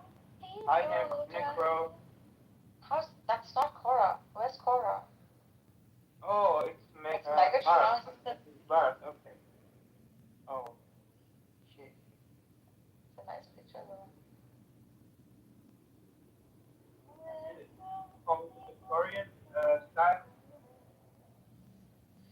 Nice picture of Cora. Beautiful.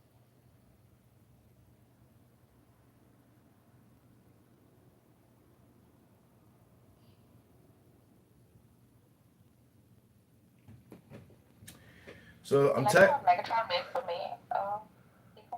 I'm texting this Muslim girl, and I wrote because she's very upset that I made a joke about Muhammad and the donkey. So I'm trying to correct it, and it's called the Night Journey. Isra and Miraj. That's the name for mirage. Muhammad did not ride a donkey to the moon. And by the way, everybody, tonight is a full moon. Instead, he rode a winged, white mule-like creature named Burak. Burak flew him from Mecca to Jerusalem, and from there he ascended through the heavens to the presence of God.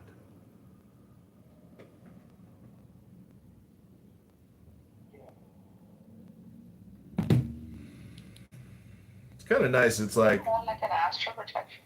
you got like Elon Musk who's like actually trying to fly to the moon, and then you got like a guy high on like peyote in the desert, and he's like, what'd you guys do this weekend?" And they're like, "What'd you do, Muhammad?" And he's like, "Oh, I flew to the moon on Burak." They're like, "What'd you do?" He's like, "Yeah, I got on my winged donkey. I flew to God, and I went to the moon with Burak." And they're like, "Damn, Muhammad's flying to the moon with a fucking winged mule. Jesus, this guy's got some magic powers." So Jacob that wrestled with God. Good Lord, that must have been quite the wrestle, right? Israel. Israel. After he won the jiu-jitsu match, God was like, "Your name is no longer Yakub. It is now Israel." One who fought me. Wow. Phoenix actually accurately described me one day. I was laughing because he's like, "This guy's like Loki. He's a trickster." John Kitover is a trickster. And I was like, it's kind of true because the magician, the hermit, etc., the fool, the fool is the first card in the tarot. And I think it means Beth, which is house. So actually, Clubhouse is actually a club of fools. You see how that works? Clubhouse is not a group of gifted people bringing valuable information, playing audiobooks to each other. No, no, no, no, no, no. This is a club of fools. It's the Fools Club. Hello? This is the Fools Club.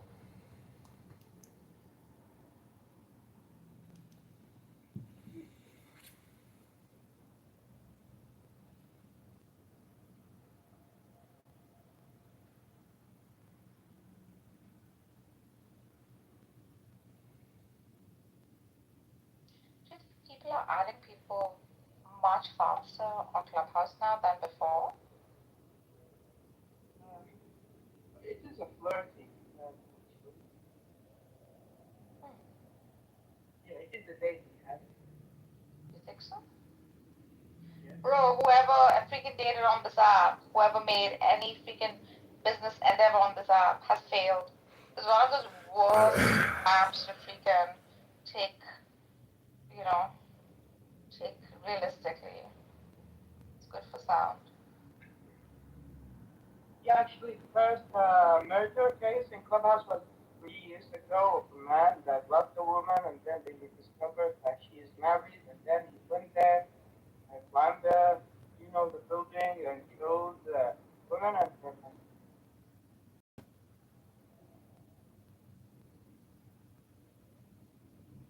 so some people take the relationship seriously.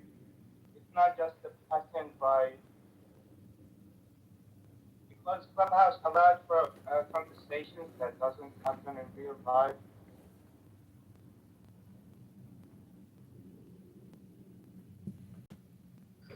Damn, Mark just left. See, Necro, what are you doing for your love life? Because if Narja's is your love life, like you need to work more on it. Because as she just said, she's dating a guy in Missouri, and though she's probably the most entertaining and delightful woman on the app, what about in the real world? Oh, I don't do checks on Clubhouse. I mean, I'm more likely to date, old women on Facebook. So. Oh, Facebook date. You're like a little lover boy for older ladies. I get it. That's cool. Not necessarily, but I mean. Facebook dating is good. Yeah. Really? You think so? Yeah. women, any dating app is good. I mean, for a woman, it's just like 100,000 matches. You just never, it never stops. Yeah. For a hot woman, even probably for a fat, ugly woman. See, what I don't like is people use those dating apps and some people want to talk to you as if like they haven't discovered Clubhouse and they want you to be their dopamine. And that gets very annoying. You know, have you noticed that? Hello? Don't get like it says, don't get hypnotized by an external rhythm, right?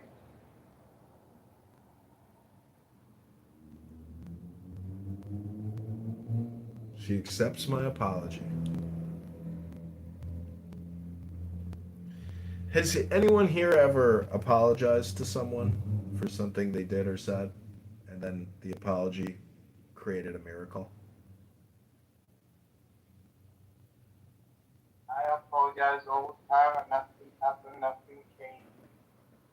Really? Because every time I've ever issued an apology, it's always been such like a blessed experience. The recipient of the apology has always been so happy and surprised at the apology that I quickly learned making apologies was very beneficial and diplomatic in case you get caught stretching the rules a little bit.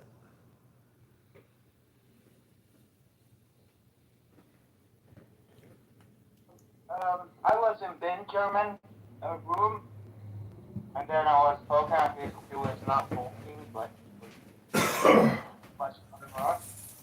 Then I left the room, came back uh, to listen to the replays, and I heard him after I left saying sorry.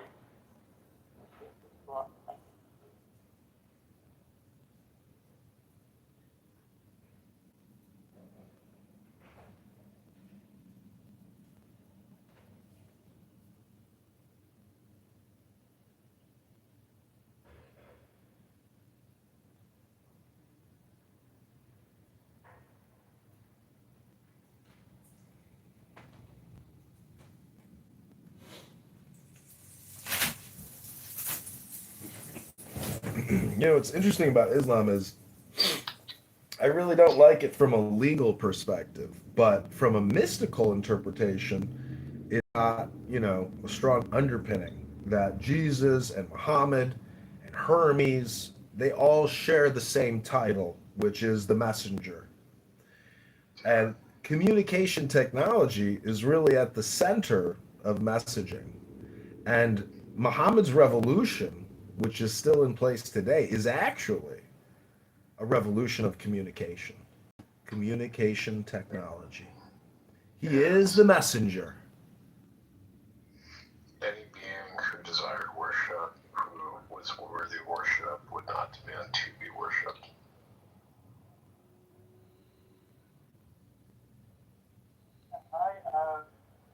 I think that everyone should appreciate their roots. Sometimes people try to discover something else out of like sometimes they have problem with their own traditions. So there are a lot of uh, people from Christian background, Jewish background, rejecting their own background and going to India, for example. There's a lot of Muslims that go to atheism. So it's like I don't want to be like my family is or something like that. And the demonization of people based on their religion makes them hate themselves and then go to discover something else or find it into another narrative. The same thing with Hindus, the same thing where it's all about that people don't want to be labeled something that they didn't choose, right?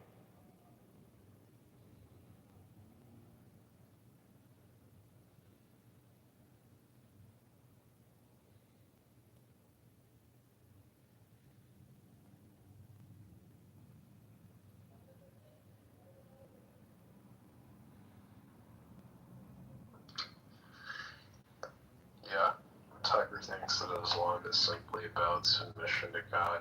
Poor bastard.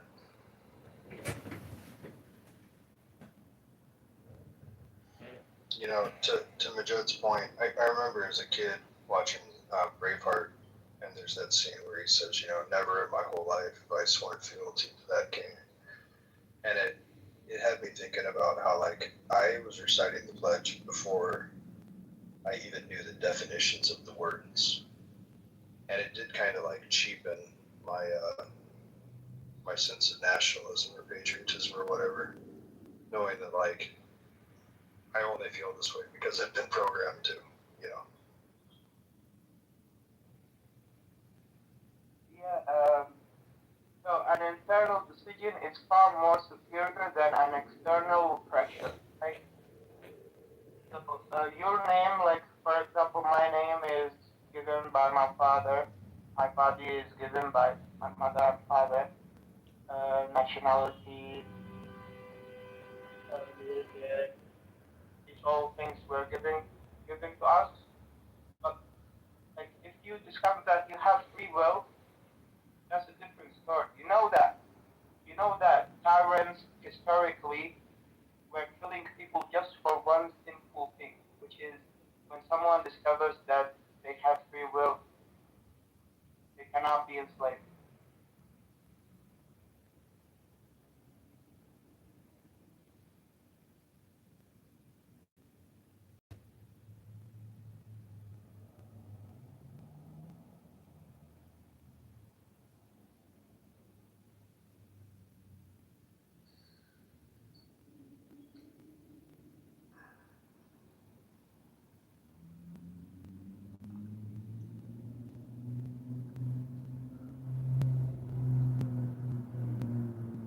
Well, I think, you know, if Muhammad is the messenger and Jesus is the Messiah, or the messenger as well, it's all information for the user to pick up and study, to read, to implement into their own personal life. Whether or not God exists or does not exist, these scripts are software programs to run to actually enhance and exceed your existence. It is personal development.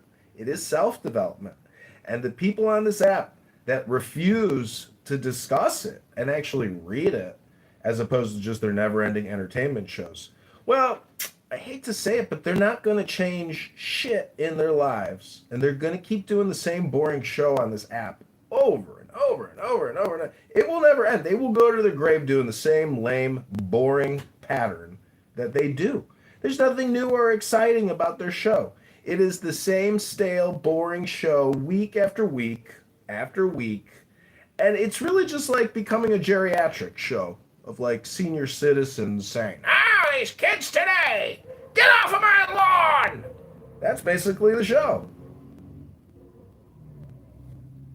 No deep analysis of symbols, secret interpretations, correlations and correspondence. No real knowledge.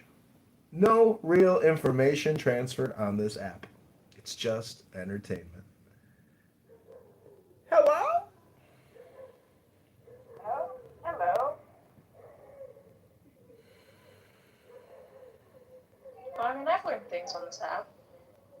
Well, the thing is, you may have learned some things, but in terms of like, if I were to give you a PDF with a lot of information or a book, what you learned doesn't even compare to that information transfer, because a conversation is very slow information transfer.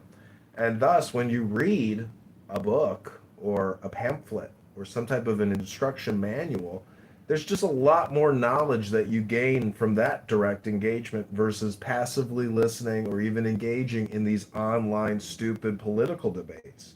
Because if you're really interested in theology, well, you would go on eBay or Amazon and buy books about theology or philosophy. And you would study those Usually books. I do look up the stuff that people tell me, and yeah, I mean, people should read books. Yeah. Yeah, they should, right? And people suggest books on here too. I've read Ron Down. Here now by Ron Down. So figured now by wrapped up, but the thing I feel like it is a little bit cultish. Yes. Reading books is pretty much my diet, Ayn Rand. Yes. Terence McKenna is my favorite, but there is no book for Terence McKenna. So I listened to him on YouTube. It's What are really you cool. talking about? You know Terence McKenna? No, you said there's no books. Yeah, he has books. Yeah, You have books. Wait, you have books? Yeah. Yeah. I have one of his books on my shelf. Oswald.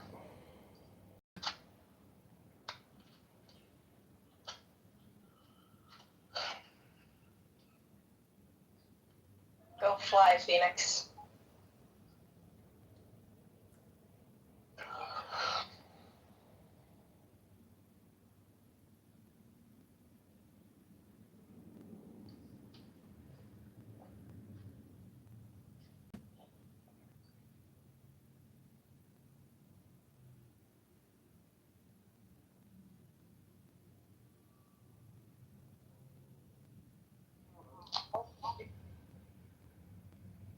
It's called Alien Dreamtime. Wait.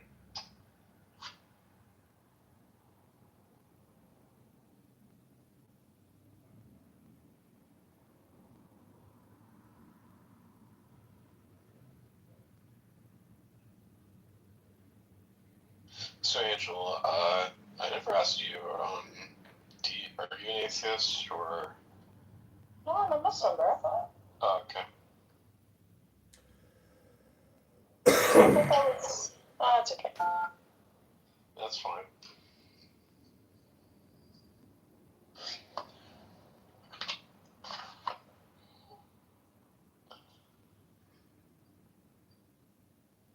But the Muslims on this app don't accept me, so it is what it is. Yeah, that's fair enough. Really? Yeah. These are the red pill. The red pill. Yeah. Yeah, that's kind of one of the reasons why, like, to me, like, one of my things that a lot of people assume I'm on the left, but when I'm talking about Islam, a lot of people assume that I'm on the right.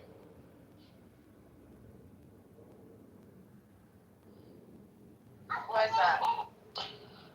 Just because I do take a lot of, a lot of issues with the religion of Islam, but I have nothing against anybody who is Muslim.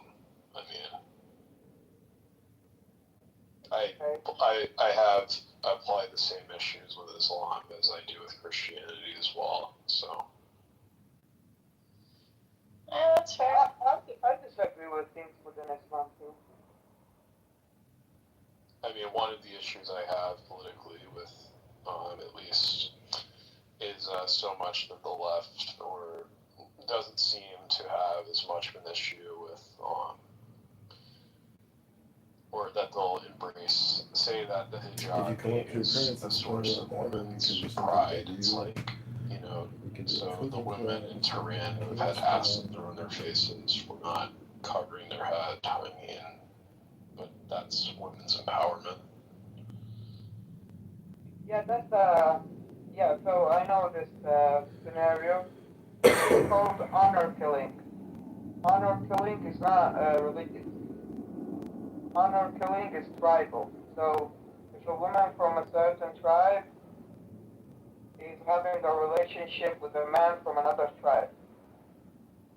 So the same scenario with like Aladdin, that he came from the window, he has to come from the door, and there is a family and stuff. So this is like very separate thing. Honor killing is like really wild, but it is in Afghanistan and Iran, especially in the families that consider themselves to be divine or something, the Shia sect. It is similar to the royal family of the British that they travel to America, because they have problems with their families. This is the same. So they will have honor killing. But I don't know if what I pointed out is necessarily honor killings. It's just examples of inequality. That is something that concerns me. Is that and like I said, I don't have any issues with Muslims, but it does concern me when you have places like the UK where it's like for like 80% of British Muslims who believe that the Danish cartoonist should have been prosecuted. That does concern me. Yeah, that's fair. And I mean, I really don't want, to me, I don't want to have that sort of thing implemented into my country is what concerns me. Yeah. When it comes to what is happening in the UK, you will find these people actually getting offended because they believe that this is like it is racist because it is portraying an Arab man doing something bad, like Prophet Muhammad, for example. So, for example, before when there was World War II, I think, uh, in the American context, the Japanese were portrayed in cartoons in a really bad way, right? Or like the black people, they were portrayed like they take people and cook them in like taking people in cartoons. Like when you go to Africa, for example, that they are going to take you and kill you and put you in a. Oh my God! Shut up. Is that Galaxy? No, that's Mikhail. No, it's Galaxy. I know. Yeah, I haven't heard Galaxy in a while. But it was Mikhail who talked. Yeah, so Nick, bro, it is like when people see these cartoons, they feel like there is propaganda against anyone that looks Arab or something. Vinny, shut the fuck up, man. Yeah, I think that to me that's one of the things that I think is a fair distinction is that you think that there's an unfair marginalization against anyone who is Muslim, which, but on the other hand, it's like the suggestion that there's the concern about like essentially that any sort of, I think really to me what I have, I pointed out is one of my issues I have is with the term Islamophobia is like, to me is like, is there a special word for bigotry against, Buddhists or against, against Jains and Hinduphobia. They've been persecuted, way more than any other group and are among the most peaceful of religious groups, but we just call that religious persecution, or we call it xenophobia. So, to me, like, I don't understand why we can't just call it religious persecution of Muslims or xenophobia. But how do you explain the political element? Because Islam is specific. I mean, I guess Hinduism and Buddhism, all these are really religious state systems. And in America, we have the separation of church and state. So that's the thing that legally I'm just in disagreement with combining church and state in the same way that I disagree with combining state and economy, which is what the virtue of selfishness is all about and why altruism is actually just societal suicide. It destroys accountability, efficiency, growth, hard work. Sacrificing self for others, for other people through wealth redistribution is not intelligent. It's not knowledge. It's not trade. It's just purely social redistribution of purchasing power. And if you want purchasing power, you have to work hard to get it. The system demands it. It will always be the future economy. And so, just having people sit at home and scroll TikTok all day is not creating knowledge. It's not creating trade. It is destroying people's lives, and it's parasitic. I'm not saying that individuals or recipients are really the true causes of the system being destroyed. The true cause is Medicare and Medicaid. That is the true cause. The medical industrial complex is so overfunded and so cyclical and so quarterly in terms of budget, and we don't have like a pay as you go or first in first out type of finance. It's just the same fucking amount of money every year for the same stupid outcome, and unfortunately, the outcomes of the health industrial complex are just not what they say it is. Chemo kills you. Everybody dies on it, and it's a $60 billion a year industry. Hello? Angel left. I was gonna ask her. Yeah, because like one of the things a lot of Muslims I've talked about in Clubhouse, a lot of them, when I've pressed them on things like whether or not they believe people who draw pictures of Muhammad, whether they should be punished, and they have said implicitly that they sometimes just outright say that they do, but it's just that they do think that is the case. So, which is something that does concern me as well. Yeah, do you know that Muslims fear the West also? Well, I understand that there's been like intervention by my government, and I think it's justified for them to be angry at us for intervention. But I think really it's like No, it's not. It's not anger. It's actually fear. Okay. Well, yeah. I mean, whatever it is, aggression, fear. I think that there's definitely justification on that side of the thing. I mean, so I'm not going to go off about whether or not these people. Yeah. I mean, I definitely understand plenty of countries hate us. So. No, not hate. Not hate. Fear. Well, either way, they have negative views of our country, and I'd say probably rightly so because of our intervention. So, in occupation.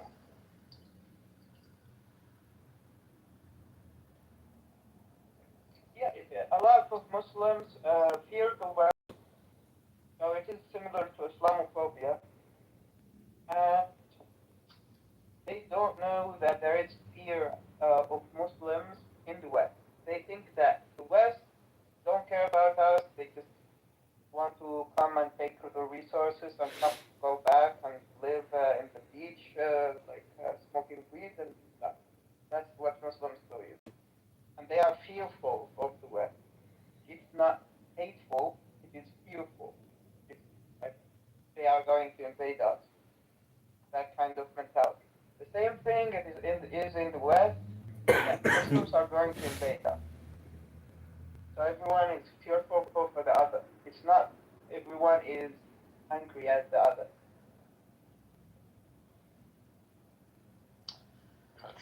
They're so scared of the West that they all want to come in the West. That's funny.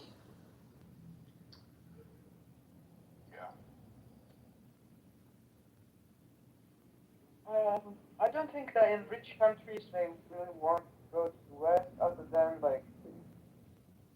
being tourists. So, for example, the Gulf states. If the country is actually suffering for economic problems. Also, just want to say welcome to the stage. And the Gulf state wants to become the next West. So they're building museums that are called the Louvre. So they are mimicking the West past glory. Yeah, they want to become the West.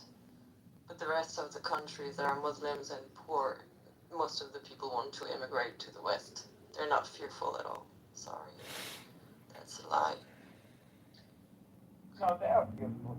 Yeah, I think that Muslims, the majority of Muslims are fearful and trying to impress the West all the time. Look at me, I'm good. This kind of behavior. And when they go to the West, for example, they will tell them, hey, Islam is good, this and that. We are not bad. We are not terrorists.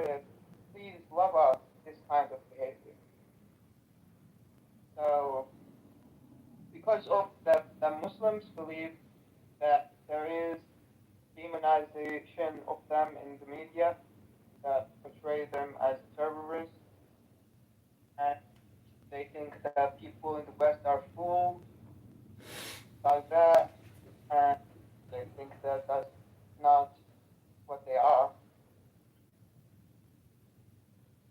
So, but there is problems in the Muslim world that are misogyny. That's number one. The next one is homophobia. The third one is racism. A lot of people don't know racism in the Muslim world, but it should be talked about more. What else? So it is very similar to the West, but the West, Muslims know the West more than the West know Muslims. Or I will not say Muslims, but I will say there is something in the West that they don't know about the outside world.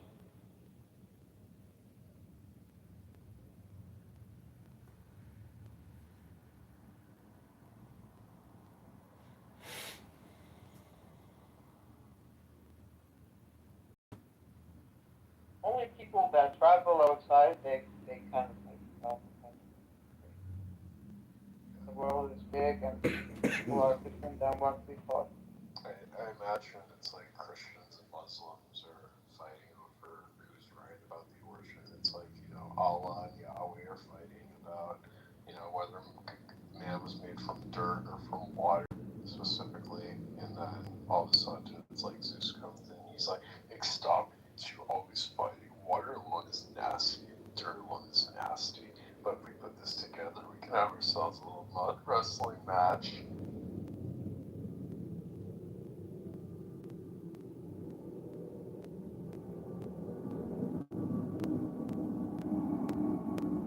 Yeah.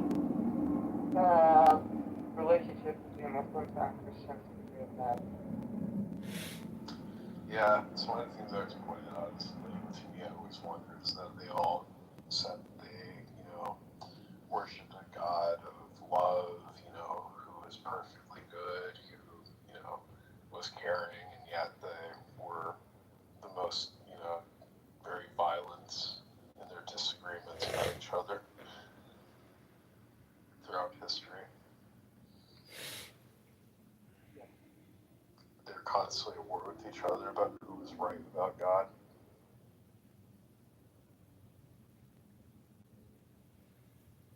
Well, I just think it's like wars between two books. See, I think people, when they're doing these religious debates, it's really like tribal politics, and we're using theology to essentially conduct politics and discuss the policies. So, how do you escape that critical analysis of these conversations, which are truly just political debates using, again, different religions, practices, traditions, esoteric philosophy to essentially try to one up one another in a very subversive political way because religion and politics, or every politician wants to be a philosopher and every philosopher wants to be a politician. And I just like criticizing and roasting and mocking a lot of people who talk all the time, but they don't actually do anything. Aren't they just the most ineffective, parasitic type of leeches amongst us? The talkers, the do-gooders, the Karens of Clubhouse? But you're a part of that too, though, right? Is that your projection onto me, sir? No, I'm just saying. It's a joke. There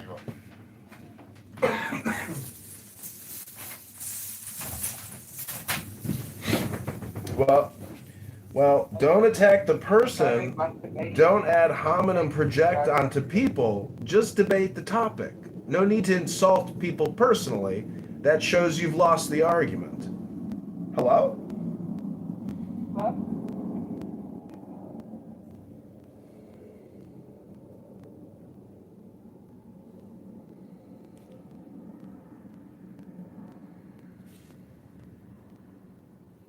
but it is very difficult to have a conversation with you. You are unpredictable. But same with you though, Phoenix. You're the gay Muslim. You're like the walking contradiction. Yeah, see, when you say it's difficult to have a conversation with me, that's your personal projection. You're saying to everyone here, you're difficult to have a conversation with. Try to be topical and not lob personal insults. Hello?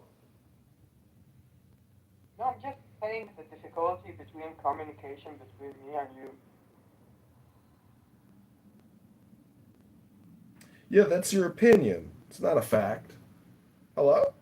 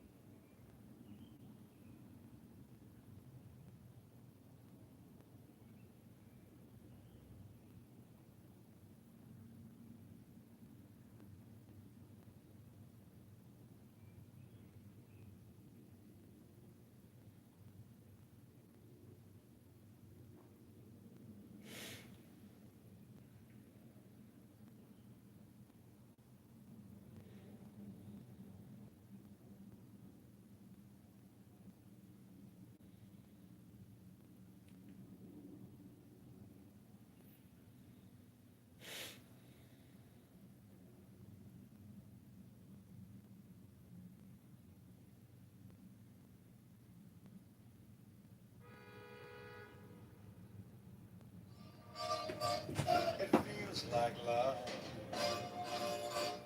And I confess it's got me rocking on my heels. Hello? This is a special Megatron bonus episode. Welcome back to Two Minds Enter. Welcome to the Thunderdome with Tina Turner. The Thunderdome.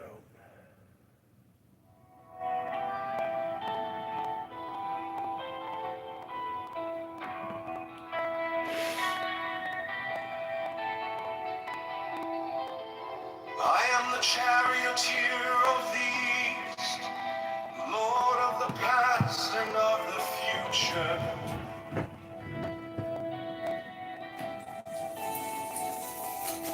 I see by mine own inward light, lord of resurrection, who cometh forth from the dust, and my birth is from the house of death.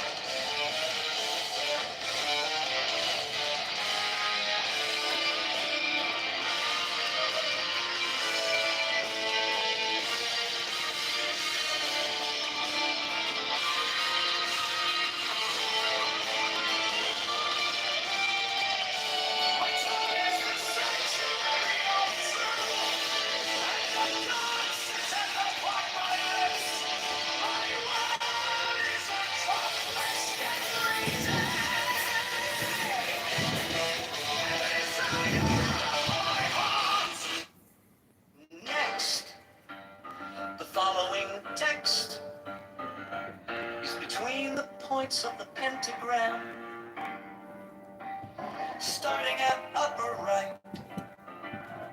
The words below are arced in a circle.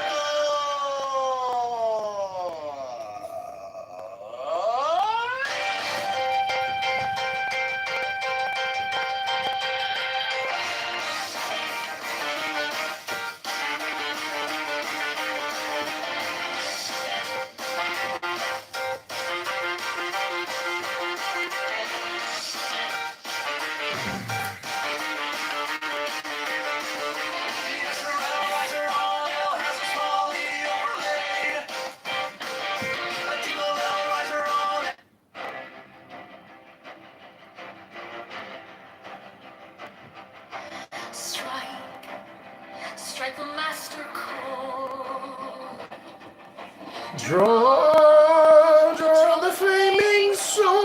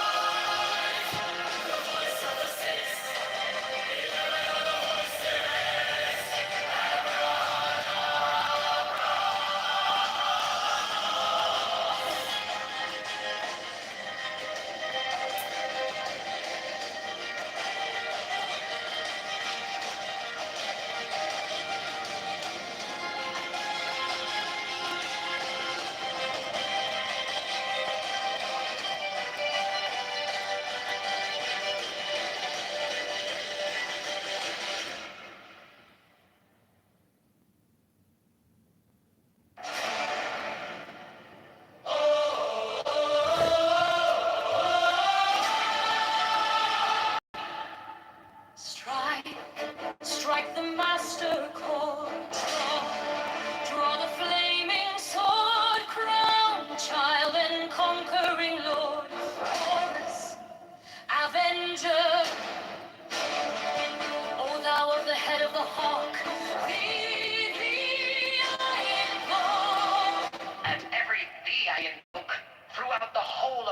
will give the sign of Apophis.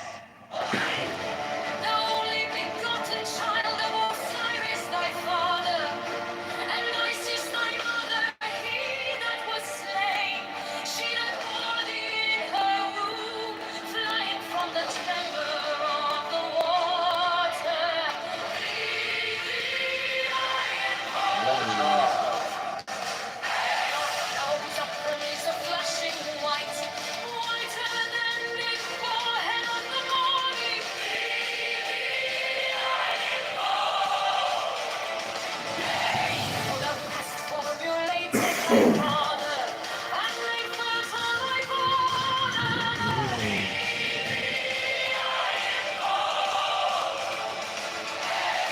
That his garment is of the golden glory, with the edge of a bird of sky.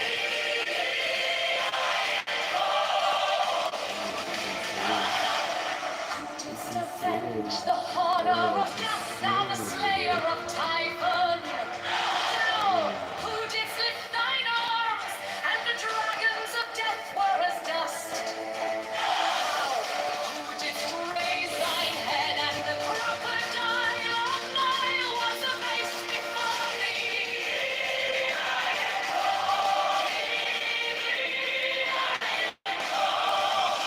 Thou satisfied the universe with night, the impermeable blue.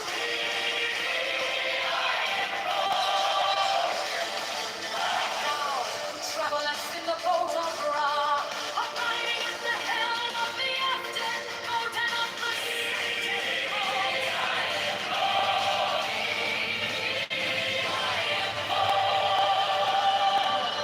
Thou who bearest the wand of double power.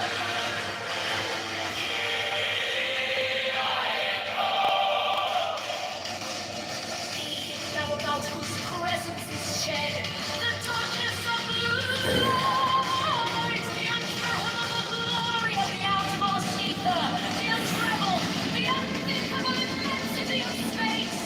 Thou contemplest all the 30 universe in one darkling sphere of fire.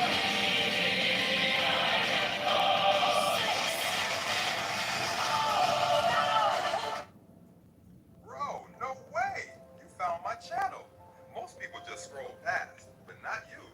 And if you could like and subscribe, it would mean the world to me.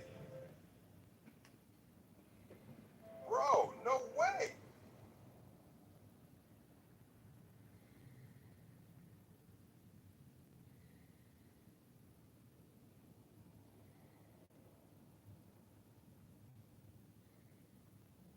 It looks like love.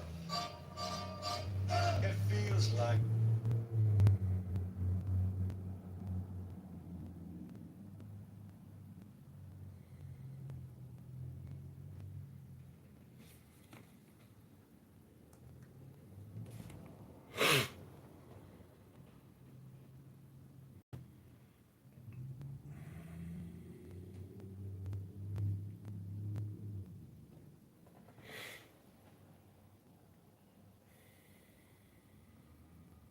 Are continuing or do they stop? Right? Like that would be some level of will. They're hungry, but they decide to stop at this. You know that they can't defeat the thing, right? Rather than, but I don't see. So that may be that's a version of free will connected to survival, right? One about preservation, um, but in other ways, right? The sort of excess killing, unless they have an idea of conservation, right? We could say that once that sort of instinctual um, desire kicks in, right?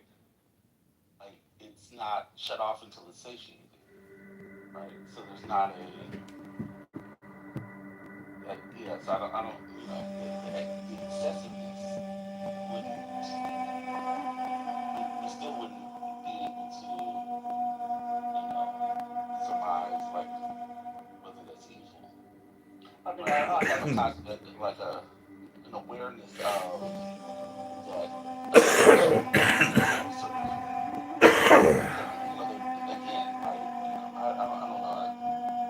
I'm slow. I apologize. under a more deterministic, instinctual side of the gradient, I agree. Right? But it doesn't discount that something small gradient or choice exists. So the question would be, like we have established that some capacity for choice exists, right? If we establish that. Right. So then, for example, do animals spare their prey?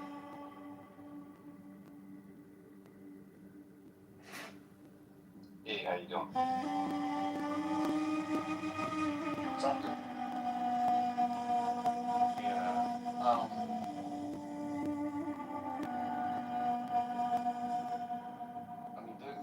I think for me, choice exists in the sense that, so we know choice exists because, right, speaking of documentaries, right, there's enough, right, we can see them hunt, right, and in the process of hunting and sort of selecting their prey, right, there's a decision or a choice as to who they choose, right, so most that are hunting for prey, right, don't just sort of aren't just sort of running out and just, going for prey. Well, I'm not gonna say selecting, but oftentimes we see sort of, the lengths that they go to selecting, pouncing, slowly, sort of moving along, right, to sort of track their prey. That's right. That's they're choosing in that, to attack in that moment, right? That's a form of choice, but within that choice, there's still The question is under like a strict content framing, right? All of the 100% correct means they don't have originality, which means they don't have autonomous will, which means they cannot have duties, right? Which means they don't have morality, which means they cannot be evil. I think it's more of a spectrum rather than 100% strict content framework, right? So I think, I think that would, right. So there are some animals that create like communities. They have, I think, what is it? Orcas or dolphins, right? There's, there's capacity. I'm not a zoologist. I'm not a scientist. But they have, like norms within their community, right? I don't know. It's interesting, but yeah, for me, right, the sort of the moral part is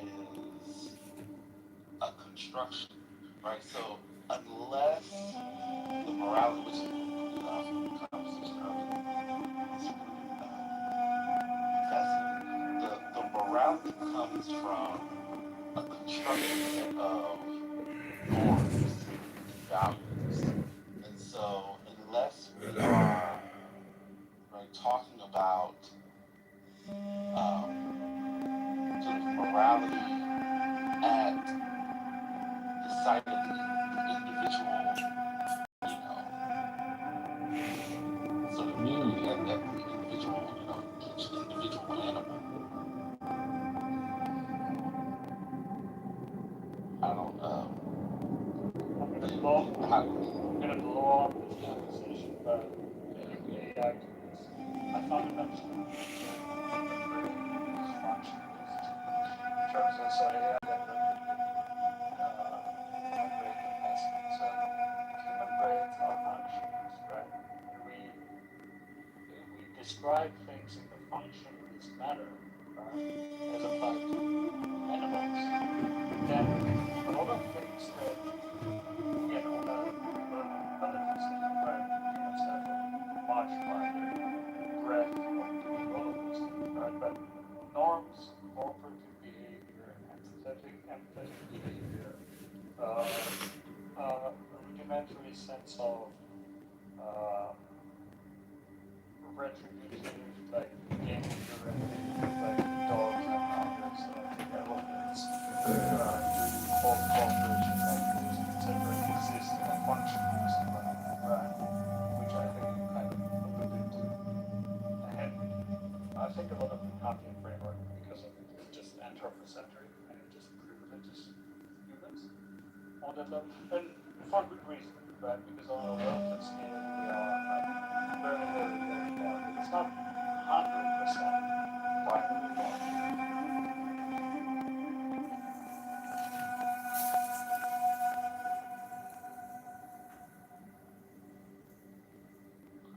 I don't know that. And say animals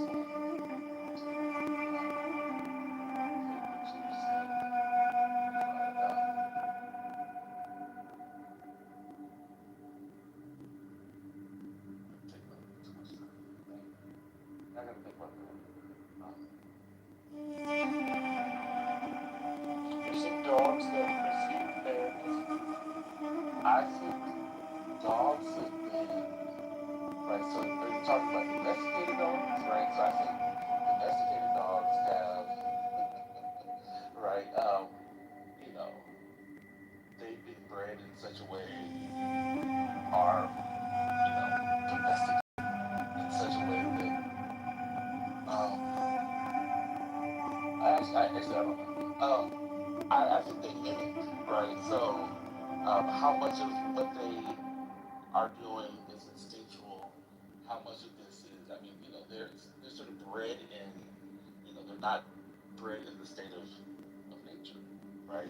So This is fundamental argument. I don't. Yeah, I'm a phenomenology guy.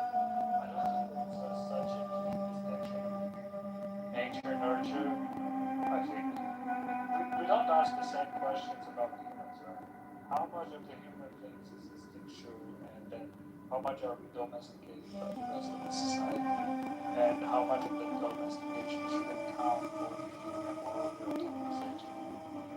well, we've made moral assessments about what we are doing with that, right? So, that's I think like we have decided that certain behaviors and actions are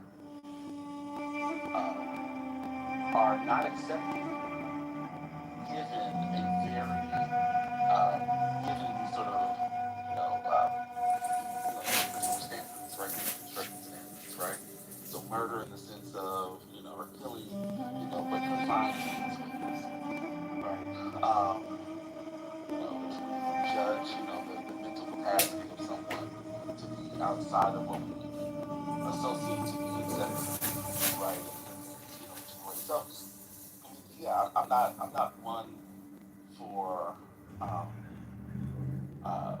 making a strict delineation among humans, but dogs, right? They're not creating. They don't exist within a society where they are sort of among themselves and having conversations and structuring, right, a society that sort of exists around what is acceptable for their behavior, right? They don't have the right in the way that humans do, right? And so, for me, if that makes sense, so for me, right, what most, right, there's a moment where, dogs, are taken from,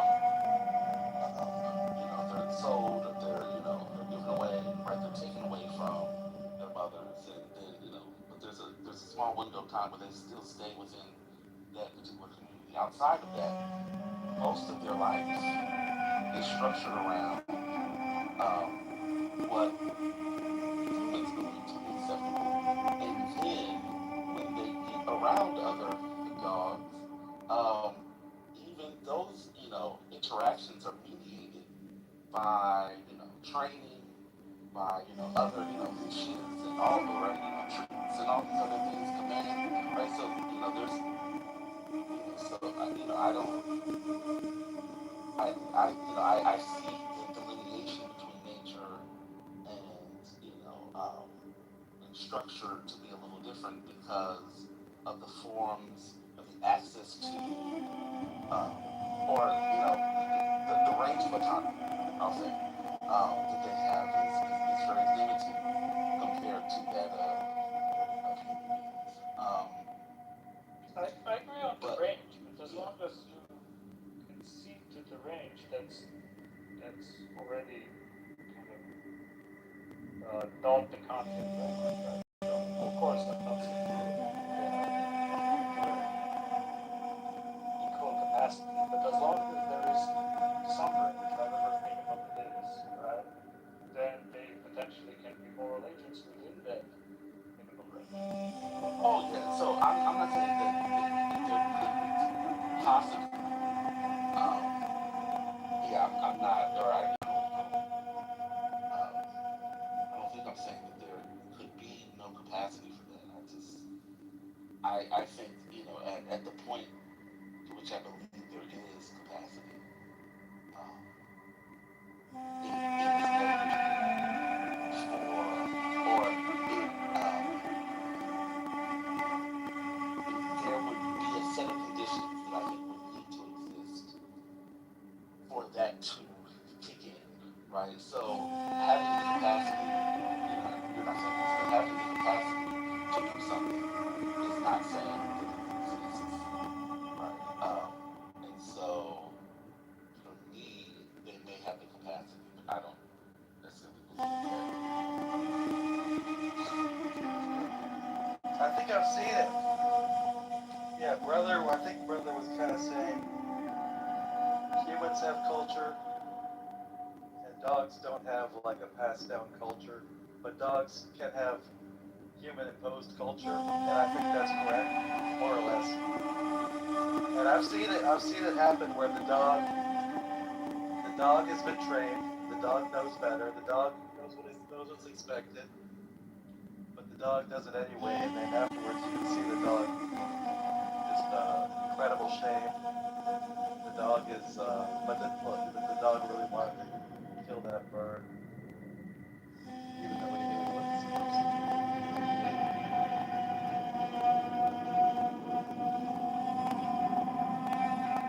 I think we're not so far away. I guess I came around. At first I thought you were walking a liberal, but humans and animals, they're just a different spectrum. There's not really any hard difference. It's okay. I'm gonna be a male supremacist for a minute and say humans are different than a fucking alligator.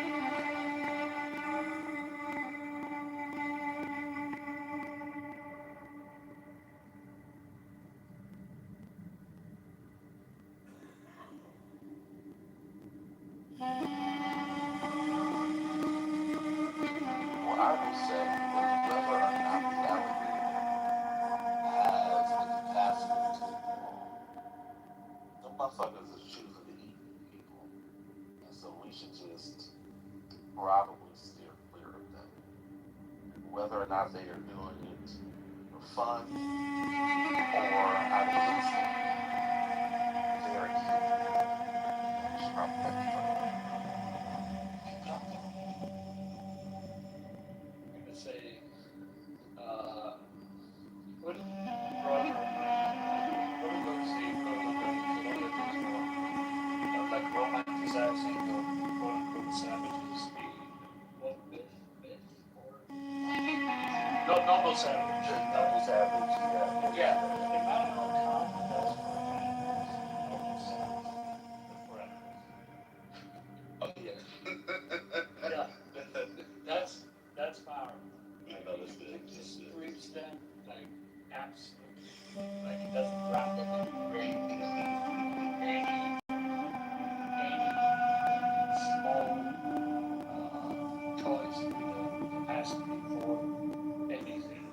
it's pure deterministic thing, right? And I think science has evolved to kind of discriminate, not law, like religion doesn't say only kind of range stuff, right? Like, or the contrast stuff. But the kind of absolutist argument that Immanuel Kant makes, which is kind of a Cartesian distinction between the purity of nature and all of this stuff, right? That's what I see in the talk. Yeah, I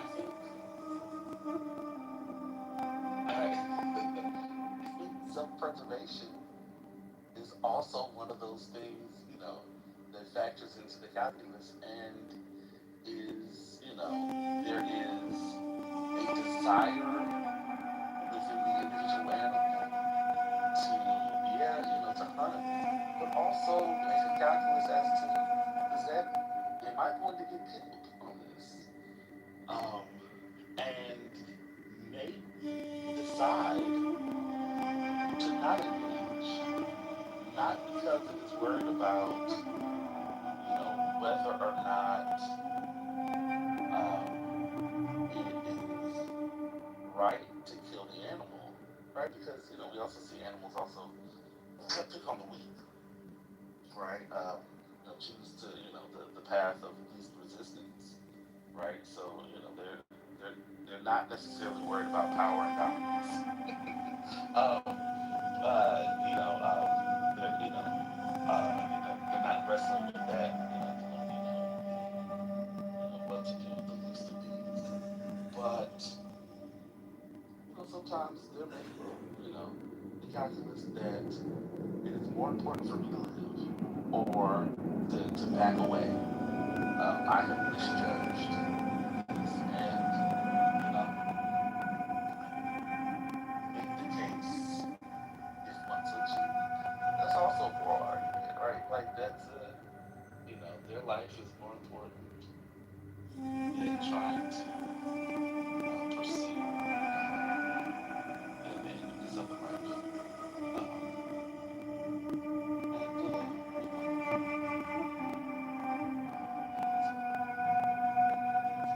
But the conversation that was had, at least from what I heard, this is not saying anything about me, but the conversation, at least from the opposing side, did not seem to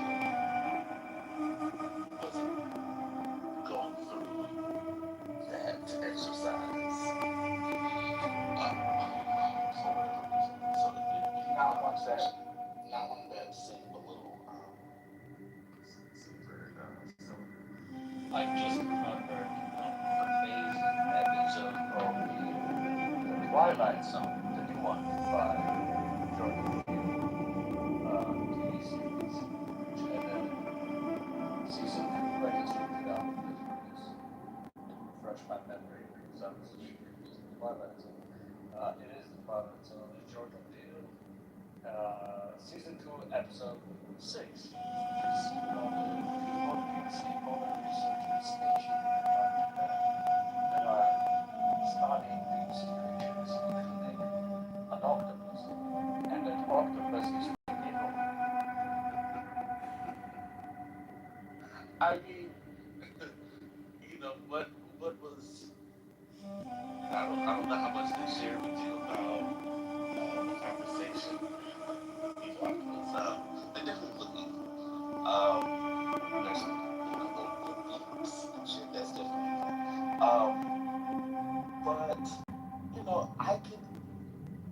It's funny because the argument, at least earlier, about the evil alligator was one that I could see someone who is religious make the case for evil, make the case for an evil alligator. It was weird.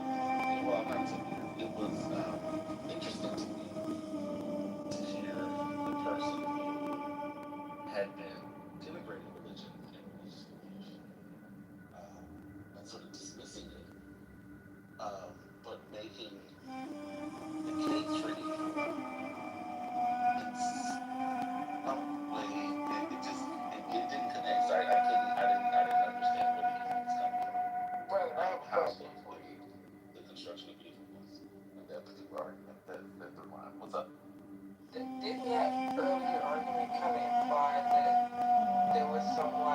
interspecies objective morality.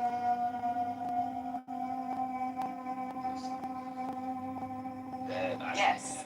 Yes, that was the. This is why it's frustrating for me to hear this. Yeah, I can't. I mean, I don't. What? Can y'all hear me now? Well, Yes.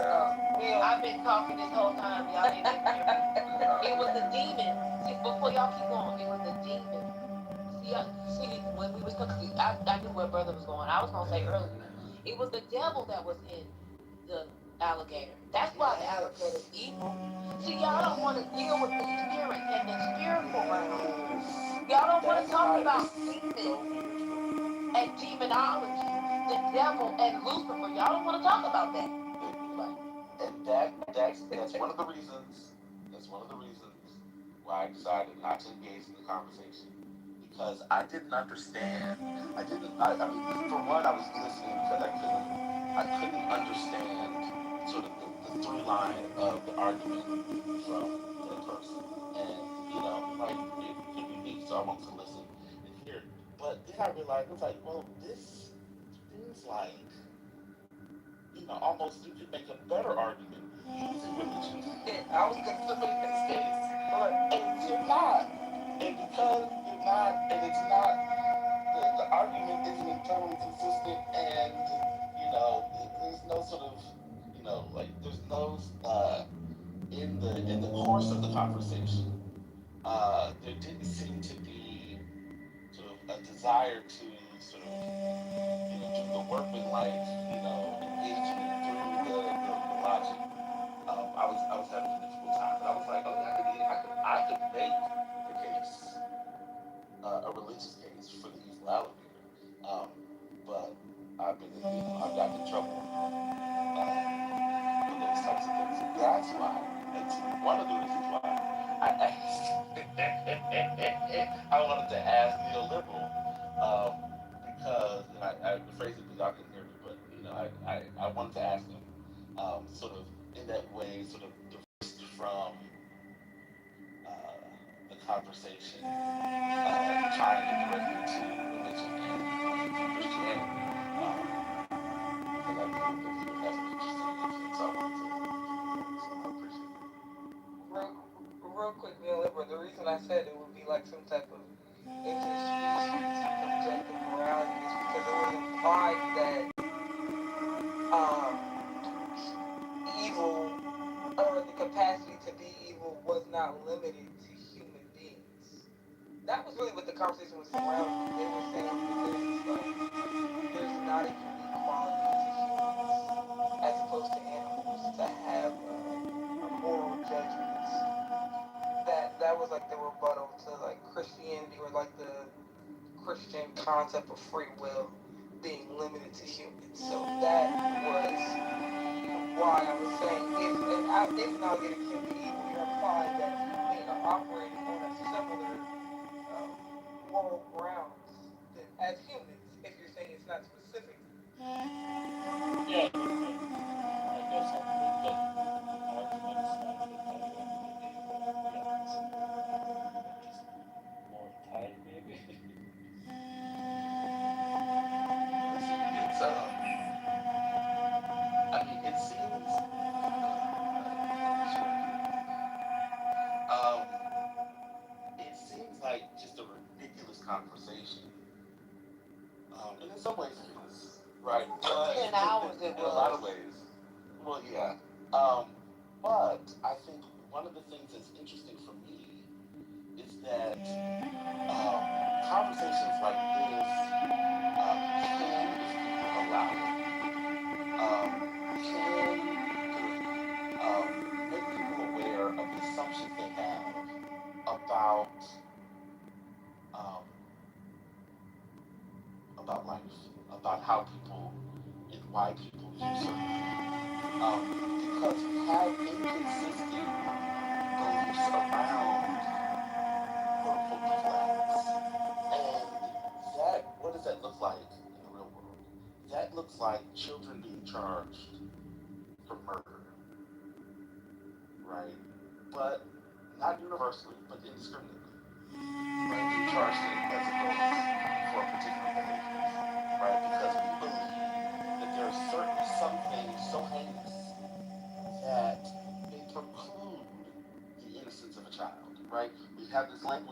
listen to the child. At the same time, we have language about, she know, she's fast. She's X, Y, Z. Oh, they're Yankees, right? They're defense, the Predators, right? These youth, right, who are running the streets of Chicago, mobs, right? Like all of a sudden we have this inconsistent sort of ways of talking about, and we don't actually unpack sort of the inconsistencies of our beliefs. We just sort of trot along on each sort of situation,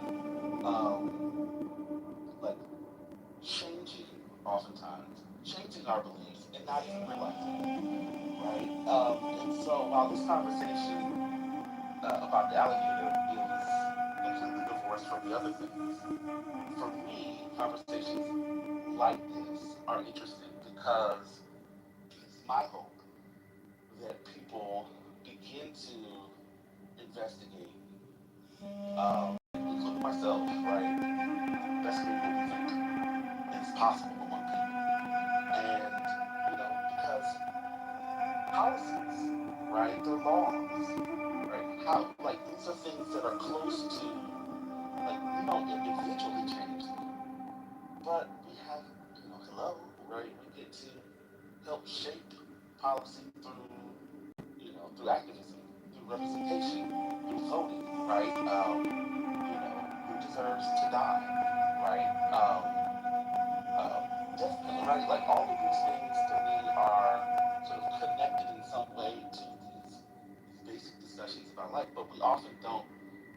And that's another reason why I enjoy Clubhouse because we often don't like where else are you having conversations around these things with people for hours, and even if you're not participating directly in the conversation, being able to hear people sort of talk about this, oftentimes it doesn't happen, and it may not be great, it's not perfect, um, but it is a version of the public square, and I enjoy it from there. But I X you, brother. I X you for that, bro. I had to give you an X. why? Because you said you enjoy Clubhouse. This place is a cesspool of disease. Diseased brains. And we all have it. Evil? Maybe evil, yeah. It's a possession. People are possessed. They get on here screaming and hollering. Y'all should have heard it today. Yes, but I have never heard people scream and holler that much about being anti Christian God. now, Just leave it alone. You know? oh, No, I'm just in general. You know? You knew the capacity after the other day when you heard them screaming about Martin Luther King not being a Christian. Oh God. Oh. Again, I'm not saying But you every enjoyed them. conversation. No, I didn't say that. I didn't say I enjoy every conversation. I wasn't here for that. I didn't say I enjoy every conversation. I don't enjoy every voice. I don't. But and I'm very clear about I appreciate that. But I'm just saying the potential to still have conversations that seem completely ridiculous and are for the length of time that we spend on them. At times, and I'm including myself in those conversations. But yeah, I think people, this should be a space where people can get so frustrated. I mean, on some level, I also see it as, this is a space where people should get so frustrated where they are having to deal with emotions, frustrations, and they have to leave it, or they should leave it to the audio, to their voice, and they gotta work that shit out. And they have to force themselves to rhetorically engage, and they can't do all the other shit that we do in moments of frustration. And as loud as they may scream, we can also turn down the mic and then still try to navigate. At the best, that's how I see it. And sometimes we get there. And I think, I know people don't like to go back on these conversations, but I do think they're valuable to go back to the conversation hours later. Like work through some of the ideas, come back. Sometimes, better arguments are made clear argument. People are clearly sort of wrestling with these conversations and want to still continue them. And I think that can be fruitful, even if it's at an individual level. And it's not a collective. Not everybody's going to benefit from the continuation of the conversation. I'll be very, I'll very brief. Yeah, the alligator part went on too long, and the missed opportunity that we had today is that we actually could have a much deeper, more interesting conversation. It was not only about if it was pivoted to mammals, as I mentioned in the chat, but also talk about like the behavior of bonobos, the behavior of even lions eating the, cubs of other lions to protect themselves, or of gorillas, or Jane Goodall, or whatever goes on over there. That would have been more interesting. The alligator thing, I just couldn't take it after, I'm gonna just say this: the animal conversation writ large bothers me. It's something I just have to work out, and it's because I often think, and this is sort of like this is an overgeneralization of like my reading of history, particularly history about non-whites. There's always been a preferencing of animals over certain humans, and or assigning animal-like qualities to certain humans that are non-white, and or denigrating people's religious belief because they honor nature and or animals. And so the sort of evolution of the conversation now where we are, not in this current, like not in this current conversation, but sort of the conversation in terms of thinking about animals in different ways and the movement to sort of center, the rights of animals, it really bothers me because it's another way to, I'm not saying we shouldn't center the rights of animals, but what I am saying is I don't necessarily want us to pivot the privileging again to focus on the animal and the people who are at the margins stay at the margins. Oh, I agree. That's why you shouldn't be you shouldn't be on that side then, because when you start hearing them talk about cows are the new slaves, then you're gonna lose it. So I think you should just not even hear about that. Well, that I used to lose it when they used to talk about the veganism and Yeah, stuff. yeah, it's all Yeah. No, I agree with you. I think when conversations about animals seem to progress and conversations about the humanity of humans devolves, it seems to be where, like, yeah, that's a dangerous that is definitely troubling.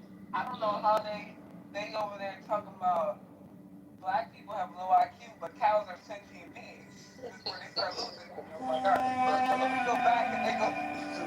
That's what I'm saying. And then, like, if you read the literature, it's like the people writing these texts about the rights of animals should be like, we just forget the poor, we forget the Negroes. I've said the hard ER a lot of times today. Y'all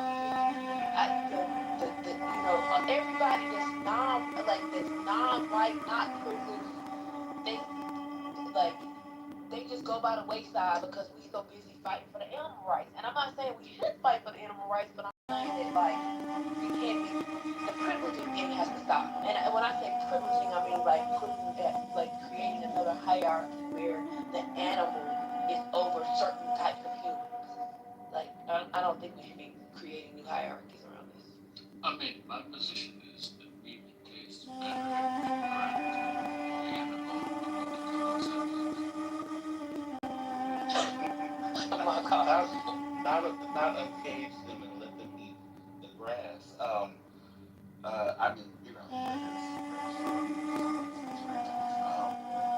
got a funny story. So I have a friend who lives in Peru, and they're always inviting me to Peru. to come visit.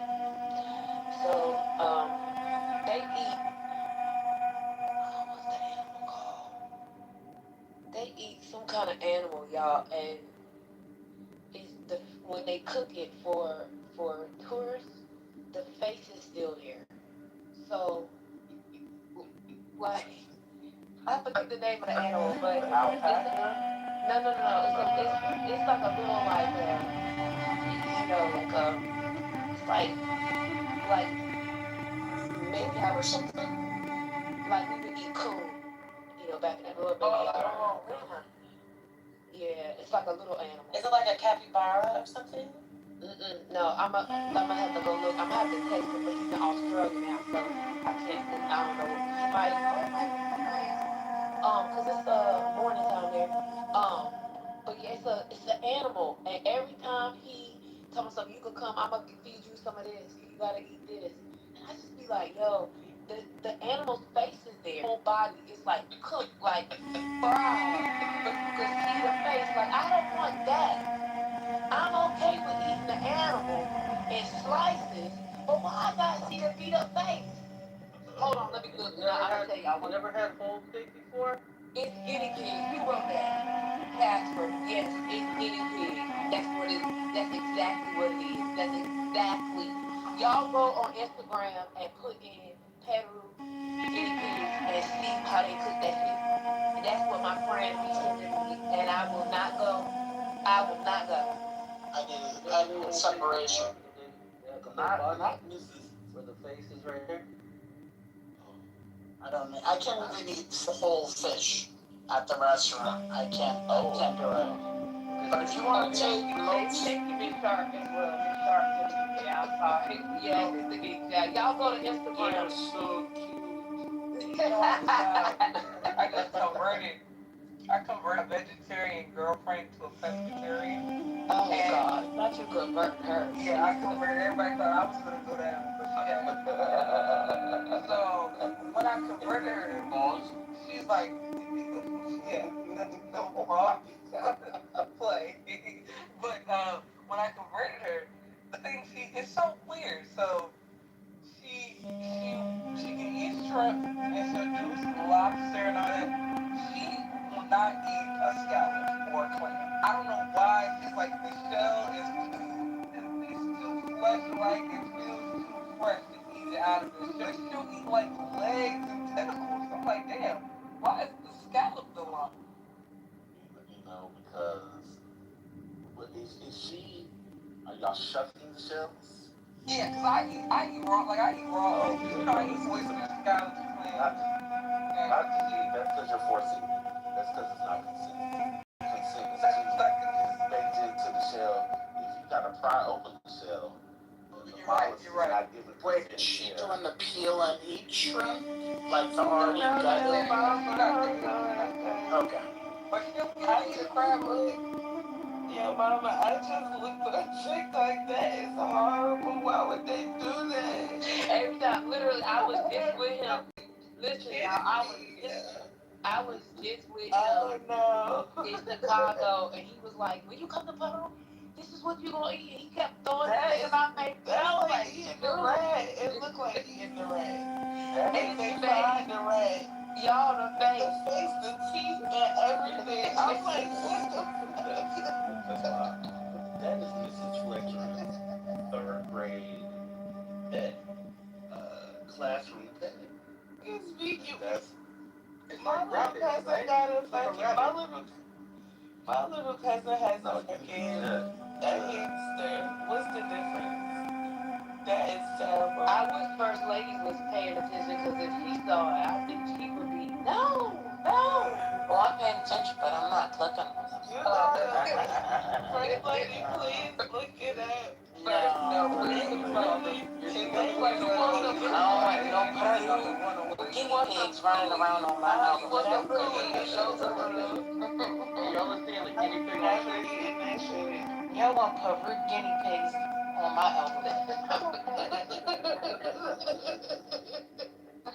It sounds like it's disturbing y'all, and now y'all wanted to disturb me. But First Lady, that was a positive thing. I think First Lady is going to be like, no.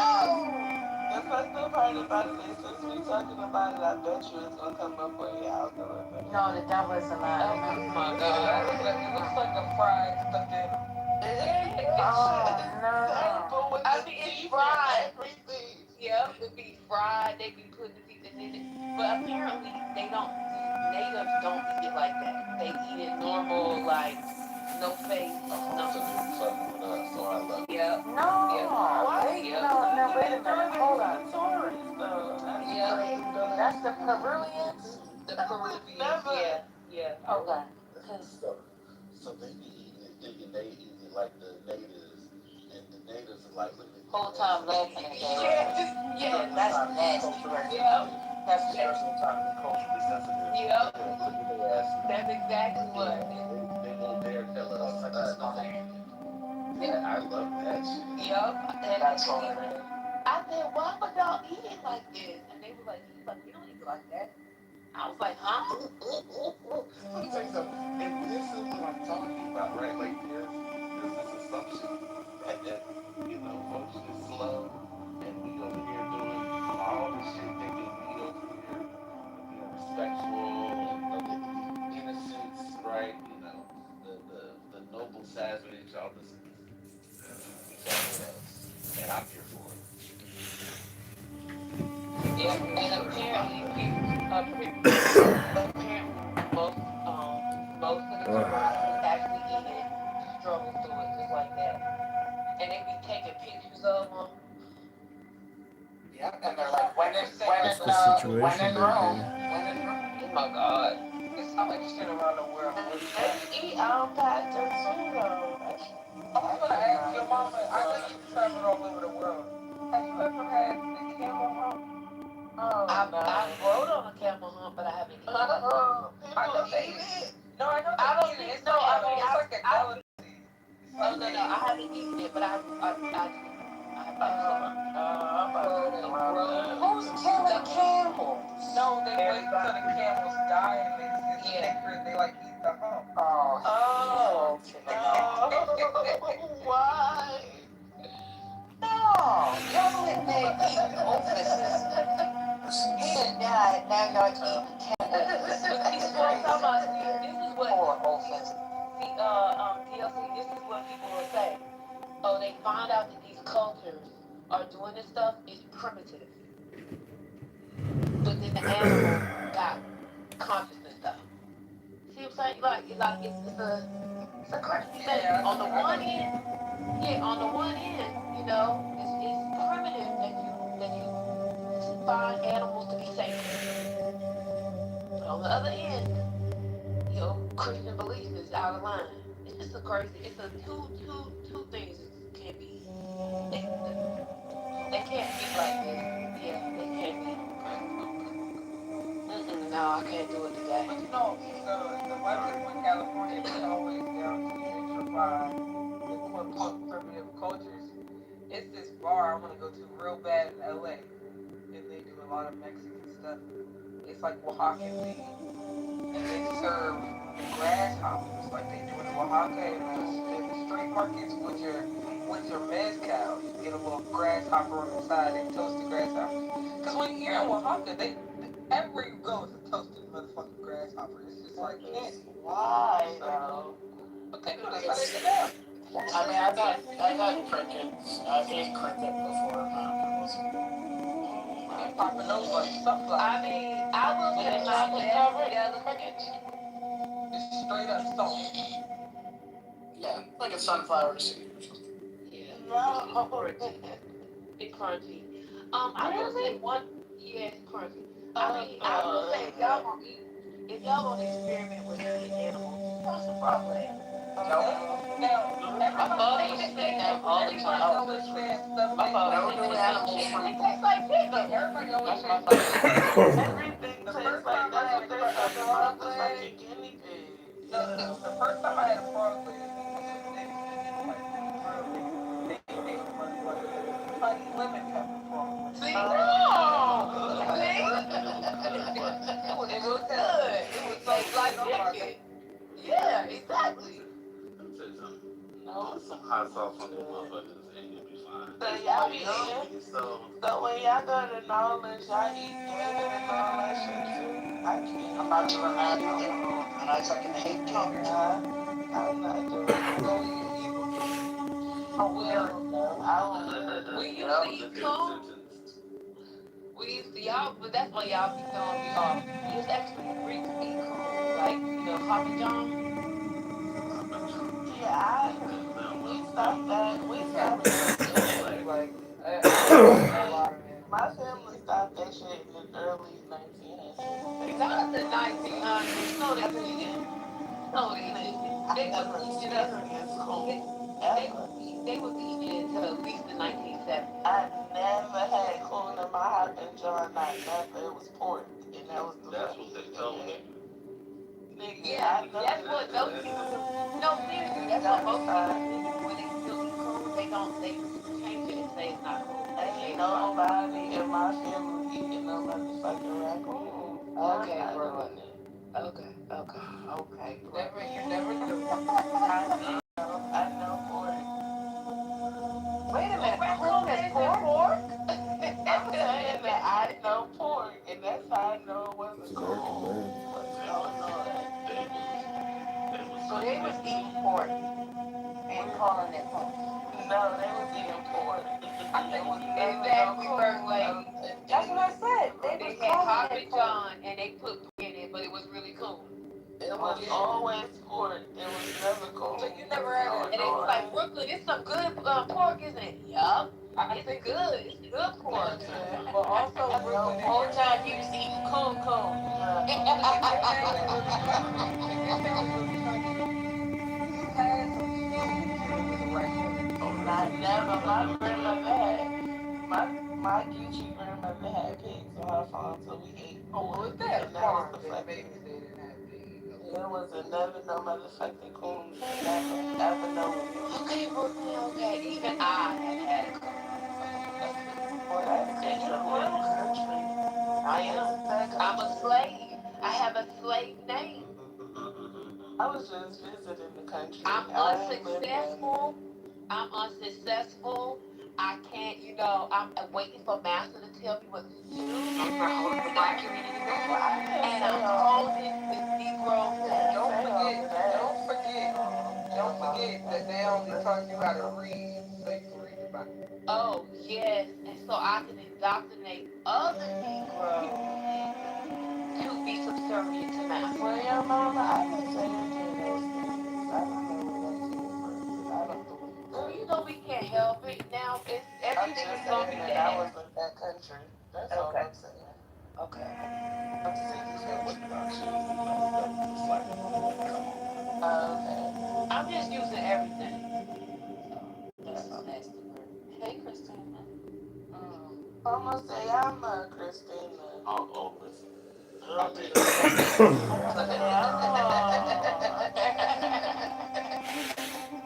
Hasta yo.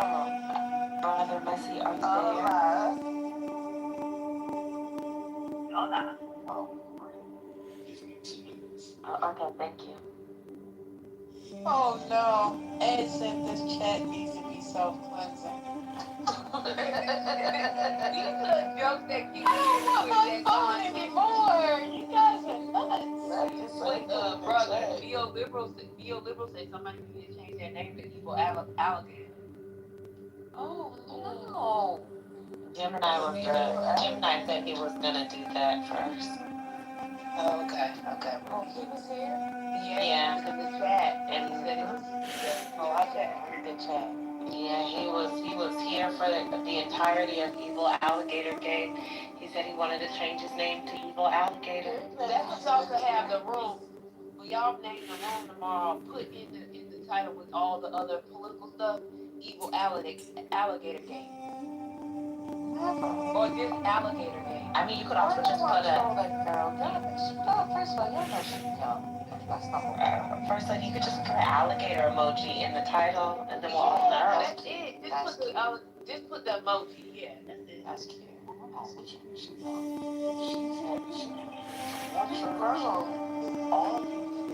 That's what she said. Yeah, she been to more church than the 50-year-old. That's what she said. She definitely was her. Somebody said I was 50-year-old, 58. Somebody said that. That was amazing. And she went changed more than most of you niggas. I knew she was like about me, so I stayed on me because she don't want to buy. Well, she said all of you on stage. She didn't just say some of you. She said all of y'all on stage. And that included me. Yes, So, she did. but that's what I'm saying. Y'all know she young. I used to say that too, First Lady, but it just gets worse and worse. Oh, for real? Yeah, I used to have so much grace in it. She said I had a dry pussy. That was the end of that. That was the end of that. Yeah, and I was like, pom pom is dry. It's a pom pom dry. It's a pom pom bring out. Have no witness. And she went after hurricanes. Oh yeah, she went. Yeah, I was here for that. No. Before. That's not the first time. That's not the first time. Oh. Yeah. As many times as hurricanes let me down, I can never crash out of them. It's a crash out of a hurricane one day. No, don't do that. Don't crash out on him. We never gonna do it. He was trying to get the content. He was trying to get it. I'm scared that arguments and games I ain't gonna lie. He was trying to spare it. No, he was trying to end it when it was quiet and Brooklyn came back in after. Tuesday, Yeah. Chicago. He was trying, and then it kind of just went off the rails. Never want me to talk about nothing. I can't do shit. It was, what went off the rails was Concrete. Concrete inserted his voice and said, no, one mic want Andre. Oh, yeah, that's what it started all over again. Yeah. She was like, yeah, let me keep going. Yeah, I really want to hear what Tara had to answer. Now, 20 minutes. No, it's okay. I don't need to Well, answer you much times. at least it was on par for the day. I was getting the book was my boy the same day, so. That's okay. Johnny's came there with the read. Johnny's came there with the read. Yesterday, we having That's a whole nother deal. I have weekly services. What you was gonna say, Spirit? Oh, I was gonna say you can be a part of any conversation, and what you should do is ask brother about UBI because I'd like to hear his response. No, don't do that. Let's see. I got it. No, just a Google. Just do a quick Google. But I will say, Shanice needs to do regular readings of that book until we finish it. That's a fact. We should have discussions because it's actually an interesting, like clubhouse conversation to have. That's a fact. Computer love in the digital age. How was it that we said Johnny's name 3 times and she appeared? It's computer love, your guide to internet dating. That right there was part of the reason why I sound like this. Computer love, the guide to internet love. What is it? That's the stupidest shit I've heard. Internet dating. One of the best things I've heard on the app. It's actually very good. I mean, it's very good. I mean, you have to stop these lies. We should do a book club. Johnny could do a reading, and we could just take an hour when the content, take an hour. No, I love that. I love that. I love that.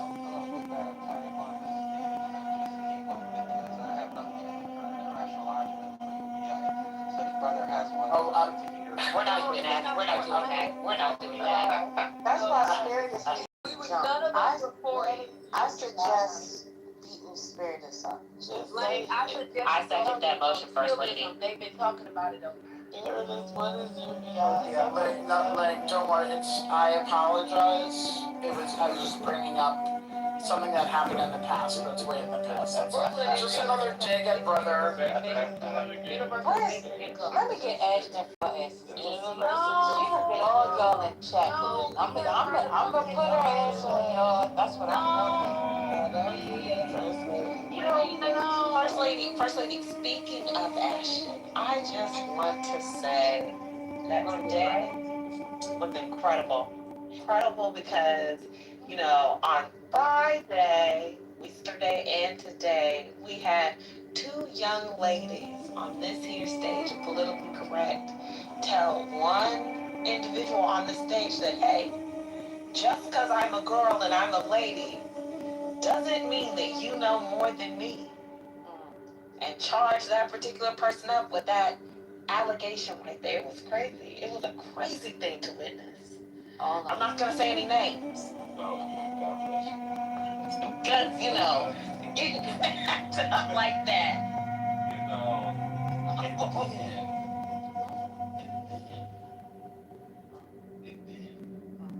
Right, having to take that. And then we need at least Alrighty. Damn. One person from the dark oh, side to hear. now you want me to watch it? No, remember, I want you to fast forward the tape. I'm the slow ass, Oh, you're taking too damn long. ballsy ass motherfucker. Right? So, I'm going to talk. That was very. Can we get at least one dark side person in here to get? No, we're not doing. No. You know, y'all don't need no damn recap. We're not going back over that discussion. No, you gotta sit and wait. Let me tell you, Brooklyn. Let me tell you again. One of these jokers gonna slip up and says, we just gotta relax and wait. It will happen. You see? But if you go asking for it, then that's gonna make them be tighter with you not focusing on it. But see, that's something you gotta work on. Okay. God bless you. I bet Daryl not coming back here. I bet you he will be. Oh, that was fantastic, by the way. You know, my I was working and I was like, oh my. What do I do? I did not. I was driving and I said, my. It was but it didn't need to be. That's the rule. You don't know why. You don't know my ex-wife. He was feeling the group. I was not paying attention to all of it. I just realized she had a birthday party. He did. He said I was a Jezebel. At a Jezebel spirit? Yeah. It was Oh, I didn't get paid that baby. Don't worry about that. Now wait a minute. Let me tell you. Somebody sent the return label for her to get packed up. But she took that return label and sent another message and reverse that card ASAP. So bad, the person no longer wanted the package. The person had to start crashing.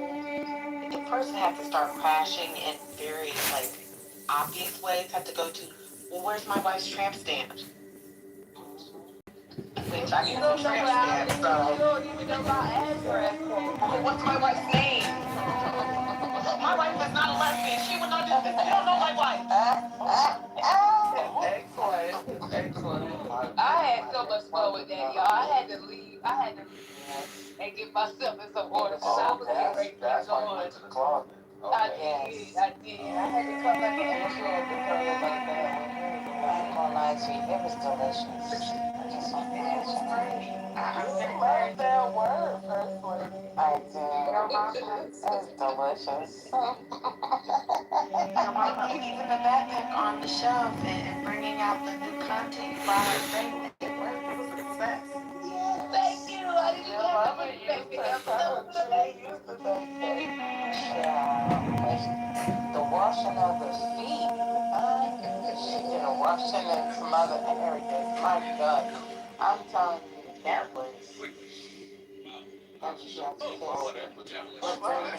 just spun out of control. She took the balls off. The balls, she was rolling on the balls.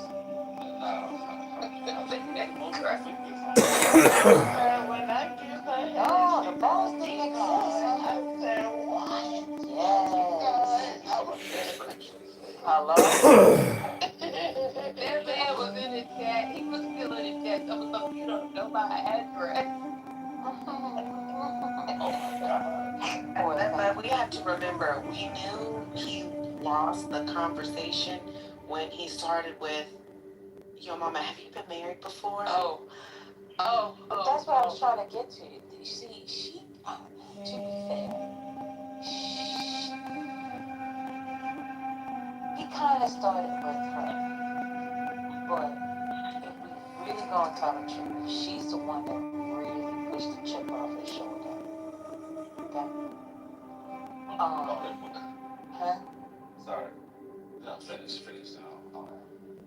Because her said, wait a minute, are you still married? You're not even married anymore. You're divorced. And why are you divorced, huh, sir? Why? Oh, that's right, because you've been cheating on your wife for the past 19 years. Oh, Lord. I'm driving and I'm dead. I'm driving, but I'm not really driving the car. The car at this point is driving itself. And that's when we went from there to, I don't have to get married, but I've been fucking your wife. Good God. God bless. When I be fucking your wife. Now this right here is a paraphrase, but I be fucking your wife so good, she calls me God. Oh my God. Okay, I had to ask your mama, well, does the lady get on her knees, on bended knee before God and say, Father God, God? I stretch my legs to thee. Bye. Listen, when I tell you, I was in that car and it was just soaring. I don't know how I got home because I was asleep at the wheel. First lady. First lady. No. First lady. No. I was laughing. I had such a good time getting that man because he thought he was going to come and tell me how a horrible woman I was because I'm not married. And I had a Jezebel spirit. And see, the thing is, I remember a lot of things, and I remember him doing this before. So as soon as I remember who he was, my mind went off. Yeah. And I had a good time. I really did. Because I heard you when you said, oh, wait a minute. I know you. I remember you. I said, uh-oh. Where's she going? I should have never asked that question. Where's she going? The Holy Ghost. Not you had a holy recall. Sure.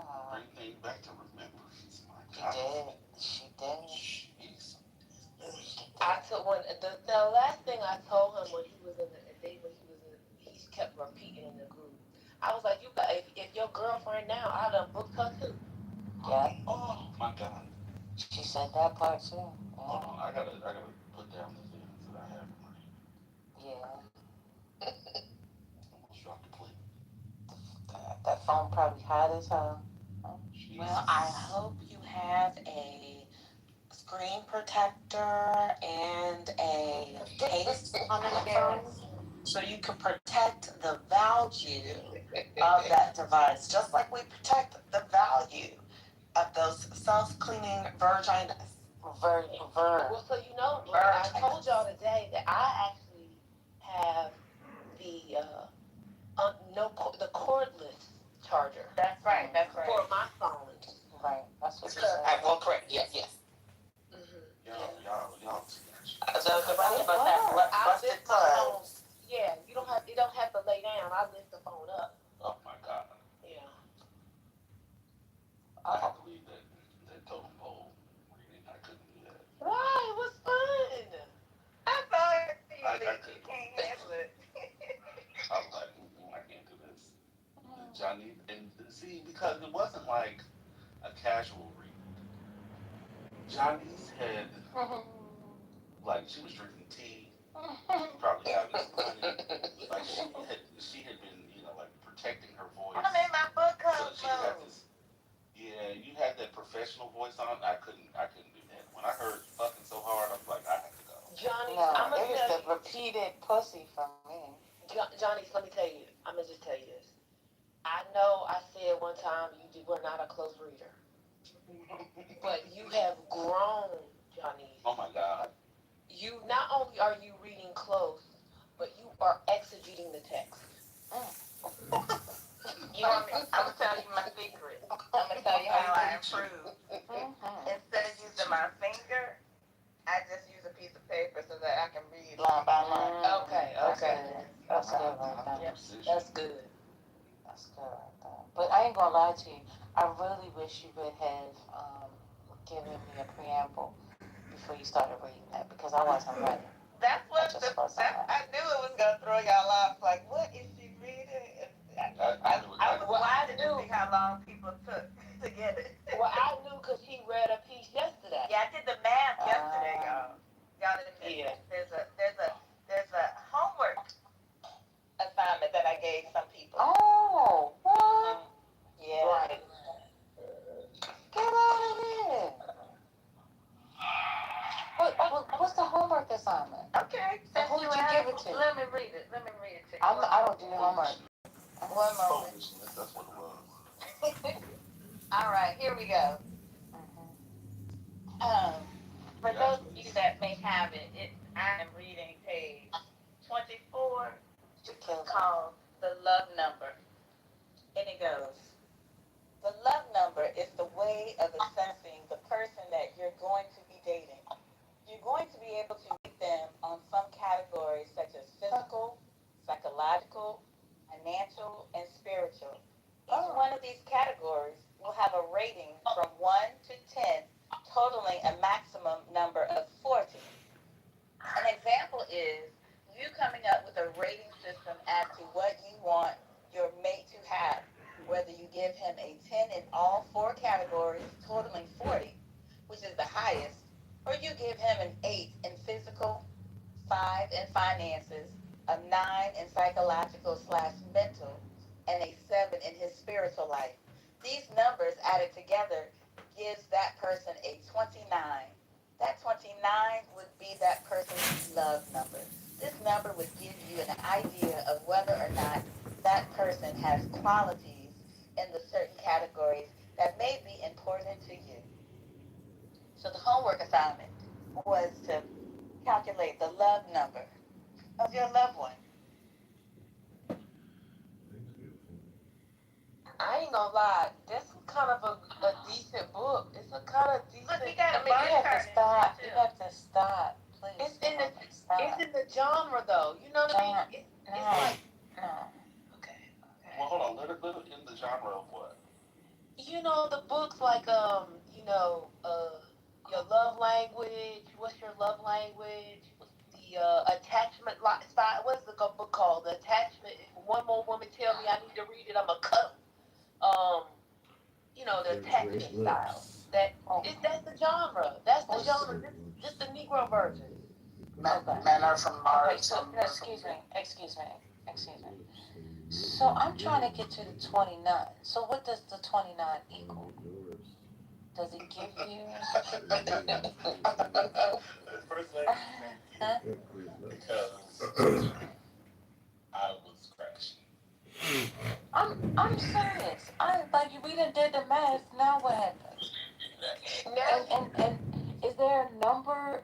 So I heard you give examples. So let's say financial is a 7. I heard you say the mental is a 9. Okay, so is there a guide to this? So when I'm doing my homework, Guide for the perplexed. The highest you can get is a 40. That's a 10 in each category.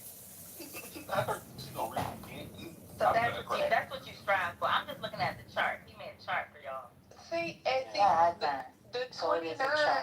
The 29 means that you not that far away from 40. So he's not a bad guy. He's got that's some 11. He's got some things he's got to work on, but he's a good guy. Now, hold on. Let me tell you something. And I can't say anything other than your mom is trolling. And she knows damn well she trolling. Very much so. She knows damn well she trolling. I'm gonna use this book. I don't care. Okay, I'm not playing with y'all, but I'm gonna use this book with the next person I date. Please don't. I ain't gonna tell him. I'm just gonna use the book. Now, when he breaks down some of these categories, if y'all need help figuring out what your numbers are. Categories. Come here. So let me read what he says for physical. What did you say, brother? Okay, so what he says for physical, it says the love number is what helps the person determine what he or she wants based on the physical. The weight, height, age, nationality all play a part in it because the computer love is supposed to be matching them for love, but it's really all about that physical. A lot of times, the average chick that meets a guy and he is physically meeting her, the chances of things working out are higher. You can find a stable relationship from a human connection and interaction from that initial first time. If a man walks up to you at a gas station, then there is a better chance with that guy than the guy that sent you a lot of plenty of fish. You see, some men will not take the chance to run up to you at a store and pursue you unless he is really trying to know you. The other way of meeting is in the club. That puts you somewhere else on the menu, the club menu. That's a whole other menu. When you meet someone at the job, at the grocery store, or in the mall, the relationship has a chance at becoming more solid that way. There are the most natural connections. Both men and women give their attention to the physical appearance of one another when it comes to making a choice for a mate or a love number on the menu. But besides the physical, the man wants to know what her mental state of mind is. Would you like me to read the mental, or should I just leave that for you to linger on till tomorrow? Y'all mad, but this is it. I'm sorry. I'm a beta. I'm a beta. Do her because You wait till I see Jamal. I'ma tell him. I'ma say. Oh, he back at 40 acres today. Oh. Well, when he's in here, y'all ping him because I'm gonna tell him. You gonna reach out to another person? No, listen. I'ma say, Jamal, brother, your book has changed my life. Oh my God. Because of you, I now know how to figure out my love number of the person that I am seeing. Is it annotated? Oh, okay. So you also gonna make amends?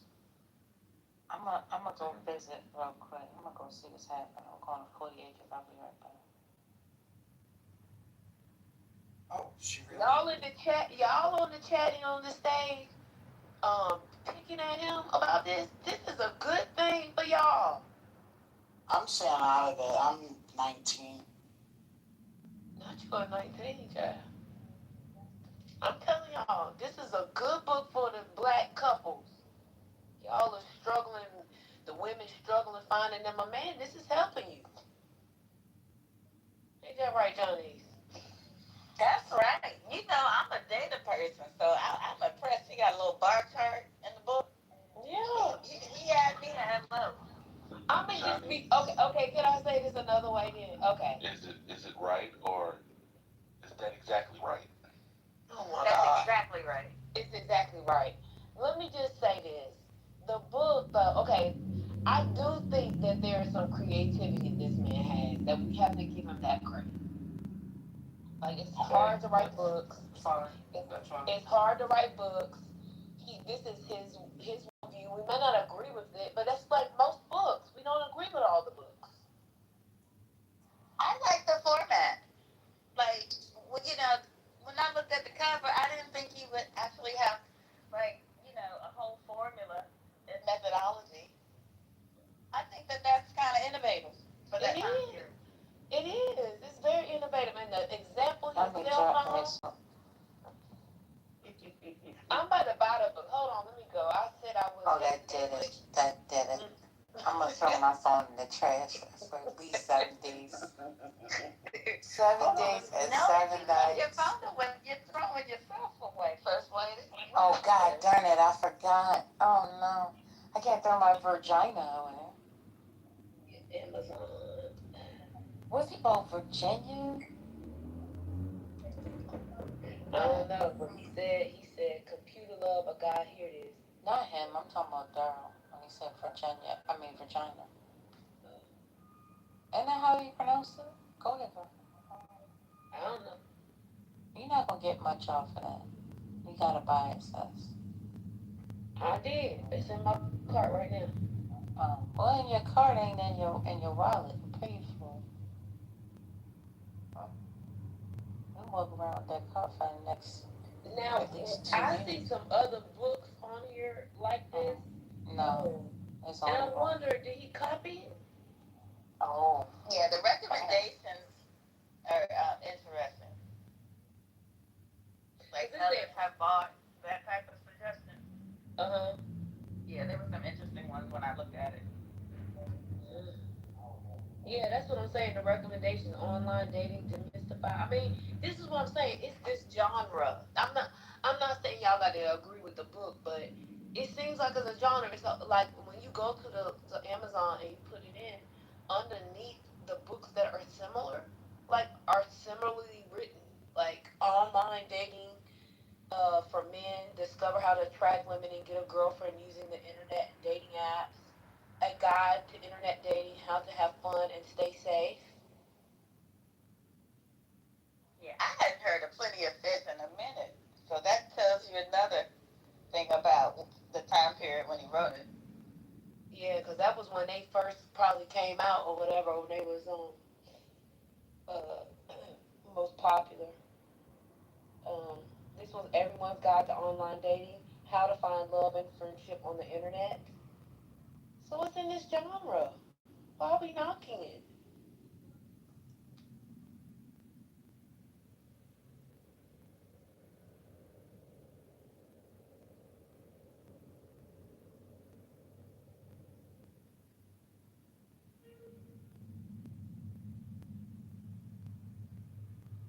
Well, Johnny, Eastland, you have another reading I want to do.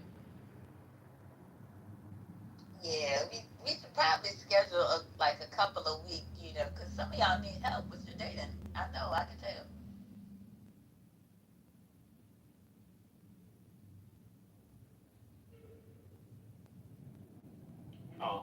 I think that Johnny's and your mama should open a room. Johnny's reads. Your mama, who has been known to open a reading room from time to time, can help unpack. I haven't done that in 5 years, sir. That's okay. Why? And all the more reason why you should start now. In fact, I believe you know what, I believe that you're right. There's clearly a vision that you see. There's an understanding that you have. One may call it a prophetic vision, a way of seeing the text that we don't see. And I believe that as a woman with a gift, with a vision to unpack this text, uh, one might obligate you to open a room to help us unpack. I'm willing to be in that room and learn from you and how you see the wisdom. I believe that God has given you an insight, and I want to learn. So I'm willing to be in the room and you unpack the magnitude of this book. God bless. See, brother, I'm the type of person who believes that we don't have to have the perfect messenger to receive a word. That Brother Jamal, even in his imperfection, can share a word. You just have to be open to receive it. And I see that you're not open to receiving it. Yeah, I think we're too busy on Clubhouse, not listening to the content, but seeing or hearing the person that it's coming from and immediately attack the person and disregard the actual content. And I think that's the problem now. Exactly. That's exactly right. And I would venture to say that in the category of mental, brother's love number is probably like around a 6. Mm-hmm. I don't know, it's lower. In fact, in all things. I wish you and your wife would take the test to see what y'all give each other. That would be funny. It went down tonight. Well, when they get to talk about how black women don't support black men, I'm gonna always think of Janice and how she's supporting Jamal. I told y'all I was dead serious when I said I bought it. I would support entrepreneurs. Some of them. Listen, you are doing the Lord's work. Don't want nobody ever say that you're not a good person because you are. Because, baby, Brooklyn, I bet you could. If you read the book, you'll find some good pieces in there too. bet you I won't. Oh my God. See, Mama, I believe this is the moment where God gave Israel a king. He didn't have that for them. Yeah, you like that. Yeah. Yeah, yeah. I think this is the moment. But they wanted a king. They begged for the king. Your mama. We want to be like the other people. You are the king. Open that room. I'll be there. It'll be like 10 people in there. Y'all niggas don't want to read, brother. I had opened up many rooms. They do not want to read. They want to read 50 Shades of Grey and 48 Power of Laws. They want to read The Art of War. That's what they want to read. Now they want to read Saul Alinsky's book. Oh, God.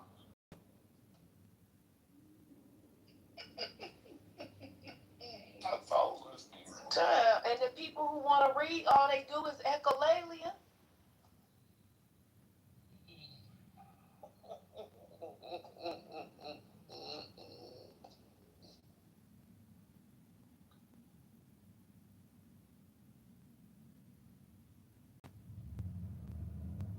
Okay, y'all, it's getting late. I have to get up at 4. It's a school night. So, I mean, well, y'all stay around. Just know that I'm dozing off. Hey, Oda. Hey, Johnny's. Hey, Christina. Brooklyn Brother. Spiritus. The ghetto's not open tonight. At night? It might be. Good night, y'all. Your mama. Thank you, everybody, for I'm not saying good night. Y'all ain't gotta go nowhere. Oh, I thought you were. Going somewhere. What are you doing? You're Greet everybody. You were just rolling the credits, man. I was saying hi to everyone because I really didn't get a chance to say hi to everybody. So because everybody was on stage, I was just saying hi. But I was also saying that if you, I was getting to you, babe. But I got hounded by the hounds. They ain't nothing but a hound dog. So hey Divine and hey Sandra, how y'all doing? I hope I didn't miss anybody. If I did, charge it to my eyes because they closed. I like Barney Frank.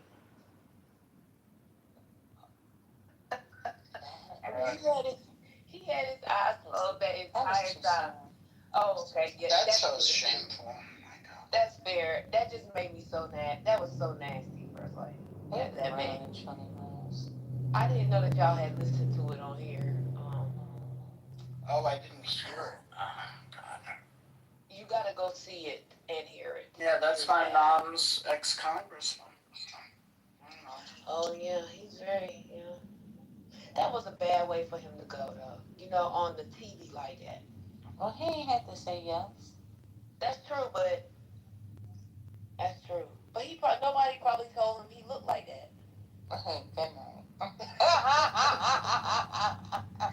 You think somebody was like, Congressman, I don't think you should look like this on here. And why he had on glasses if he was gonna keep his eyes closed?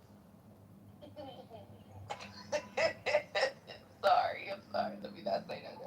Because I do believe in the beginning he was trying to read something. Oh, okay. I must have didn't see the beginning. Oh, that was so painful. Yeah. Jake needs to be hit upside the head. He does. Oh, can I commend y'all? Y'all did a great job when how Normal responded to that. Nobody responded. That was great. Y'all remember that part? Yeah. He was still trying to engage. Trying to say you ignore the spirit of the foot.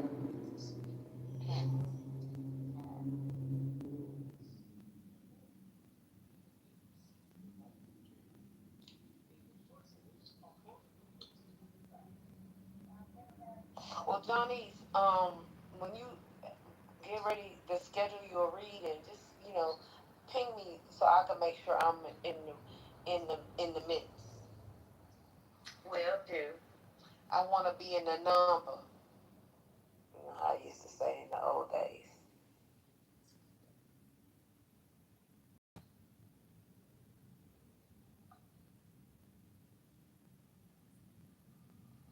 Oh, y'all don't have This is what Brooklyn was meaning. Brooklyn, don't say it's the ghetto because my house is the ghetto. Yeah, it is. Yeah, you can't talk about it like that. Well, you should definitely read it in there. Oh my God, brother. No, I'm gonna take him to the Jacobins. That's what I'm gonna do. I'm gonna take him to the top. Even better. I've interviewed some of the authors. Maybe we'll interview him, like Lisa said. I mean, Misa said. Is her name Misa or Lisa? I'm confused. She is now operating under the name of MISA. Okay. So it's like me changing my name to Ho Mama. Good night. Oh my God. No, I'm just saying. I don't mean it like that. I mean That's like exactly what it's like. taking one letter of my name. That's all I'm saying. No, she said that was her actual name, Lisa. Oh, I didn't know. She said it on stages a few times. The way your mama. Right. But TT, sometimes I come in and I fly out. I mean, I be in and out sometimes. So I don't really go on stages where they do replays. So I just be in and out. So I probably just didn't hear it. I didn't know. Yeah, I don't go in there anymore.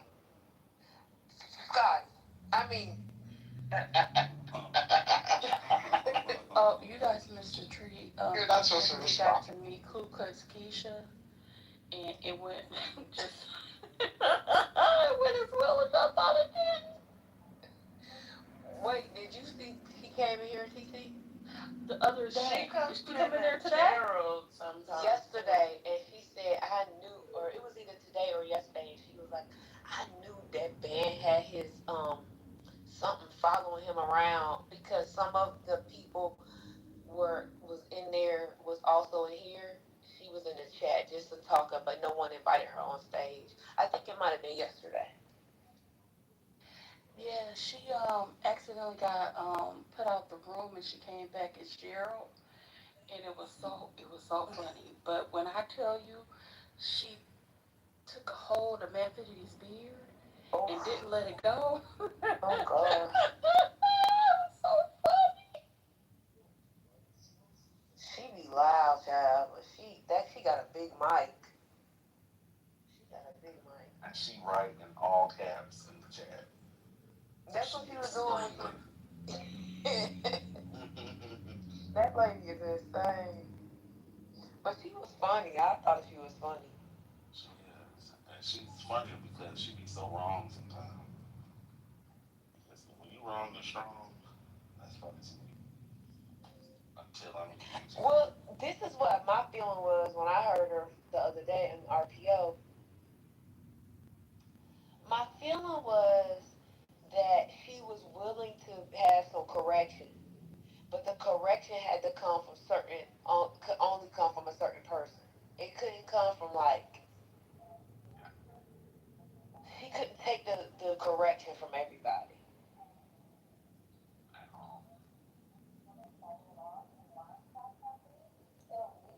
Cause she'll be like, correct me if I'm wrong, and somebody is trying to correct her, and then she.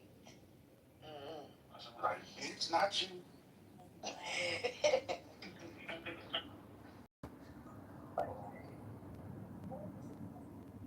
was funny. I ain't seen her in a long time though. Oh, Ku Klux Keisha. Well, she not the original Ku Klux teacher. Oh. I don't know where she came from. It's another Ku Klux Keisha. Oh, okay. I was That wondering. ain't her. Yeah, okay. I'm getting them confused because I was like, I didn't think Ku Klux Keisha sounded like that. Yeah, the other one that's from I think she either from Alabama or Mississippi, but she Oh, she a she's slave. married. She's married. The other Ku Klux teacher, like she's a divester. She's not a feminine. She married person? Oh my God. How would you do that? Well, because, you from the South and hold it, no. Oh, right. Oh, y'all look in the chat. Ooh. We getting cursed out again. Fuck, tap, tap. What is that? I like on set.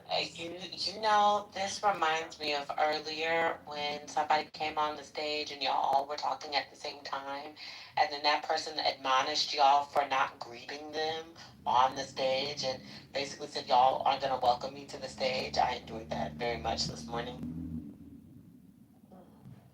People, they just want attention. Okay, Omar is here. Omar the Tiger. This lady left us, so I'm about to leave y'all too. Bye. Good night, Brooklyn. Yeah, I'm going into another room. I'm gonna see what the Diddy tape is. Oh, I heard about what it was, but she'll hear about it soon enough. Oh, y'all haven't seen it? It's all over Twitter.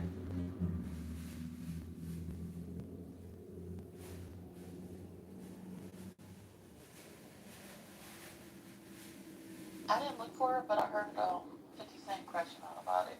Cause isn't it? Daphne Joy is in it. Yep, Daphne's in it. I didn't have to look for it. It just appeared on my timeline. But yeah, it's Daphne Joy and Diddy and the young man that they enjoyed for the evening. And somebody was like, it was boring and it was Snoozeville and it was dry. And they were talking about Diddy's man parts. It was all just a very lackluster affair. Victory. Lady Liberty.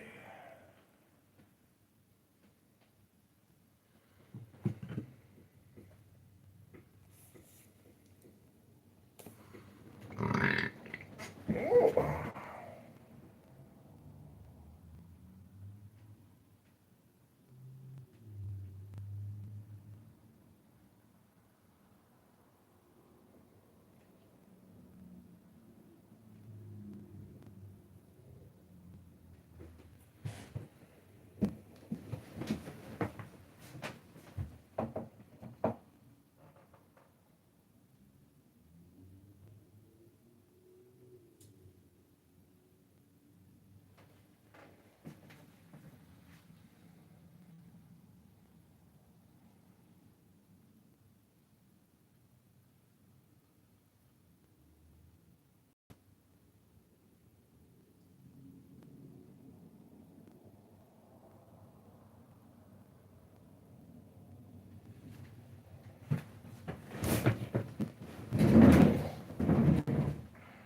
How you feeling, brother? Okay. I'm contemplating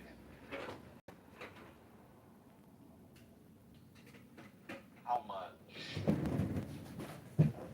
humility. That's not the.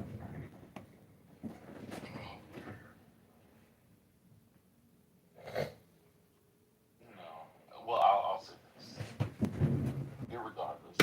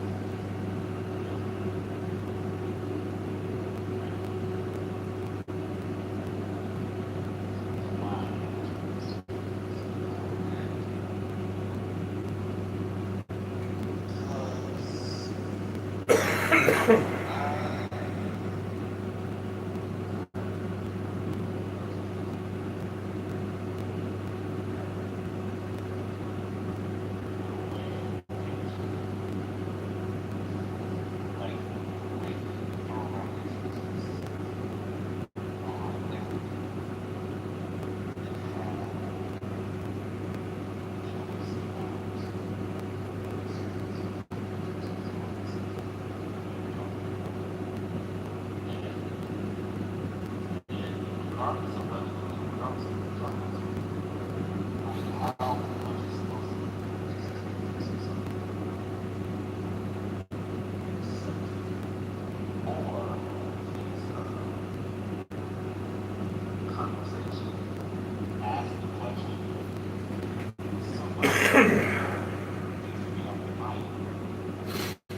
not answer the question, receive deflection, these are civilizations. Then obviously you believe that person is supposed to exist. It's not what I want. If you were trying to get extreme, so you see the question is wrong. Well, no.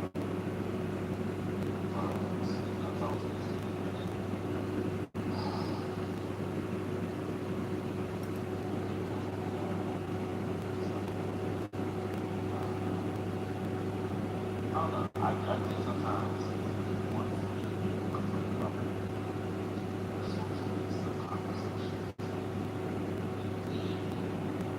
love bad trying to allow the conversation or to elevate the conversation.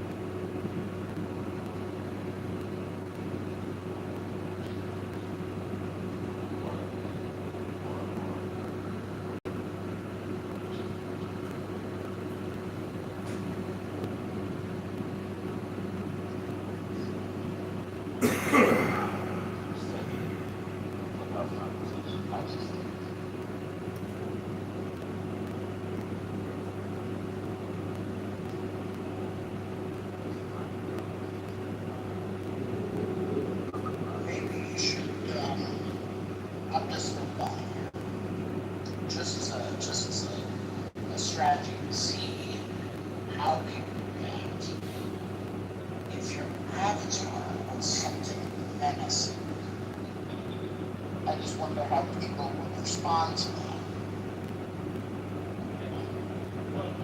I mean, it could be just like let me try it for 24 hours and see if there's any change. Like telling everybody else you're doing it, and just see what happens.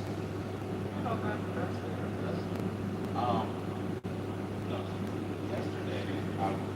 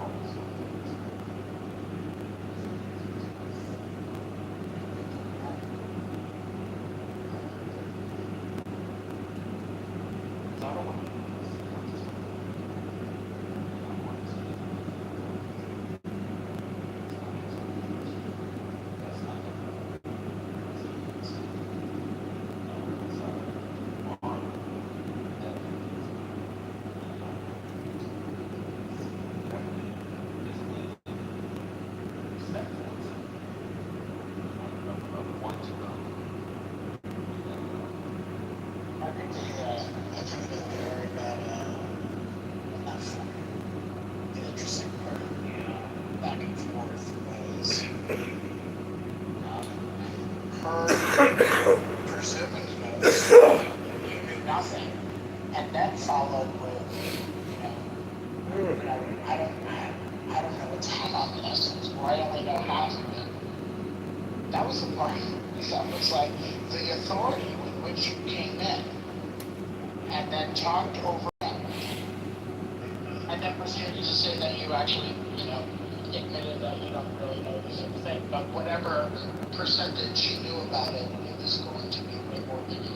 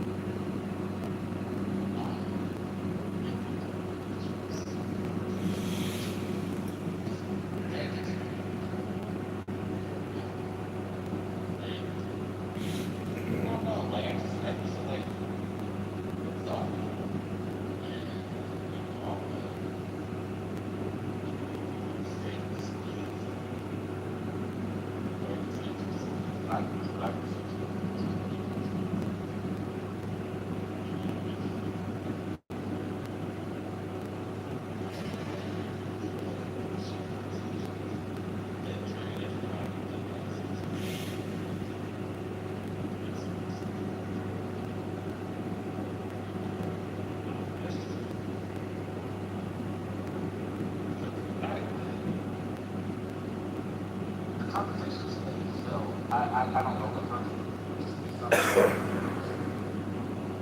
What I'm talking about. Felt with the condescension that I don't get from the person the conversation.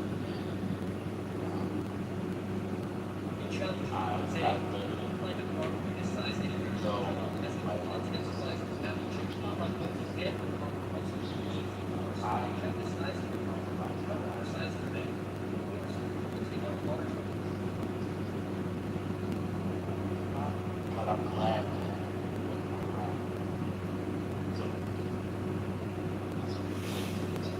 we all have this. Yeah, yeah, it's up to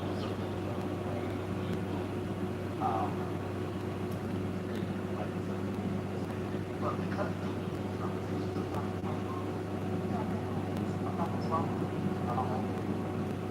what I appreciate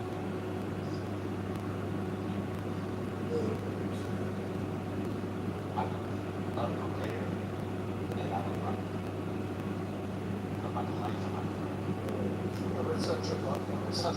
was such a blind side also, and I think people were, well, they were a little thrown off by how that all happened, but also the type of person it was. People were like, but keep it real, or do you just like, go for the purposes of the work?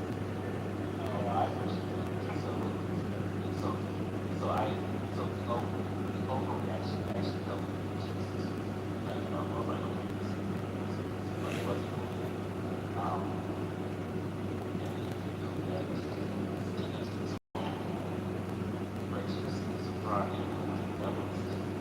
Right, and privately as well. For sure. For sure. Um, but also, it seems like this person was also battle tested from many, I don't know how long, like a long time on the app. So in other spaces, so who knows? When I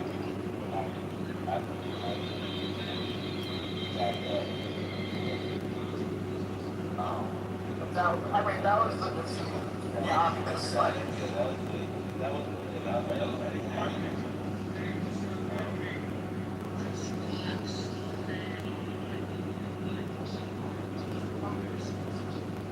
yeah, like this is a clubhouse event. Okay. When you get nothing else, you gotta go for the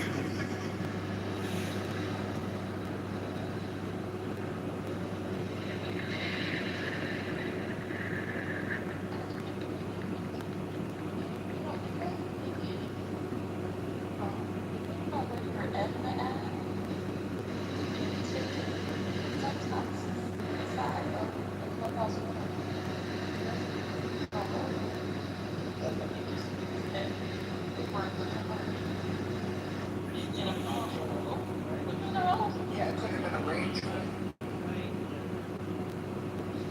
Or more like a range. So sometimes if a dad removes you from a house, you can never rejoin. That's right. So like a lot of times, like on in some spaces I just do body why is this mom like dumbass? It's a civil war. Stop.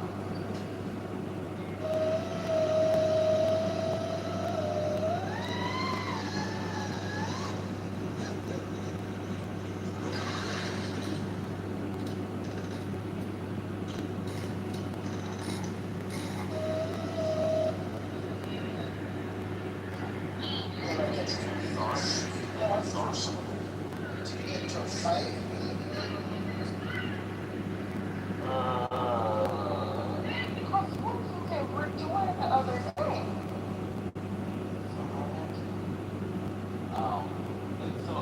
So I'll be honest. And not purposely, because I don't want to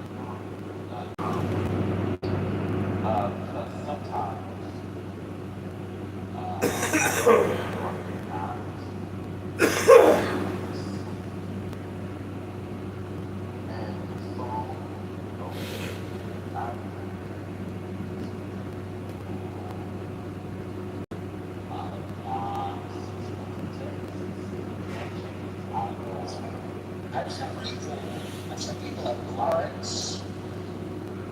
Do you ever accidentally see that you sent somebody a heart or something, and I'm like, wait a minute, I didn't do that. What's going on? I got a message from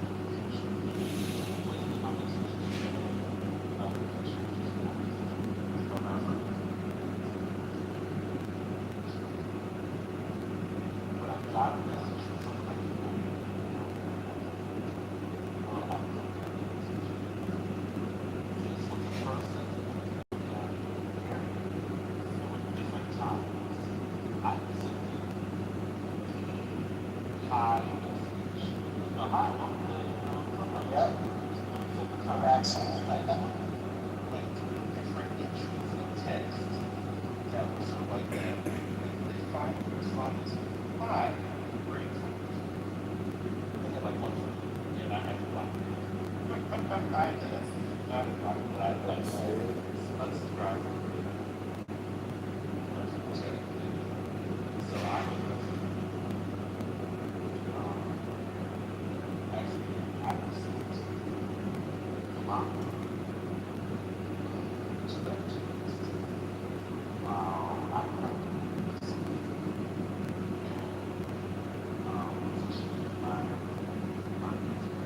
That's the spirit.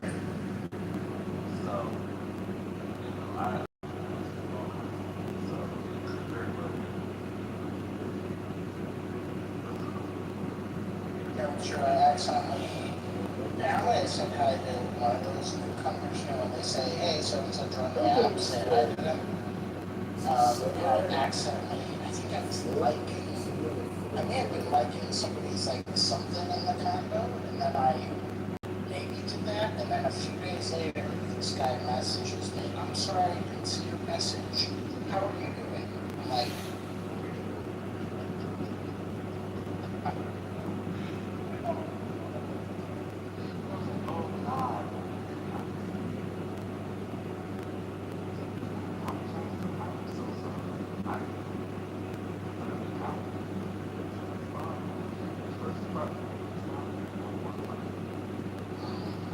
oh no, and you'll remember that years after the app is dead.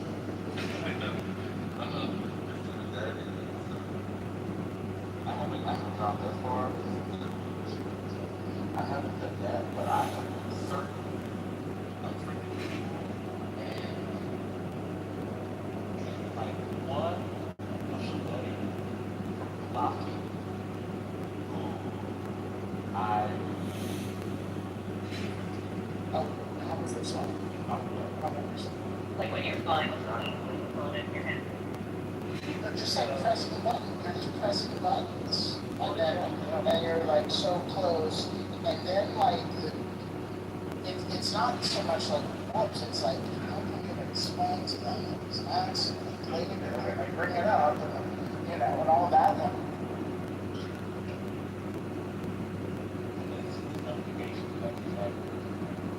So, we were not friends.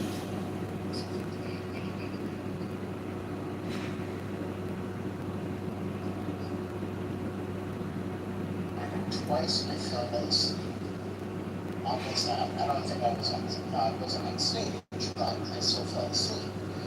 And I try to tuck myself in when I get sleepy. But that one time I woke up at 5 in the morning was that big argument with when forget. I couldn't believe what I was hearing. I couldn't understand what I was hearing because I was half asleep.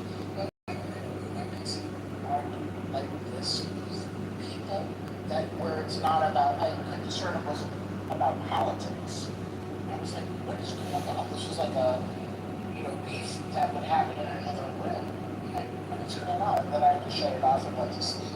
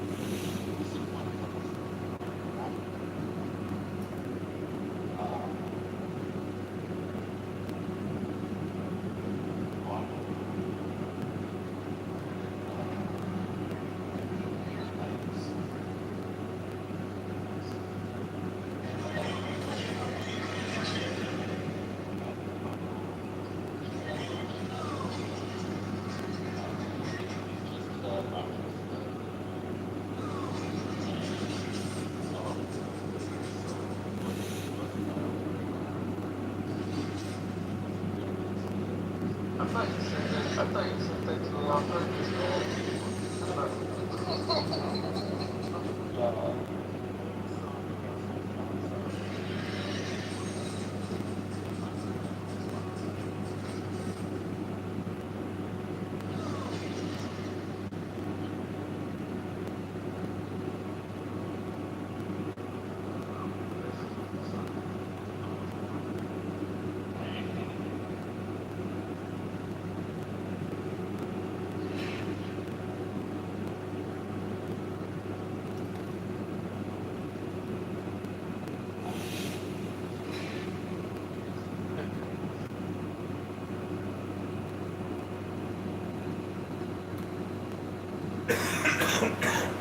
Oh my god. Is it true? What was saying about the Jews? It's like, what level is that? Is he Semite or a third? Oh, ew, I just saw that.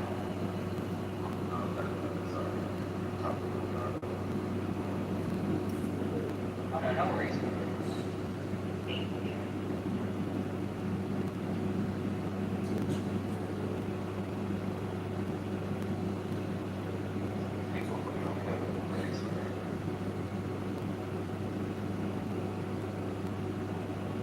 I was wondering about Ashton. He's in the city.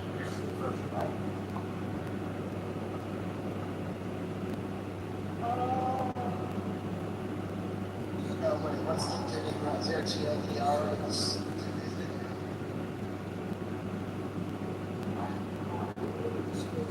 Yeah, well,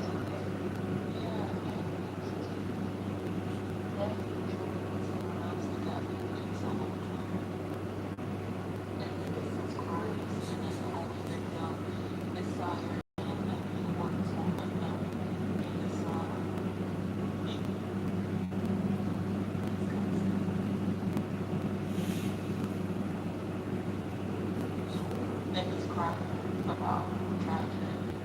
So, what he actually has to say.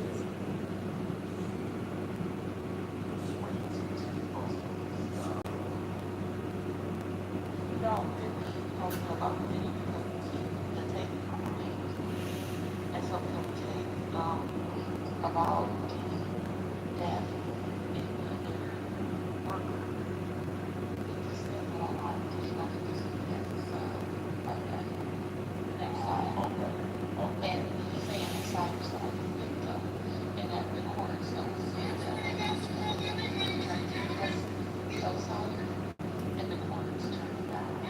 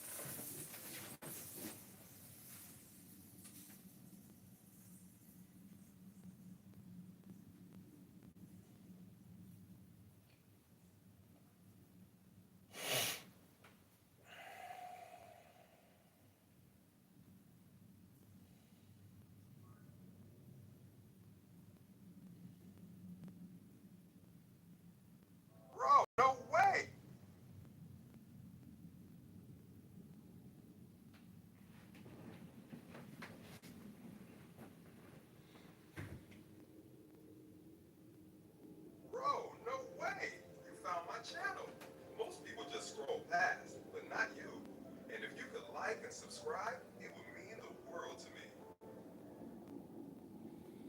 Bro, no way!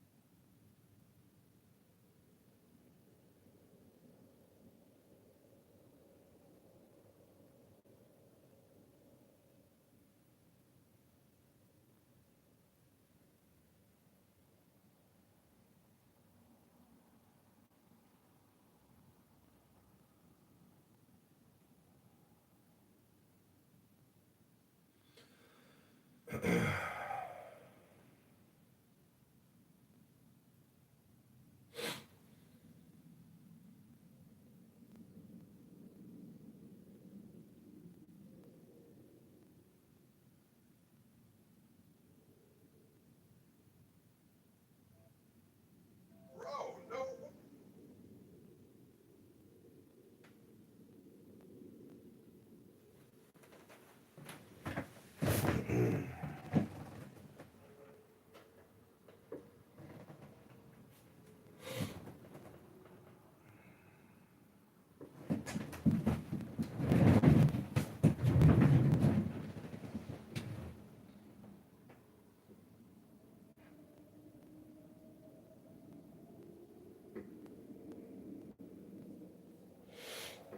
Bro, no.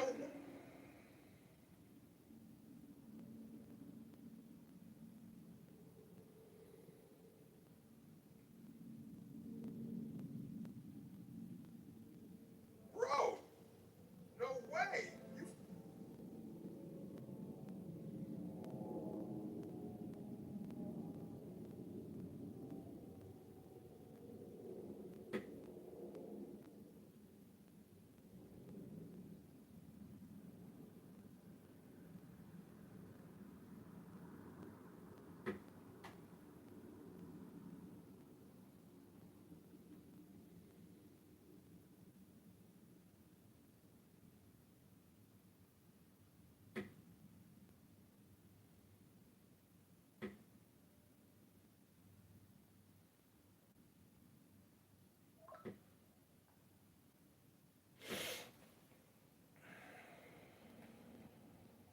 Bro, no way!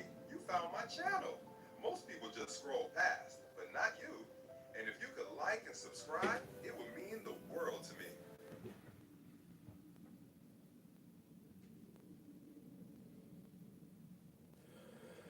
Bro, no way! You found my channel.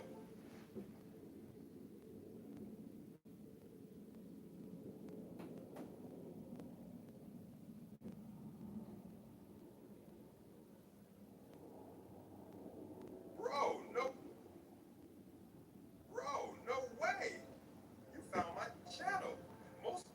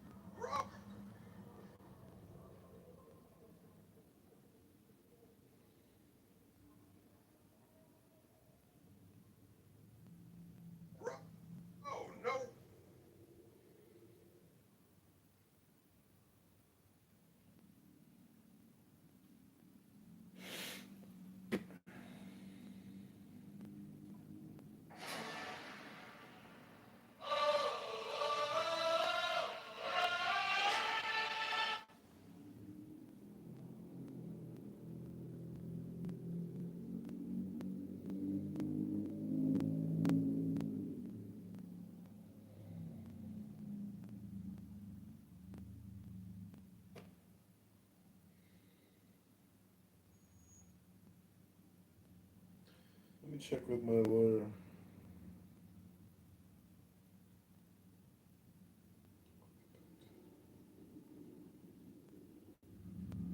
I'll get back to you. I'll get back to you tomorrow.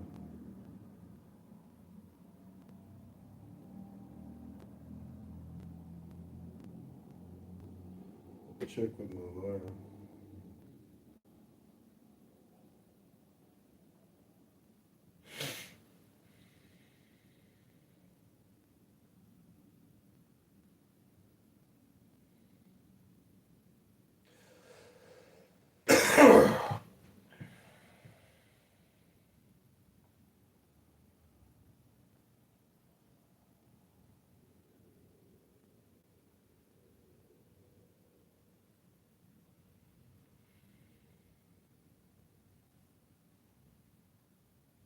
Bro, no way.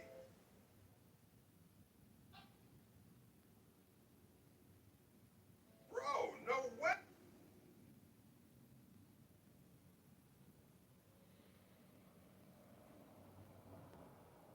Bro, no way. Bro, no way. You found my channel.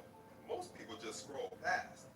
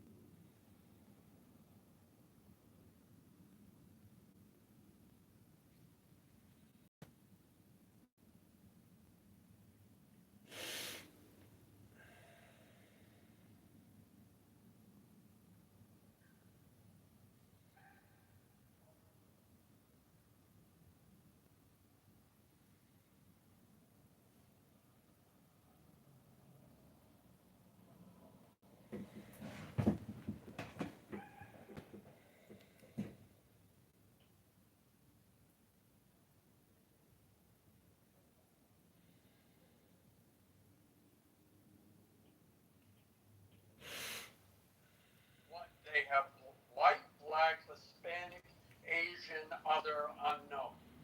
So you look at the total number of violent crimes the white people have committed. 8,721,450.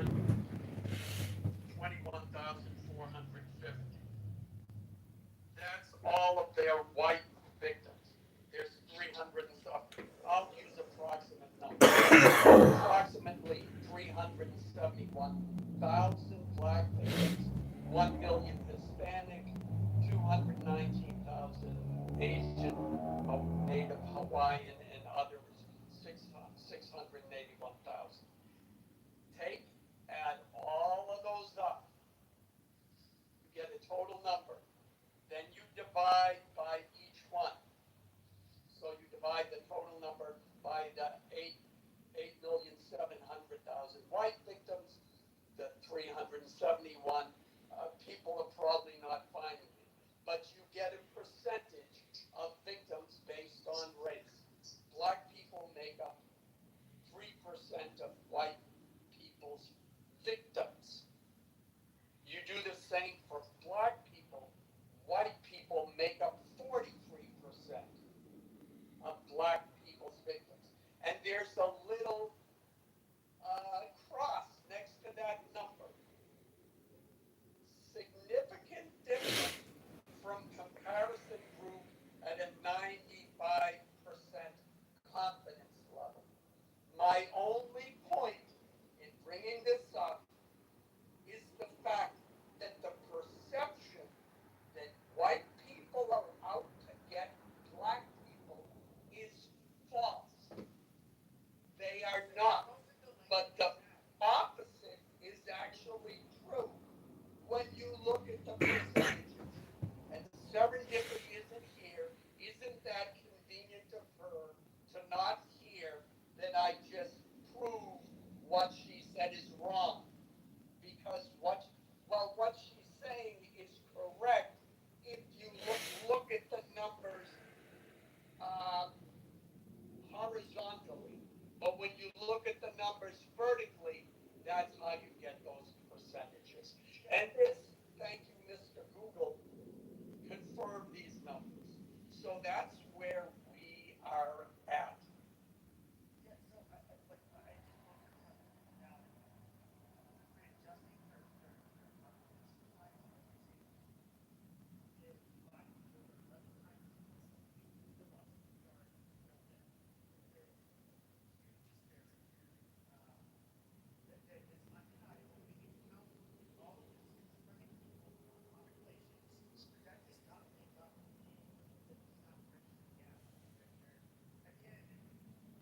Hello?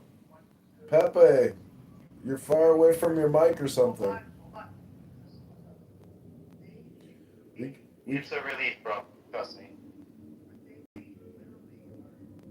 Pepe, we can't hear you.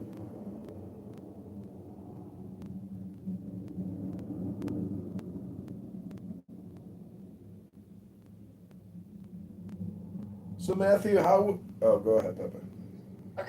Okay, so can you guys hear me now? Yep.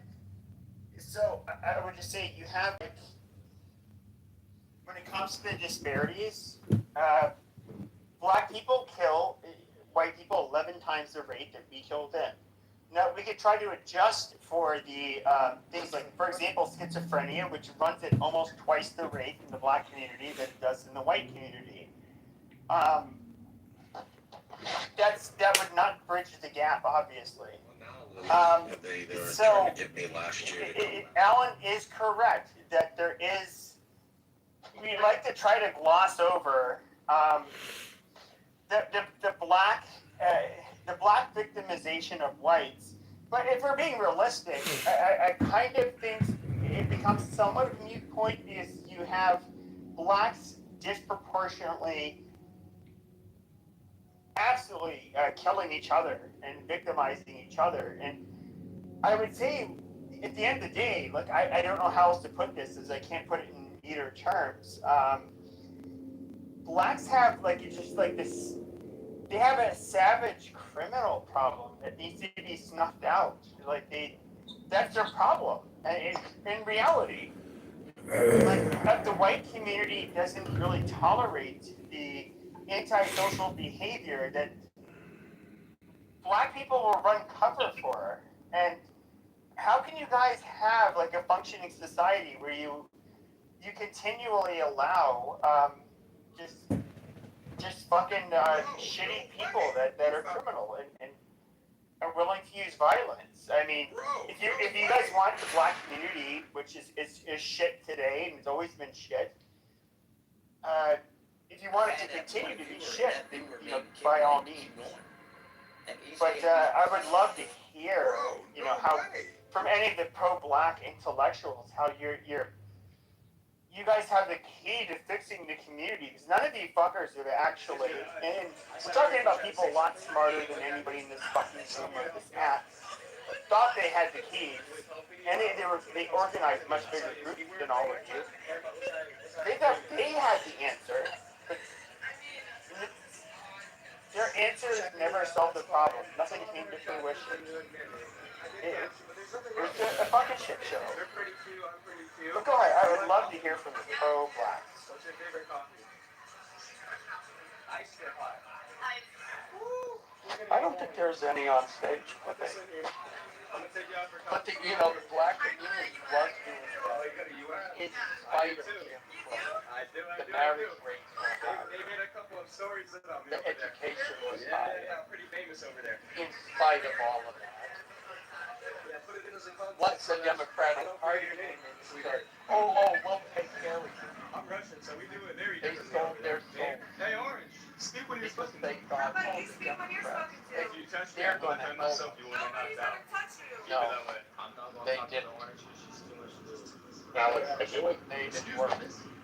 I do it some that's the reason a poor level like customers that I did a lot of black people in my business and they're pro-Trumpers, they're black. And they're like, yeah, I fucking Trump, yeah, like that's how they tell me. I fucking do. And it comes across my news feed and all my and of course my algorithm. So they get a Jew with Jew.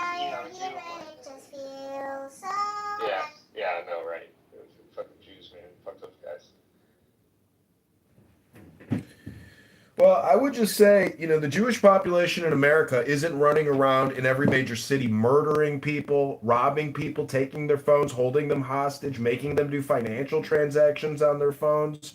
So if you actually look at statistics, you would realize there's no Jewish crime. There's only male black crime in this country. We can look at that as like the weaponization. So we can look at who are all of the, when it comes to the civil rights movement, who are the quote unquote white people? White. people that actually were advancing this agenda, they were Jewish. Right? There's no denying that. Jews take credit for this. It's the point of All I know is that nobody's perfect like me, man. I'm perfect. The problem. Matthew. The problem. Half Slovak, half. The only perfect race is the half Slovak, half Irish, quarter French, quarter English. What else? We are the perfect people. Yeah, I agree with Alan. I think the Democratic Party enabled the black community and set them up for failure. I've been waiting for you all my life. Now you're here and it just feels so right. I just like know I'm better than everybody else. I like when you never check about the news reporter, Miss Piggy. That shit was. I mean, if it wasn't for the Democratic Party, you dumb monkeys would not be able to do what you need to do. If there's any black people on the stage, I'm just saying that's how they speak. You know, they think you guys are like special ed, and they need special ed. Basically provisions for you guys to. Hey, you went to special ed, didn't you? Get ahead. The black community in America since the civil rights. You said that. Hello? No, I didn't say Hello? that. I'm trying to make a point. Hello? Hello? All right, stop with the ad hominem, Matthew. The black community in America since the Civil Rights Act has been altruistically destroyed. There are photos of black families living on farms, completely educated, dressing well, respectful, kind, nice, but not anymore. Just go to Politically Correct tomorrow and listen to the black community. Listen to how they talk to each other. Listen to what they talk about. It's altruism and socialism all the time, nonstop. They don't care about knowledge. They don't care about business and trade. They care about being ideologues, political propagandists. That's their economy. That's their capital. Yeah, but here's the problem. They were doing all of those things, but they were just trying to adopt whiteness, and they were just bending to the will of their white slave masters. So therefore, they need to just tear down the entire system, rebuild it, so that they're no longer co-signing with the whiteness of the people who oppressed and imprisoned them for the last 400 years. How'd I do? Did I sound like a white liberal? Did I do that well, or does it? I think it needs a little work, if I'm going to be honest. I don't think I got the proper anger and resentment. You know what's amazing is that the white, you can look at it. As of the latest data we see, white birth rates, we're higher than that of Black Americans. The Latino Americans, Dave, absolutely, their birth rates have hit the shitter. We're actually on par to be amongst like the highest. Read a book. We're literally like on par to being like the fastest growing demographic in terms of fertility rate. Something's changed amongst us. When was the last time one of you fuckers actually read a book?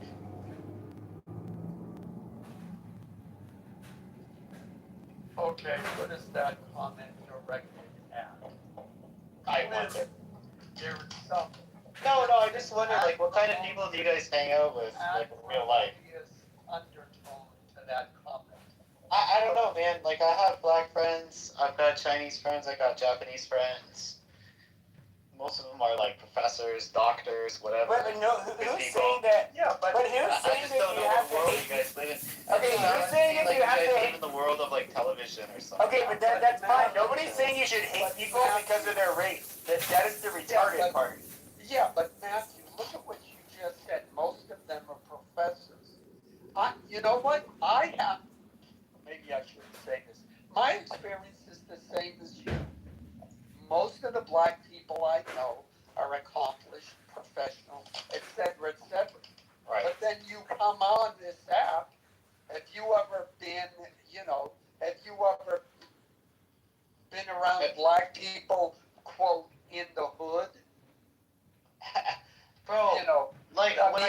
this room, like, the culture of this room is as lowbrow as any fucking hood room. Well, absolutely. But that doesn't answer the question. I mean, I just think you're, like, generalizing about... there is a point to this. There is a point to this. America has problems. There's no doubt about it, dude. No, I That guy's think massive what problems. it is that you have a black culture that even the people that you and I have met who are black still condone and protect the lower class, or pick whatever word, or the ghetto behavior of the bottom 20%, because they feel either through social pressure in the black community or some sense of empathy that they don't want to call out their own bad behavior in their own neighborhood. Whereas in white, this is my closing sentence. Right. In the white culture, you have the term white trash, and there is social pressure to condemn bad behavior. Okay, I get what you're saying. I think what it is, right? So, yeah, you have like white trash people that like voted for Trump, people like that. I think it's a bit of a jab, but no, I think you're wrong. Alan, I think you're wrong. I think most of the people defending, quote unquote, let's say, I think what you're describing, and you read the book Black, White Liberals, Black Rednecks, White Liberals, I'll use that as a reference, is that there are people that live in cultural enclaves where the rest of society has passed them by. You get the reference what I'm talking about. So you'll have politicians that'll go down to like the West Virginia and say, hey guys, you don't need to change the way you're living, you don't need to skill up. We're going to make America great again and bring back the factories and fuck anybody who tells you any different, right? And you'll have politicians that'll go to ghettos, let's say mostly black ghettos, and they'll say, everything, all the problems within this ghetto is the fault of, Washington.